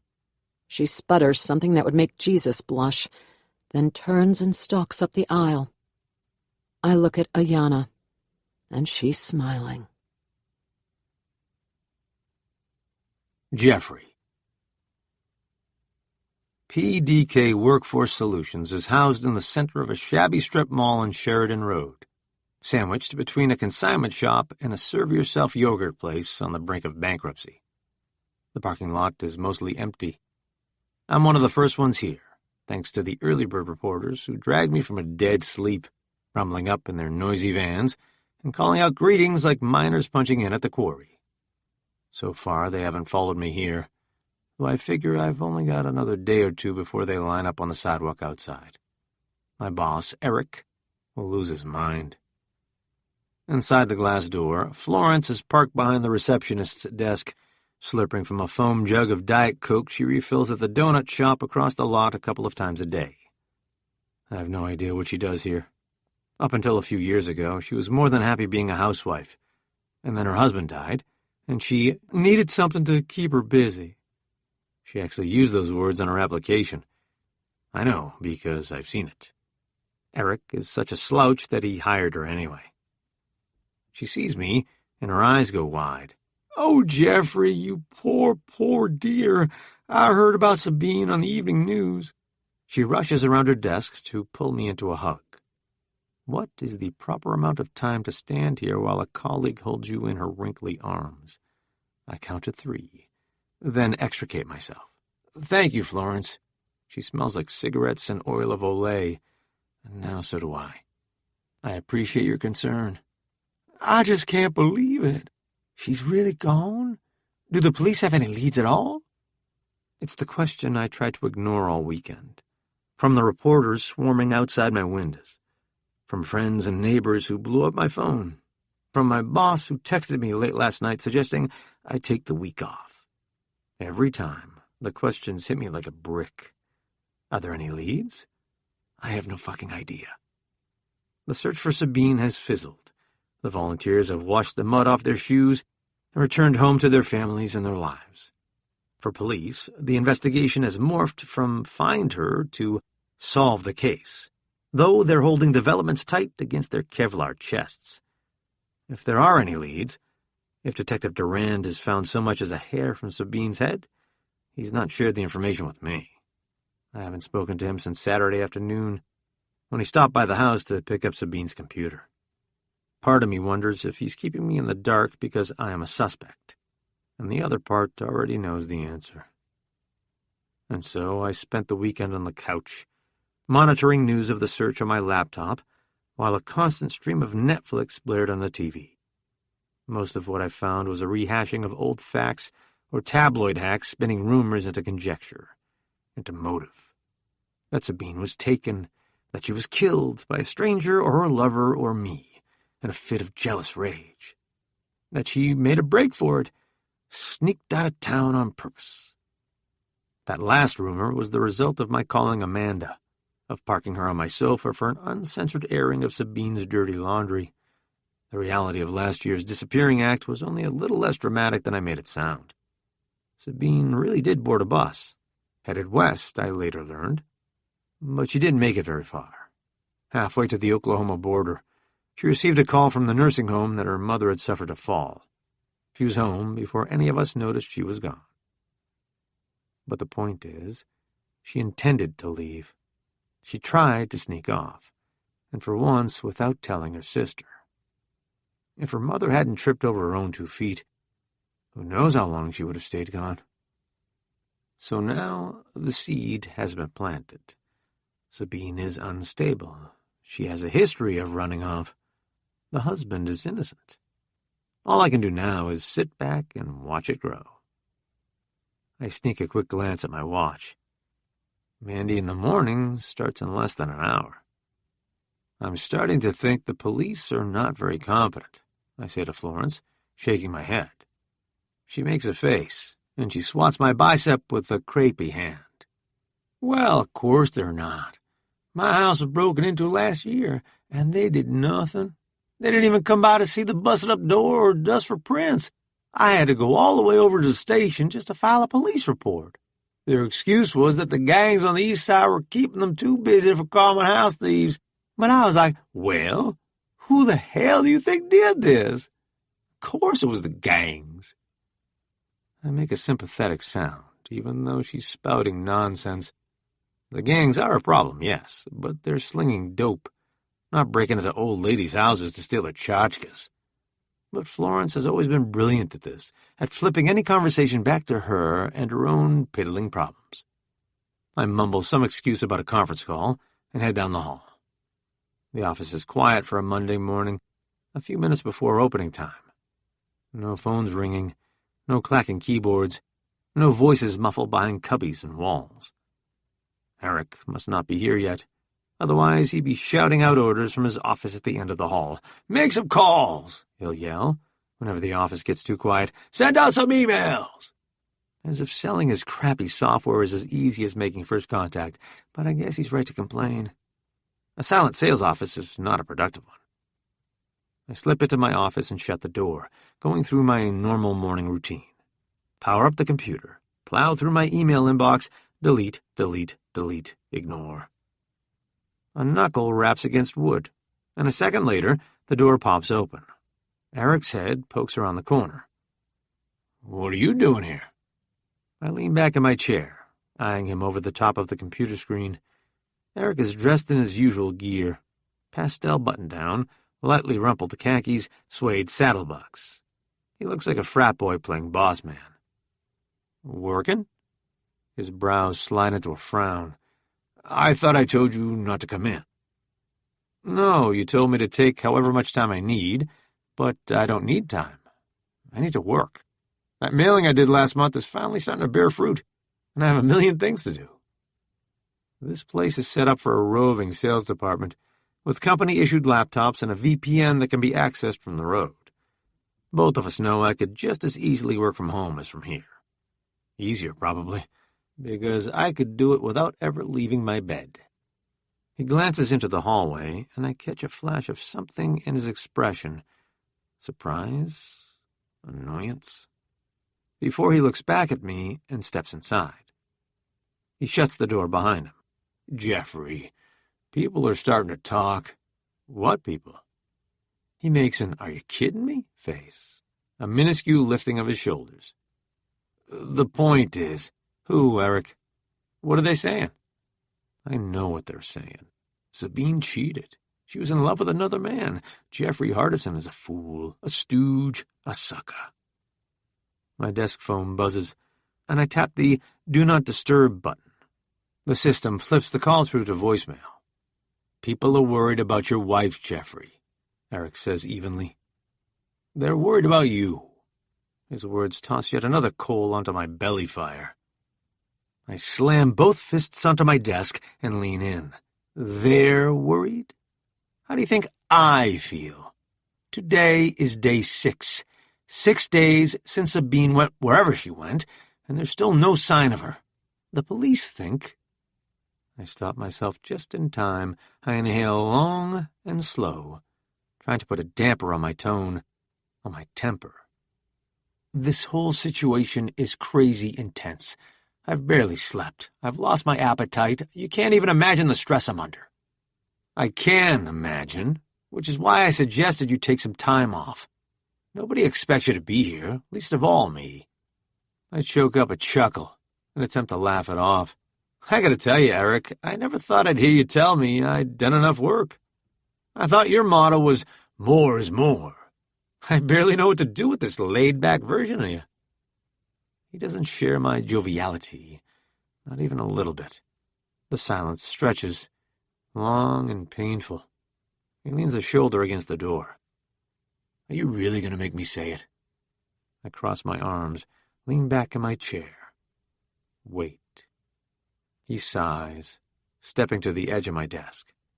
Look, if it was just the staff talking, that'd be one thing. But the clients are starting to ask questions, and not just of me. They're talking to each other, and already the gossip is swirling out of control. I can't have potential customers getting wind of this. Business is already bad enough. I clear my throat. So this suggestion of yours for me to take some time off, it wasn't a suggestion, really? More like an order? Both. Are you firing me? He lifts both hands into the air, frustrated. Come on, you know I can't do that. We work in HR, for crap's sake. There's a knock at the door, which we both ignore.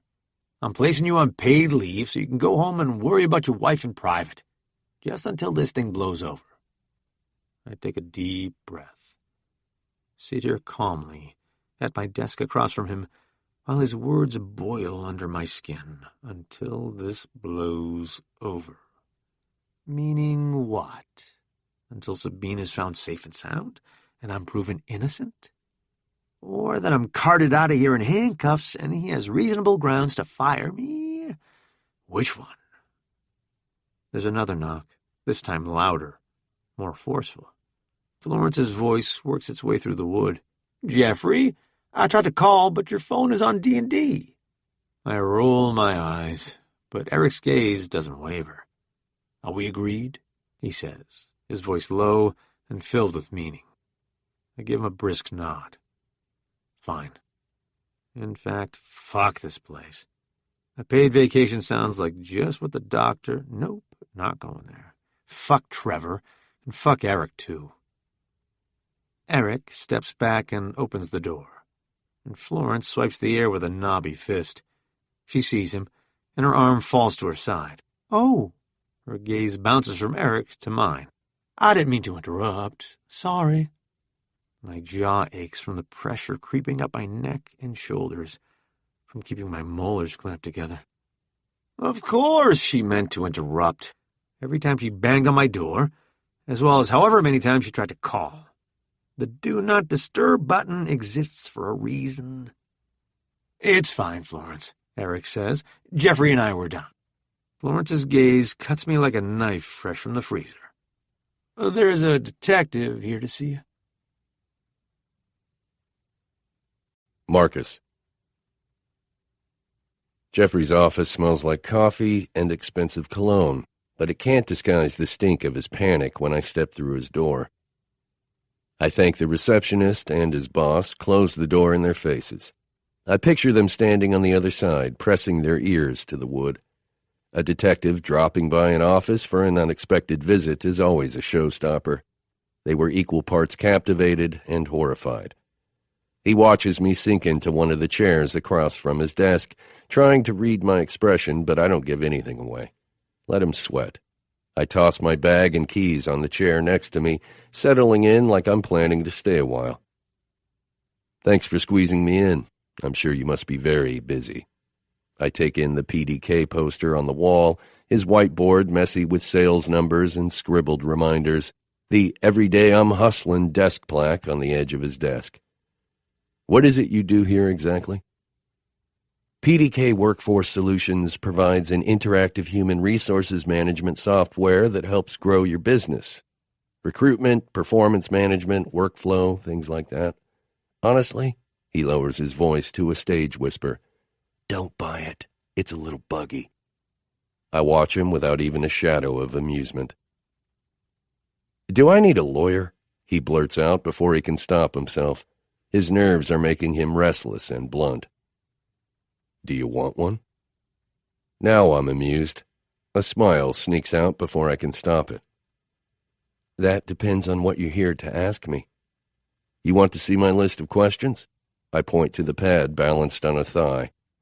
Not sure you can read my handwriting, though. My wife seems to be about the only one on the planet who can.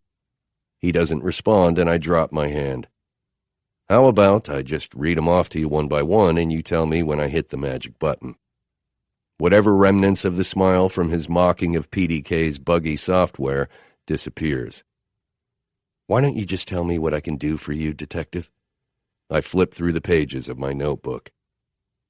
As you know, we've been combing through the files on Sabine's laptop, and we found a couple of things I'm hoping you can clear up for us, like her bank accounts, for example. His shoulders drop a good inch in relief. This is a question he thinks he knows the answer to. I assume you're not asking about our joint accounts. I dip my chin in a nod. Correct. Which one? She has 3 in her name only. The mortgage account, a checking, and a debit MasterCard. Those last 2 are business accounts, by the way. I don't really have much knowledge of them, other than to help her file her taxes. I'm referring to her savings accounts, actually. The 2 money markets and the investment account. Jeffrey goes completely still. He gave me Sabine's computer, but not before combing through it. He would have been a fool not to. But these accounts weren't on that Excel file she maintained. They weren't anywhere. I only know of their existence because Ingrid told me. You look surprised, I say, trying not to sound satisfied. His answer comes through gritted teeth. Since when? I consult the papers on my lap. Well, let's see. The money markets are from early January and end of March 2013. The investment account is more recent, December of last year. Together, the accounts add up to a grand total of $379,385.29, give or take. But you know how those investment portfolios go. The value changes faster than you can add up the numbers. He doesn't respond, but I see the thoughts rolling through his mind as clearly as if they were written in the air. Sabine has almost $400K squirreled away in accounts she never told him about. in accounts she hid from him for years. I can see you need a minute to process this, so let's come back to it in a little bit. In February of last year, you transferred your share of ownership at 4538 Belmont Drive to your wife, and over the course of the next 16 months, the monthly mortgage payment has been coming from her salary, not yours. He shrugs as nonchalantly as he can. Sabine makes a lot more money than I do. If you've been through the accounts, you know how much more. It only seemed fair. Was this her idea or yours? I don't remember who suggested it, but Sabine was picking up the slack most months anyway. I didn't want it to become an issue between us. Was it ever? Was it ever what? An issue. Because my wife and I, we just throw everything into one pot. But believe me, I get how money can become an issue, because she used to draw a salary. When she stopped working, she felt guilty spending the money in our account since I was the one who put it there. It took me a while to convince her that what's mine is hers, and what's hers is mine. She contributes in other ways, you know. But to each his own, I guess. This is me playing good cop. The witty and let's be buddies cop. Judging from the way his eyes go dark and squinty, Jeffrey doesn't believe it for a second. Sabine and I went in another direction, but believe me when I say there are no hard feelings between us. I may live in our house rent-free, but I pay the utilities and buy most of the groceries, as I'm sure you've seen on the joint household account. That's my contribution. Sounds like a good deal. Yes, he says, nodding. A good deal for both of us. I scribble some bullshit on the pad, then flip to the next page. Since Sabine's disappearance, you've discovered she was having an affair. That must have been rough. He barks a sarcastic laugh. Rough is one way of putting it, I guess. Finding out about the affair was difficult, yes, it was hurtful. But was it surprising? Maybe not so much. The truth is, Sabine and I have been moving further and further apart for some time now. I'm sure her sister, Ingrid, has told you as much. According to Dr. McAdams, it wasn't just an affair. He says the two are very much in love, that they've been making plans to reorganize their lives so they can be together. By planning to ditch their spouses, you mean? Yes, I know about that too. Ingrid and Dr. McAdams both told me. According to the doctor, Sabine was also pregnant. Yeah, he told me the joyful news. He says it through curled lips and with a tone like he'd just stepped in dog shit. How'd that go over? I punched him, if that's what you're asking, but I'd also caution him, before he gets too excited, to take a look at Sabine's medical records. You think she's lying? I think he should take a look at her medical records. Out of respect for Sabine's privacy, I don't want to say more. You weren't respecting her all that much when you punched her in the face. His face goes white, then beet red, fury firing through his veins. He knows that little tidbit came from Ingrid. It's the same expression he used with her in my office. He stabs a finger on his desk. Okay, first of all, I did not punch her, not even close. It was a light slap with the back of my hand, one I regretted as soon as it happened. That's all it was. That must have been one hell of a slap. We were arguing. Things got heated. She shoved me. I slapped her. Afterward, we apologized, and that was that. We moved on. What were you arguing about? He lifts both hands in the air. I don't know, Detective. What does any married couple argue about? Taking out the trash, dirty clothes on the floor, using the last of the shampoo. Take your pick. Would you say you're a jealous man? He narrows his eyes. My wife is cheating on me, Detective. I think I'm allowed to be jealous. But again, I didn't find this out until after she went missing. I shrug. Still, your wife certainly had her secrets. Secret bank accounts, secret lover.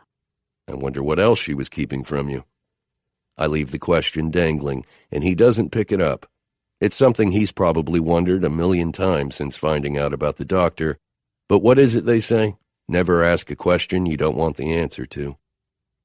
According to Ingrid, Sabine had consulted an attorney, I say, consulting my notepad. She was going to ask you for a divorce, I know. This past weekend, apparently. He leans back in his chair. Ingrid and Trevor told me that too. I scratch at a cheek, watching him, waiting, for the span of a good 3 breaths, maybe 4. Jeffrey is the first to lose patience. What? I'm just wondering what would happen. If she'd gotten the chance to ask you for a divorce, I mean. Who would get the house? How would you split up your assets? Come on, detective. We both know I'd get the shitty end of the stick. But okay, I'll play this game. If Sabine and I got a divorce, I'd probably move away. This is a dead-end job in a dead-end town. I'd have better opportunities elsewhere. I nod, satisfied for now. Let's go back to the fight. After Sabine shoved you and you punched her, slapped, he says, his voice clipped. I slapped her, not punched. There's a big difference. After you slapped her, then what did you do?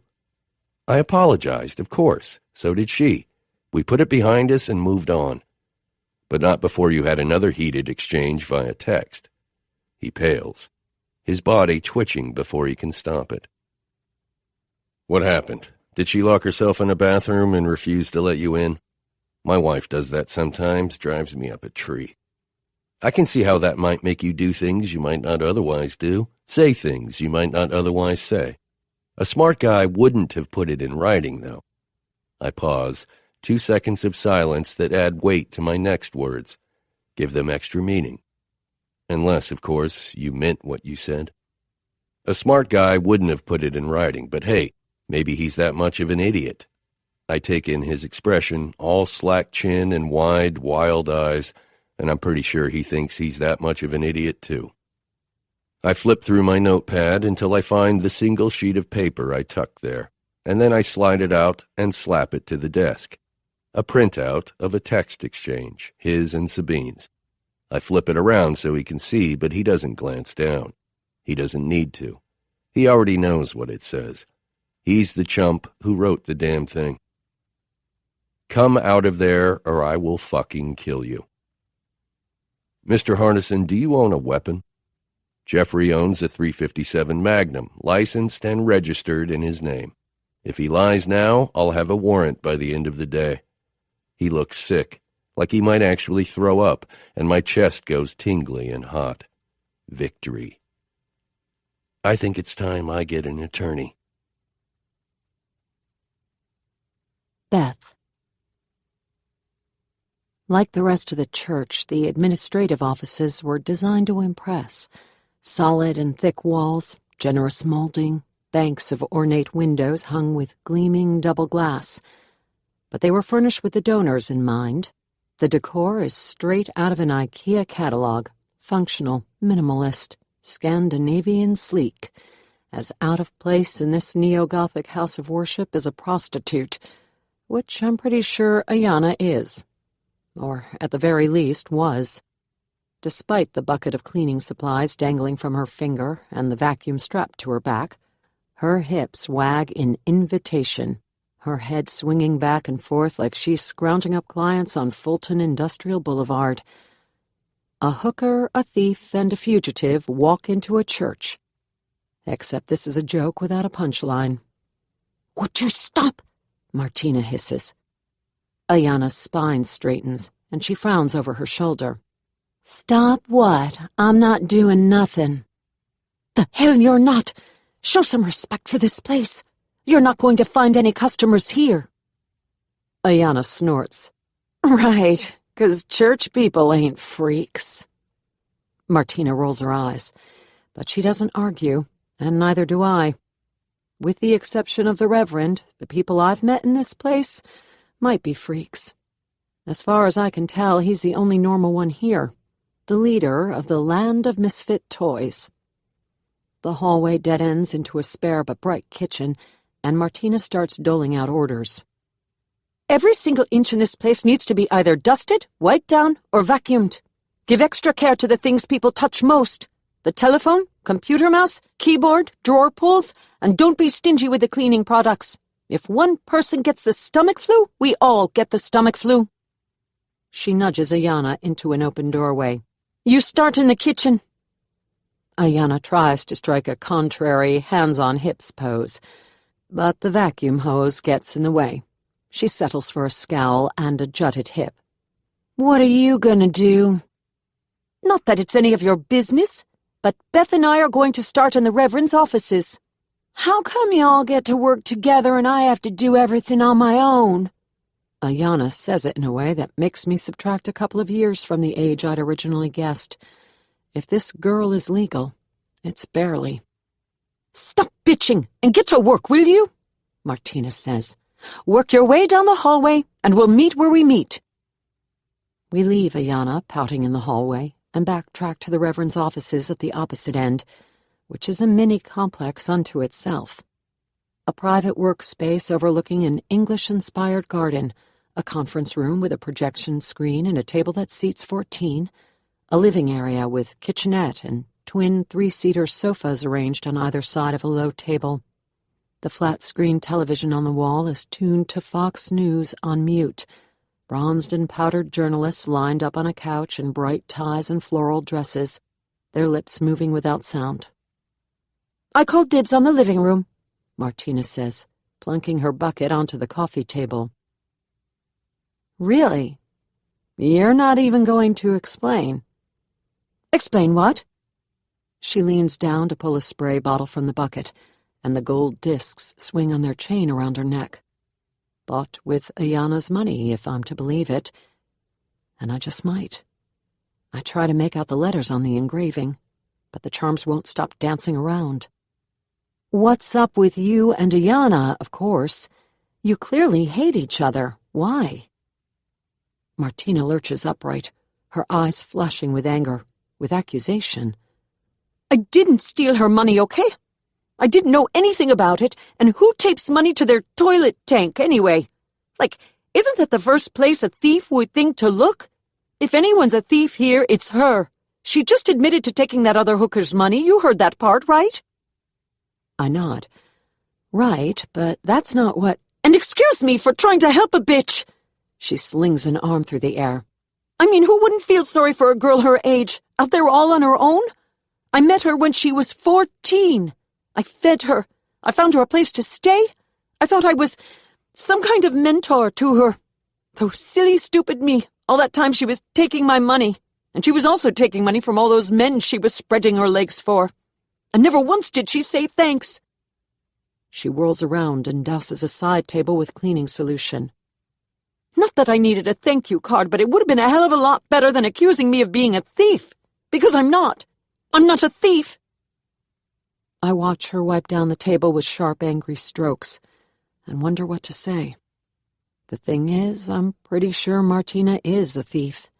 Ayanna never said that the money was taped to the toilet tank. How else would Martina have known that little fact, unless she was the one who found it? And what does this mean for our newly formed truce? Was I wrong to believe she wouldn't steal my money, too? A rapping on the door frame saves me from my thoughts, and the table from Martina's over-eager scrubbing. The man standing in the doorway is a stranger, and yet I know exactly who he is. Same runner's build as the Reverend, same hazel eyes that seem to be smiling even when he's not, same clipped beard, though his is a rusty brown instead of white. He is dressed like his father, too, in jeans and a pressed shirt, but his clothes are more modern, more youthful, cut in a way that makes me think they might be designer. He even has his father's haircut, clipped closely on the sides with a longer hank on top, swept off his forehead with an identical cowlick. "What do you want?" Martina says, emphasis on the you. She stands like a statue in the middle of the carpet, the spray bottle and rag hanging from a hand. "Hi," I say, smiling to soften her snub. He takes it as an invitation, moving farther into the room, his cologne mixing with the other smells, bleach, lemon polish, and spicy sandalwood. He extends a hand in my direction.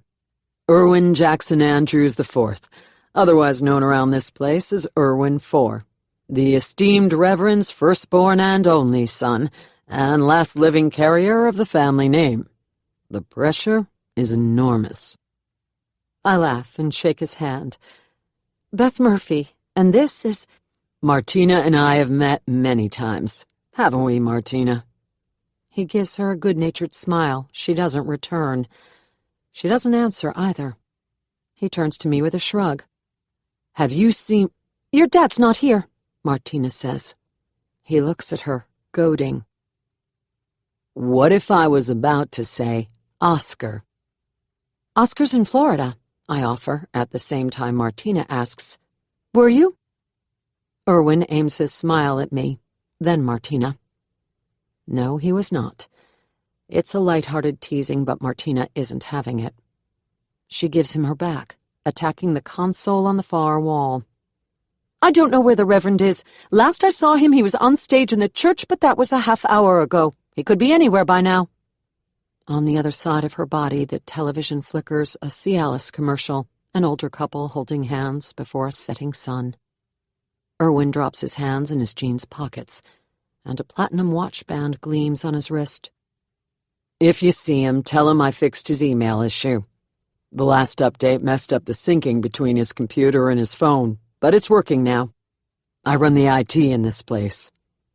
That last sentence he delivers to me, though I can't decide whether it's meant to inform or impress. His gaze bounces between us, waiting for one of us to respond. He doesn't seem eager to leave. I don't know what to say to this guy, the son of a holy man. The clothes, the watch, the impish half-grin on his face. The result is anything but holy. The silence stretches, long and uncomfortable. Martina ignores us both. Okay, well. Erwin takes the hint, backing out of the room. Nice to meet you, Beth. Martina, you have a nice day. See you all around. And with that, he saunters back into the hall.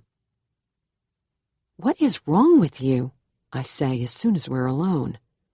Why were you being so rude to him? Because Erwin 4 is a creep, that's why.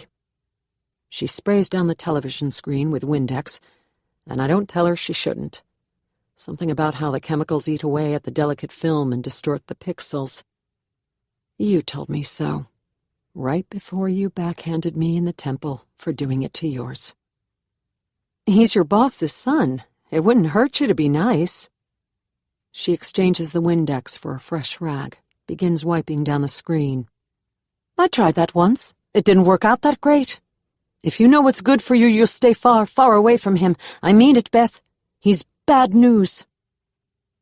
Whatever she says next fades into a pounding in my head, blood rushing in my ears because a national news alert is flashing across the television on the other side of her body. A face fills the screen, and dread like warm bile bubbles up my throat. I step to the side, bobbing my head to see around Martina's feverish scrubbing. A banner scrolls across the bottom, white text shining on a bright red background. Missing. Sabine Stanfield Hardison. A chill skitters up my spine, hollowing out my stomach and my lungs. I stare at the screen as the photograph grows smaller, shifting to a lopsided square in the upper right-hand corner. A journalist's face takes her place, and I focus on her brows, like twin commas squeezed together in concern. Her shiny pink lips are moving, exaggerated, like a silent movie star. I want to search for the remote, but I can't tear my eyes away from the screen. All this time I've been hunkered down, hiding and watching the news for reports of a missing Pine Bluff woman. And now here it is. And I can't breathe. The room spins, the words dancing in spots across my vision. Martina steps away from the screen, pausing at the look on my face. She frowns at the TV over her shoulder. What's wrong? Who is that? Her name's Sabine Hardison. My voice is high and wild. It echoes in my ears like a scream. Martina turns to face the television, shifting so we're side by side. She tilts her head and studies the screen. She's so pretty. Do you know her? Do I know her? I try to cough up an answer, but my lungs are hardened concrete. It's all I can do to shake my head. Then why are you looking at her picture like that? My thoughts careen and slide around, searching for purchase, for an acceptable excuse for the silence that I've already let stretch far too long. Like how? Like you want to throw up or something. New words flash across the bottom banner. Pine Bluff, Arkansas. Martina doesn't read them out loud, but she sees them and turns to study me. Her gaze crawls across my profile, over my wide eyes and cheeks that are burning like I've been in the sun too long. Martina is neither blind nor stupid. And I don't like the way she's looking at me, like she's trying to solve a puzzle. And now my breath is coming too hard, too fast. I need Martina to forget she ever saw Sabine's face, ever saw her name, and those awful words that scrolled across the bottom of the screen. And the only way to do that is to keep moving and stuff my feelings down. I peel myself away from the screen, pick up my bucket, and carry it into the next room, casting one last glance back at the TV.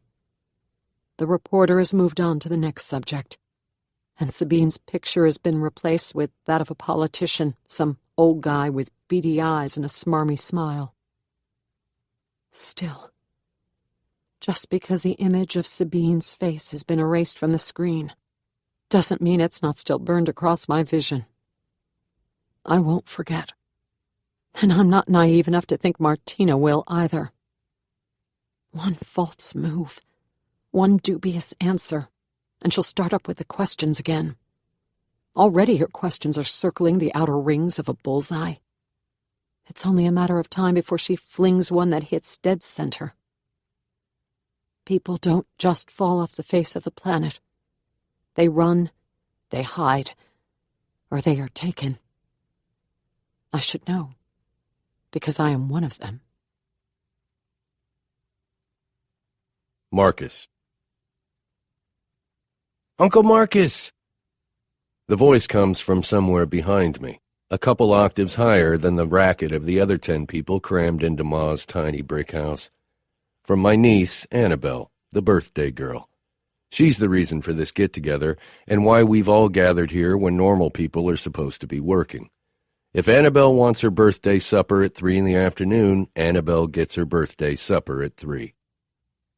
I scoop her up right before she tackles me at the knees. Happy birthday, Anna Bananabelle. How does it feel to be 8 today?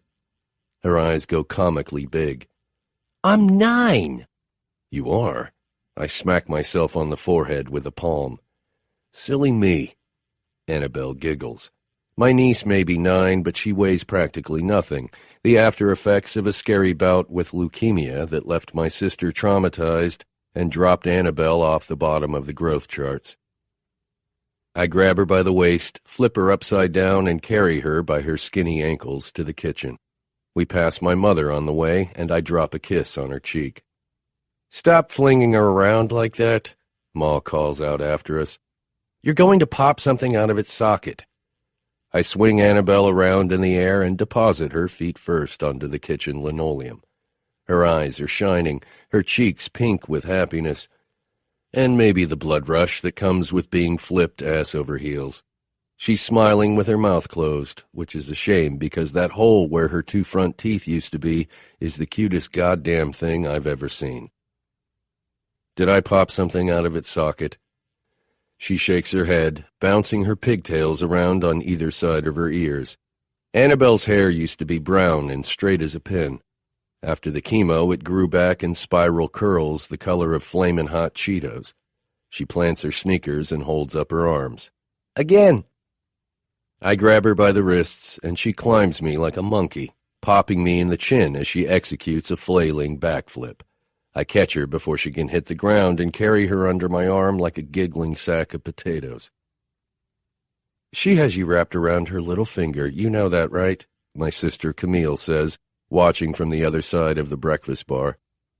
She's leaning on the kitchen counter with an ever-present glass of Chardonnay in a hand, another holdover from Annabelle's illness, even though it's the middle of the afternoon. I'm the only one in this family who doesn't treat her like a piece of glass.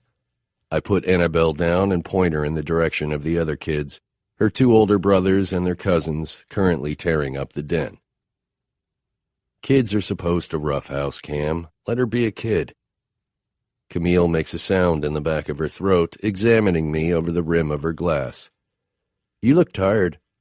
I am tired. Fucking exhausted, actually. A week of nonstop work on the Sabine Hardison case will do that to you. I step to the fridge and pull out a beer. That bad, huh? She digs through a drawer for the bottle opener, passes it to me. Still no leads? Nothing I can tell you about. Nothing I can tell anybody about. Like every other person in this town, Camille knows what she's seen on the news. That there has been no trace of Sabine since she walked out the Super One door and disappeared into thin air. No bank transactions, no check-ins on Sabine's Facebook or Instagram, no emails or texts. By now, the media has poked enough holes in Jeffrey's story to turn it to Swiss cheese, turning the tide of public opinion about him from sympathetic husband to primary suspect. And it doesn't help that the guy's an ass. Plenty of people are coming forward with tales of times he ran over their dog or reneged on a handshake deal, and together their stories have swirled into something bigger, something dark and nefarious. And then there's that stunt he pulled with Mandy in the morning. What kind of tool bad talks their missing wife on network television, then starts up an affair with the TV reporter? Neither move won him any points with the stay-at-home mom crowd, women like Camille, blue ribbon, Class A gossips, who while away the hours their kids are at school, at coffee shops, and the gym, spreading rumors and stoking speculation. If Jeffrey were smart, which he's not, he'd have kept his paws off Mandy and blubbered into her camera like that lovesick doctor has been doing on other shows, begging for whomever took Sabine to send her back home.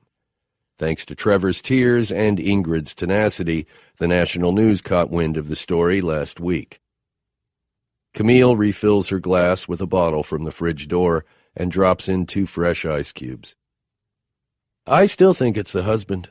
I met him once, ages ago. Some party at the McGillicuddy's, a housewarming or birthday or I don't remember what. But the point is, I walked into the kitchen and there they were, arguing about something. Well, he was arguing. She was mostly crying. Is that so? I pop the top and take a long pull from the bottle. Camille rolls her eyes at my non-answer. As the detective assigned to the case, I'm walking a delicate balance here. Releasing enough tidbits to keep the public invested, but not enough to make them lose hope. Feeding them enough information to fuel the investigation, but not enough to trip me up. I'm looking for leads, not vigilantes or armchair detectives. Oh, for God's sake, Marcus. Everybody knows they were on the brink of divorce. Stop acting like I'm revealing some top-secret detail about her life. She was having an affair, and honestly, who wouldn't in her place? Her husband is a real douche. Camille isn't wrong. It's no secret their marriage was on the rocks. My sister is not the only one floating the theory he had a hand in Sabine's disappearance. Nobody's buying his reading a book by the river bullshit, including me. Chasing down what he was really up to the afternoon his wife disappeared has eaten up the bulk of my investigation hours. Fine, you keep your secrets, but at least tell your favorite sister this, you're my only sister. Whatever, just tell me, second favorite brother of mine. A burst of laughter comes from the next room, and she leans her head around the counter to make sure we're still alone. Her concern is not about privacy, but about getting the scoop. Camille hates not being in the know. What are your spidey senses telling you? Do you think you'll ever find Sabine? No. Her eyes go wide. Really? What do you think happened to her? What does your gut say? Honestly, Cam, I drain the beer bottle, chuck it into the recycling bin. My gut says that she's dead. My younger brother, Duke, settles a steaming platter of pot roast, swimming on a bed of vegetables onto a table already groaning under the weight of our mother's food. As usual, she's cooked for an army, enough to send all of us home with Ziploc baggies of leftovers that will last us well into next week. I can still hear her, banging around in the kitchen, rattling off a one-sided conversation with herself. That needs more dressing. Now where did I put the butter? Don't forget the garlic bread. Ma, come on, I shout. The smells are overpowering, meat and potatoes and vegetables plucked from the garden out back. You're killing us here. I wink across the table at Annabelle, who sneaked a slice of sausage from the tray and tucked it in a fist. Only Annabelle dares to sneak food because ever since her illness, she's Ma's unofficial favorite, the only one besides me who can get away with breaking the house rules. Rules that for everyone else are ironclad, but for us a little fuzzy. 1. No cussing or talking back. 2. Nobody eats until everyone's seated and the food blessed. 3. Turn off the lights. What do you think, that we own the electricity company? Ma barrels into the dining room in her apron, a frilly floral thing she's had as long as I can remember. Did everybody get themselves something to drink? Nods and yeses all around, including my own, even though my new beer bottle is already empty. Ma would only hold up dinner for me to go get another, and the Durand clan is a ravenous bunch. Best not to get in their way. She sits, then registers the empty place setting at the far end, and her expression shifts from surprised to offended. Her gaze scans the faces at the table, ticking them off one by one in her head. Her 3 adult kids and their spouses, Duke and Joni's twins, Camille and Sean's 2 hellions, and Annabelle. It's only a matter of time before Ma's gaze lands on me. Marcus, where's Emma? My absent wife. Her beloved daughter-in-law. The same person she last Christmas referred to as the daughter she never had. Hello, Mom, Camille had said at the time. I'm standing right here. Ma just patted her hand. You know what I mean. She's been so busy she didn't notice when I walked in without Emma, not until now. I slide the napkin from under my silverware, drape it over my lap. Home in bed. She said to tell you she's sorry to miss this. Like everybody else here, my mother is well aware of my wife's delicate constitution. Emma's always got something, a headache or stomach ache or earache or dizzy spell she can't quite shake. Usually, I'm cool with her bowing out of family dinners and kids' soccer games, but today's different. Nobody misses a Durand birthday celebration, not even Camille, who once waited until everybody was finished with dessert to tell us she was in labor. Was, I say. Emma was sick. She picked up that stomach bug that's going around. What stomach bug? Camille says, looking up and down the table. I haven't heard anything about a stomach bug. Since when? What kind? She frowns at Duke, then at her husband, Sean. Do y'all know anything about a stomach bug? Ma frowns. Well, if she was sick, then why isn't she here? Give her a break, will you? Em's better, but she's still not 100% yet. She just wanted to sleep it off, and honestly, both of us were a little worried she might still be contagious. We didn't want to risk it, not with a house full of kids. I follow up my words with a meaningful glance at Annabelle, whose immune system is still wonky.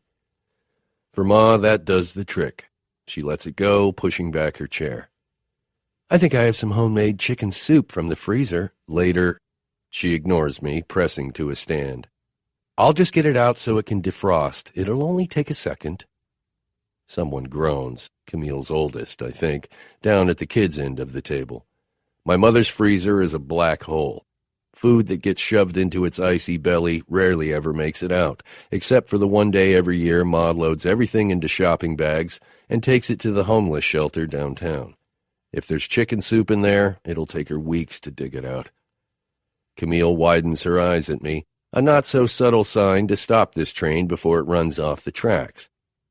To her right, the kids clutch their forks and throw wild, panicked glances, all but Annabelle, who's leaning back in her chair and chewing. She looks like a red pigtailed Snoopy, one cheek fat with sausage. Ma! She stops at the door to the kitchen, and I soften my tone. Emma would love some of your chicken soup, but please, for the love of all that's holy, get it later, will you? The kids down here are about to start a riot. Yeah, someone whispers. Sean, I think, from the way Camille elbows him in the ribs. Ma looks at the kids, and they bob their heads. Nana, we're starving, one of them says. She presses a palm to her bosom, then bustles back over to her chair, reciting a rapid-fire blessing over the food like one of those disclaimers at the end of a radio commercial. Then, finally, come the words we've all been waiting to hear. All right, y'all, dig in. There's an explosion of movement and voices, of passing plates and scooping spoons, of people tearing into the heaping platters like they haven't eaten since last week.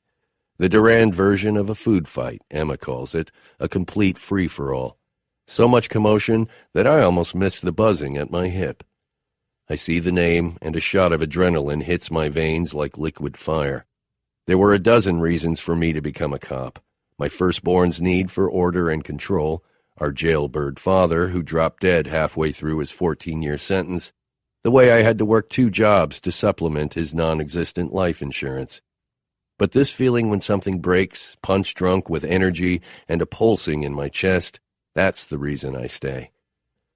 It's a high as addictive as a pull from a crack pipe. I pull my cell phone from the holder, wave it in the air by my ear, and Ma shoos me off with a flick of her fingers. Some mothers dream of their sons becoming priests. For mine, there is no more honorable profession than cop. In 3 strides, I'm in the kitchen. "I got something," Charlie says in that gruff smoker's voice that sounds like he could keel over at any minute. Thank fuck. Charlie is an ex-cop, a freelance detective specialized in finding the unfindable, and my go-to secret weapon. His methods may be a little questionable. According to the chief, a lot questionable, but he's discreet, and he always gets the job done. I pay him under the table and from my own pocket. So far, he's been worth every hard-earned penny. I unlock the sliding glass door and step out onto the tiny deck overlooking Ma's backyard. The late afternoon sun slants through the trees, lighting up Ma's beds of early girl tomatoes and easy-pick beans and whatever the hell else she's got sprouting in the greenhouse at the very back. "I found an application for an apartment in Tulsa," Charlie says. "Someplace called," papers rustle in the background, "The District at River Bend. I checked it out. More hipsters there than you can beat with a stick, which is exactly what I wanted to do, beat 'em with a stick. Anyway, the leasing manager conducted a background check that went nowhere. Your gal disappeared before she could sign the lease." Charlie's message hits me, and I clench my jaw so hard something pops in my temple. My gal knew what she was doing when she filled in that application. She knew that as soon as she forked over her license and Social Security number and whatever else needed for the background check, they would act as beacons, lighting up her location on a map, an electronic trail leading the police straight to her. "It's a bait and switch," I say. "She's on the run." Charlie's grunt says he agrees. "I called the numbers she gave the leasing manager as references. Both took me to Quick Trip, one for the corporate offices in Tulsa, the other for a gas station south of Oklahoma City. That's 2 places of employment 120 miles away from each other. I thought that was kind of funny. Don't you think that's kind of funny? Fucking hilarious. Both of them were dead ends, of course. Of course. I suck in enough air to pop a lung, then I blow it out long and slow while I count to 10.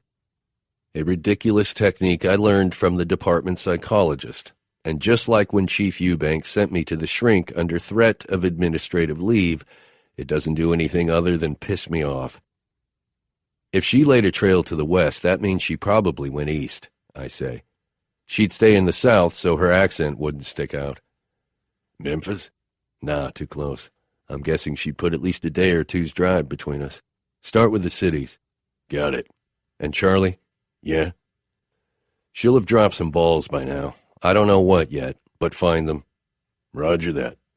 He hangs up, and I slide the phone into my pocket and stand there for a long minute, white-knuckling the railing and watching a bird tug a worm from the dirt. The worm is flailing about, struggling to keep itself tethered to the earth, but the bird claws the ground and holds fast. Uncle Marcus? I turn, and there's Annabelle, her pretty face crinkled with worry. Behind her, the sliding door stands open, just enough space for her tiny body to slip through. Hi, Princess. I smile down at her, trying to assess from her expression how long she's been standing there, listening, how much she's heard. She tips her head back, squinting into the sun. You said a bad word. I flip back through the phone conversation, trying to remember what I said. Which bad word? It could be one of many.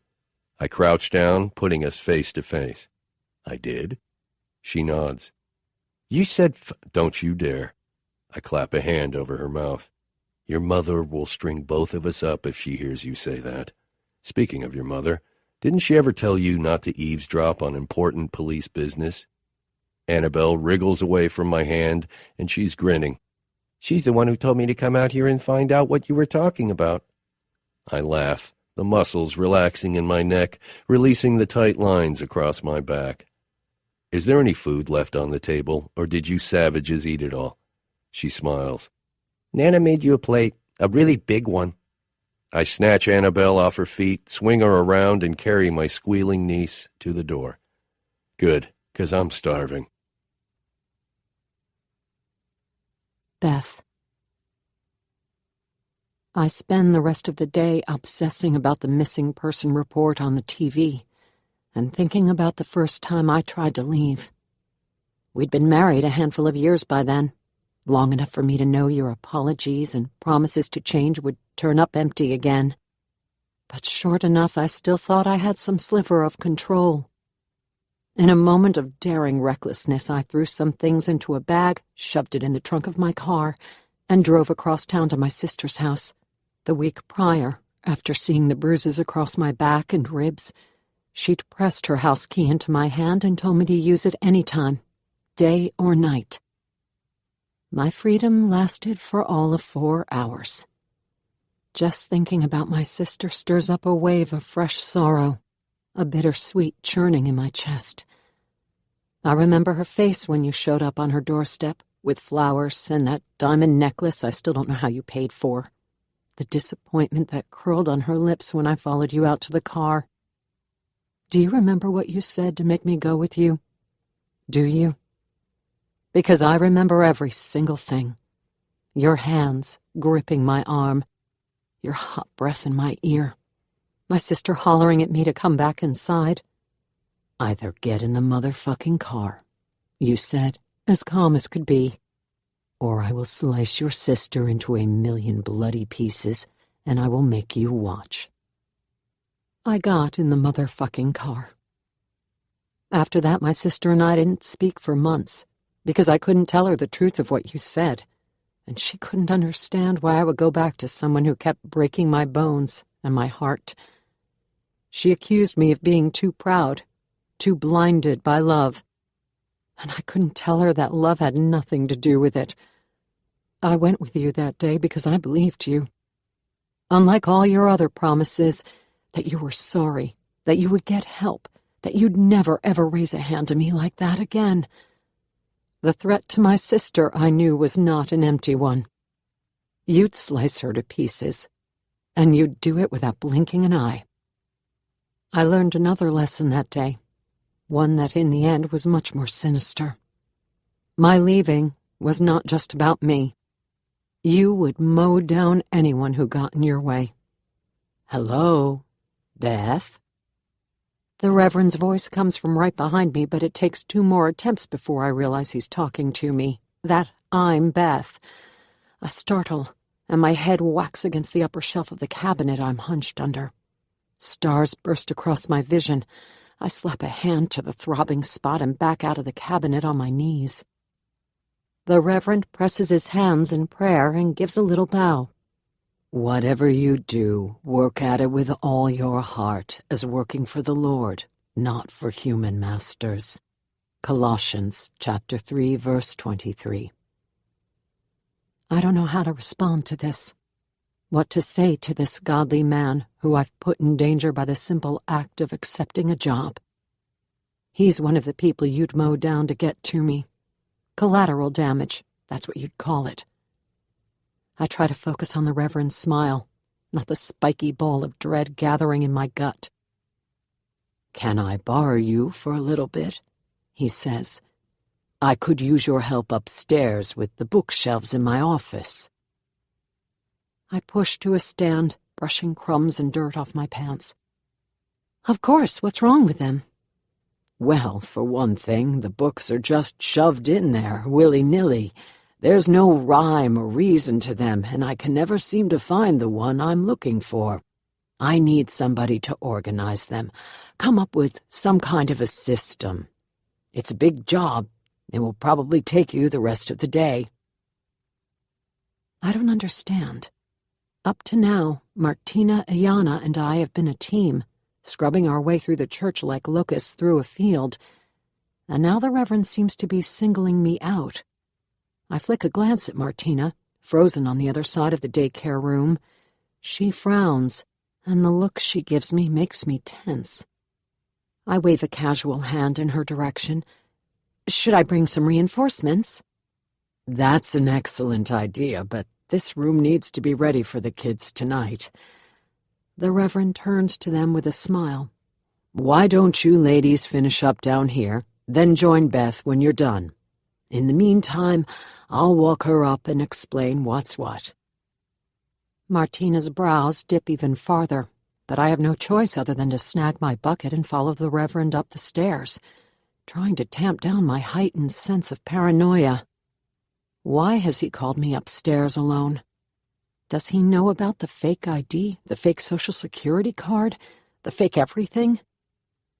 Judging from his friendly chatter, he doesn't. We wind our way through the church while the Reverend talks nonstop about his book collection, instructional manuals on expository preaching, a collection of antique Bibles, an entire shelf full of sermons for dummies some jokester puts in his stocking every year at Christmas. "The problem is my parishioners are always forgetting to return whatever they borrow. Last year, my wife put those 'from the library of' stickers inside every book, but it's still a 50-50 shot if I'll ever see it again." "You could create a sign-out sheet," I suggest as we approach the double doors to the executive offices. "You know, like libraries have. After 2 weeks, their time is up. They have to bring the book back or risk, I don't know, eternal damnation or something." He laughs and opens the door. "I'm not beyond an infernal threat or two if it means books stop disappearing from my shelf." Charlene is perched behind the receptionist's desk, a phone pressed to her ear. She smiles as we come inside. "But the sign-out sheet is a great idea," he says, ushering me down the hall. "Do you think you could make me one?" I look over to see if he's serious, why he's asking me, a cleaner, and not his secretary. I study his profile, searching for whatever motivation fueled his question, but I can't find anything beyond a request for help. I tell myself to chill and keep my expression steady and warm. "Sure, I just need a computer and a printer." "You can use mine. My password's Erwin Grace 2. His kids. He smiles, obviously proud. "Just don't tell Erwin 4, or he'll get a big head." In his office, we spend a few minutes in front of his shelves, floor-to-ceiling slabs of glossy wood stuffed with religious books and icons. The Reverend wasn't joking when he said they were a mess. Bibles mixed in with devotionals and sacred texts and history books and evangelical tomes spread across multiple volumes. There's no order as far as I can tell, no reasoning for the way some shelves are half empty and others crammed to bursting. "Look at this one," he says, pulling a raggedy book off a middle shelf. "This is the Andrews family Bible, purchased by my great-great-grandmother and given to her son, Erwin Jackson Andrews I, on his wedding day." He peels the leather cover open, flipping carefully through the yellowed pages to a colorful one at the back, a family tree, the branches reaching out like leafy fingers, ending in handwritten names and dates, births, deaths, marriages. He taps 2 at the bottom. "Erwin's sister Grace and Erwin 4. One day, God willing, they'll pass this down to their kids." "They're lucky to have such a beautiful heirloom," I say. "This one deserves its own shelf, a middle one, with maybe a spotlight shining on it." "See? I knew I had the right person for the job." A muffled melody sounds from somewhere deep in his pocket, and he hands me the Bible. "That's my wife. Excuse me a minute, will you? He ducks into the hallway, and I carry the book to his desk, setting it gingerly next to his computer. I'm not entirely sure I believe in God, but maybe I believe in a greater power and some sort of order to the chaos. That there might be a reason why the Reverend brought me up here, to a room armed with a computer, and no one to look over my shoulder. Maybe this is the universe laying out the pieces I need to survive. Fate pointing me the way. All day long I've been smuggling snippets of time in the bathroom, scrolling through news on the tiny screen of my phone, fretting about how the searches are eating up expensive data I can't afford. And now here I stand, next to a computer I know the password to. The sneakier part of my brain kicks into gear, and my whole body tingles. Or then again, maybe this is a test. Maybe the Reverend suspects me of violating his trust, and this is a chance to prove to him I'm worthy. The Reverend's voice is gone now, faded down the hall. I check my watch. Think of Martina and Ayana downstairs, wiping germs off a million plastic toys. They'll be busy for another hour or more. But how long do I have before the Reverend wraps up his call? Seconds, maybe. Minutes, if I'm lucky. I fall into his chair and my insides thrum, my heart beating on overdrive. I tell myself I'm doing nothing wrong, that popping onto the internet is not a crime. The Reverend is a kind, accommodating man. If I'd asked him for a few minutes to check the news from home, I'm almost certain he would have said yes. I jiggle the mouse, type in the Reverend's password, and the lock screen dissolves into a crisp image of the Church of Christ's Apostles, taken from above by a helicopter, maybe, or a drone. At its tallest peak, a golden cross gleaming in a cloudless blue sky. I listen for the sound of people in the hall, footsteps, the clattering of keyboards, voices calling out or talking into a phone. Someone sneezes, but otherwise it's quiet, like everyone disappeared for lunch. I pull up the internet and type in the words that have been playing all day in my head on repeat. Sabine Hardison, missing. I'm rewarded with thousands of hits, and I suppose I shouldn't be surprised. News travels fastest over the internet. If the story is bled across state lines, if it's spread far enough to become a national news item on a major television network, then of course there's plenty more online. CNN, Fox News, all the major networks have picked up on the story. I scroll through the links, and a familiar title catches my eye. Mandy in the Morning. A taped episode promising dirt from Sabine's sister and a lover. As usual, Mandy doesn't mind speculating, and like the promos for her shows, the title on this one is complete clickbait. People in Pine Bluff love her, but I've never been a fan. I click instead on a link to the Pine Bluff Commercial, the local hometown newspaper.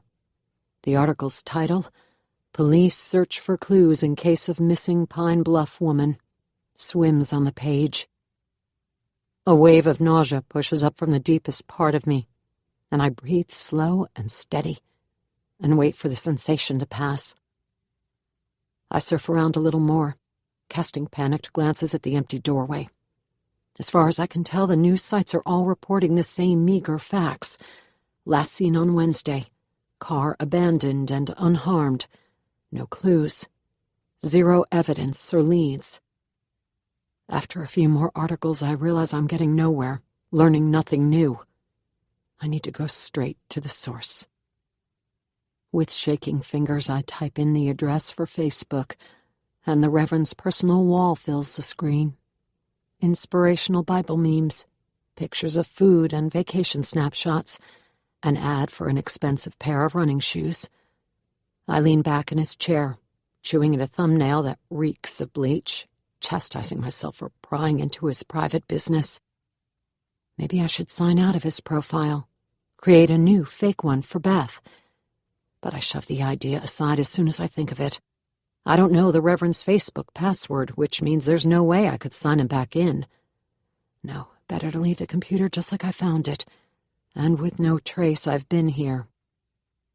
I am so going to hell for this, I whisper. On the Reverend's Facebook profile, I pull up the page for the Pine Bluff Police Department. Pinned to the top, a call for information pertaining to Sabine's disappearance, another reference to the tip line. I scan the post, but it tells me nothing new. If the police have any evidence or leads, they're not revealing them here. I scroll farther down the page, past staff announcements and PSAs for the dangers of texting while driving, then pause on a post at the bottom of the page. Another call for information about Sabine, alongside a photograph and 4 little words bursting like a bomb across my brain. Missing woman feared dead. Movement sounds in the hall, footsteps, and a door banging against a wall, and the Reverend's voice calls out, "Charlene, get Father Pete at Christ the King on the line for me, will you? I'll be at my desk." Shit.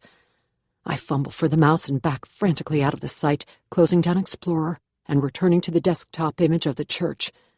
The footsteps are moving closer, closer still, and I glance at the bookshelves, still full and unchanged, and realize I need a reasonable cover.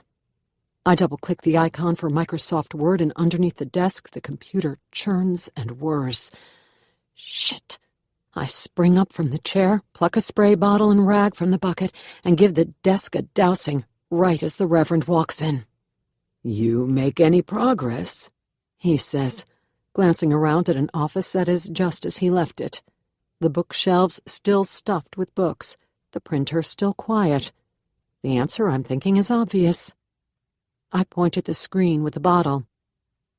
"I think your computer's stuck. It's been trying to open Word since you left, and... Oh, look, there it is. It's working now." His smile bubbles up something unpleasant in my belly. "Good.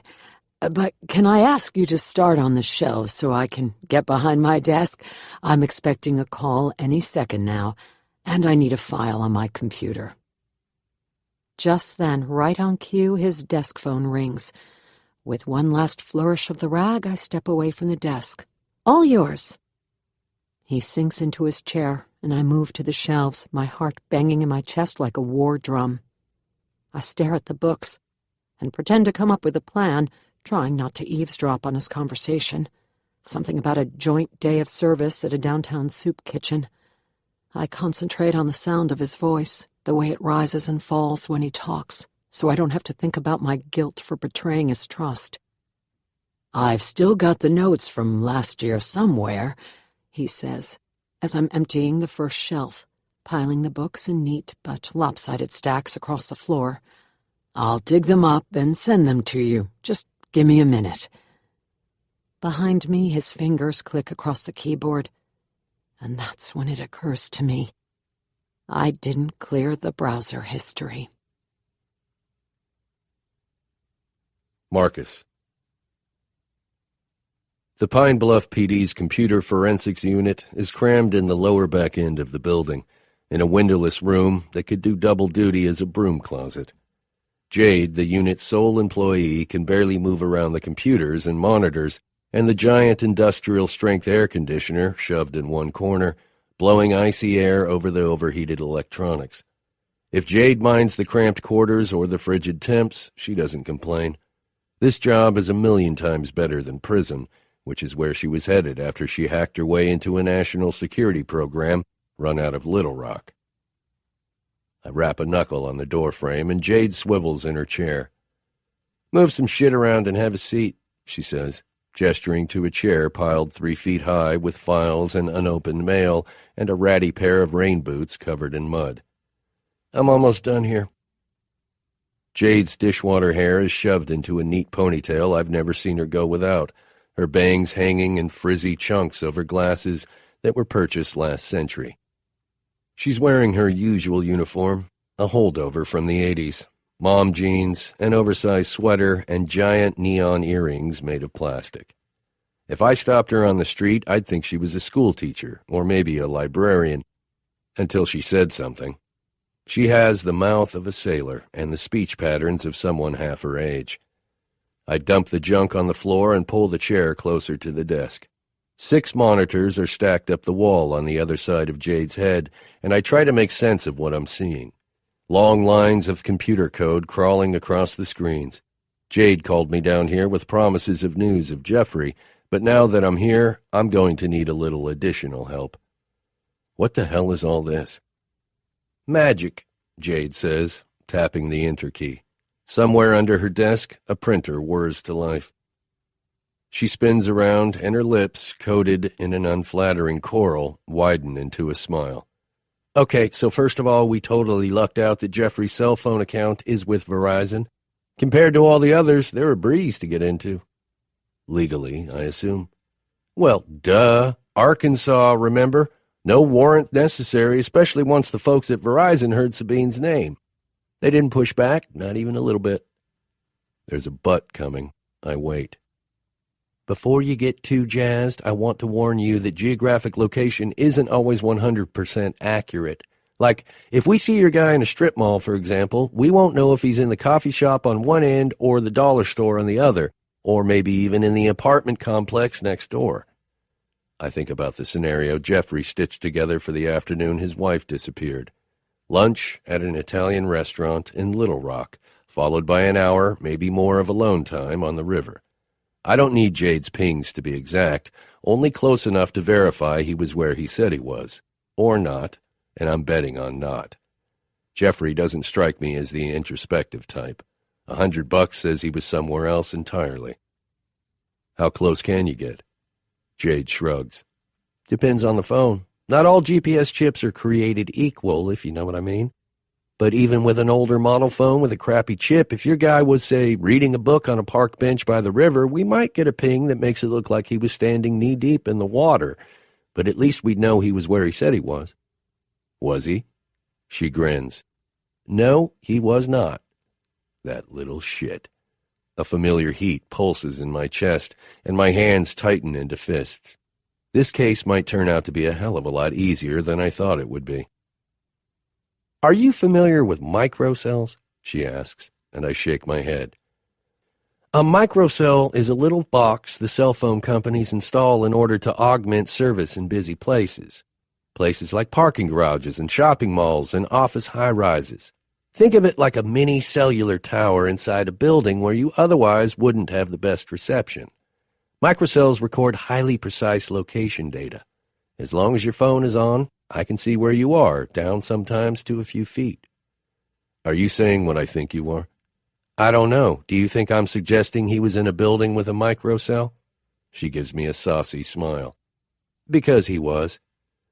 I want to reach across the desk, grab her by the ears, and plant one on her. That 2-hour hole in Jeffrey's day? History. She whips a paper from the printer, slaps it to the desk, and flips it around so I can see. A map of Little Rock covered in timestamps.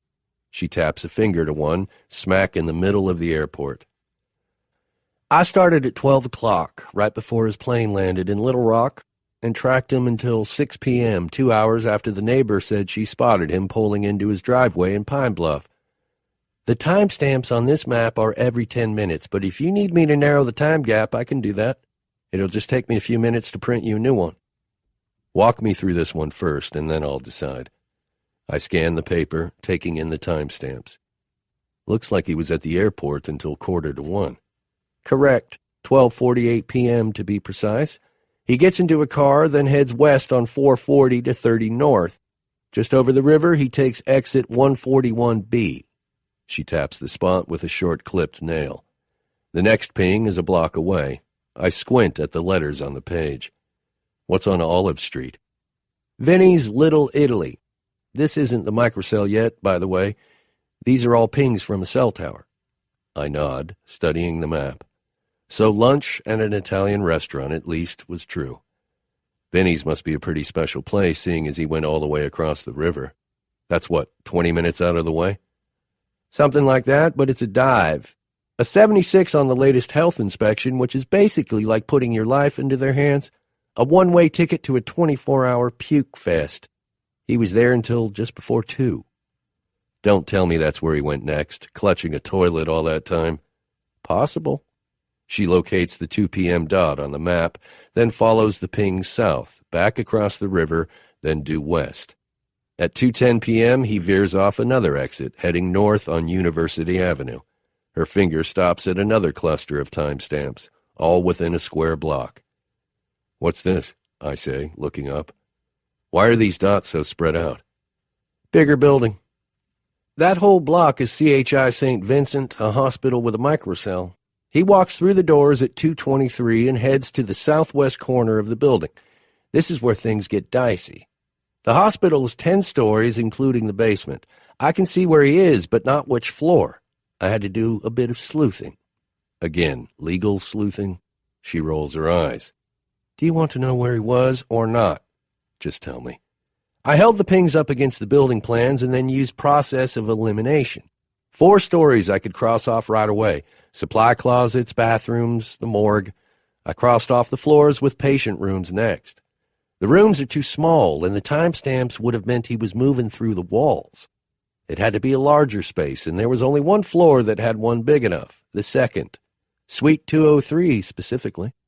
Which is the urology unit, a Dr. Patrick R. Lee. And you know this for sure. 100%. Jade pauses, and she chews her bottom lip. But maybe don't tell anybody I said that. Maybe just take my word for it. I puff a laugh. You hacked into the cameras, didn't you? She doesn't respond, and I take her silence as a yes.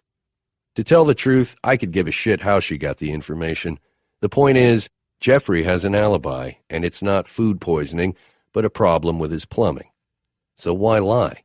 He had to know I'd track down the truth eventually, and didn't he stop to consider that every minute I've spent chasing him down the rabbit hole of this reading by the river bullshit, I could have been out there looking for his wife?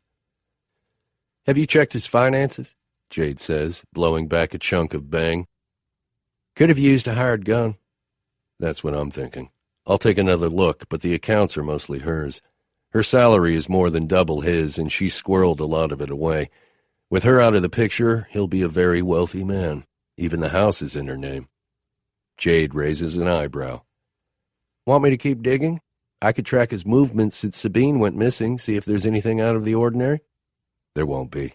He's been careful, stuck close to home. What about his emails, texts, things like that? I'm going to forget you even suggested it since we don't have a warrant. Not yet, anyway. I drum my fingers on the desk, considering my next move. Actually, I do have something I'd like you to do, and that's keep a watch on the police department sites for me. The website, Facebook and Twitter pages, logins on the scanner, and whatever else we've got out there. I want to know about any strange hits. Define strange. Clusters of IPs coming from somewhere outside of Pine Bluff, most likely a city in the south.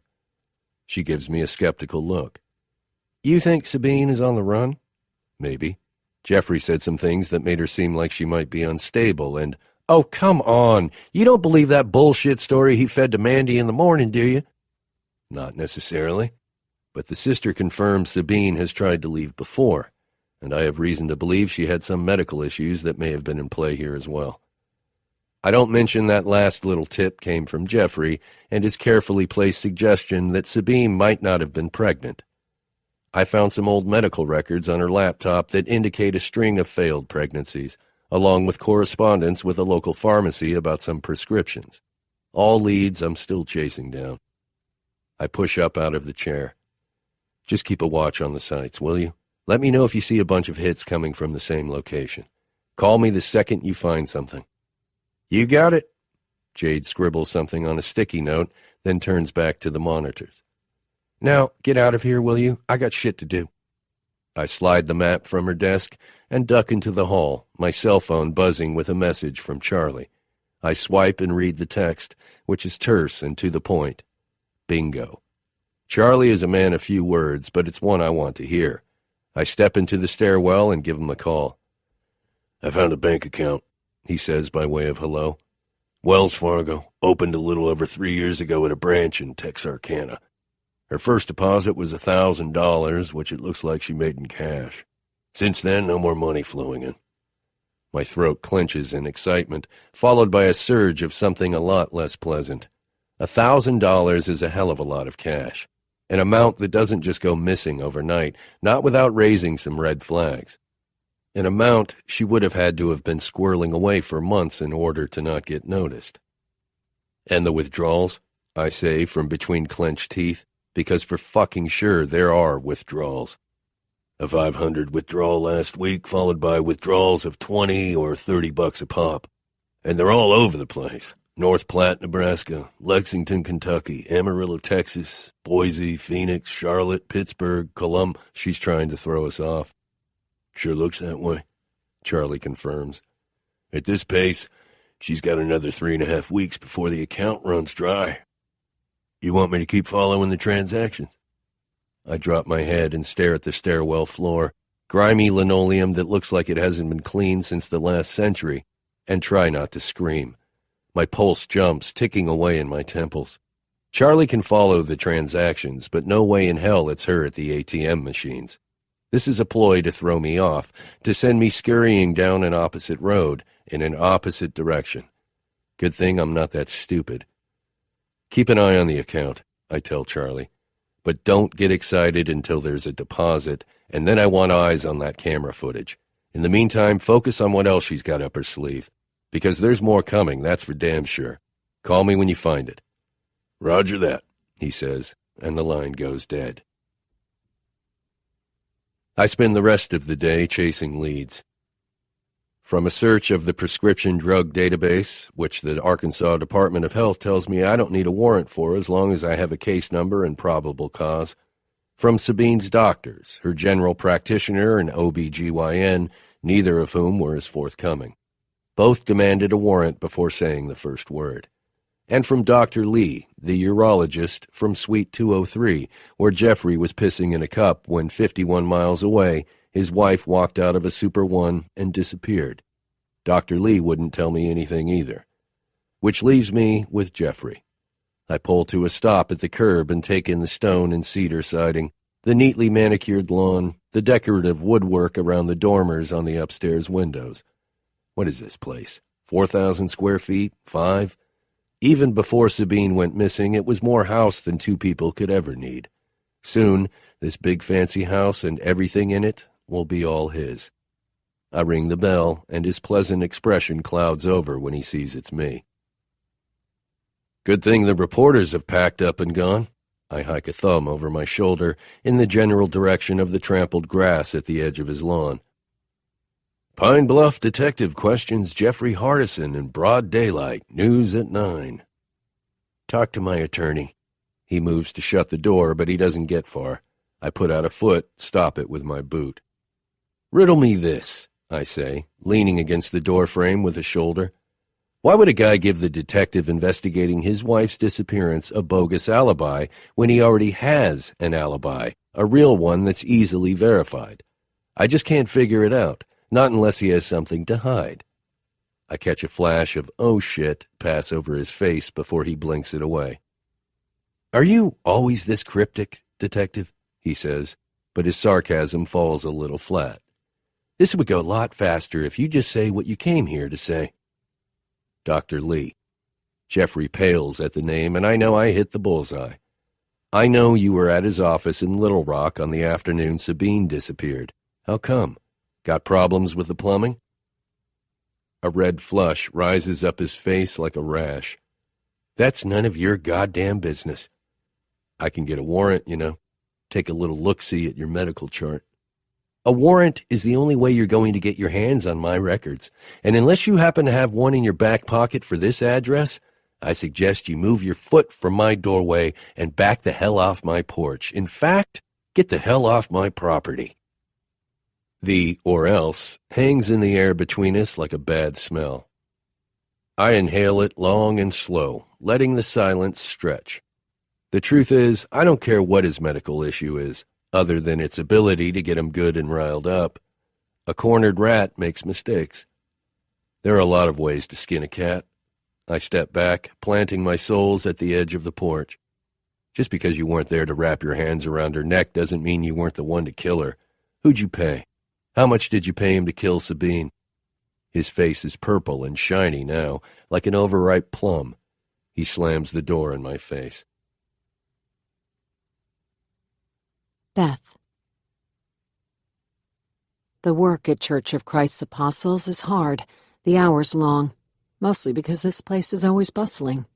A rolling program of worship services and holy get-togethers, Bible studies and prayer breakfasts and marital counseling and kids' clubs and childcare and we worship for kids 2 to 3. Reel the little punks in before they know their bait, you would say. And then there are all the people it takes to make this place run. The Reverend and his slew of church lady assistants, his pastors and ministry staff, an army of volunteers.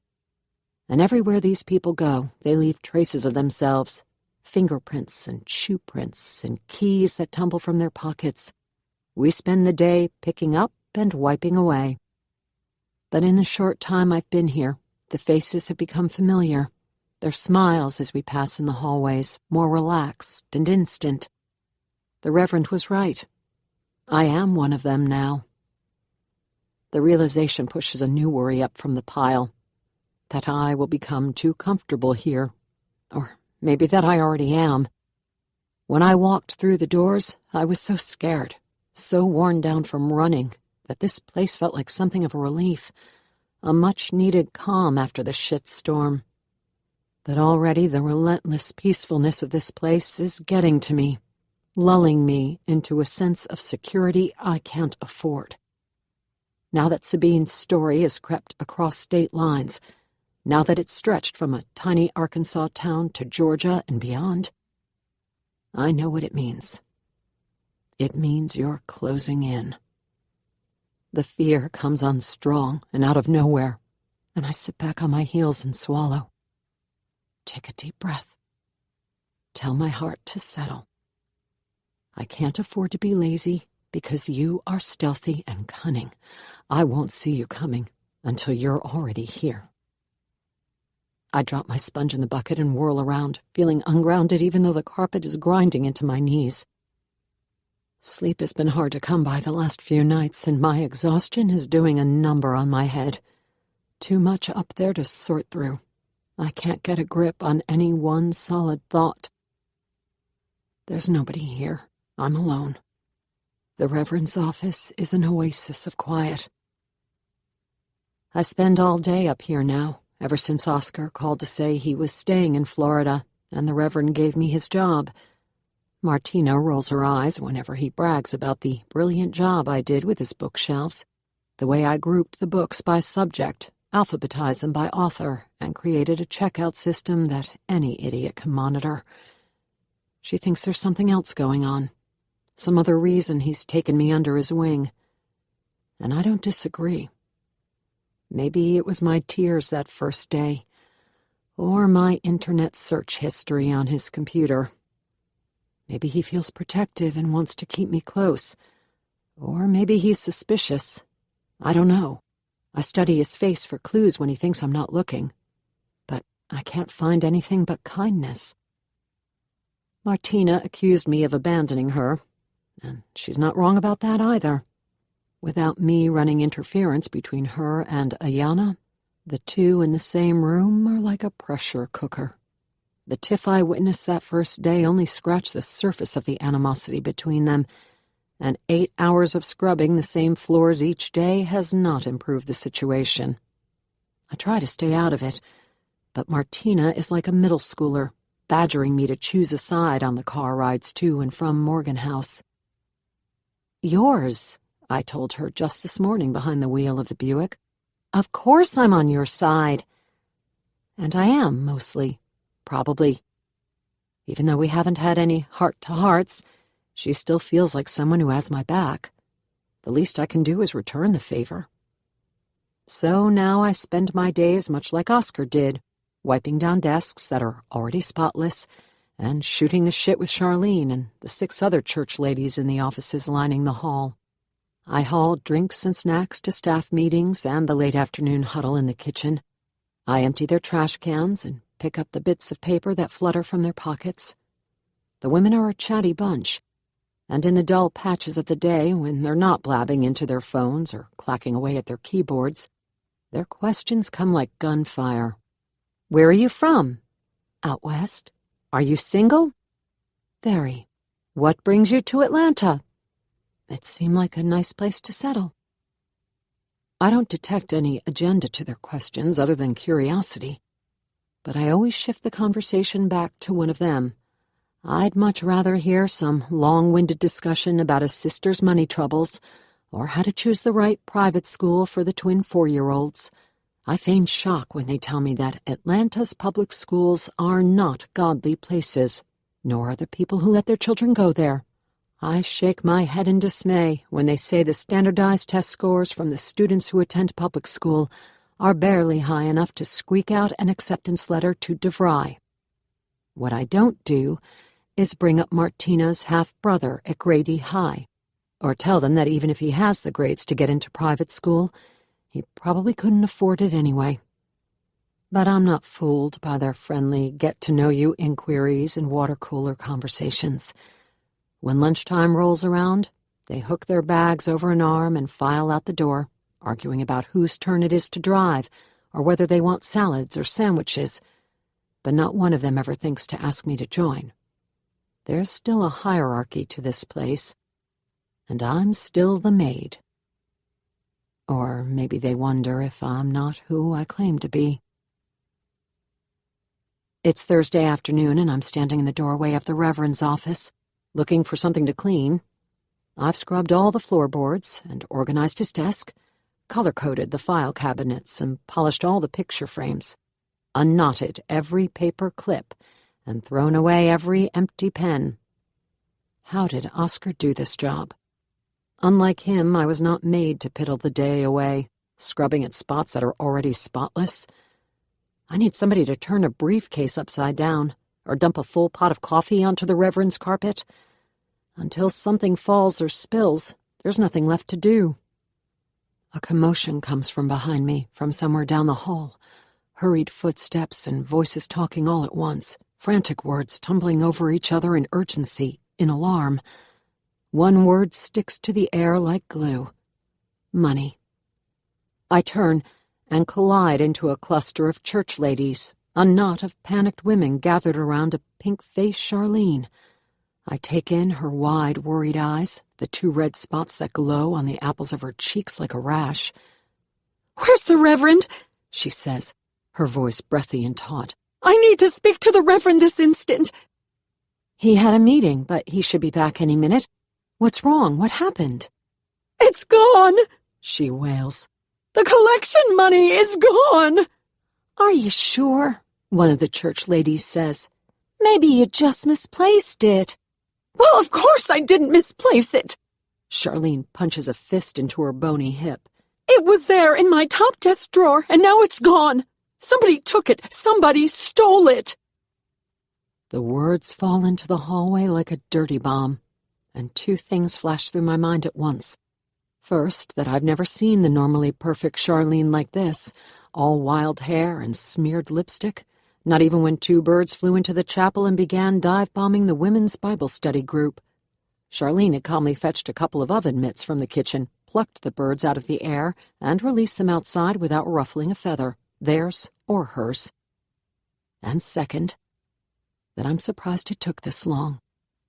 What kind of idiot keeps a wad of cash in their desk drawer? Even in a church, even surrounded by all these godly people, it was only a matter of time before somebody swiped it. There were thieves in the Bible, too.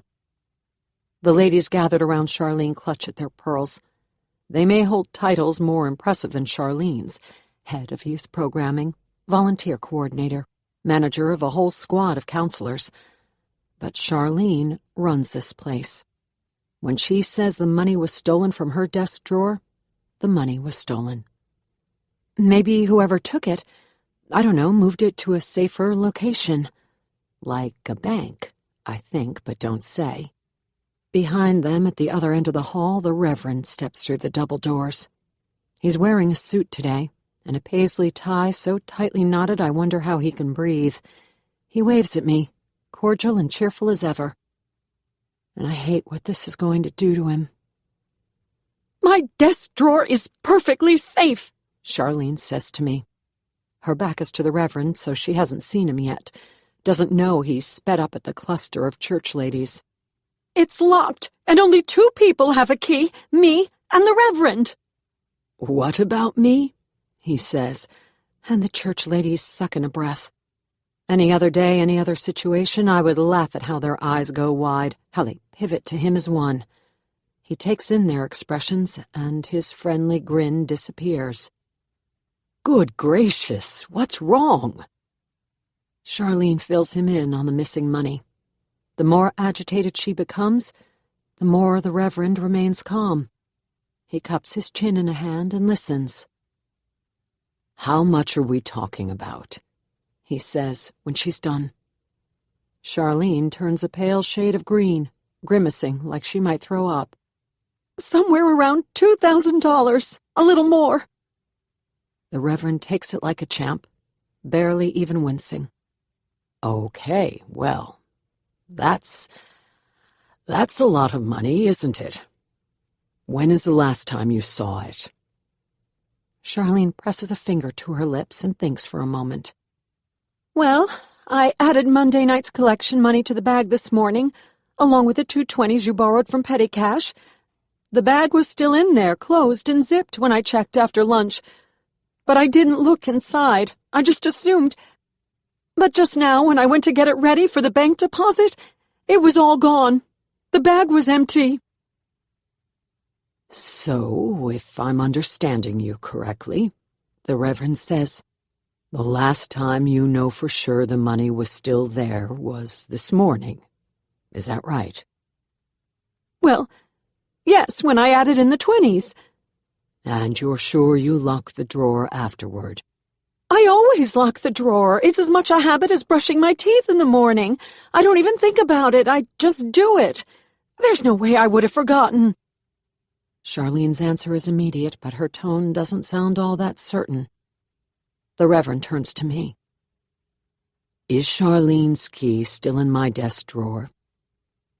I glance at Charlene, who's crying for real now, and shrug. There are a lot of keys in your desk drawer. Which one is it? The blue one, on a ring with a plastic running shoe and a pom-pom. Nike, I believe. Then yes, I was at your desk just this morning. I saw it. Charlene flashes me a frown. What now? She says to the Reverend. Shouldn't we call the police?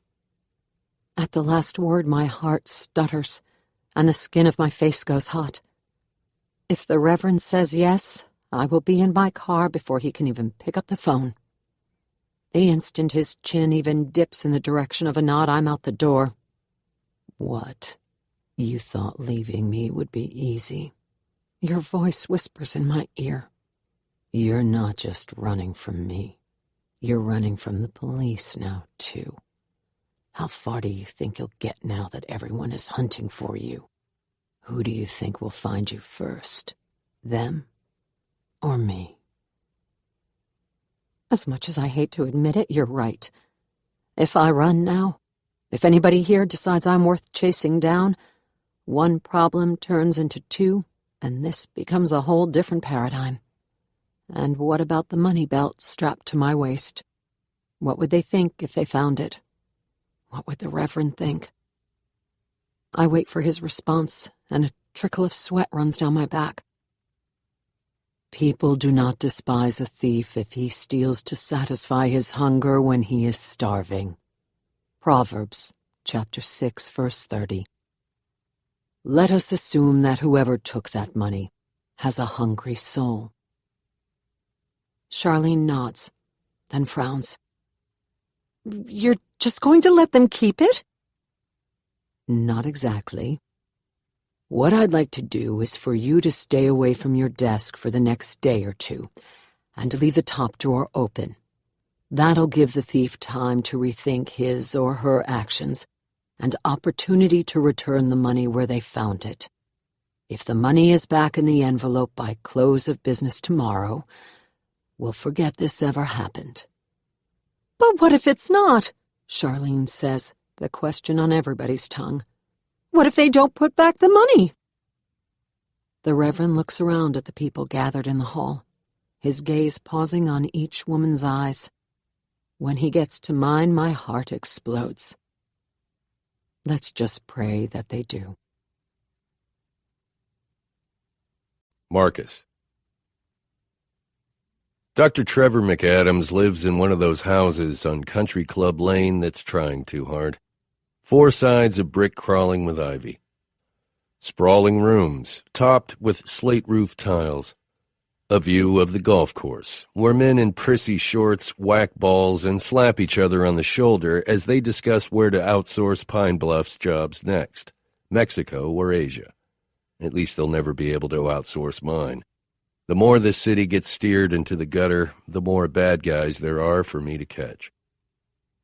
Not that Trevor McAdams is a bad guy. As far as I can tell, he's only a heartsick puppy mooning over his missing lover. If those tears are an act, then give the man a golden statue.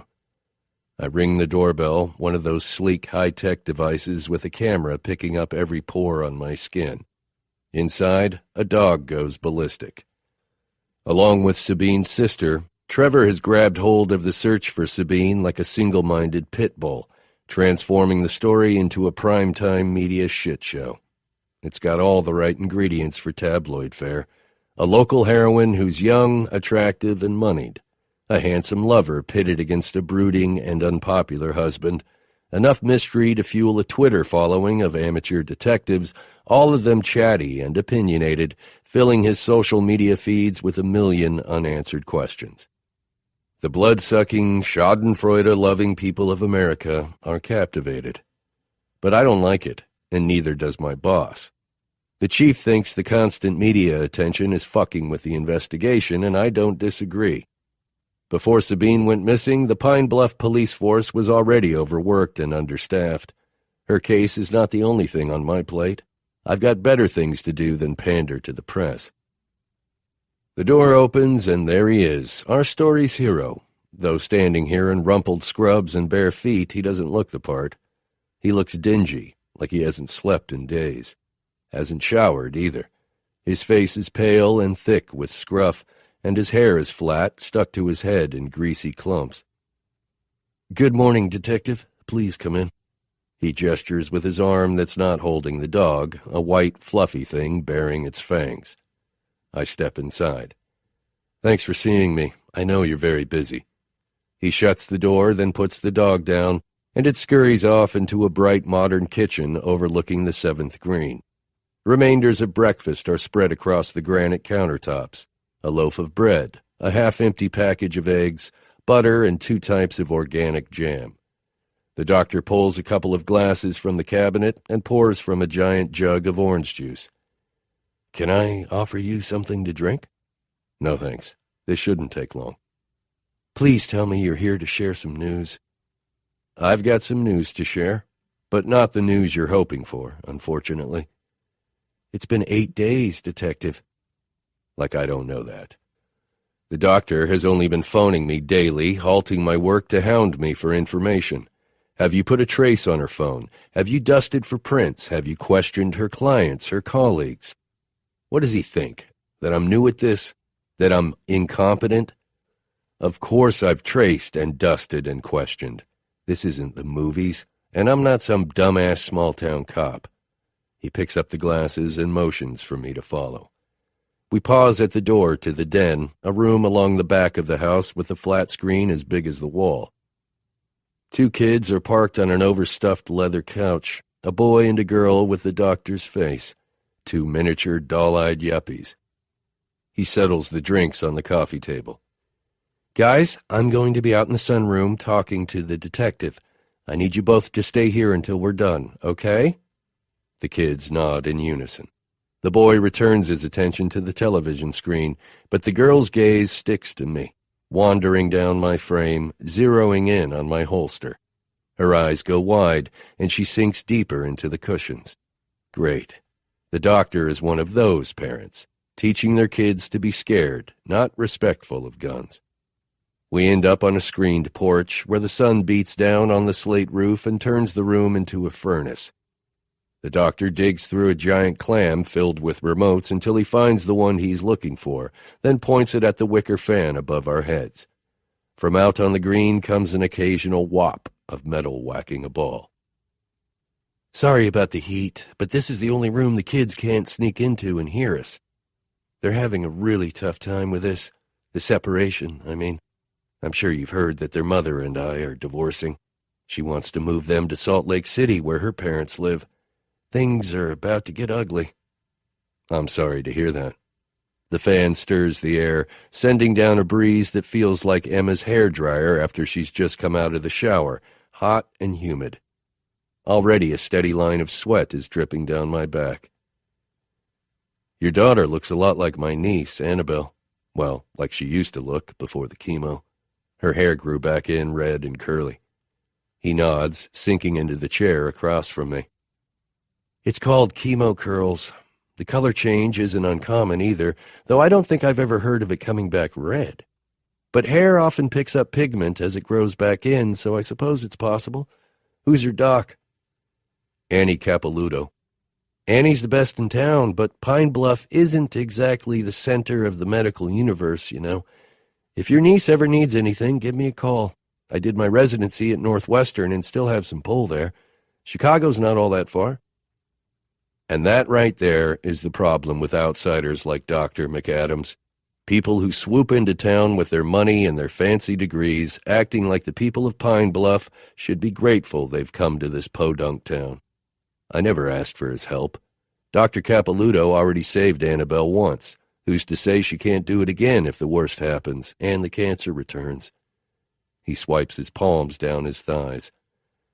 I'll move to Salt Lake City if I have to, but not yet. I can't leave this place, not until you find Sabine. He makes a sound, somewhere between a cough and a sob. I search for a fresh page in my notebook, giving him a moment to pull himself together. What about Jeffrey? He spits the name, his voice hard and hateful. What about him? Please tell me he's your lead suspect. He's violent and he's angry and he's got a 2-hour gap in his day at the exact time Sabine went missing. I told her to change the locks and take out a restraining order, but she wouldn't listen. She was scared of him. You know that, right? We're looking into Mr. Hardison, but I'm afraid I can't discuss the details. What I'd really like to talk with you about is you and Sabine. This is what I meant when I said he's a pit bull. It's like I didn't even speak. Excitement is piling up Trevor's words, and he barely pauses to take a breath. And it's just all too convenient Sabine disappears right before she can file for divorce. Now he's living in her house, spending her money. Have you checked his email, searched the files on his computer? Have you looked into his internet history? I mean, I know it's cliche, but maybe he forgot to clear out his cache. You read all the time about how some idiot gets caught because they use Google to help them figure out the best place to bury a... He swallows the last word, and his face crumples. Is that what happened here? If it is, just tell me, Detective. For God's sake, put me out of my misery. Because I'm trying to be hopeful, but people simply don't disappear into thin air and show up 8 days later alive and well. I mean, somebody must have seen something, right? If that person exists, they haven't stepped forward. A tear nosedives into the scruff on his cheek, and he drops his head in his hands, shoulders quaking. I should have known this would happen. It's the same stunt he pulls every time a reporter points a camera at his face, blubbering for all the world to see. If he's faking it, he's a natural, I'll give him that. Sabine's disappearance has made national news, mostly thanks to this guy's bawling. Did you know Sabine was on Lexapro? The doctor's head pops up, and his expression is almost comical. Bugged eyes, unhinged jaw. Lexapro is an SSRI, a selective serotonin reuptake inhibitor, a very potent one. It's used to treat anxiety and depression. Since when? Who prescribed it? I'm afraid I can't tell you the details, but according to the prescription drug monitoring program, she took it for years. Okay. Trevor says it without conviction, like he's bracing for what comes next. like he suspects the prescription is not the only thing I'm about to drop on him. But Sabine wasn't depressed. I would have known. And I was with her a lot of the time. I never saw her taking any pills. She went off it last year. I flipped back a page or two in my notes. In February. She was pregnant, and she was worried it would hurt the baby. The doctor nods. It's a valid worry. SSRIs have been associated with increased risk for persistent pulmonary hypertension of the newborn. Her doctor would have helped wean her off it, and probably would have switched her to some kind of bupropion like Wellbutrin. That might be so, but she didn't run it by her doctor. The pharmacy filled it, then reached out to her when she didn't pick it up. This part, at least, is true, at least according to the email correspondence I found on her laptop. The pharmacist warned her about going off it too quickly. But the doctor in him picks up on my point, and his eyebrows shoot up. Please don't tell me she quit cold turkey. She quit cold turkey. Initially, when I'd gleaned this from the emails on Sabine's laptop, I didn't understand the implications, but the doctor does. He jumps up from the chair with a curse, pacing the length of the room. And nobody told her what to expect? Nobody told her to, I don't know, maybe check WebMD before deciding to go off her meds? She could have died. I don't respond. There's a reason the FDA requires warning labels on drugs like Lexapro, because of too many links between the pills and people like Sabine slitting their wrists in a bathtub. But again, the doctor knows this. He stops pacing, turning to me with a frown. Why are you telling me this? What does this have to do with whatever happened to Sabine? I don't know yet. Maybe nothing. Maybe everything. It sounds to me like you're blaming the victim, trying to make it seem like she was unhinged, unstable. I'm just trying to get a clear and complete picture of Sabine. Does this have something to do with the bullshit Jeffrey was spouting off to Mandy in the morning? Because Ingrid told me what happened back then. Sabine was leaving him, but she wasn't running away. Ingrid knew where she was the whole time. Yes, she told me the same. Twice, actually. First in a voicemail after Mandy's show, then again when she stopped by the station. The doctor's eyes go squinty. Why do you say it like that? Like what? Like you don't believe her. Like you think Sabine might have been a little unstable. We just determined that she was on Lexapro. I might as well have slugged him in the gut. His shoulders hunch, and he falls back into his chair. So she was going through a rough time. She lost her baby, got some shitty medical advice, or maybe none at all. But that was a long time ago, and the Sabine I know is not depressed. She doesn't have mood swings. Her energy is normal, and so are her sleep patterns. The only symptom I've seen started a couple weeks ago. His eyes tear up all over again, and I know he's referring to her pregnancy. I'm glad you brought that up, but the nausea never lasts long. She vomits, and then 10 minutes later she's digging through the pantry for food. Not like when... He stops himself, grimacing, and I know he was about to compare his lover's pregnancy to his wife's. The point is, Sabine's appetite is fine. You know for certain that Sabine is pregnant. I don't phrase it as a question, even though it is one. The same one I asked her general practitioner and the OB-GYN who'd handled her last pregnancy. Both refused to give me an answer. The doctor looks properly insulted. What? Of course Sabine is pregnant. Did you conduct the pregnancy test yourself? She peed on a stick. Those tests are 99% accurate, you know. Did you see with your own eyes that the stick read positive? What are you implying here? He's getting riled up. His voice rises and his muscles tense, coiled for attack. That Sabine lied? That she wasn't pregnant? I keep my own voice low and even. I'm not implying anything. I'm just trying to dig up the truth. By implying she wasn't pregnant. According to her husband, Sabine had trouble both getting pregnant and staying that way.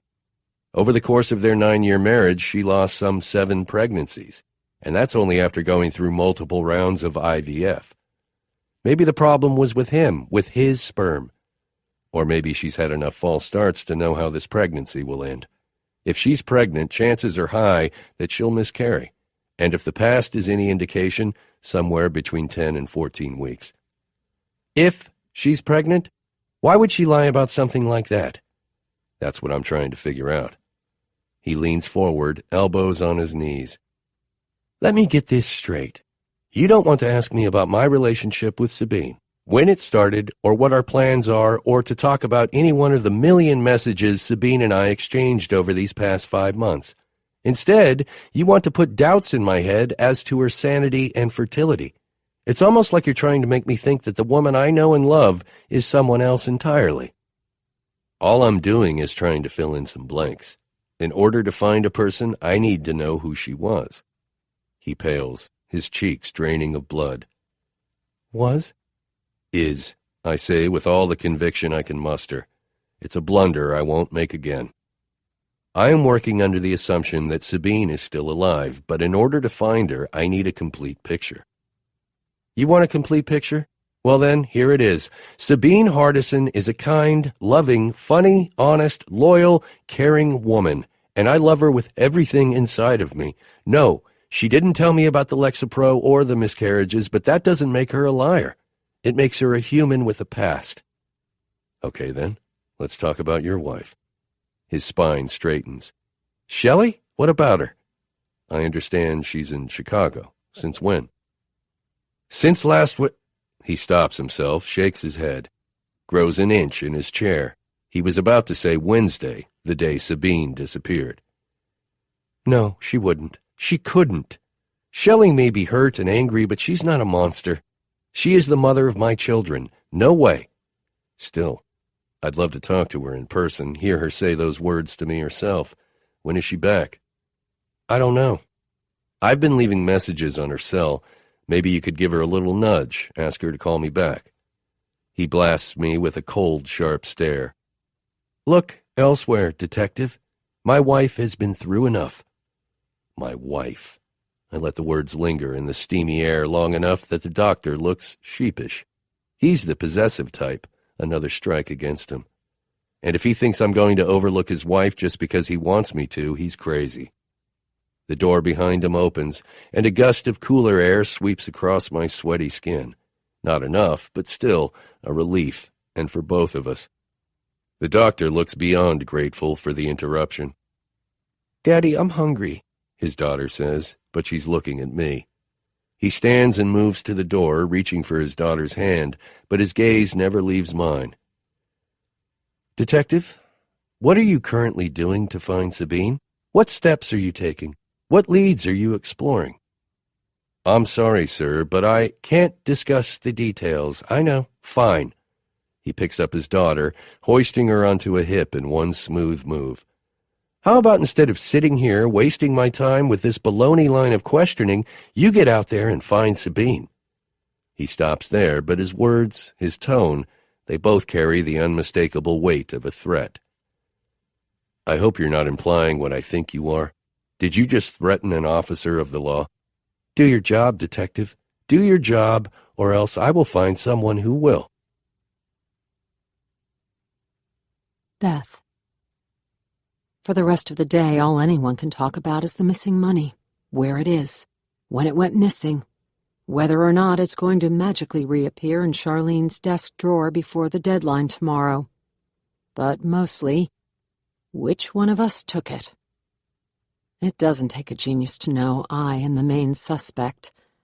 Sure, people float in and out of the executive offices during the day, but I'm the only one besides the church ladies who's here all day long, from 8 a.m. until closing time, and the only one besides the Reverend with access to the keys in his drawer.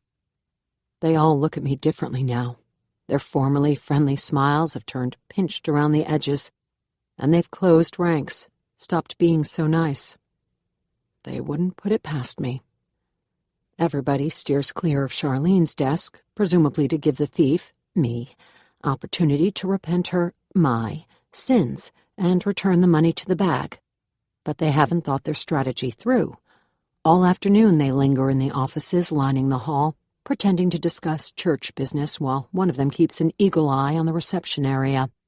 Anytime anybody comes within a 20-foot radius of Charlene's desk drawer, they drop the pretense and come running.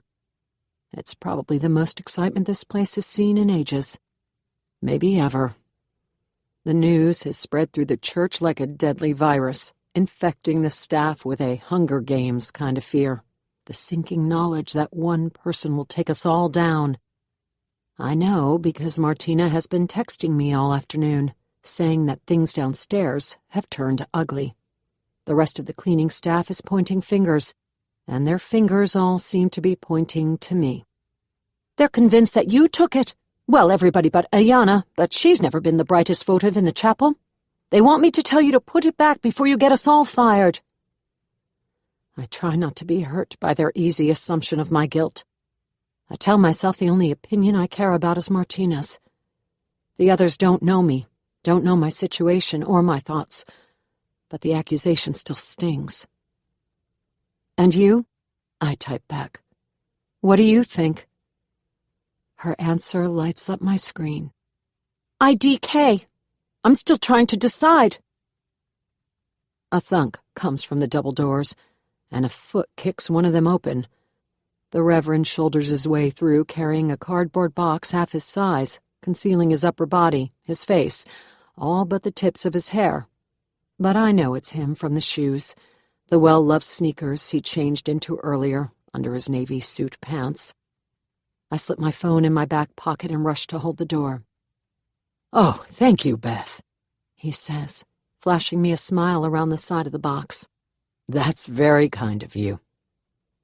If the Reverend suspects me of anything, of whatever he saw or didn't see in his computer's history files, of swiping the cash from Charlene's drawer, of not being who I claim to be, I can't detect it in the way he looks at me. It's the same way he looks at the men and women who stand before his altar when he pats their shoulders or folds his hands in prayer, like I am a sheep to be saved, which will make it all the more awkward when I sneak out the back door tomorrow afternoon, right before he makes good on his promise to call the cops. Jorge's good, but he's not that good. One look at my license and the cops will slap on the cuffs. But the Reverend is not stupid. He'll know the reason for my vanishing act, just like how everybody else in this place will be making their own assumptions. Guilty. And then what? I've heard those sermons the Reverend practices in his office, the ones about uncertainty and grace and turning the other cheek. Will he do the same with me? Will he let me go? Or will he dispatch the police to the address on file, the one I listed on my application? Stupid, stupid mistake. The one for Morgan House. And next week is payday.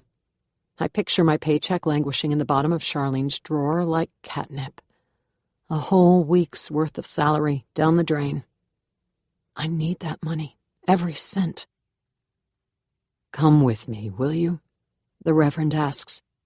"I'm putting together welcome bags for the newcomers, and I could use some help." I follow him down the hall into his office where he settles the cardboard box on the conference table. Printed papers and shiny, colorful brochures are spread across the table in neat stacks. He points them out one by one. Pastor's letter, church brochure, invitation cards to various clubs and groups, a Bible booklet, and a feedback form. What I need you to do is clip them together and drop them into an envelope. He pulls a pile of envelopes from the box and hands them to me. I smile. Sounds simple enough. Once you're done, the packets go into one of these. He drags a white canvas bag from the box and shakes it out for me to see. The logo is a variation of the one on my t-shirt, a sketch of the church skyline with "God lives here" underneath. Every tote also gets a coffee mug, personalized pen, and refrigerator magnet, all of which are in the box. If you run out of anything or need help, just give one of the office ladies a holler.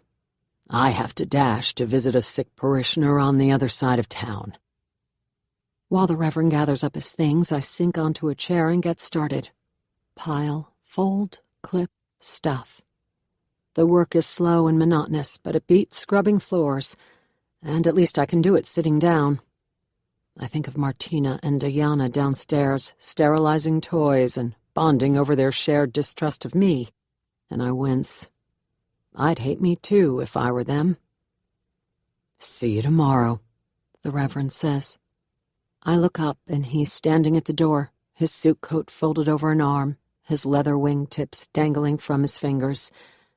He smiles, and it's all I can do to return it. See you tomorrow. I'm working my way through the piles when Martina sneaks into the Reverend's conference room without making a sound. I look up, and there she is, watching me from the doorway. I smile, but she doesn't return the greeting. I ignore the snub, working with the papers in my hand, fastening them with a paper clip. Don't tell me, they sent you up here to talk to me, didn't they? I picture the cleaning crew cornering her in the break room, demanding she march up here and... do what? Confront me? Pat me down? I keep my eyes on the papers and Martina in my peripheral vision. She shuts the door behind her. Can you blame them? They have pretty much all done business with a guy like Jorge, if you know what I mean. They're nervous as hell, just like I am, just like you should be. I look up at her with a frown. Who says I'm not? And if you came up here to lecture or accuse me, you can go ahead and leave now. The church ladies have been giving me the side eye all afternoon, and I already feel shitty enough. This isn't some kind of game, Beth. I got you this job. I vouched for you.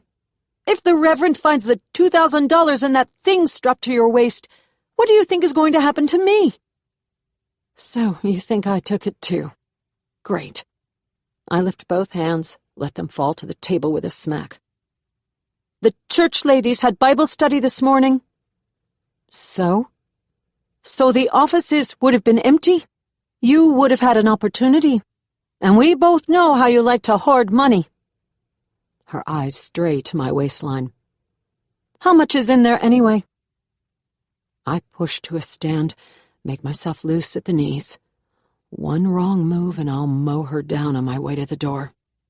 None of your business, that's how much. And what about you and Diana? Y'all were up here too, bickering about which one of you was the bigger thief. I saw both of you go by Charlene's desk more than once. Yeah, but we don't have access to the Reverend's keys.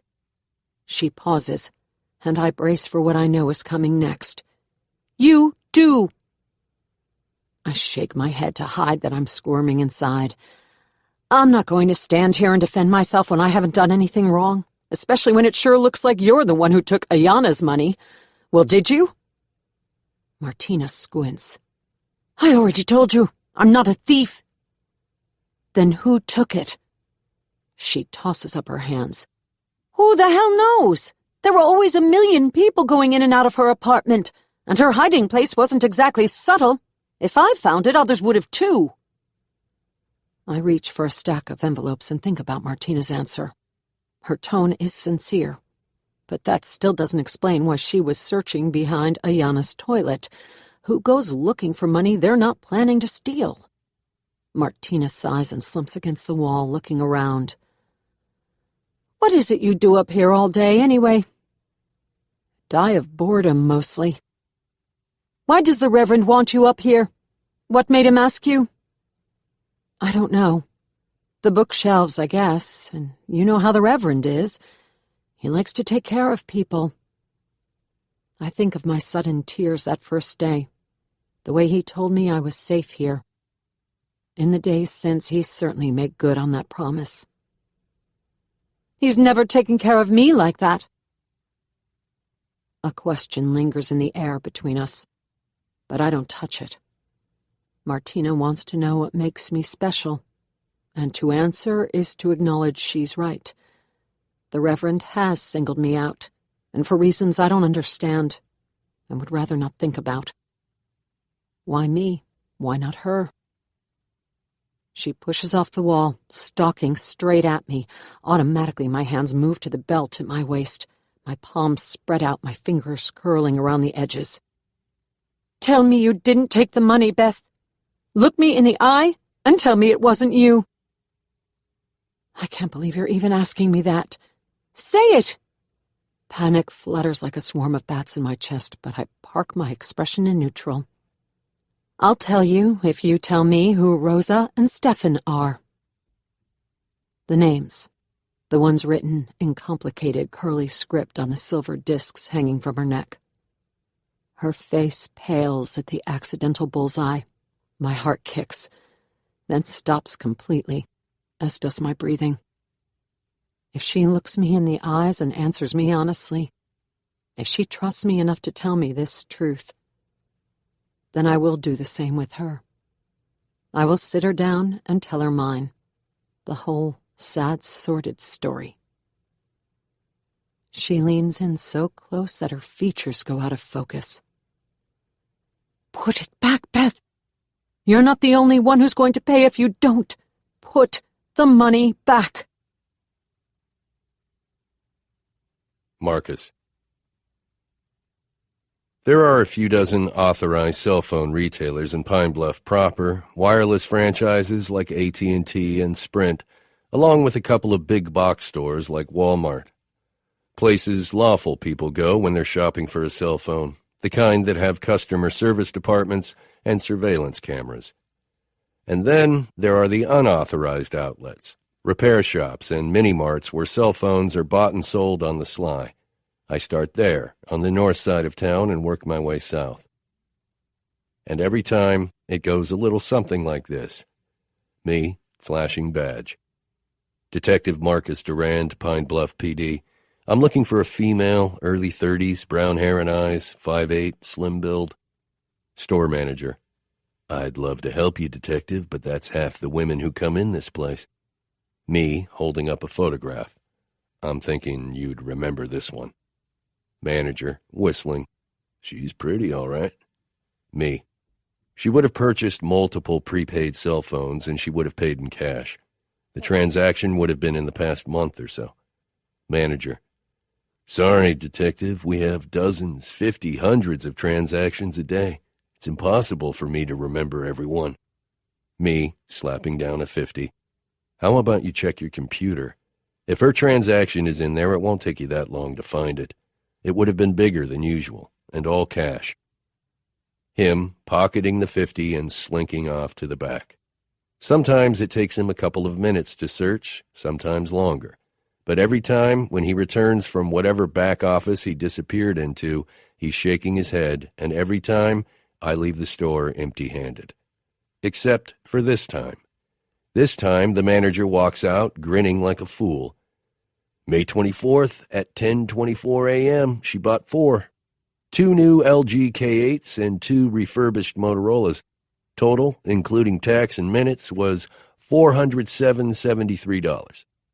I breathe through the white-hot rage, waiting for the flames to cool, but the anger doesn't subside. $400 is a lot of money to have spent in a place like this one, a total dump. The kind of store that has a gun under the register and bars on the windows to tamp down on the drive-bys. The kind that trades stolen goods for stolen cash. I'm going to need the numbers, I say through clenched lips. My jaw is like a boulder, bearing down on my molars hard enough to crack them in two. The manager frowns, his face scrunching into a heinous mess. I just gave you the numbers. He looks at the paper in his hand, where he'd scribbled the basics in messy blue pen. Here, 407.73. The phone numbers. My hands curl into fists, my muscles vibrating with the force of holding them still. I want to punch this idiot in his ugly face for fucking with me, especially when he drops his hands in his pockets and leans back on his heels, squinting in a way that doesn't look the least bit thoughtful. I'd love to help you, detective. Really, I would. But I can't be handing out a private citizen's telephone number to just anybody. How about to an officer of the law? Can you hand it out to him? He shrugs. With proper motivation, I can. In other words, another 50. You really want to go down this route? Because I can arrest you for soliciting a bribe, or I can go get a warrant not for just one transaction, but for all of them. Which one would you prefer? His smug expression disappears. I'll be right back with those numbers. That's what I thought. I drum my fingers on the counter and fume while at the end of an aisle, a teenager slips a pair of Bluetooth earphones into his pocket. As shoplifters go, he's not very good. Too obvious, and way too oblivious that a cop is standing 20 feet away at the counter. But he's fast, I'll give him that. In and out the door in 30 seconds flat. My phone buzzes against my hip, and I'm checking the screen when the manager returns from the back office. It's Ma, and I push her to voicemail.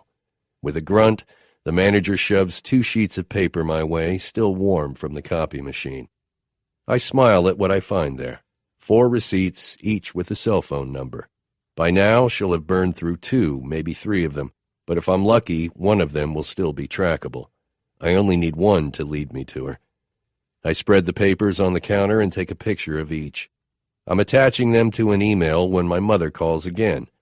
She's not going to like it when I push her to voicemail for a second time, but I'll call her back as soon as I send the images to Jade to start tracking.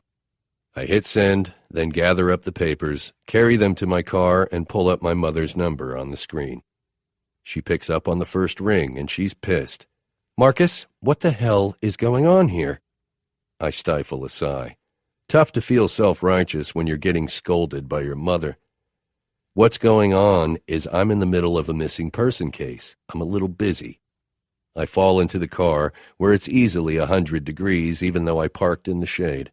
I crank the engine and aim the vents at my face. "I realize that," she says, but I lose her when the call flips to the hands-free system, a 2 or 3 second spot of dead silence. "Ma, you still there?" "What? I'm here. I've been here all along." "What were you saying?" She sighs, an annoyed sound. "I was talking about your house." "What about it?" "Why does it look like a hobo lives here?" My skin ices over despite the heat. She's at the house. I shove the gear in reverse and punch the gas, lurching backward into the lot. "Where are you, exactly?" "I just told you. I'm at your house." "Where at the house? Where are your feet right now?" I work the gear shift into drive. "Be specific." "Specifically, my feet are parked on your living room carpet, though I can barely see the thing for all the papers. When's the last time you picked up?" I floor the gas, and whatever my mother says next gets lost in the squeal of my tires, peeling across the pavement. At the end of the lot, I take a hard right, pulling into traffic to a chorus of beeps and tire screeches. Just in case, I lay on the horn. Her voice crackles over the squad car speakers. "And Marcus, where's Emma?" Mistake number 1, giving my mother a house key, though for the record, that was all Emma's doing. But what was I going to do when I found out? Ask for the key back? Ma would have had a fit, and I would have had to hear it every holiday and birthday for the rest of my life. I let her keep the key, but if I had any sense at all, I would have changed the locks. Mistake number 2, leaving the house in such a state, though again, it couldn't be helped. Police work is messy at times, and I'm a visual kind of guy. I like to spread my files across tables and floors, tape notes and pictures to the walls. I picture my mother walking through the kitchen and living room, piecing everything together and shaking her head, and I lean on my horn. "Move it!" I scream at the driver in front of me, flashing my lights, and he flips me off over his shoulder. I swerve onto the shoulder, slam the gas, and fly past. 13 eternal minutes later, I screech into my driveway, coming to a hard stop behind my mother's white Honda. The front door pops open, and she comes out slinging. Her arms, her words, that expression she always used on me when I was a kid, the one that still, to this day, can give me phantom pains of an almost constant childhood bellyache. Even now, all these years later, trying to please this woman is a full-time job. She's fussing at me before I've even clambered out. "Looks like somebody tossed the place. Now, I know you've been busy, but I didn't raise my son to live in a pigsty. Did a tornado blow through town and no one thought to tell me?" I jog up the walkway, boots tearing up the concrete. "Ma, what are you doing here?" She gives me an insulted frown. "What do you mean, what am I doing here? I made another batch of chicken soup for Emma. That's what people do when one of their loved ones is sick. They bring them chicken soup." "That key was for emergencies only." She points a finger over her shoulder. "Have you seen your house? This is an emergency, and I'll have you know I rang the bell for at least 15 minutes. Just ask that nosy Ms. Delaney next door." I went around the side and saw Emma's car in the garage. I thought something happened to her. I thought maybe she'd fainted or fell down the stairs. She pauses to take me in, shaking her head. You look awful. When's the last time you've eaten? For Ma, every bad or busy day, every sickness or heartache or worry, it all boils down to food. What kind, and when you'd last had some, and if it was prepared with loving care and the correct amount of salt. I don't dare tell her the truth, that for the past 3 days I've been living off the leftovers from Annabelle's birthday dinner, standing over the counter, shoveling cold bites straight from the container, barely tasting any of it. But only when I remember to eat, which isn't often. Then again, if she's looked in my kitchen, which she most definitely has, she already knows. The dirty Tupperware is piled high, smelling up the sink. I just came from Leon's, I lie, knowing the restaurant name will make her back off from this portion of the argument at least. Leon's is known for their fried catfish, fried shrimp, fried everything, the kind of fare that'll keep you full for days. Look, I appreciate you coming all the way over here, but Marcus, Robert, Durand, you tell me what's going on right this second. She stabs a fist into her hip and scowls. Where is Emma? I thought she was sick. Why isn't she here? Mistake number 3. I should have had a story ready. A believable excuse I could pull from my sleeve without stumbling over my words. Both of us know Emma would have called to thank Ma for the chicken soup. She would have texted or sent a note. My mother coming over here now isn't about seeing to the health of her favorite daughter-in-law or bringing her some more soup. It's about snagging the thank you she should have gotten days ago. I sigh, nudging my mother inside. She didn't want you to know, okay? She didn't want anyone to know. I shut the door, leaning against the cool wood. Ma's right. This place is a pigsty, and it smells like a barnyard. If I tell you where she is, you can't tell a soul. Not Camille, not Duke, not anybody. Ma's already nodding, quick and manic like a bobblehead. Of course, of course. My lips are sealed. You have my word. I look my mother in the eye and somehow manage to hold her gaze. She's at a retreat. She frowns. What kind of retreat?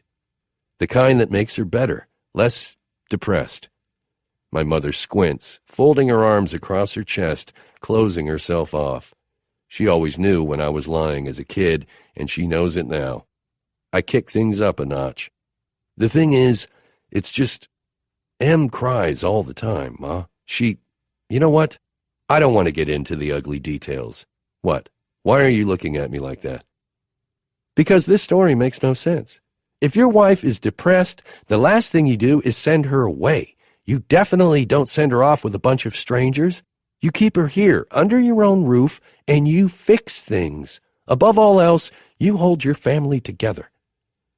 For my mother, there's no other option. Family is why her kids haven't moved more than 5 miles away, why she summons us to her house every Sunday and on birthdays and holidays, why we haul our asses over there without complaint. Camille and Duke might not remember how Ma practically killed herself providing for 3 kids on a minimum wage, single mother salary, but I do. I remember her constant exhaustion, the way her worries about money, about what people were saying about our jailbird father, about how the gossip would affect me and Camille and Duke, filled my stomach with something sour and itchy. I remember the sound of her tears when she thought I wasn't listening, how they boiled inside me into a white-hot rage. When Dad died in prison, she lined us up along the gravesite and ordered me to look sad, even though I detested the man, even though I'm pretty sure by then she detested him herself. He's your father, Ma said, smacking me on the back of the head. Family. I am holding us together, I tell her now, or at least I'm trying to, but I can't do that when I'm standing here arguing with you. Does this retreat, she uses air quotes and pursed lips to let me know what she thinks of the word, have anything to do with what happened at Easter?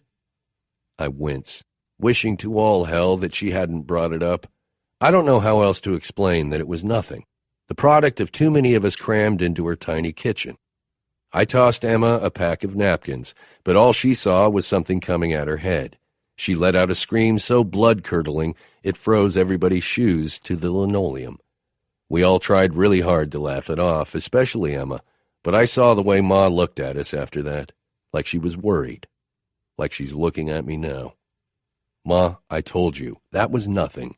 Em just thought she saw something that wasn't there, that's all. She watches me carefully, her expression hard. And what were all those papers on the kitchen table? Work. I'm in the middle of a missing person investigation, remember? I've been working 24/7. What do hundreds of Emma's emails have to do with the search for Sabine Hardison? Her question tightens around my chest, pushing into my lungs and expanding, sucking up all the air. I need to get Ma out of here. I need her to leave. The last thing I need is for my mother to be butting into my case. Maybe nothing, but maybe everything. Sabine showed us a house last year, and she sent Emma a list of people to work with. Inspectors, lenders, things like that. I need to find that list, and I need to talk to those people. They might know something about Sabine. Why don't you ask Emma where the list is? Because I'm not allowed to talk to her. The doctors won't let me, not until she's done with the whole program. And when will that be? I don't know yet. Ma doesn't say anything for a really long time. She looks at me, and I look at her, and the longer this stare-down drags on, the more my skin turns cold and clammy. Emma has a good life. She lives in a nice house, drives a nice car, goes to nice restaurants and parties, all things I provide for her. It's more than my deadbeat father ever did for Ma and us kids, and yet there's a hurricane whipping up in my gut at the look on Ma's face. I turned 36 last month, and my mother can still do this to me. I'll take care of it, Ma. I swear to God, I'm taking care of it. She presses her palms to either side of my face and shakes her head. You go. Clean up this mess you made. I'll clean up the one here. Beth. Hey. I jump at the man's voice and the papers slip from the stack between my fingers, hitting the table and scattering. First Martina, now Irwin 4. It's like visiting hour in here, a revolving door of people coming and going. He stands in the same spot his father did less than an hour ago, looking like he just came from the mall, or maybe a visit with his tailor. The creases in his shirt are knife-sharp, his belt buckle so shiny I can see my own reflection. You scared me. I noticed. He comes into the room uninvited, dipping his chin at the piles on the table. New member bags, huh? Looks like fun. I gather up the papers I dropped, shuffle them into a neat pile. Are you looking for your father? Because he went to visit a sick parishioner. Mrs. McPherson, I know. Charlene told me. He wanders over, looking over the stacks of papers and brochures on the table. He picks up one of the Bible booklets, flips through it with a thumb. I hear somebody got into her drawers. Probably the most action she's seen in decades. He gives me a sly grin. How much did they get away with? $2,000 is the number I heard. He whistles between his teeth. That's a pile of cash. Who do you think took it? I push to a stand, digging through the box for a handful of tote bags and draping the straps over an arm. I'm trying not to think about it too much, to be honest. It's a lie, of course. Like everybody else in this place, I've thought of little else. He tosses the pamphlet back on the stack with a shrug. I just figured since you're up here all day, you might see things others don't. Like somebody sniffing around Charlene's drawers. Ha ha, snicker, snicker. As much as I like and respect the Reverend, I'm not getting the same upstanding vibe from his son. I didn't see anybody sniffing around anywhere, I say, as casually as I can. But I also wasn't looking. I've been too busy working. He nods like he doesn't quite buy it. What do you think about my father giving the thief time to return it? I mean, this isn't preschool, and $2,000 is not nothing. If it were me they stole from, I'd have called the cops hours ago. I shrug. I don't know. I'd like to think I'd be as compassionate and forgiving as your father. But there are few people on this planet as soft-hearted as he is. Erwin snorts, sinking into a chair and stretching out his legs. Is that what you kids are calling it these days? Soft-hearted? What, you don't think so? As soon as I pose the question, I wish I hadn't. I don't much care what Erwin IV thinks about his father, or the money, or anything else for that matter. I just want him to leave. The skin on the back of my neck is tingling, the hairs rising up one by one. Home by 10. Straight A's or else. Don't just read, but memorize the Bible, so you're able to chastise sinners with apt verses at all times. Thus is the life of a preacher's son. He sighs, watching me fill the bags on my arm, but not lifting a finger to help. I never see him, not unless I come here. I can't tell you the last time we've had a family dinner. If Erwin IV wants me to feel sorry for him, he's going to have to give me something better than some daddy issues. So his father didn't spend enough time tossing baseballs with him in the front yard. My husband beat me. I want to scream in his face. He put a gun in my mouth and pressed his finger to the trigger, and he's looking for me right now so he can finish the job. I think all these things, but I press my lips together and move down the table, dropping coffee mugs in the bags, when what I'd really like to do is bean Erwin IV in the head with one. "Hey, I have a question for you," he says, almost conversationally. "What did you do to get Oscar's job?" My hands freeze mid-reach, and my head whips in his direction. "Excuse me?" Like, do you stroke my dad's ego? Tell him how kind and wise he is? Convince him to do you favors? Oddly enough, that's a confirmed technique to make a person like you, you know? The person who does the favor actually ends up liking the other person more. Weird, I know, but true. He laughs in a way that is the opposite of funny. Or maybe you're the one doing him favors.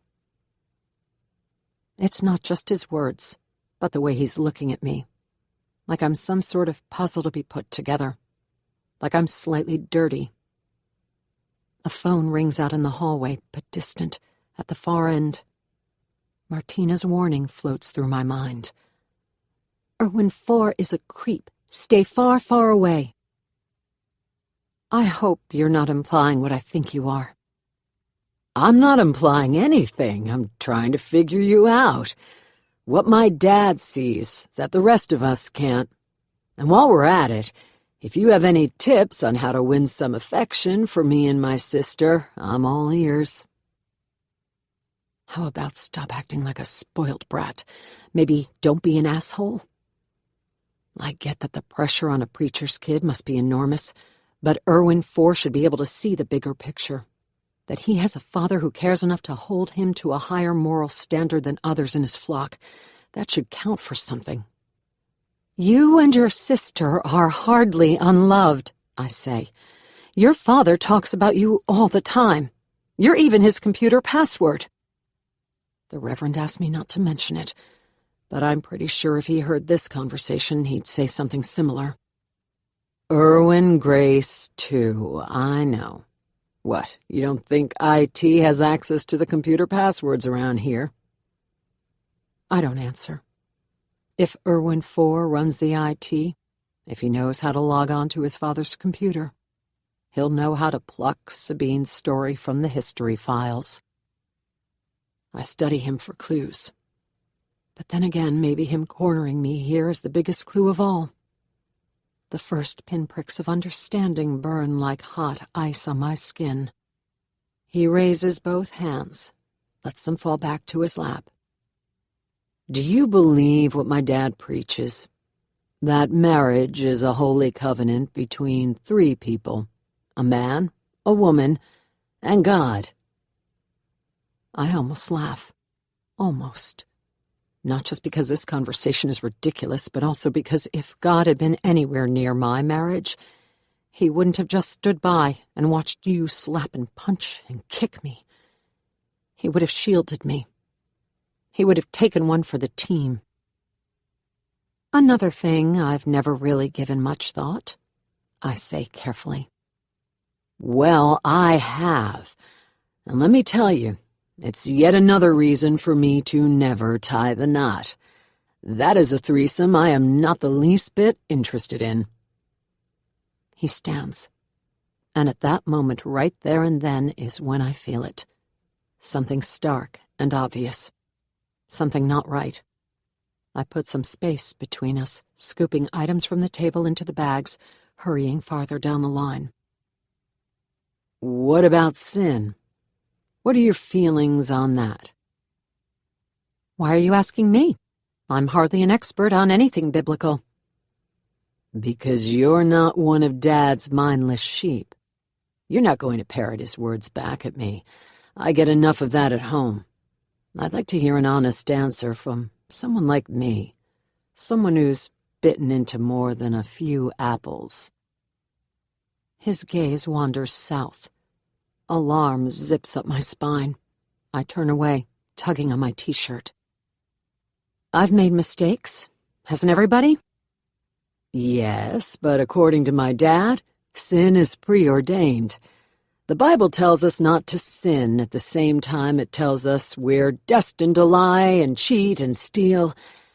If you ask me, that's the whole problem with Christianity. It takes away an individual's free will. It renders us powerless. Leave, a voice screams in my head. Don't stay here alone with this man. I eye the distance between Irwin IV and the door, the way he's standing there like a roadblock. I don't think it's about taking power away, I say slowly, buying myself some time. I drop the bags in the box and edge around to the opposite side of the table. But to give it back. Choose God and go to heaven. Isn't that the point? You didn't answer my question. He steps to the right, and I ease to the left. I'm pretty sure I did. Get out, get out, get out. In 3 lightning steps, Irwin IV is in front of me, smelling of aftershave and astringent and beer. Or maybe that's my memory, playing tricks on me. No, I'm pretty sure you didn't. The question still stands. How do you feel about original sin? Good. He runs a finger down my forearm, his touch so light I have to actually look down to make sure it was real. Or bad. I don't move because I can't. A wave of disgust so intense I'm paralyzed sticks my sneakers to the floor. The air between us shimmers, and I'm transported to another time, another place. A dusty field at last year's annual barbecue. I remember everything about that day. How the afternoon air was muggy and hot. The official start of what would be a sweltering summer. How the beer was flowing faster than the river behind the bandstand, and how you chugged it from a red Solo cup.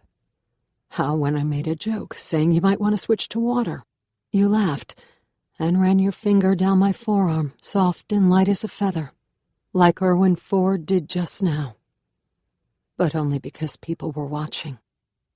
Your laugh was for them, but the words you whispered in my ear were for me. You leaned in, stinking of beer and fury. If you ever, and I mean ever, embarrass me like that again, I will kill you and dump your body somewhere no one will ever find it. It's your face I see now, when Irwin IV leans in, your breath heating up my cheek. I think you took the money, Beth, he says, low and deadly. And if you're nice, I might just let you keep it. There's only one thing to do here, really.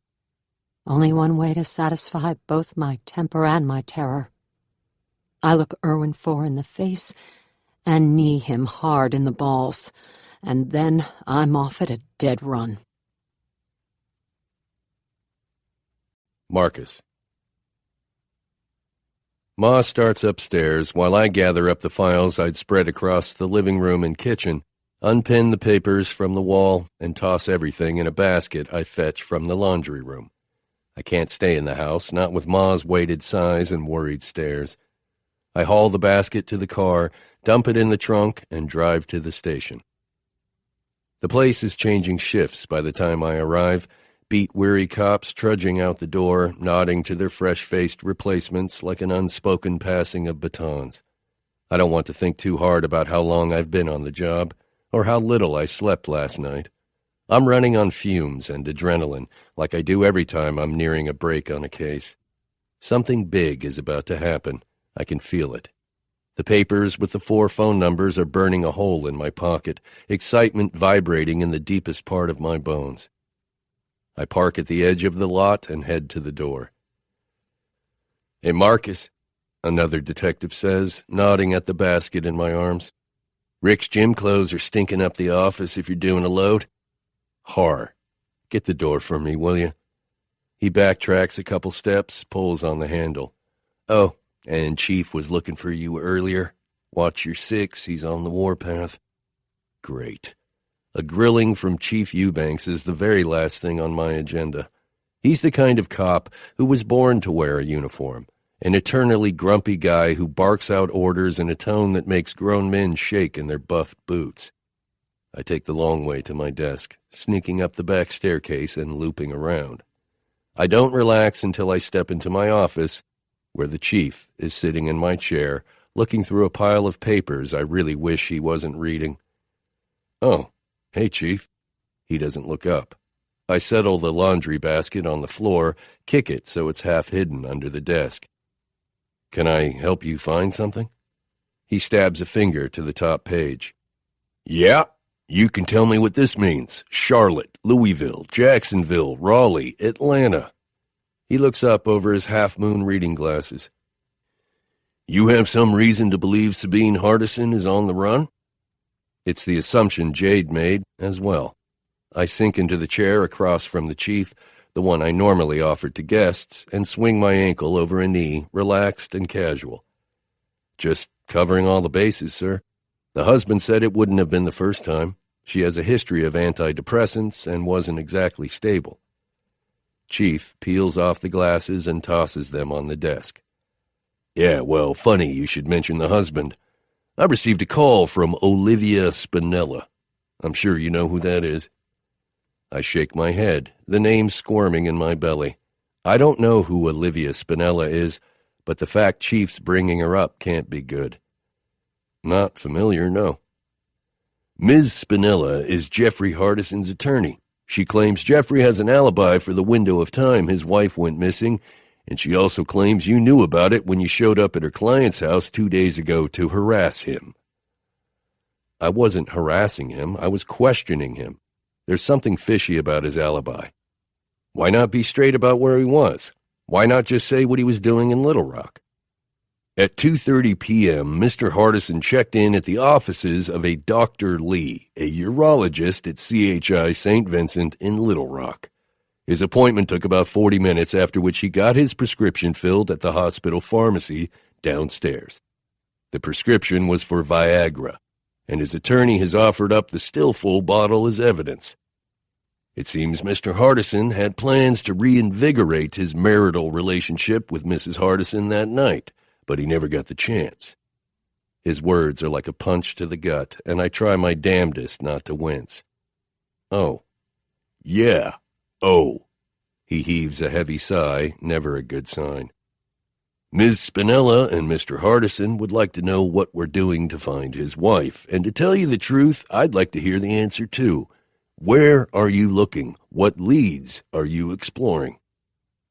Chief Eubanks knows better than anybody here the limitations I'm working under. There are 16 detectives under this leaky roof, and we've shared 357 case files so far this year. All of us have more work than we can handle, and the city won't grant us pay raises or overtime.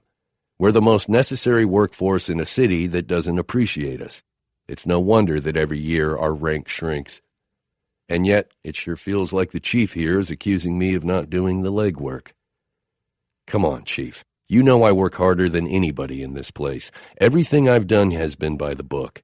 I interviewed her friends and family. I combed her computer and tracked her phone. I looked at her bank accounts, even found a couple her husband didn't know about.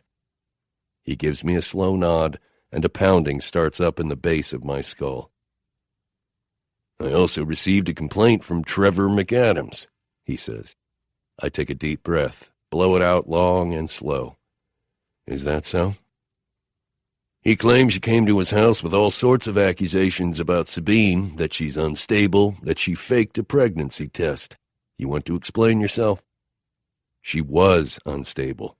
The pharmacy confirmed an ongoing prescription for antidepressants and that she had an adverse reaction when she went off them cold turkey last year.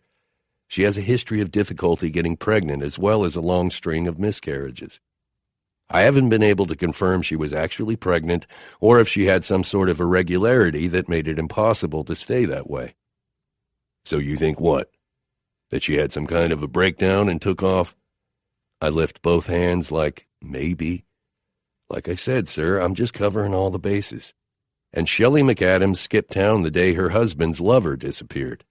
There's definitely motive there, maybe opportunity as well. The doctor wants you to stay away from her, too.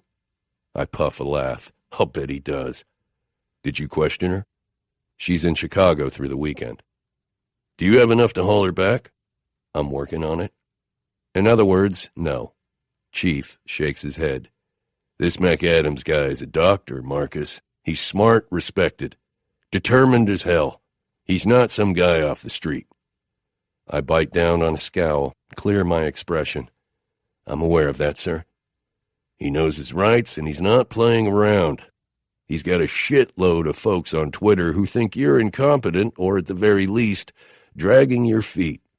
I don't know if you've seen his feed, but they're killing you over there. Oh, I've seen his feed, all right. It's just as infuriating as the guy is in real life, a constantly rolling wall of melodramatic wails into the void. 1 second he's pissed, then next he's blubbering like a baby. His emotions bounce around like a dented ping-pong ball with no clue where it's going to land next. The tweets have a constant theme, though, and that's me. I'm obstinate, thick-headed, on the wrong path. Last time I scrolled through it, I punched my fist through a wall. He wants you off the case. He's threatening to sue, and he's got the money and the pull to make good on his threats. Is that what this is about? You want me off the case? There's a long beat of silence, too long, and I try not to squirm like a two-bit criminal brought in for questioning, even though that's exactly how I feel. That's my chair he's sitting in, my desk he's plunked his Popeye forearms on, my case he's grilling me on. I can't have him take it away. My desk phone lights up, the ring shrill in the silent room, and a burst of electricity surges under my skin. Jade, calling me from downstairs. Chief Eubanks ignores the phone. If you want to pass this case to another detective, I don't. If you've got other things you need to deal with or need some cooling down time, I don't, I say through gritted teeth, because one time, just once, I lose my shit with some asshole pointing a cell phone camera at my head, and the chief is still bringing it up 2 years later. The phone rings for a third time, and he reaches for his glasses, folding them up and slipping them into a pocket on his shirt. I want to report.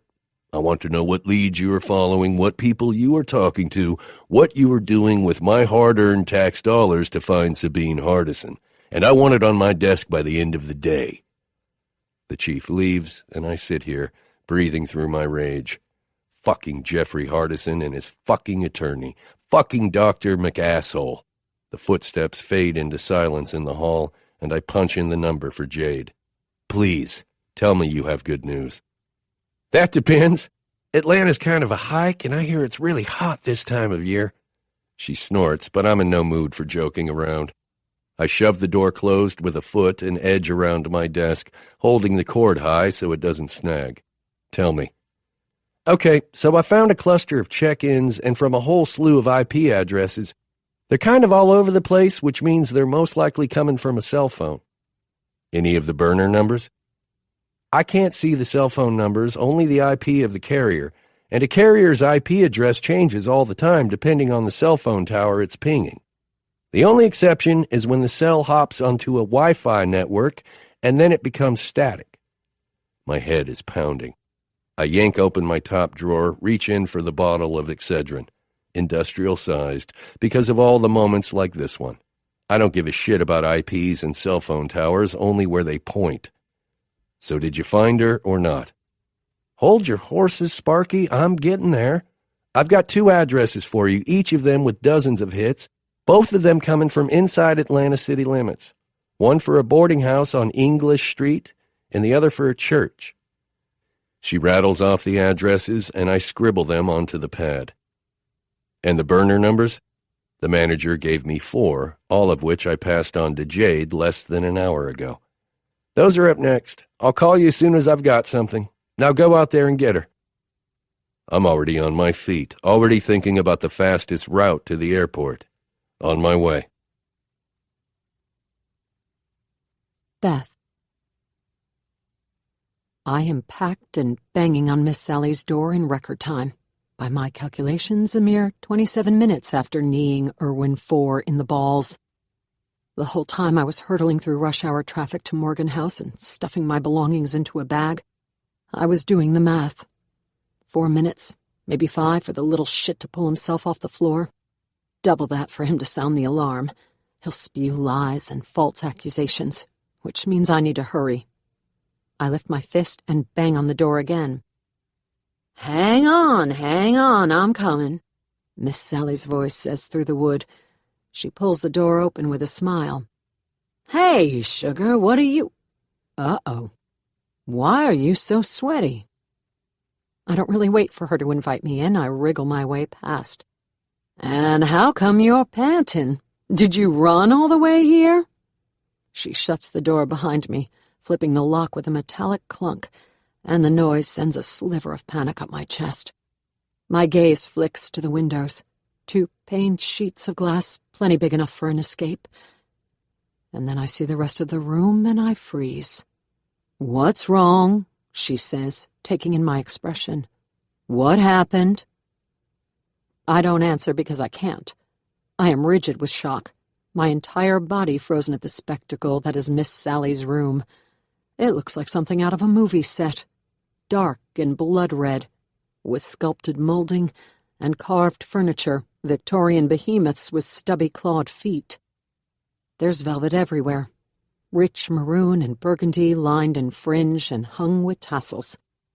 Even the walls are papered in it, lit up with an occasional filigreed brass lamp. And on every horizontal surface, on the tables and cabinets and elaborately carved stands, are sculptures of very large, very erect penises. It's like Moulin Rouge meets gay porn, an orgy of Belle Epoque with homosexual brothel. I turn in a slow circle, taking it all in. What is this place? Where am I? You like it, huh? Miss Sally sinks onto an overstuffed love seat, patting the cushion beside her. Now, come on, you sit down and tell Miss Sally what happened. What's got you all in a tizzy? I tear my gaze off a ruby dildo lamp, telling her the 2-second version. I need the pastor's son in the balls, and now I have to leave. Disappointment flashes across her face. Wait a minute. You don't just knee some poor sucker in the balls, not without a reason. There's got to be more to the story than that. Miss Sally wants to know what it is. As much as I'd love to tell you everything, I don't have time. I use this address on my job application. So, you're leaving. Miss Sally is a lot of things, but stupid is not one of them. I nod, acknowledging an unexpected pang.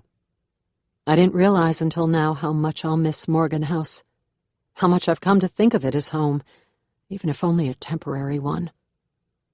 I sink onto the couch next to her, brushing away the sadness. The police will be here any minute. It's past time to go. How much do I owe you? Well, it's past noon, she says, crossing her long legs. Under her white eyelet skirt, they're lotioned into a high shine, reflecting in the room's dim light like glass. I'll have to charge you through tomorrow. That's fine. How much? I expect her to check a list, to pull up some file on her computer, or at the very least reach for a calculator. But she rattles off a number without the slightest hesitation, like Rain Man. $120. I peel off the bills and hand them to her. Can I borrow a piece of paper and a pen? She stands, fetching some from a sideboard on the opposite wall. Perfume stationery and a fountain pen, of course. I kneel, scribbling my message on a glass-topped side table. When I'm done, I fold it twice, write Martina's name on the outside, and hand it to Miss Sally. Do you know where you're going? She says, pocketing the note. I will when I get there. Miss Sally gives me a sad smile. You take care of yourself, you hear? You bet. And thanks for everything. I'm really going to miss this place. She grabs me by a shoulder and yanks me in for a hug. I wasn't expecting it, and for the first few seconds stands stiff as a board in her arms. But she smells so good, and her breasts are like two giant soft pillows against my cheeks, so I relax and give in to the embrace, even though the clock is ticking. She pats me on the back with a giant paw, murmurs into my hair. Poor, sweet girl. It gets easier, you know. What does? She cranes back her head to look down, arching her back, and something unexpected presses into my leg. Running, starting over. But you're smart and you're stronger than you know. You'll find your place. It's all I can do to nod. She releases me, waving a rose-scented hand through the air. Now get out of here. I got shit to do. A few seconds later, I'm racing down the back streets to where I parked my car, a couple blocks away, thinking that's one mystery solved at least. Miss Sally's boobs might be bigger than mine, but she definitely wasn't born female. Dear Martina, sorry I ditched you today, and sorrier still that I lied. As usual, you were right. I'm the one who took the money from Charlene's desk. I know. Stealing from a church is pretty much a one-way ticket to hell. But I had my reasons. Valid ones, I promise. Tell the Reverend it was me, will you? Make him point the police away from you and the cleaning crew. And tell everybody, too, that I'm really, truly sorry. Thanks for everything. For Jorge, for the job, for your friendship. Especially the last one. One day, when all of this is behind me, I hope I can come back to thank you in person. Be safe. XO, Beth. When it comes to finding a new place to stay, the $2,000 from Charlene's top desk drawer and the Georgia ID in my pocket have certainly broadened my search parameters. I don't dare to turn on my phone, which I powered down as I was running out the church door, so I drive to a new part of town and putter up and down random streets until I spot a motel advertising rooms for the bargain basement price of $22 a night. It's an ancient 3-story building wedged into the downtown connector, one wing literally hanging over the overpass, which probably explains the price. One semi too many rumbling by its shabby walls, and they'll come crumbling down. The lot is packed, but I find a vacant spot between two rusted-out heaps that make the Regal look like a late-model Cadillac. Two men lean against the railing on an upper-floor catwalk, watching me make the trek to the office. I acknowledge them, but I don't wave or smile. The office is tiny, a windowless room with a couple of ratty chairs and a desk behind bulletproof plexiglass. The woman sitting behind it is nondescript, drab hair dragged into a low ponytail, an unlined and makeup-free face, a lumpy body under shapeless clothes.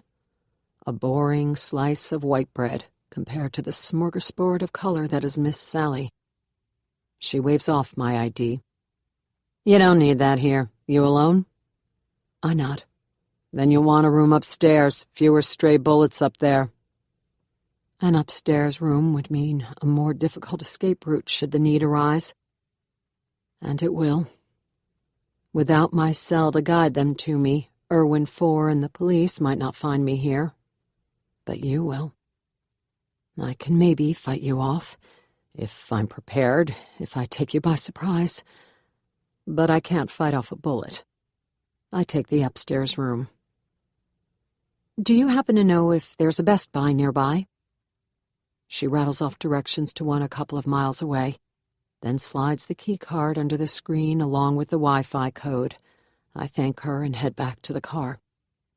After a few wrong turns, the Regal and I make it to the Best Buy, where I select a mid-priced laptop, another piece of crap smartphone with a stockpile of prepaid minutes, and a pretty pink phone case with butterflies swimming in golden glitter on the back.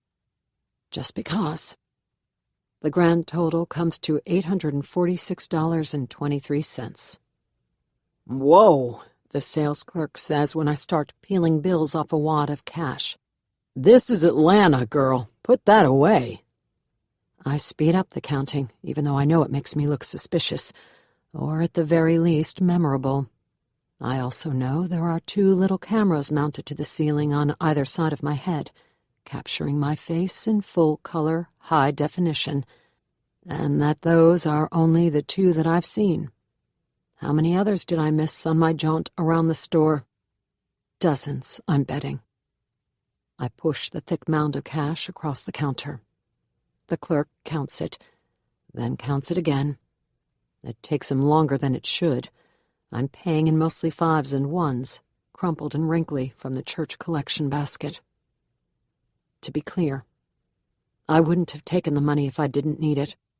And I won't be keeping it, not even a penny. Every single cent will make its way back into the Reverend's collection basket at some point, even if it takes me years to repay it. I close my eyes, press a palm to what's left in my money belt, and remind myself that this is who I am now. Beth Louise Murphy, a runner, a thief. The clerk passes me my change and a plastic bag bulging with electronics I could have never otherwise afforded. I'm back in the Buick a few seconds later, steering the car down the street to my next stop, a CVS I passed on the way. I pluck a basket from the stack by the door and stroll the aisles, dropping in items from my mental list. Black liquid eyeliner, burgundy lipstick, enough groceries to tide me over for a day or 2, toothpaste, a box of Miss Clairol. I pay cash and console myself with the only bright spot I can find in this shitty, shameful day. I've always wanted to be a redhead. I'm pulling into traffic when the skies open up, the rain forming a shimmering silver curtain on the other side of my windshield. I flip the wipers as high as they'll go, but they can't clear the glass fast enough. I squint into traffic and think maybe the flash flood is a sign, an omen of things to come. You are coming for me, and I will be ready.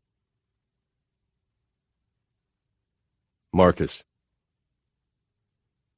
By the time I pick up my rental car at the Atlanta airport and point it north to the city, it's almost 10, and the highway is dark and slick with rain. It floods the streets and beats on the roof and windows, jamming the lanes with the remnants of one hell of a rush hour. The road in front of me is basically a parking lot of taillights, flashing bright red. I hit the hazard lights, nudge my way onto the shoulder, and punch through the gridlock. The GPS spits me out at 1071 English Street. One of the addresses, Jade said, had a cluster of IP check-ins to the department website and Facebook page. I ease to the curb and squint through the rain, clocking the fresh coat of paint, the picket fencing, the light spilling from windows lined with frilly curtains. This place is too nice to be a boarding house. Way too nice. How the hell does she afford it? I jog through the rain to the door. On the covered porch, I lean my face into one of the windows and peer into a living room. 3 men are lined up on a navy couch, beer bottles resting on their bellies, faces tipped to a Braves game on a flat screen. I study their profiles, their clothing, the size of their feet propped up on the coffee table. The middle one, long and lean and still in possession of most of his hair. He looks like the type to hit on another man's wife. Is he staring at the TV and thinking about her? Is she in one of the rooms upstairs thinking about him? Thunder rumbles overhead, and I rub a fist over my breastbone instead of what I really want to do, punch it through the glass. I take deep breaths until I get myself under control, then ring the doorbell with a thumb. It's not one of the men, but a woman, tall and curvy in a hot pink robe and hair curlers, who opens the door. She flips on the porch light, and whoa! I stumble backward on the porch planks and look again. That ain't no woman, nope, no way in hell. He looks down his powdered nose. Can I help you? Okay, so the voice belongs to a man, but those breasts, they look, well, if not real, then definitely expensive. I raise my gaze and, oh shit, he caught me. I gesture over my shoulder at the rain clattering to the asphalt and sheets behind me. Some weather, huh? He doesn't seem the least bit amused. I clear my throat and turn up the charm. I'm new to town. Just got in, actually. I heard this place has really nice rooms. Sorry, we're full. He starts to close the door, but I stop it with a boot. What's your rate? I say, giving him a chummy smile. Because I'll pay double. I already told you. We're full. He looks down at my foot, planted in the open doorway. Now please don't make me tell you to remove your boot from my door. Or else what? You'll call the cops? His glossy lips curl in a smile. Come on, honey. We both know you are a cop. Why don't we just drop the charade? You tell me why you're standing here dripping all over my welcome mat, and I'll tell you if I can help you or not. I'm looking for somebody. He rolls his eyes. You don't say. 5'8", long dark hair, though she may have cut it since this was taken. I pull up a picture on my phone, flip it around so he can see. He leans down to take a closer look at the screen, and I get a partial view of a woman standing behind him, a knockout Latina in khakis and a T-shirt. Her eyes are wide, her expression frozen in surprise, or maybe fear. I lift my chin, and she steps out of sight. Sorry. The man in the pink robe straightens. He shakes his head, and a curler bobs behind a pierced earlobe. I've never seen that woman before. He's lying. I've been a cop long enough to recognize all the signs. The tightening of the skin around his eyes, the way the sarcasm disappears from his tone. He knows. Okay, well, I appreciate your time, I say, stepping back. I flip up my collar, and water runs down the back of my neck. Y'all have a good night. He shuts the door without a word, and I return to my car, sidestepping puddles and grinning like a fool. If she's not here, then I know where to find her. It was written on the pretty girl's face, across her generous chest in big black letters. God works here. My eyes pop open at 5 the next morning, and I'm instantly awake. I flip on the lamp on the nightstand and unhook my phone from the charger, wishing this crappy hotel had room service or a coffee machine because I slept for shit. The chief didn't like my report. He claims it was half-assed, stitched together in a quarter of the time it should have taken me. He told me this in a long, shouty voicemail that ended with him taking me off the case. He's passing the search for Sabine on to Detective Phillips, and if I weren't so pissed, I'd be insulted. Detective Phillips is a hack, a lazy investigator with questionable tactics and a 50-50 success rate. I need to get my ass back to Pine Bluff like yesterday to make sure Sabine's case lands on the right side. An alert sounds on my phone, and I watch the emails roll in. Junk, mostly, but between the Facebook notifications and ads for penis implants and energy-efficient windows, I spot the one I've been waiting for, from Jade. I tap it with a thumb. 3 of the burners are a bust, but one's still live, the 607 number. No calls yet, but plenty of activity, including loads of check-ins from a hotel on the highway in Atlanta. And jackpot! They have a microcell. When you're ready to go after her, give me a call and I'll help you track her in real time. Jay. I toss the phone on the bed and head for the shower.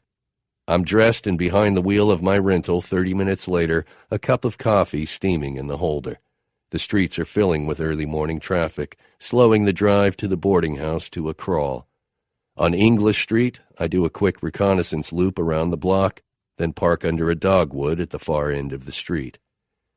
By now, the rain has moved on. The sky is cloudless and bright, giving me a clear view of the front door. I drink my coffee and watch the residents file out. The 3 men from the couch, now in construction gear. Folks in kitchen attire, an apron slung over his shoulder. The pretty Latina in a ponytail and the same T-shirt she wore last night.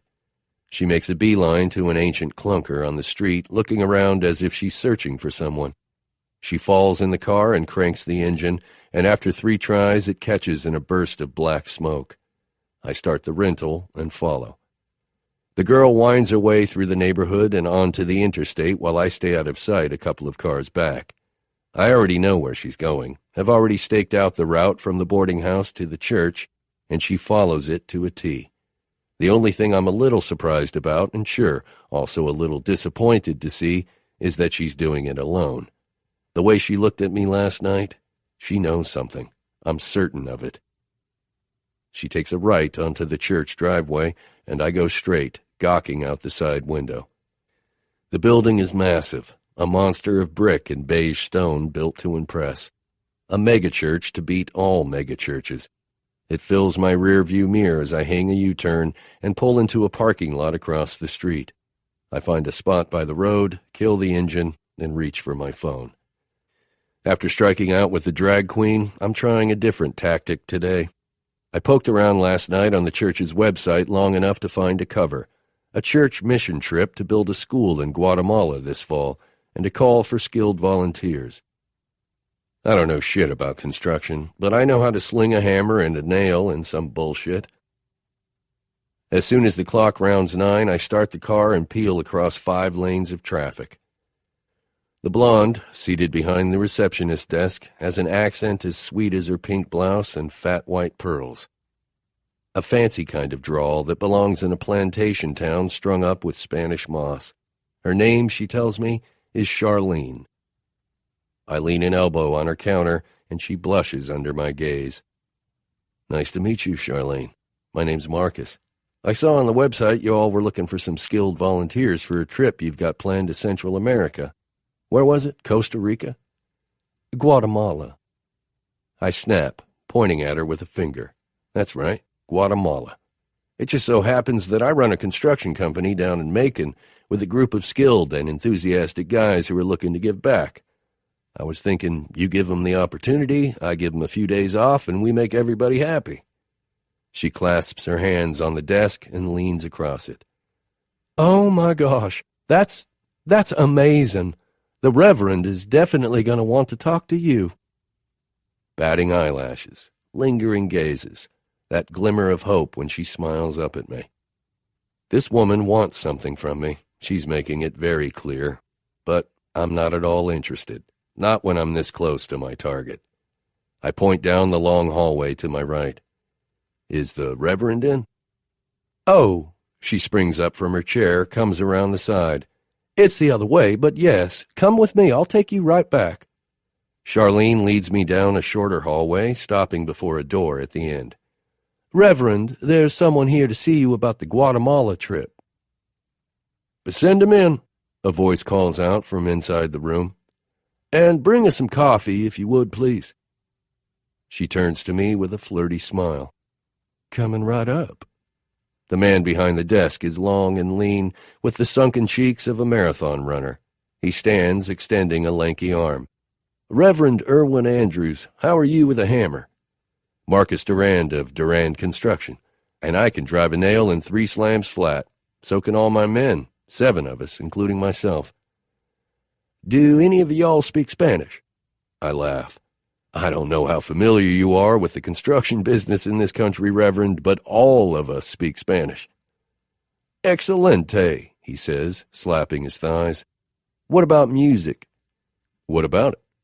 Do you sing? Play any instruments? We could use somebody on bass guitar or banjo would be even better, and we're always looking to add to the choir. This guy's a trip, in his pressed polo and salon haircut. Nothing like the solemn Father Ian. I'm guessing the Reverend didn't take a vow of poverty. I shake my head. Nope, sorry, but my wife is pretty decent on the piano, or at least she used to be. Well, bring her along. I'm sure we can get our hands on a keyboard. We spend the next half hour going over the details of the trip, dates and costs, and required immunizations, all of which I tell him won't be a problem.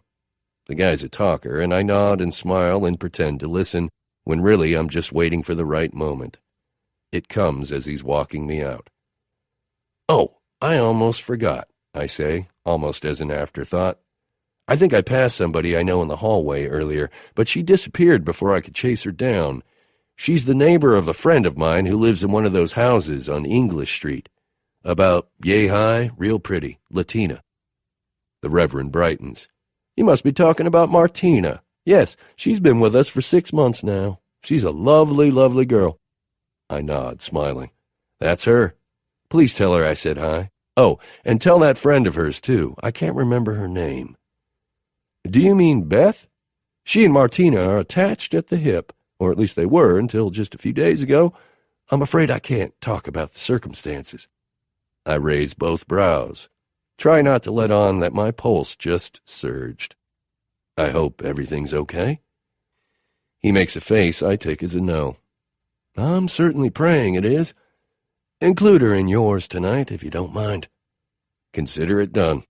I shake the Reverend's hand for a second time, rattle off another round of thanks, and promise to email him the list of names and passport numbers in the next few days. Then I hurry to my car, one word, roaring like a train horn through my head. Beth. The bitch is calling herself Beth. Beth. Room 313 of the Atlanta Motel is as bad as I thought it would be. A dark, damp space that reeks of cigarette smoke and body odor.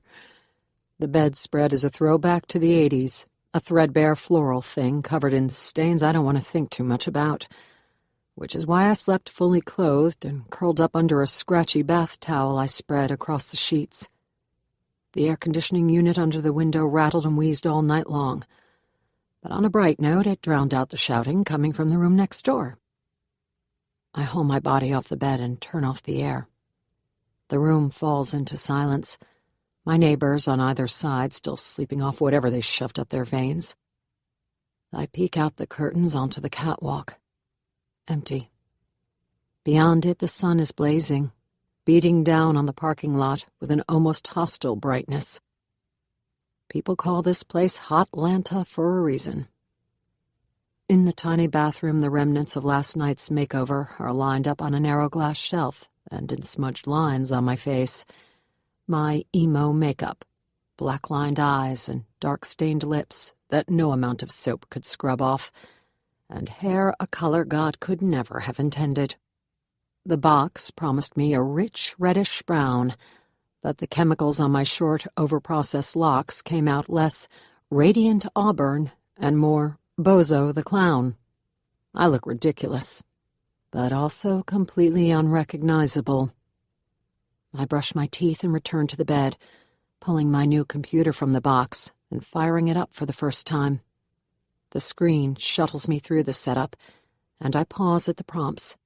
Name, email address, geographic location. Every one of them feels like a trap.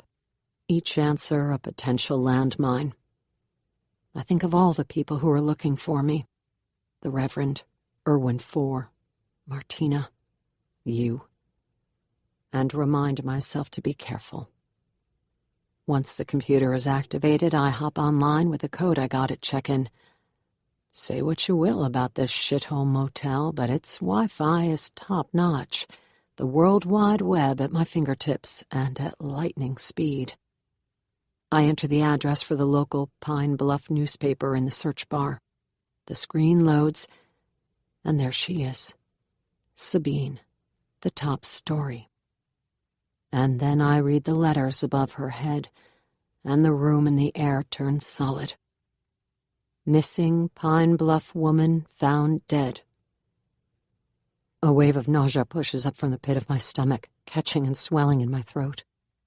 I hold it back with a hand pressed hard to my lips, but the effort breaks me into a cold sweat. Sabine is not missing. She's not in hiding. She's dead. The knowledge hits me in a cold, horrible, horrifying rush, and I feel weightless, not quite falling, not quite steady on the bed. I see Sabine's face on the Reverend's television screen, and each of those times I went searching for more news, hoping, praying she was safe somewhere, hiding.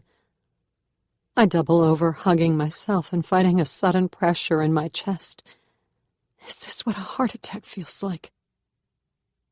The truth is, I should have expected this. Since I first heard Sabine was missing, I've been frantic for some sort of update. The dread has been building for days, trembling in the hollows of my bones during the day, poking me away at night with a worry that was too big, too terrifying to sleep through. This news has been coming all along. On some level, I've always known. Outside on the catwalk, two men are negotiating a drug deal. They're arguing about price, debating quality of product, but their voices are muffled by the roaring in my ears. All I catch are broken words, fragments of sentences, like the ones swimming on my computer screen. Body. Badly decomposed. Autopsy. I spring to my feet and pace in front of the bed. How stupid was I to think this was only about me running from my past, from you. I was prepared to fight for my freedom, to pay for it with blood and broken bones, but I never stopped to consider that I might not be your only victim. I sink onto the bed, my eyes growing hot. Poor, sweet Sabine. I read the rest of the article in chunks, digesting the details with a rising horror. Sabine was strangled, her neck broken in 2 places, the bones and windpipe crushed. Her body was weighted and dumped into a pond off Highway 133, where it rotted for at least a week, maybe more. Something, a boat, the wildlife, worked her free from her underwater grave, and she bobbed and floated until a hunter and his dog found her face down in the reeds. She'd been picked apart by buzzards. Buzzards. Oh, my God. I picture Sabine's body decaying away at the bottom of some unnamed pond, and the image knocks the breath out of me. For a second or two, I can't move, can't even think, and then my brain kicks into overdrive, flashing the faces of people I've seen splashed across the news, that heartsick doctor, Sabine's twin sister, her husband, people who loved her, who prayed for her and wanted her back. My heart breaks at the idea they're picturing the same thing. I drop my face in my hands and give in to my tears, crying for Sabine, for her friends and family, for me, for my own grief and fury and horror and rage and guilt. Most of all for my guilt. Because I know Jeffrey is not the one who wrapped his fingers around her throat. He's not the one who squeezed until 2 bones snapped. Not the one who left her for the buzzards. I know it was you. Beth. 10 days prior. I crouched behind a juniper hedge, watching balloons bob above the open house sign, and waited until everybody left. A gaggle of blonde brokers in teetering heels, an older couple I recognized from church, a straggler with his pockets full of food. Sabine had once told me there were always moochers. She'd laughed as she said it, as if she couldn't care less that strangers stopped by with the sole motivation of snagging some snacks. And I remember thinking she was so nice, so understanding and generous, and that was even before she offered to help me. But the point is, I waited until everybody was gone. When it was all quiet, I craned my head around the branches, searched up and down the street. No cars, No pedestrians out walking their dog in this heat. Only the sounds of traffic on Hazel Street humming in the distance. Still, I waited, and I watched, and I listened. 7 years with you had taught me I could never be too careful. When I was certain it was safe, I burst out of the shrubs to the side door. Sabine was stacking leftover cookies into a plastic container when I came into the kitchen. She saw me and she sucked in a breath. "What are you doing here? Is everything okay? Oh my God, don't move, and get away from that window." She shooed me out of sight and rushed past, her heels clicking on the marble. I heard the metallic clunk of the front door lock sliding into place, and 2 seconds later she was back. She looked me over for cuts and bruises. "Are you okay? Are you hurt?" "Only my ribs," I say, cradling my right side with a palm. "But nothing's broken." Anyone else would have asked how I knew, but not Sabine. Sabine knew what you did to me. All those times you threw me down the stairs. The punches and the kicks and the bites. The concussions and broken ribs. She knew what you were capable of. And she helped me anyway. Do you even remember meeting her? I bet you don't, do you? Sabine was the broker on that house on Hillcroft Street, the one we looked at last year. It was more a house than we could afford, but you wanted it, and I knew better than to point out the obvious. The mortgage bank did it for me 2 weeks later. When they turned us down, you got so mad you kicked me in the head. But you probably don't remember Sabine, because you were so busy strutting around the house, taking in the 12-foot ceilings and granite countertops, the kitchen filled with shiny appliances we'd never use. But I noticed. I noticed the way her smile was too big, but her eyes were sad. The way her makeup was thicker on one side, the way she kept touching her cheek like she had a toothache. She's like me, I remember thinking. Her husband is like mine. And so, while you were up in the attic, banging on the rafters and inspecting the wiring, I asked if she was okay. "I'm fine," she said. But her eyes didn't quite meet mine, and she smiled way too bright, the way I did when people asked me. "Honestly, I'm fine." I could hear your footsteps overhead, stomping around up there in self-importance, even though you didn't have the slightest clue what you were looking at. And I knew I didn't have much time. I wrapped my hand around her wrist and whispered, "My husband does it too." Sabine's eyes went wide with understanding, with acknowledgement. "He hurts me too." Swear to God, I don't even know why I said it. Up till then, I hadn't said those words to a single soul, not even to my sister. But that day, the words just came right out. Finally, I dared to push open that heavy metal door that I thought was protecting me and told someone our dirty little secret. My knees went wobbly with relief. It was months before I ran into her again, in the shampoo aisle at the drugstore. She told me her husband had become a new man, bringing her coffee in the mornings, tucking sweet notes in her work bag, calling her just because. He was trying so hard, she said around a stiff synthetic smile, and my blood turned to ice, and my fingers tingled. I looked at Sabine, and I saw me, all those years ago, before I understood that a backhand was the beginning, not the end, of a cycle. I took her hand, squeezed it until the bones slid under her skin. This is what they do, Sabine. They create perfectly happy moments, so that when the bad ones come again, and they will, we will remember those perfect moments and stay. The understanding that crept up in her face was identical to the one that was blooming in my chest. No woman wants to admit their marriage is over. We want to keep loving the person we once loved. We want the dream, the fairy tale of forever and ever after. To leave is to admit defeat. But it was that moment in the drugstore, warning a stranger off going down my path, when I knew I had to do the same. I needed to get off this path too. I needed to break this cycle of tenderness and brutality, even if parts of me got broken in the process. Sabine is the one who helped me come up with a plan. To skim off the grocery money, to make you think I've gone one way and then go another, to change my name and my hair, to hide in plain sight. She started volunteering at shelters, both for herself and for me. She interviewed the women there, researched what worked, and what got women killed. She was like a graduate student with a thesis, single-minded and thorough.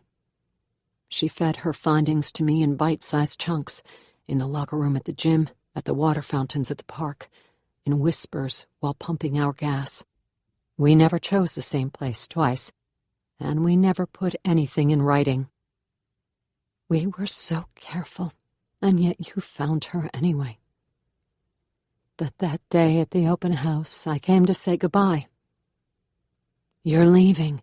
You're really going through with it. Her eyes widened like they did when she first saw me, only this time not with surprise, but with pride. As much as she encouraged me to leave you, as many times as she told me I could, I think a bigger part of her never thought I'd do it. I'd been with you for so long, she didn't think that I dared. I nodded. I am. Do you know where you're going? I nodded again. Tulsa, then a roundabout route to Atlanta. But I kept that part to myself. Sabine wouldn't want to know, and I wouldn't want to tell her. She already knew too much. And what about his friends? Those cops you thought might be watching you. How do you know they won't follow? I don't, but the whole department is at a training in Little Rock today. Anger management, if you can believe the irony. Anyway, they're all there until 4. If you've ever thought of robbing a bank, today would be a good day to do it. She laughed. Speaking of banks, how much money do you have? Not quite 4,000, including what's on Nick's card. Sabine knew Nick because he was her idea. She was the one who told me how to set up the account, the one who dug him up from God knows where. She didn't tell me and I didn't ask. Though by then she was volunteering at that battered women's shelter, so I had my suspicions. But it was an unspoken agreement between us, to share only the most essential information, nothing more. A need-to-know basis. She'd lived here all her life, too, and she was all too aware of how much power you had in this town, how many people were watching. The less we knew about each other, the better. She fumbled through her bag on the island, pulling out a wad of cash crumpled from her wallet. Here, this is all I have on me, but I want you to have it. When I didn't immediately reach for the money, she wagged the bills in the air. Please, it'll make me worry a whole lot less if you take it. I pocketed the cash, because the truth was I needed it. $4,000 wouldn't last me long. And yet, when it came to my interactions with Sabine, the money was the very last thing to be thankful for. Not only did she hand me the roadmap to a life away from you, she told me I was strong enough to go down it. She said not only that I should, but that I could. It wasn't one thing she said, but a million encouraging words piled on top of each other. Sabine believed in me, and she taught me to believe in myself. It's because of her that I took back my power. I'm going to pay you back, I said, standing. Not just for the money, but for everything. I don't know how yet, but I swear to you one day I'll repay all your kindness. Oh, hush. She smiled, her eyes going bright. You know, when we first started talking about this, I didn't think you'd go through with it. I thought it would take a tidal wave to get you away from him. But look at you now. I'm so stinking proud of you. There were so many things I should have said. That she was the strong one for stepping out of her marriage before the violence could become a cycle. That when she supported me, she gave me some of her strength. That her pride and friendship made me so much braver than I ever thought I could be. That I owed her everything. But I thought I had plenty of time. Thank you, I said instead. I'll never forget everything you've done for me. Just be safe, okay? And be happy again. That's the best thanks you could ever give me. We hugged, and then she pushed me out the door, and I made my escape through the side yard. Right before I slipped into the bushes, I turned one last time, and I spotted her, proud and hopeful, in the kitchen window. It was the last time I ever saw Sabine. Beth. I don't mean to fall asleep, but the news of Sabine so exhausts me, so drains me of energy and emotion and tears, that it's all I can do to peel off my jeans and brush my teeth. I collapse on the bed in yesterday's t-shirt, and I'm out the second my head hits the grubby pillow. Shouting on the catwalk pops my eyes wide, a jumble of angry voices right outside my room. I bolt upright in bed, springing onto the floor before I'm even aware of being awake. A woman's voice hollers, something about money. A lower rumble answers, muffled and slurred, but the woman isn't having it. Her words escalate in volume and urgency, her shrieks rattling the glass in the window. I check the time on my phone. Just before 4 a.m.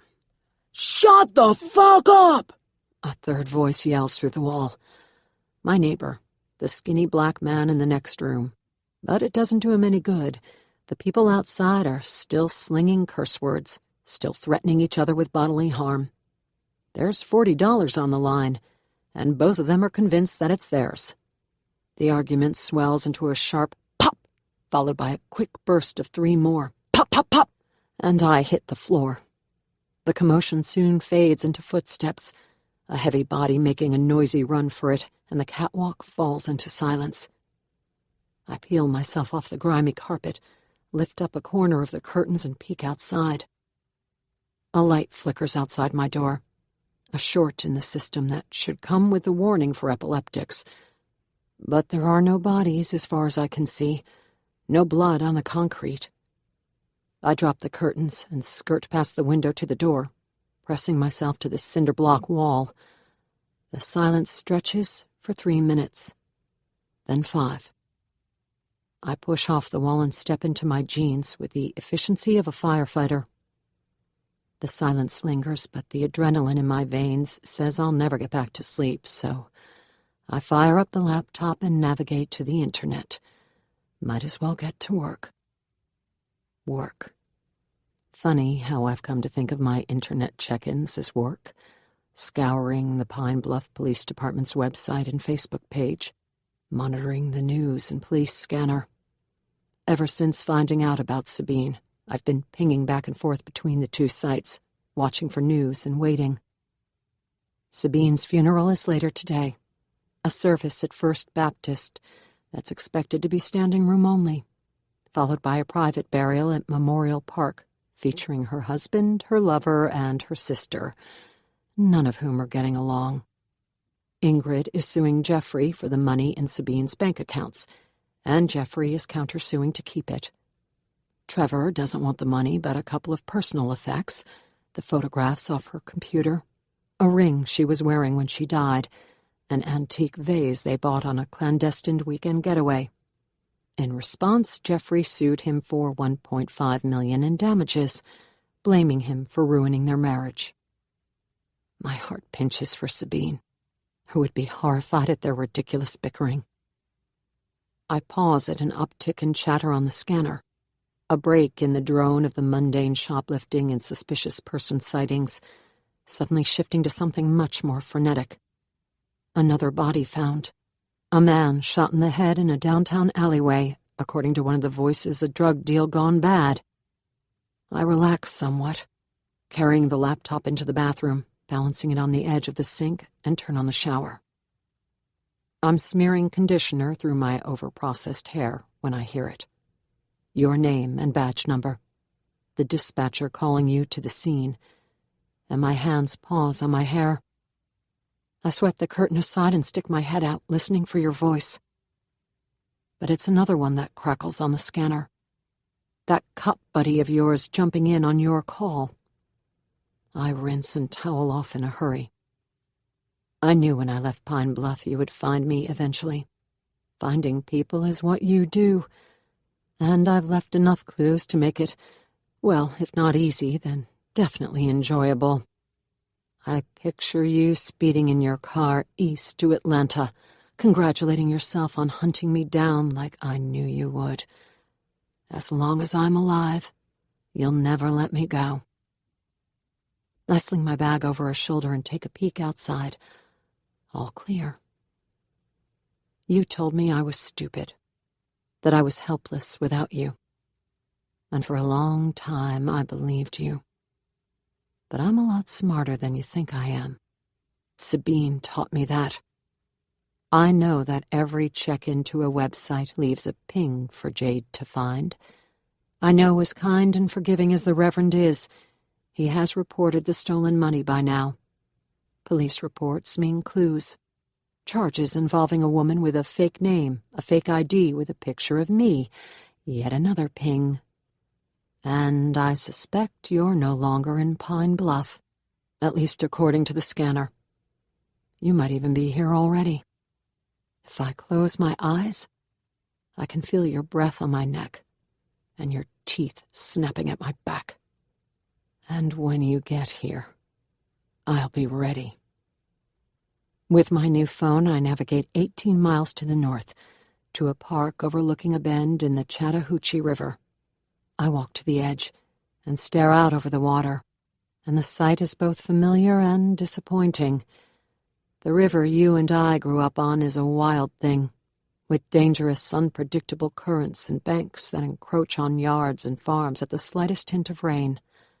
Unlike that one, this river is lazy, a gentle stretch of brown water trickling across rocks and lapping at the red clay shores. A fallen tree angles across the stones, stretching almost to the other side. I slide my old cell, the last of the burners I bought in Pine Bluff, from my bag, look down at the dark screen. I didn't have to come all this way. I could have tossed it in a dumpster on the opposite side of town, or handed it over to a bum like I did with the other three. I kind of liked the thought of sending whoever's tracking it on a wild goose chase. Just like insisting on a McDonald's for my meeting with Nick, it seemed fitting to give it a watery grave.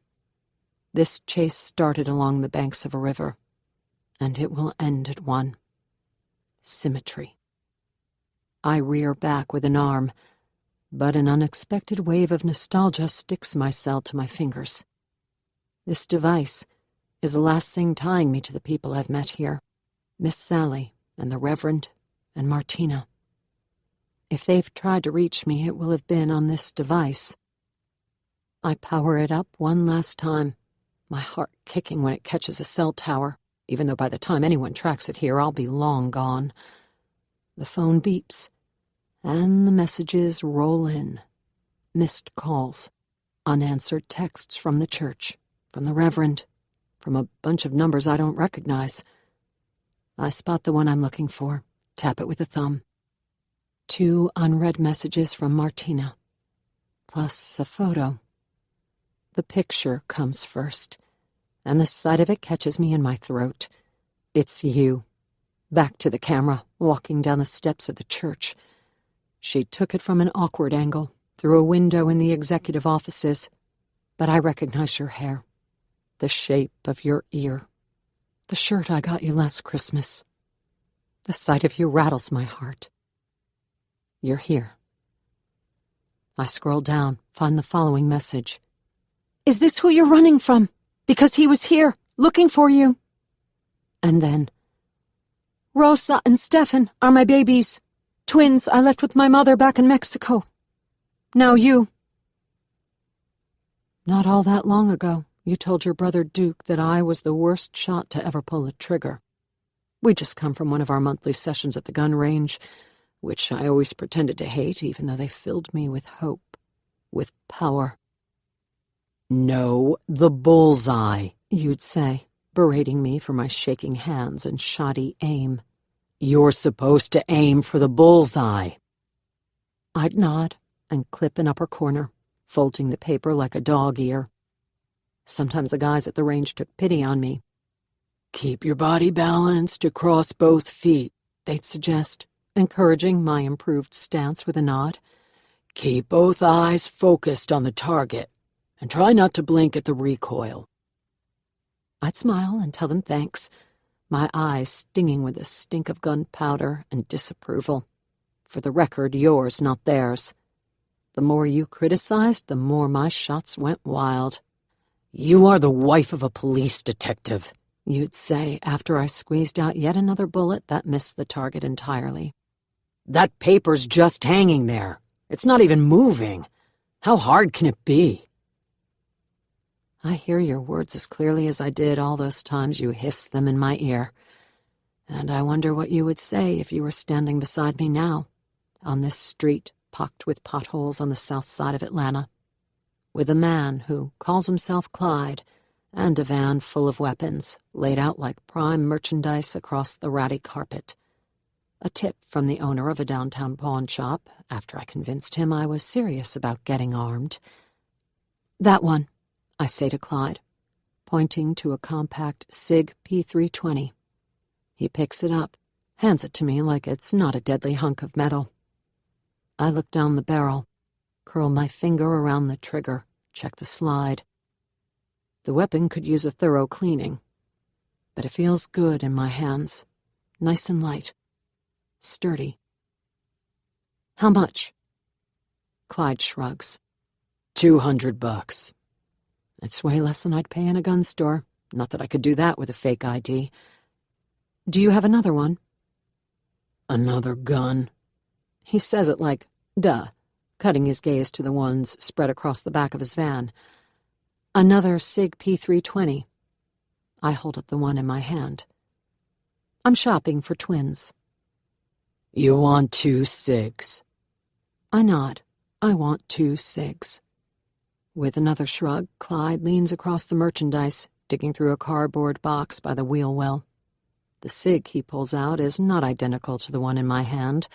One is black, the other black and silver, but they're the same model.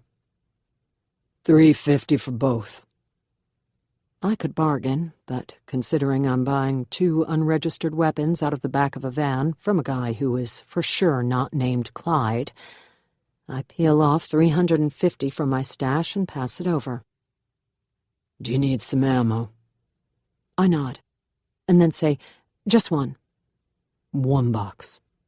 1 bullet." Clyde's eyes go big and wide, and he looks at me like I'm crazy. "You know those magazines hold 15 rounds each, right?"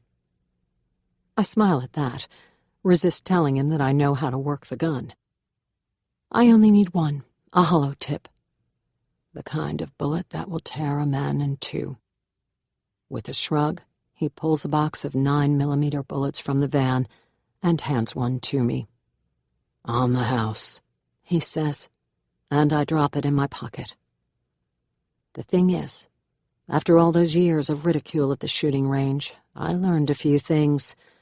I learned that the SIG has a much smoother trigger than the .357 you made me practice on, and the compact model fits much better in my hand and the pocket of my bag.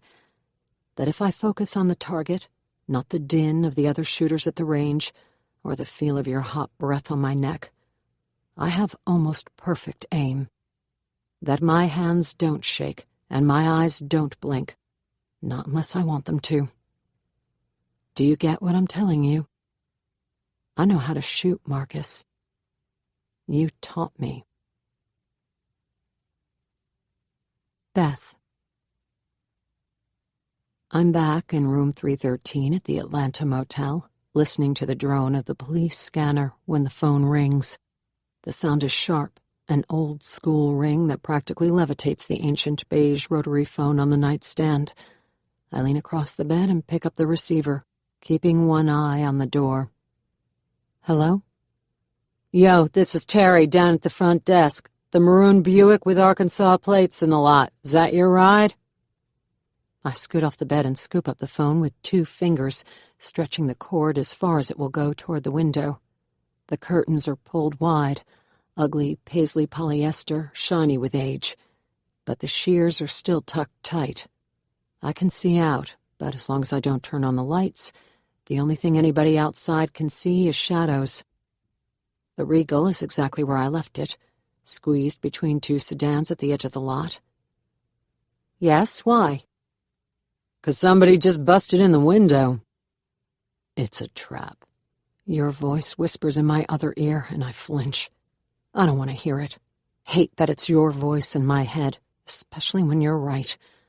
This is definitely a trap. Thanks, I say into the phone, then drop the phone on the cradle. I move to the dresser where the guns lie side by side. The first gun I tuck into the front of my jeans. The barrel is not long, but it's too obvious, and the metal digs into my hip bone. I slide it around until I find a semi-comfortable spot at the small of my back, and then pull my t-shirt over to conceal it. The other I drop into the pocket of my crossbody bag, which I strap across a shoulder. It hangs heavy and deadly at my hip. Never point a weapon at another person, you once told me. Not unless you're prepared to pull the trigger.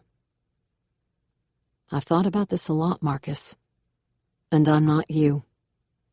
Anger wouldn't make me shove my gun in another person's mouth any more than it would drive me to wrap my hands around another person's neck and squeeze until the bones break.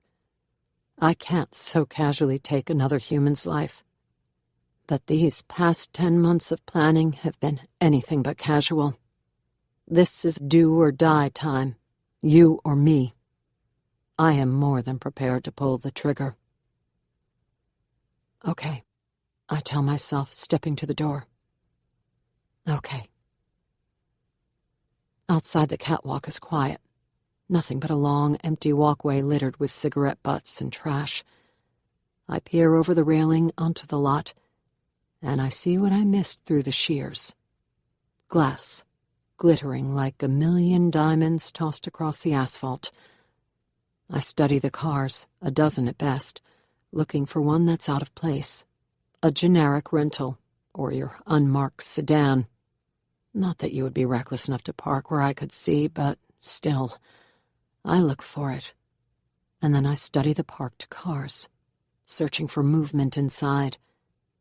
A pedestrian wanders by on the sidewalk beyond, but otherwise the lot is still. I move to the stairwell, leaning my head around the bend, half expecting you to jump out and shout, "Boo!" But you don't, and the stairwell is empty. I hold my breath and rush down it, hugging the railing. The bums use the corners as a toilet, and no amount of soapy water can wash away the stink. At the bottom, I ease across the pavement to my car, glass crunching underneath my sneakers. The heat out here is oppressive, the sun beating down on black asphalt, hot, humid air thick with exhaust from the highway on the other side of the building. Even today, a Saturday, traffic is a constant roar. I arrive at the Buick, and there's a hole where the driver's window used to be. I lean my face into it, and there it is. Further proof you're here. It sits in the middle of the cracked dash, a bright yellow Hot Wheels car. The same toy I held across the aisle at a McDonald's all those years ago. The one I gave you for your nephew. It sits atop a pink post-it, the edges wilting in the heat. I reach inside and snatch it from the dash, my heart free-falling at the words slashed across it in dark blue ink. Dear wife, I found you. I drop the note and whirl around, my breath coming in raspy gulps, my gaze searching out all the places in the lot you could be hiding. By now I've walked this lot a dozen times, and I know where they are. The shadowy openings of the two stairwells, the dark corners by the shrubs, that narrow slit between the dumpsters and the wall. If you're here, which you are, you're well hidden, watching, waiting. A door opens at the far end of the building, and I turn toward the sound. Terry, poking her head out of the office. "Want me to call somebody?" she yells. We both know that by somebody, Terry means the police, an offensive word in a place like this one. But my fake ID and lack of valid driver's license puts me in the same boat as my drug dealer and hooker neighbors, who skitter into the bushes at the first sign of the law. I shake my head. Terry shrugs like she doesn't care either way, then disappears back inside. I stand here for another minute, considering my options.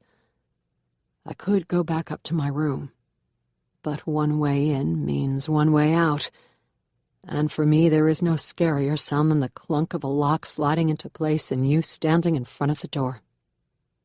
I could get into my car and drive somewhere, but that would only be delaying the inevitable, moving the confrontation to a place where I don't know the layout, haven't walked the property and picked out all the shadowy corners.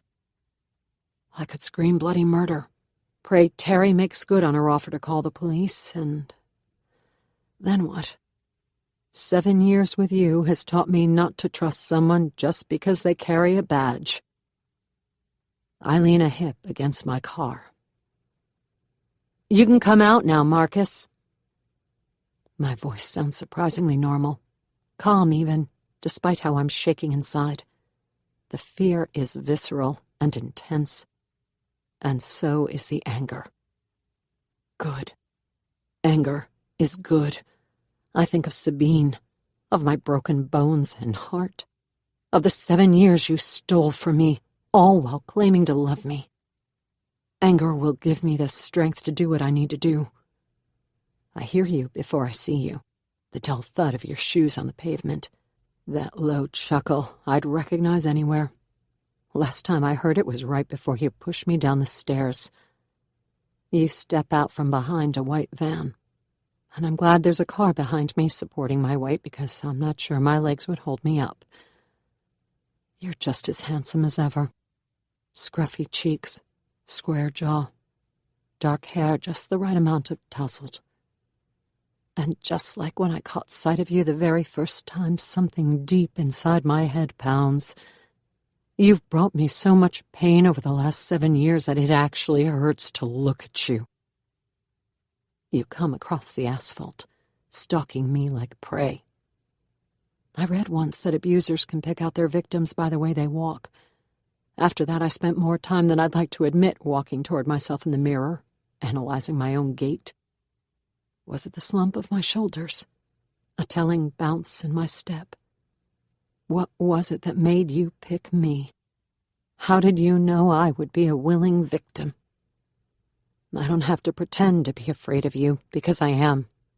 A scream builds in my head, but there's no way I'm giving you that pleasure.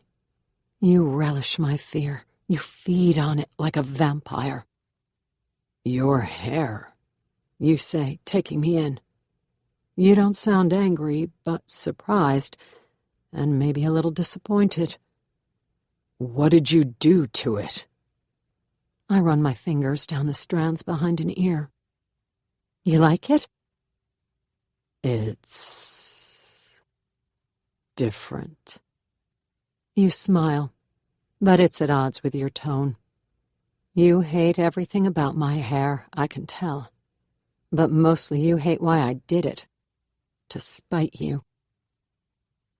How did you find me? What? You thought you could fool me with a bunch of $20 withdrawals? A background check for an apartment you never followed through on. This is what I do, Emma. I find people. I find criminals. You're not half as smart as you think you are. This is the way it always starts, with insults, with a barbed put down, with your lips curled in revulsion. You say you love me, but this isn't love. This is you, pushing me down in order to build yourself up. You need my approval. You crave it. You think it will give you back your power. I press my lips together and don't say a word. Were you listening? Did you hear a word I said? I found the burner cell phones. I traced the check-ins to the boarding house, to the church, to here. You made this way too easy. I thought... You cock your head and look at me. You thought what? I thought you were a good guy. I thought you really loved me. I thought you'd find me eventually. It's not the accolades you were fishing for, but my admission has the intended effect. You step closer, within an easy arm's reach, and your expression doesn't change, but your body language does. You shift forward on your toes, the stance a lot more aggressive. This is the part you like best, the part where you're flexing your muscles, and I'm shaking with fear. Except it's not fear that has me shaking. It's fury. Righteous and determined rage. The gun tingles against my hip, cradled in my lower back, and my fingers itch to grab for one. But you're armed too. Your service weapon hangs in your shoulder harness, and that's only the one I can see. There are more, probably, in your pockets, at your ankle. And I'm not crazy enough to think that I could beat you at quick draw. You shouldn't have run, Em. You shouldn't have left. I shake my head because what other choice did I have? Staying would have gotten me killed eventually. Leaving, too. I didn't see any other way. What did you tell everybody? Where does your mom think I am right now? I told her you were at a retreat, that you were mental and needed to get away. And she believed you. You shrug, a gesture that's not quite a yes. You haven't been gone all that long. I would have come up with something. And Sabine. Sabine. You spit the word and your lip curls in disgust. That bitch was butting into something she had no business with. I did some research on her, you know. She was a board member at the women's shelter in town. She bragged all over town about how she's some kind of victim's advocate, about how she was helping women get away from their husbands. I bet she made you think you were one of them, didn't she? A victim. Did you do it? Did you kill her? The questions bubble up, but I can't make myself force them out. I see your face, hear the fury fueling your words, and deep in my gut I already know the answer. Stop looking at me like that, you say. This isn't my fault. It's yours. You're the one who left. This is on you. I imagine Sabine's face when you came up on her in the Super One parking lot. How scared she must have been. She would have known what was coming, and she would have been terrified. So now what? I don't sound scared. I sound genuinely curious. What do we do now? How do you plan to kill me? Because I'm not stupid enough to think there's any other option for you. You can't cart me back to Pine Bluff like nothing ever happened. Surely by now someone besides your mother has noticed I'm gone. Your friends and family, the ever-watchful Ms. Delaney next door. What have you told them about where I've been? Or maybe I'm like that wife of the Scientology leader who's not been seen in public for more than a decade. If my husband doesn't report me missing, am I really gone? Then again, your mother knows what you've done to me, and so I suspect does your sister. For the longest time I hated them for looking the other way, for studiously ignoring my bruises and pretending not to see, for not lifting a finger to try to save me. Why? I wanted to beat on their chests and demand. Why do you not tell him to stop hurting me? Maybe he'd listen to you. And then I saw your mother's face at Easter, after I mistook a pack of napkins for your fist and let out that terrible scream. And I realized why she didn't. Just like me, your mother had been laboring under the delusion that I could save you. I tried. God knows I tried. I thought if I was nice enough, agreeable enough, competent enough, I could return you to the man you were when we met, the one who took out the trash for the wheelchair-bound man in the apartment under us, or who helped put down wood floors in the church nursery. But that was the fake Marcus, the sweet and helpful Marcus, the guy you are when you know people are watching. No one can save you. and I've paid with bruises and broken bones to come to that understanding. You wrap a hand around my head and yank me forward so fast I screw up my eyes, expecting an explosion of pain, my nose connecting with your forehead. But nothing happens. I crack open an eye, and your face is an inch from mine. Your fingers press into the base of my skull, not painful, but uncomfortable. A hint of what's to come. Now you and I go to your shithole room upstairs. We have a pleasurable, me, and tearful, you, reunion. After that, after we are thoroughly spent, again mostly me, we take a nap. You will wait for me to doze off, and then you will slip out of bed, write a sad note begging for forgiveness from me and God, and shoot yourself in the head with this. In one swift move, you snatch the gun from my waistband. I blink, and it's gone. A cig. Nice choice. You check the safety, eject the magazine, look up with a laugh. You didn't even load it? Jesus, Em, have I taught you nothing? My heart pumps hard and fast, beating against my ribs. If you pat me down, if you reach a hand into my bag, I'm done. I arrange my expression into something scared and defeated, and I do a good enough job of it that you look pleased. After all, I've had plenty of practice. You heave a disappointed sigh, your breath hot on my cheeks, and slide the gun into your waistband. I'm going to have to confiscate this thing, as I'm guessing you don't have a permit. I'm sure you understand. Oh, yes, I do. I understand perfectly. I understand that no matter what happens next, I will not go into that hotel room. As soon as I cross that threshold, I'm dead. Let's go. You tilt your head across the pavement, gesturing in the direction of the stairwell. I don't budge, and you lift your brows. The sooner we get upstairs, the sooner we can get this over with. Despite your words, my heart thrills with excitement. You haven't reached for the bag hanging at my hip. I'm not even sure you've noticed it. You shove me across the broken glass toward the stairs, and my thoughts are a jumble of desperate Hail Mary, please. I search the lot for people, scanning the windows for anyone, for a hooker or her pimp or Terry, her face pressed to the glass. But the folks here can sense danger like a dog sniffing out a bomb, and they know when to barricade the doors and stay away from the windows. If anyone is up there peeking out of theirs, watching you force me across the lot, they're not going to help.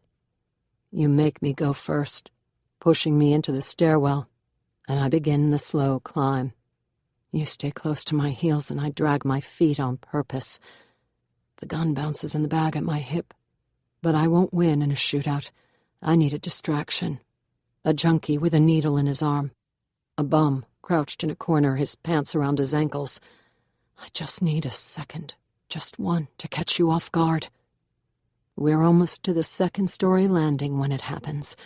The giant brown pile I passed on the way down. One that was definitely not left there by a dog. You crook an arm, press your elbow over your nose at the unholy smell. Jesus, how do you stand living here? Now, gripping the railing in a fist, I lurch backward, throwing my upper body into yours with everything I've got. I feel the flash of pain as we butt heads, hear the crunch of your nose connecting with my skull. Blood explodes, and you stagger backward on the stairs. But my arm works like a bungee cord. I give a hard tug on the railing, and it pulls me forward. The momentum flings me right past the landing and around to face the stairs. I don't look back. I hit the ground running. Beth. I shake off the pain and sprint up the stairs, taking them by twos and threes to the second-story catwalk. I'm rounding the corner when the ground beneath me shakes, your body lumbering up behind me.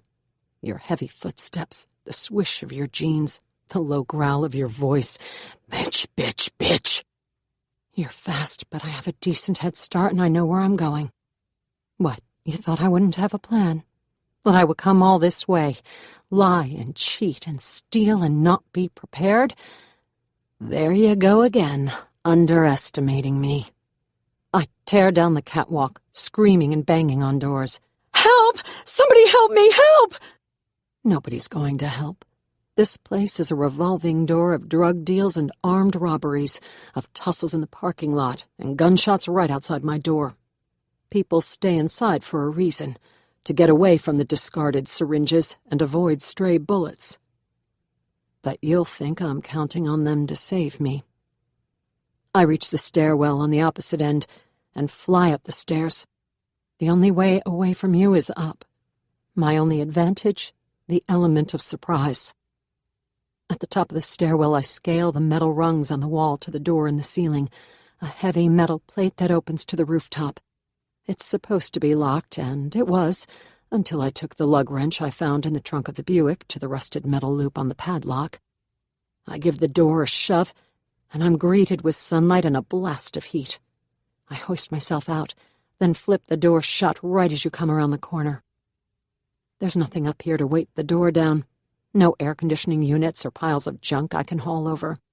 No fire escapes or balconies I can lower myself onto either. Just a sudden, steep drop to the highway, 3 stories down. Nothing up here but bird shit and a giant billboard looming above 6 lanes of traffic. Whether I am ready for it or not, I am officially done running. I hear you, just below me, metallic dings as you scale the ladder. I edge around the door to the opposite side, step back so I'll be out of sight. By the time you turn around and see me, it'll be too late. I'll already have a gun pointed at your head. The door explodes, metal clanging against asphalt, sending up a puff of dust and dirt. Your hands clasp either side of the opening, pulling your body up with a lot less effort than it took me. You pop up like a spring, landing on the rooftop with both feet. You look around, realizing too late that I'm behind you. I widen my stance and aim. When you see the gun, you laugh. You actually laugh, and your eyes gleam in the sunshine. So does the blood on your face, streaming from your nose, leaving dark red trails down your shirt. You don't look scared. You look entertained. This one's loaded. I jump my chin at the gun in your holster. Put yours on the ground. You roll your eyes. You're not a good enough shot to use that thing. You'll miss me by a mile. I can hit you between the eyes, through the center of your heart, or I can take out a kidney. Just tell me which one, left or right. You quirk your head at the confidence in my tone, but your cocky smile doesn't fade. Put your weapon down, I say again. You don't move. You're really starting to piss me off, Emma. My finger presses harder on the trigger. You have exactly 3 seconds to unclip your gun and put it on the ground. 1, 2, okay, fine. Fine. You unclip the one in your holster and place it carefully on the ground. The cig is next, the unloaded one you took from my waistband. You don't try anything, don't take your chance and shoot me, and that is another mistake. You think you'll get another chance. You're underestimating me still. The one at your ankle, too. You puff a laugh, then put that one down, too. Good. Now empty your pockets. Come on, Em. Empty them!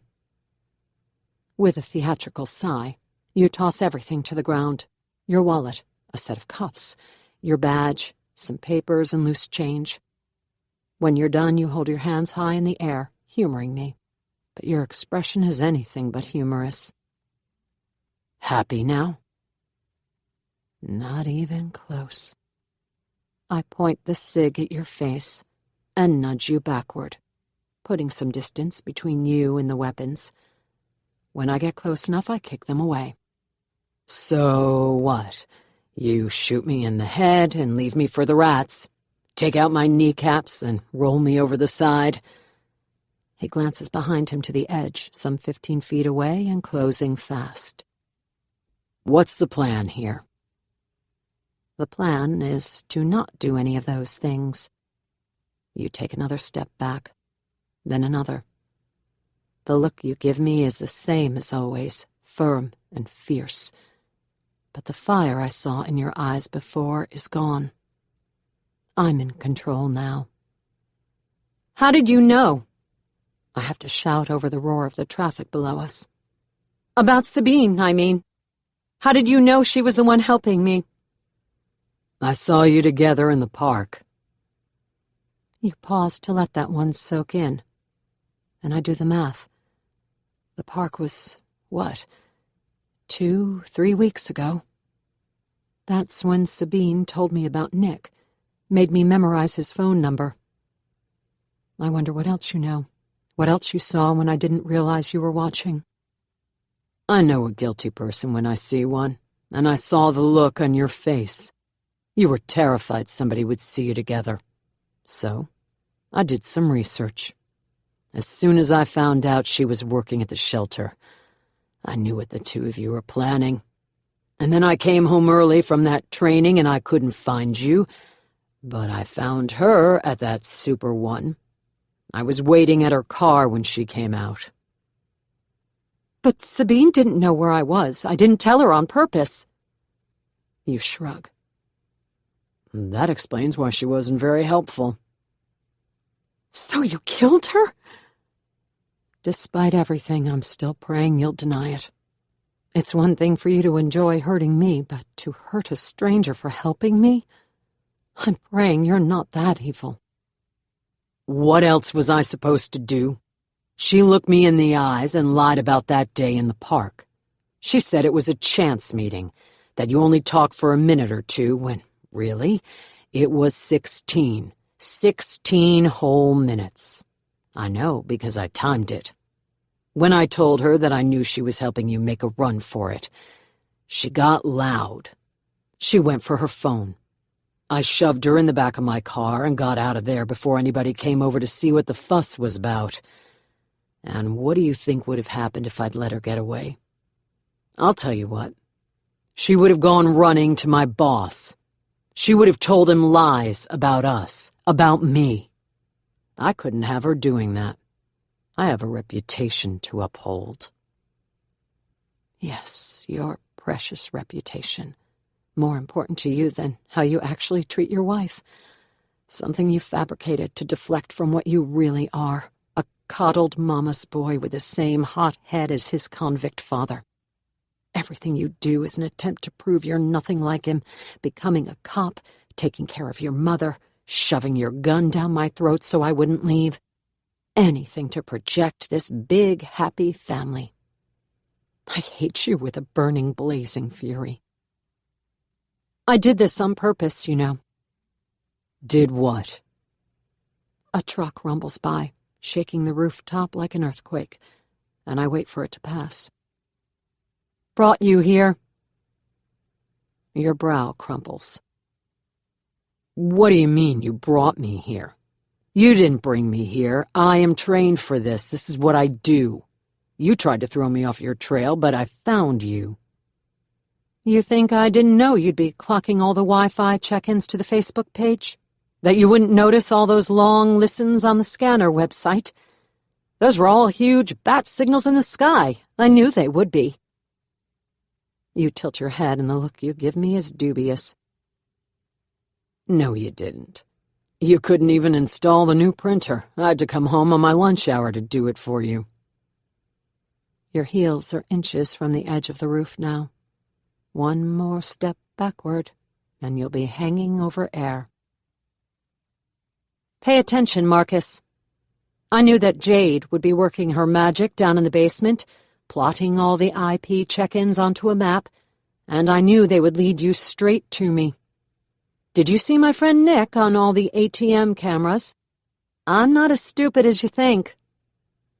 You don't say a word, but your expression is cussing me out. And how about those phones from that skeevy mini-mart? Did you find those? I catch the flash of surprise in your eyes, the way your jaw goes slack, and I laugh. A harsh, bitter sound. I gave 3 of them away to random people I met on the street. The 4th one I used for days. I stole money from a church. And then I spent it in a place just up the road, one with dozens of surveillance cameras. Are you getting what I'm telling you? I planned this. I sent up flares that would lead you here. I wanted you to find me. I see the moment the quarter drops, the way your brow clears in understanding, in shock. Your voice is both incredulous and enraged. You fucking bitch. Why? Because after all these years I'm finally standing up for myself? That doesn't make me a bitch. It makes me brave. Now apologize. No. Even now, backed into a literal corner with nowhere to go but through a bullet, you won't say the words. You can't get them over your tongue. I wag the gun, pointing in the air at your face. Repeat after me, Marcus. I am a sorry excuse for a human, and I apologize for ever hurting you. No! This time you shout it. You shake your head, your expression bitter. You're the one who should apologize, because this is all on you. I would have stayed with you forever. I would have died for you. You fucked this up, not me. I loved you, and you fucked us up. I shake my head. You didn't love me. You only loved what I could give you. Control. What? That's the dumbest thing I've ever heard. You don't give me control, I take it. And that right there is the crux of the problem. The one thing you did right. For too long I allowed you to take my power. I was complicit in my own victimization. It took an outsider, another woman, Sabine, to make me see that in order to end this, I had to demand my power back. I give the gun another wag. Hello, I'm in control now. And it works. The fury drops off your face and your eyes get glassy. You were wrong before, you know. I really do love you. You are the best thing in my life, the only part that makes it worth living. If I live to be 100, I'll never love anyone the way I love you. I shake my head. There is literally nothing you can say to make me lower this gun. Come on, babe. We still have good times. I can still make you laugh. And remember all those days last summer on the river? You drinking wine and sitting between my legs while I rowed. Let's go home and do that again. Let's pack a picnic and take out the boat. Your words are as manipulative as your apologies. The fake tears and grand romantic gestures that always come after a beating. A year ago, I might have said okay. I might have said, you are not well. You have a problem. I won't let you work through it alone. But I'm not the same person I was 10 months ago when I started planning this. Not the person I was 10 days ago either, when I told Sabine goodbye. I'm Beth Murphy now. And Beth Murphy knows what you're about to do. I know it from the way your weight shifts and your eyes get squinty at the corners. The way your hands tense into tight white fists, how your muscles vibrate but your knees get loose and liquid. You are a predator, ready to pounce. At the first sign of a lunge, I'd tilt the barrel a half-inch to the right and squeeze the trigger. Even though I was prepared for it, the pop reverberates up my arm and through my bones, a shock to my system. But it's nothing like the shock on your face. The bullet whizzes past your ear, and I bet it makes a whistling sound, doesn't it? I bet it feels like fire where it nicks your skin. Only a millimeter or two, but hot enough to send you staggering. One foot lurches back, but there's nowhere for it to go. Your other boot connects with the rooftop's rim, and your weight tumbles backward. Your ass hangs over the highway. You teeter on the edge for what feels like forever. Long enough for you to lift a hand to your ear and come away with blood. Long enough for me to lower the weapon and step back. Long enough for you to open your goddamn mouth and tell me you're sorry. And then, just like that, you're gone. Beth. 4 months later. I arrived 27 minutes into the Sunday service, halfway through a hymn that sounds more like a rock ballad. A good 40 singers are lined up across the back of the stage in bright purple robes, their expressions glorious on the twin LED screens above their heads. The Reverend sings along at the far end, tapping a tambourine in time on his knee. Their faces, their entire bodily beings radiate joy, as do those of the people around me, a full house of people swaying to the music. What did Martina call it? Happy clappy. Though now that I've seen it for myself, I'd sooner call it euphoric. Enough that nobody notices when I slip into an upper row seat. Not that anyone here would recognize me, now that my hair is back to its original color, the deep mahogany God originally intended. A couple more months and it'll touch my shoulders. Then again, maybe I'll leave it like this, in a bob, just long enough I can tuck a curl behind my ears. Now that I've gotten used to it being short, I rather like the freedom of fresh air on my neck. Sure beats the weight of hair, or the feel of Marcus's hand on it. And a woman at the airport yesterday said the haircut suited me, that it was sassy. I don't feel sassy quite yet, but I'm getting there. Is it weird that I still hear his voice? It's annoying, certainly, and maybe a little crazy, but sometimes I'll be going about my day, heating up a can of soup for lunch or brushing my teeth before bed, and he'll bitch about how I'm doing it all wrong.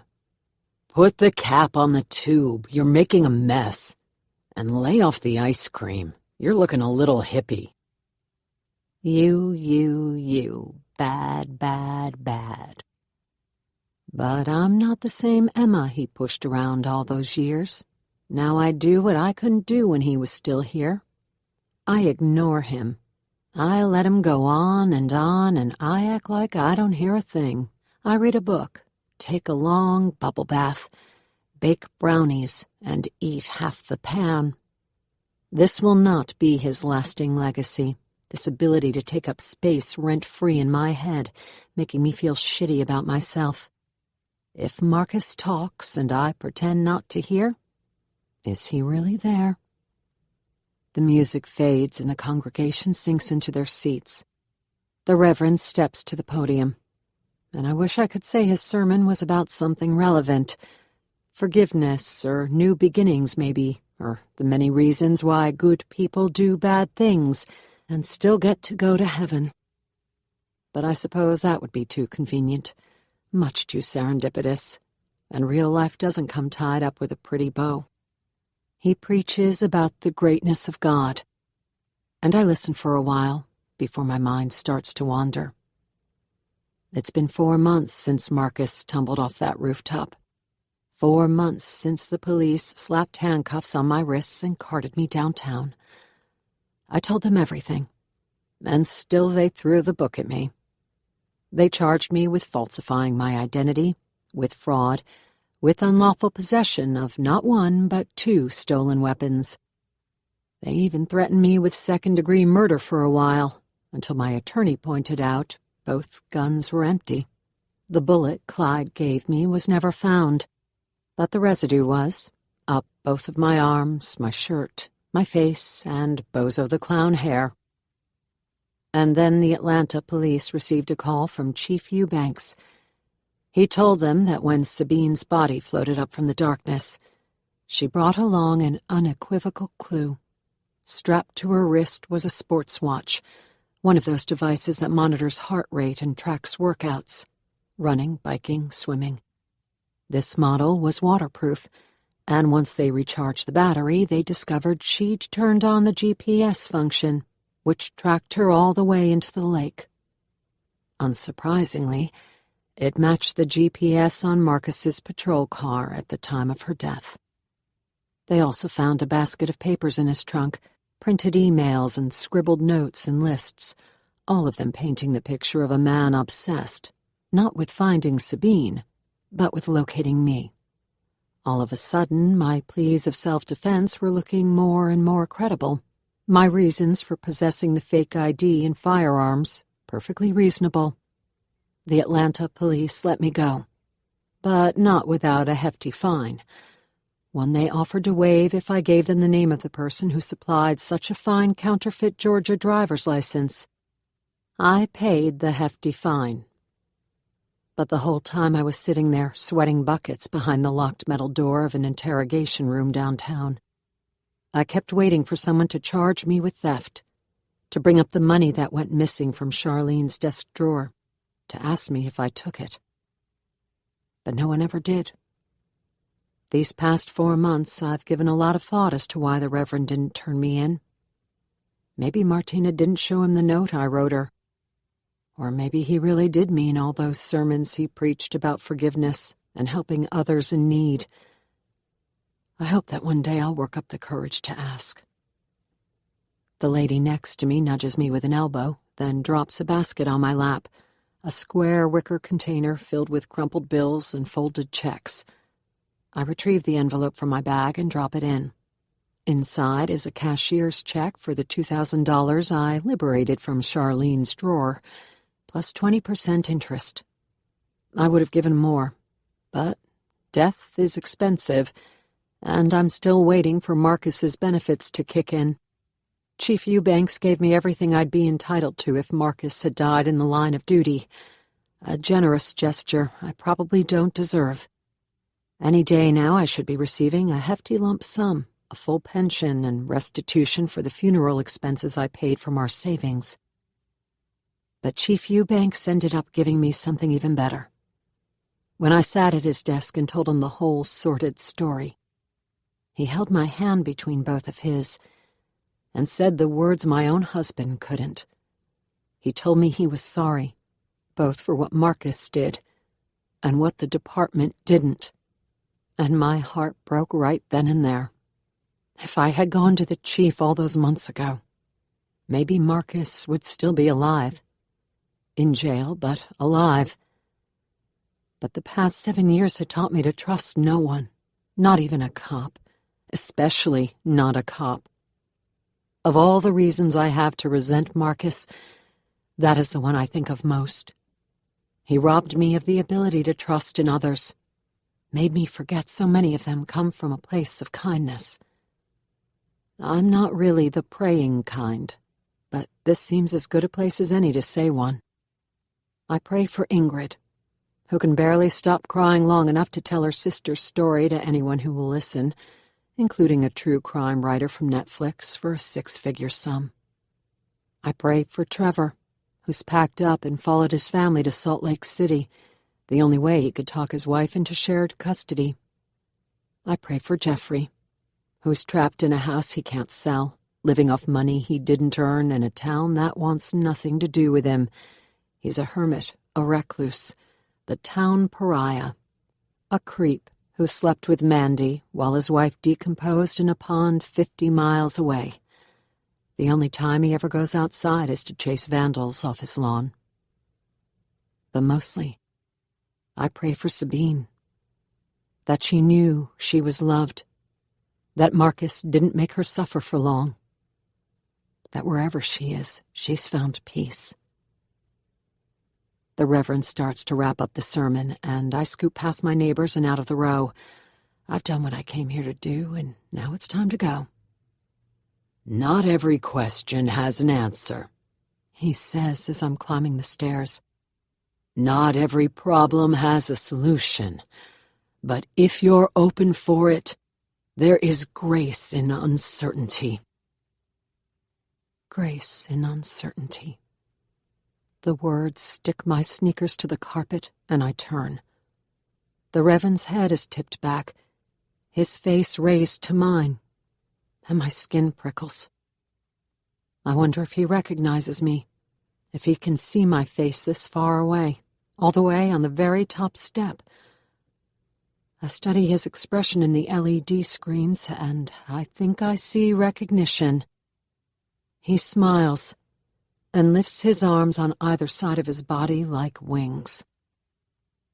Uncertainty leaves us open to doubt, yes, but it also opens us up to splendor and joy and wondrous surprise, to the beauty of hope. Nothing is certain, nothing is known, but it is in those moments of our greatest uncertainty that miracles happen. These past 4 months, I've shed a shitload of tears, more than I'd like to think about. But I stand here in the middle of the church aisle and bawl. And for the first time, I don't feel ashamed of my tears or wipe them away with a sleeve. I let them fall, because these are the good kind of tears. Well, if not happy kind, at least the everything's going to be okay kind. I tell myself the Reverend is right. There is grace in uncertainty, and everything's going to be okay. Down in the pit, the band starts up a melody, and the notes chase me up the stairs and out the doors into the bright October sunshine. Autumn makes Atlanta a much more pleasant place, the air dry and crisp and glorious under a bright blue sky. I tilt my face to the sun, letting the rays warm my skin. Maybe this is why people come to church, to feel lighter, to relinquish their fears and be calm, if only for an hour. I check my watch. 3 more hours until a plane carries me back to Pine Bluff, where I will pack up the house and leave for somewhere. I haven't decided yet. But after what happened on that rooftop, I have some karma to set right, and I plan to start here. I pull out my phone and thumb in the number I memorized on the banks of the Chattahoochee. She may be a thief, but who am I to judge? I know better than anyone that people will do all sorts of things in order to survive. The line connects, and I recognize the husky hello, that twinge of Spanish inflection she tries so hard to hide. Hello, Martina. It's me, Emma Durand.